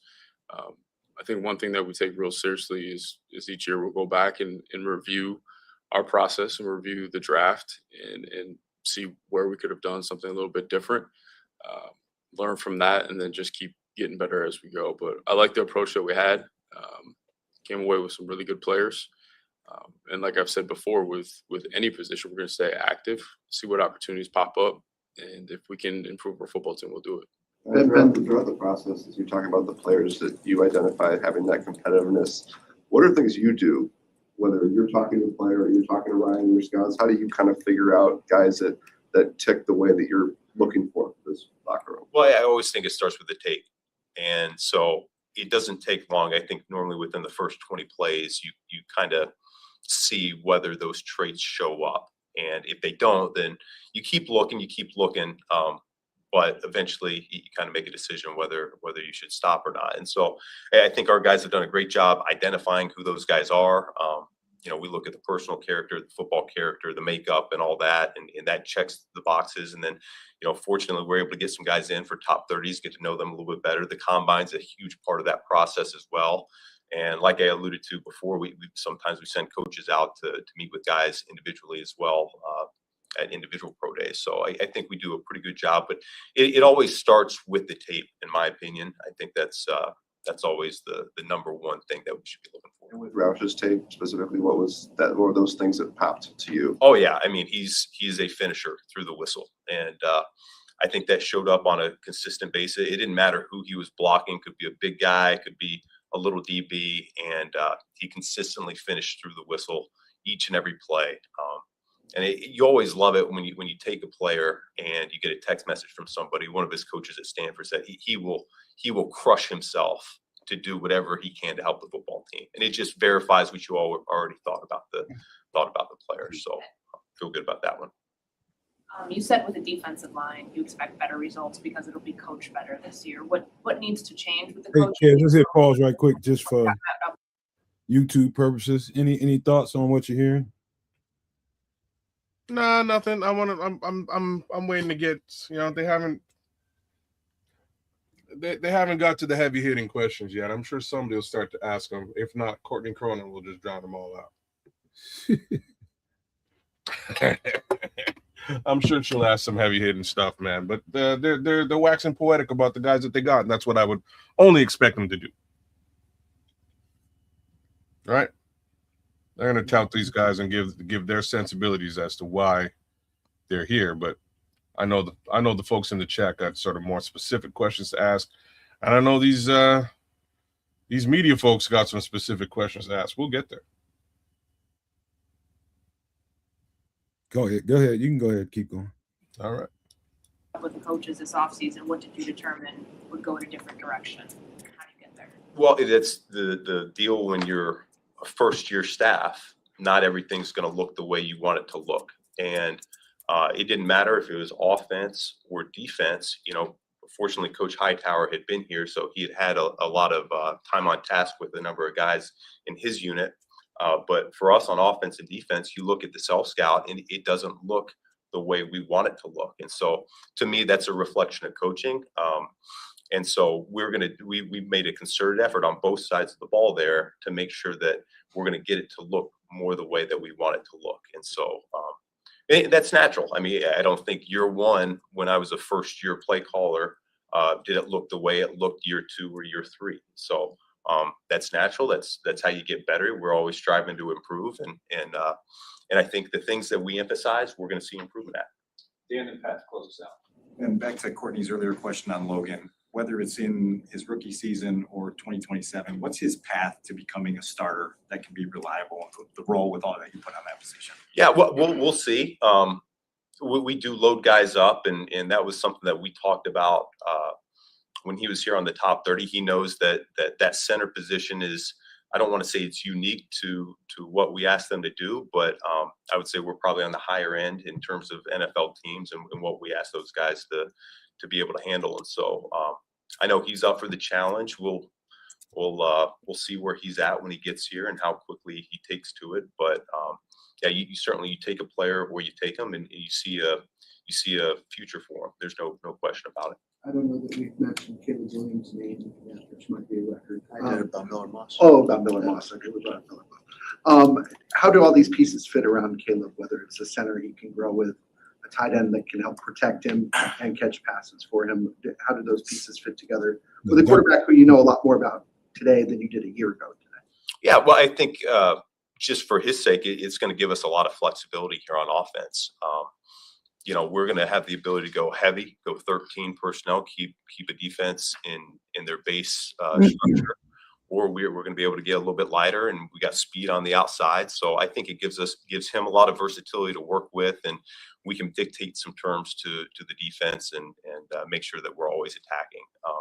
His big goal here is going to be to make sure he can get up to speed with these new pass catchers and continue to refine his chemistry with guys that we've already had, which he's been working at already all this offseason, the last few weeks. He and I kind of talked about. I think he got all the guys out in California, and so I know he's been working on that. But we'll hit the grass. We got one more week of phase 1. We'll hit the grass for phase 2, and we'll really be able to hone in on some of those details of where he can get better with his teammates. Awesome. Thank you. Thank you guys. Yep. All right. That's it.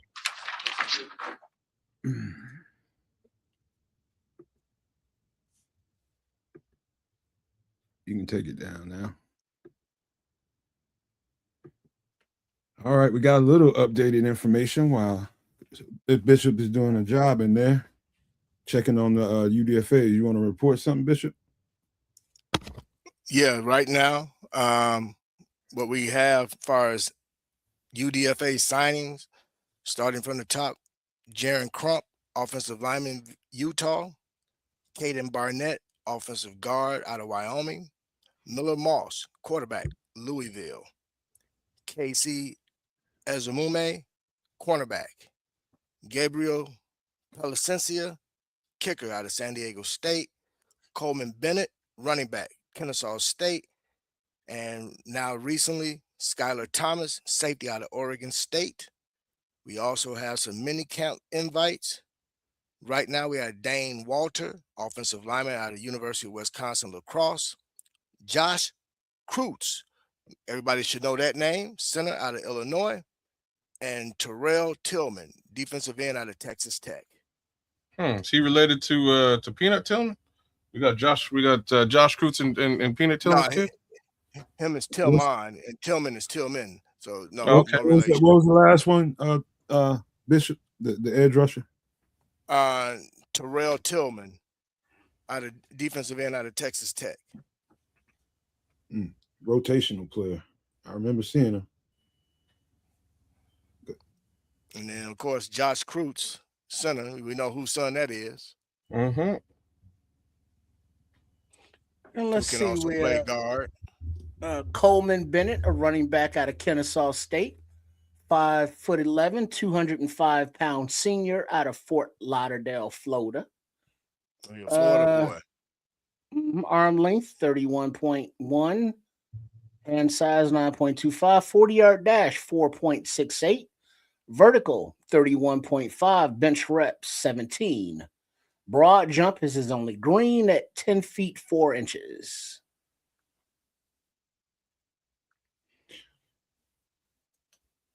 Coleman Bennett. So what's your thoughts, guys, so far? I'm familiar with the safety from Oregon State. Skylar Thomas? Yeah. Here's what I took away from the presser, if I may. Mm-hmm. They're staying true to their identity as they are putting things together. It appears to me that right now they are really set on what they, and you keep hearing this word, our DNA. So they have in their mind the type of players they want, what type of football they want to play, and regardless of what anyone else thinks, they're going to stay true to that. That's the way they ought to be. That's the right way to be. Oh, I don't disagree, but I say that because we sometimes as fans get ourselves worked up in a tither because we're not hearing the names that we think we should hear. And it goes back to what we were saying early on. Of course, I came in on day 2, but if you think about it, early on, we've been saying all along that they're going to stay true to who they are. And that's what they're doing. That ain't. Go ahead. No, I was gonna say, and if you think about it, some of the names that I'm gonna give you guys credit because I wasn't able to partake with you guys this off season with a lot of the breakdown. Now I did go back and watch the breakdowns when I had the time before I either went to work or whatever. I'm gonna give you guys a major shout out, man, because you guys really broke down some real fantastic tape on players and very close in regards to what the DNA is for the Chicago Bears. So you guys got that down pat. Of course, I just want to continue to encourage you guys to keep giving the fans that type of information, man. Nobody else is out here doing that. You know, you guys are doing what is passionate and true to your hearts versus just trying to get clicks and followers. So stay on top of that. And speaking of information, the Bears are expected to sign former Iowa tight end Hayden Large. Was an honorable mention all Big Ten selection. Hayden Large, tight end. It's going to be an interesting camp. I wonder what size he is. Not small or medium. Oh, and check this out. Papa Lodge, big shot of the East Coast. The Detroit Kitties are signing Illinois quarterback Luke Altmaier. Oh, they need him. I like him. They ain't done. They got I don't know how many. They got to add. I forget how many players they got to add to have a 90-man roster. So they got and some of these guys are just being brought in for a workout. Yeah, but like I said, that's why I made sure I put down those. I address who are mini camp visits versus guys who are actually UDFAs. There's I can't find it now, but there was basically a post saying that Tennessee Titans tried to trade Mayonnaise, as well as the Colts tried to trade Anthony Richardson, and they got no love. You know, not even for late round pick swaps. None. Man, Illy, I'm trying to tell you, man, I don't know if you ever heard me say this, but it's worth repeating. And a lot of ire gets pointed at polls for whatever happens, whether the selections are this or that, whether they're that. In a good, healthy relationship, it's not the actual GM that's making these decisions. It's the point man is always the coaches, always the assistants. And he goes out with that information and goes and finds those guys. But at the end of the day, why in the hell would he drive something that the coach doesn't want? Why would he? That relationship ain't gonna last very long. Right. So, I mean, I understand where you're coming from, but anything you don't like here, you just blame the coaches because this is what they want. You know, and I don't understand the concept of I'm the general manager. I like this prospect. I'm drafting them. Coaches, figure that shit out. That don't make good sense. That's not a fruitful relationship. That is not gonna last if that actually is the case, which I doubt. Did Gabe Akers get drafted? I don't know. I don't remember seeing his name get called. Yeah, he got drafted way earlier. By who? You don't remember? I can find out, but it was in like the offhand. I can find what out. is this? The offensive lineman Caden Barnett, 6'5", 320 pounds. Gabe Akers went to the New England Patriots at 55, 2 picks before us. There you go. 1 pick before us. I thought it was 2, but all right. 1 it was. No, it is 2. Sorry, my bad. No, there you go. So it's like, yeah, we got to get out of that habit of saying, hey, a good pick, that was Ben Johnson and them. Bad pick, fire poles. It's a team effort, so to speak, literally and figuratively. Yeah, the Patriots, man. I mean, I like what they're doing. If they like it, I love it. You know what, man? I'm going to say this, man. And I think we said this last year at the start of this new regime.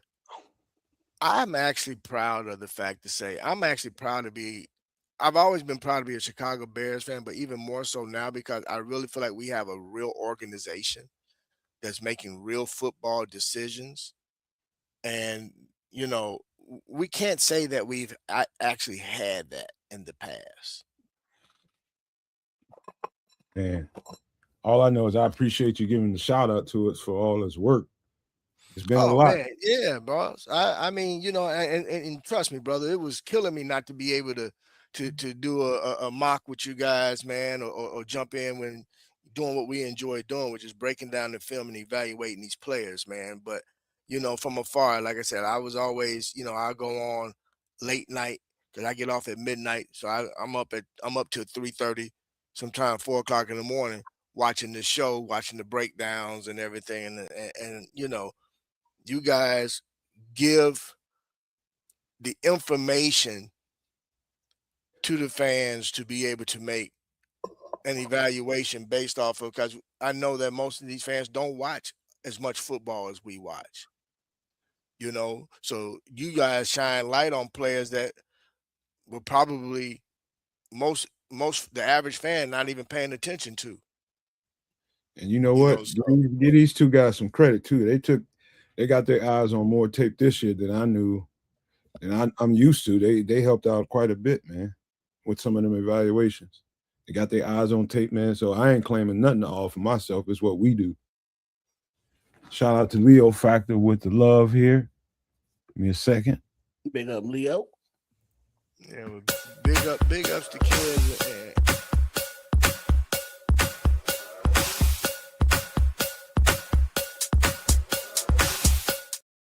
Shout out to Leo for the $4.99 super chat, man. We appreciate you, bro.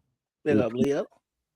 Also, a big shout out to Samo as well, because you know I got a chance to kind of chime in and listen to when he did his mock, you know, and then he was, you know, always we follow each other on X, so there was oftentimes certain players he would throw out there, hey, this is a good one, this is somebody I think we keep an eye on, you know. So you guys, man, that's why I enjoy being a part of this network, man, because whether we're the largest network out there or not, we stay true to our DNA, which is breaking down football and looking at it from not just from a fan's point of view, but from a scouting, coaching, former player point of view, you know, and try to take the emotion away out of it and look at it for what it really is. You know, evaluating the player strengths, weaknesses, and how do they fit according to what we know to be the Chicago Bears DNA. So That's what it's all about.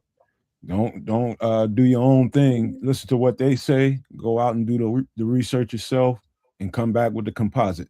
And that's all we do. We just take the crumbs they leave, breadcrumbs, and follow them, and go to the tape and let people decide for themselves if they like somebody or not. But that's all we do. Literally, just go listen to what they say. They'll show you what they like by way of what they acquire. And so that made the process much easier this year, just knowing what they're kind of looking for. you know, and that's why I was able to really be able to going into day 2, realizing, you know what, I said, if we take somebody far as that D line, it'll be much later on in the draft process, because I figured based off of who they had added via free agency, that was DA, you know, decide, hey, I know these guys can do what I need to do now, you know, and plus next year is going to be a much better draft when it comes to D tackles, edge rushers, offensive linemen. So these guys, man, they get paid the big bucks for a reason. You know, I was just saying to them probably a few shows ago, and we're going to get ready to wrap this thing up. We've been here 8+ hours, 8.5 hours. One of the things I said to these guys is when Ben got here, it's a much easier process for him to change out some pieces here and there and get some of the stuff that they need right away to get the offense. Hold that thought. Another UDFA signing, Jaden Loving, defensive lineman, Wake Forest. Jaden, where you getting this information from? Twitter? No, brother, I'm on the Bears wire, bro. Okay. All right. Caden Barnett, his nickname, the Vanilla Gorilla. Damn. I'll tell y'all what, man. I got to get ready to do a couple things, man. But any last thoughts before we get up out of here, man? We're gonna think about whether we're gonna do a show tomorrow. If y'all want to do it, we can do it. Cover the No, not at all. Let's do a show on Wednesday, and let's kick some ass on Wednesday. We can spend a couple of days actually looking at stuff. Hey, Trip, how do we know that was coming? Well, yeah, that's why I said brother, we've been doing shows since I knew Wednesday. Kez would say we wait till Wednesday. Give a brother a break, man. Wednesday, Thursday, We cover Friday. Wednesday, man. I don't got no problem with that, man. We need. Okay, we love y'all. We love this, but All right, like, leave. Okay, fuck you. real quick, did you Bishop? I don't know if you I know you said names, but Jaron Kump, center, Utah. I don't remember that one. But Skylar Thomas, safety, you said that one. Skylar Hayden Thomas, Large, safety, Hayden Large, and then Jaden Loving. and defensive Dane lineman. Waiter. Big Dane shout out to Waiter, East Coast. offensive That was lineman just- from University Wisconsin Lacrosse, and then Yeah. edge out of Texas Tech for a tryout, Terrell Tillman. Yes, Hey, sir. hey, Ron, what was the question? I might have missed it. Shoot it again for me. What was Romanowski asking? I don't What know. is that? If you see it, And pull it. draft a gadget wide receiver. Who is he? Oh, yeah, Xavier Thomas. Xavier Thomas, LSU. Yeah, check out Xavier Thomas there, Ron. You're going to, boy, you're 4.28 is all I got to say. You figure out the rest on when you watch them highlights. Fastest Man, Kansas whip proof, by bro. Bears. And If you know Ted, he can't crack shit on him. Yeah, whip and bounce actually off Ben Johnson gave the reason for drafting that young man. He said, I needed to put somebody around who complements what both our Rome and with Burton. Rome and Burden, yeah, what they do. He said, now I'm gonna force defenses to have to decide who they want to cover, because now I can stretch the field. I got a burner, and he can do it all. So Sorry about that, Ron. I didn't see it earlier.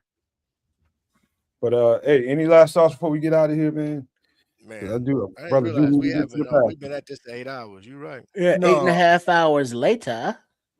I think we've given every possible thought that we can, but I think we can all take a little bit of a breather, take a couple of days to actually check out these players, and we can have a bit of a better discussion on these players and what we thought this draft really was on Wednesday for some extra sauce. And the facts are, I trust this staff now, and I can say that out loud. And I hope that this all turns out the way that we all kind of think it's going to turn out. And that being said, this was a 2026 Chicago Bears NFL draft, y'all. I think we did pretty damn good. Yep. Big up to Samo for coming through. Big up Yeah. to Sean Sierra coming Super through. back. Big up to the Bishop for coming through. My man. Thank You you know for what I mean? having me You as know, always, so fellas. Yes, sir. big up to Appreciate it. all the No Maniacs for pulling up and commenting and sharing with us. On the Nomad Network, on at Kids of Canuck and Sports Chicago Style. Much love to all of y'all. Beautiful. Give us a like, share, subscribe, a little bit of love, and Nomad, take us away so you can get some chicken wings, man. Well, it's the bathroom, really, but I You just got it, would boo-boo. encourage. Don't do any eating in there. I would Well, encourage. sometimes I mean, if it's a It's finger that hot food, you be dog, all bro. right. Hey, kids, it's that hot Huh? dog, bro. It's the going. The Okay, poutine, all the right. poutine is not what you take in the bathroom to eat with you. You You don't take nothing but a damn phone or a book, damn Bible, whatever you need. take your phone with you, bro. Don't be taking no advice from Triple R on this one, man. Trust me. 22. Hey man, go to the send me an email again, man. Send me another email. We got to get that. We'll get that straightened all out for you. But and I promise you, man, we're gonna get you in here. But the Yes, thing man, is, you'd be great. I don't have much to say, man. I really got to go to the bathroom. I leave you guys with these famous Boo boo words. time. Keep track of the UDFAs, man. Give us a little bit of time to get them broken down so we can know exactly what we got. And we shall do that in earnest on Wednesday. But I got to leave you guys with these famous words. Love, peace, and hair grease, y'all. Yeah. There.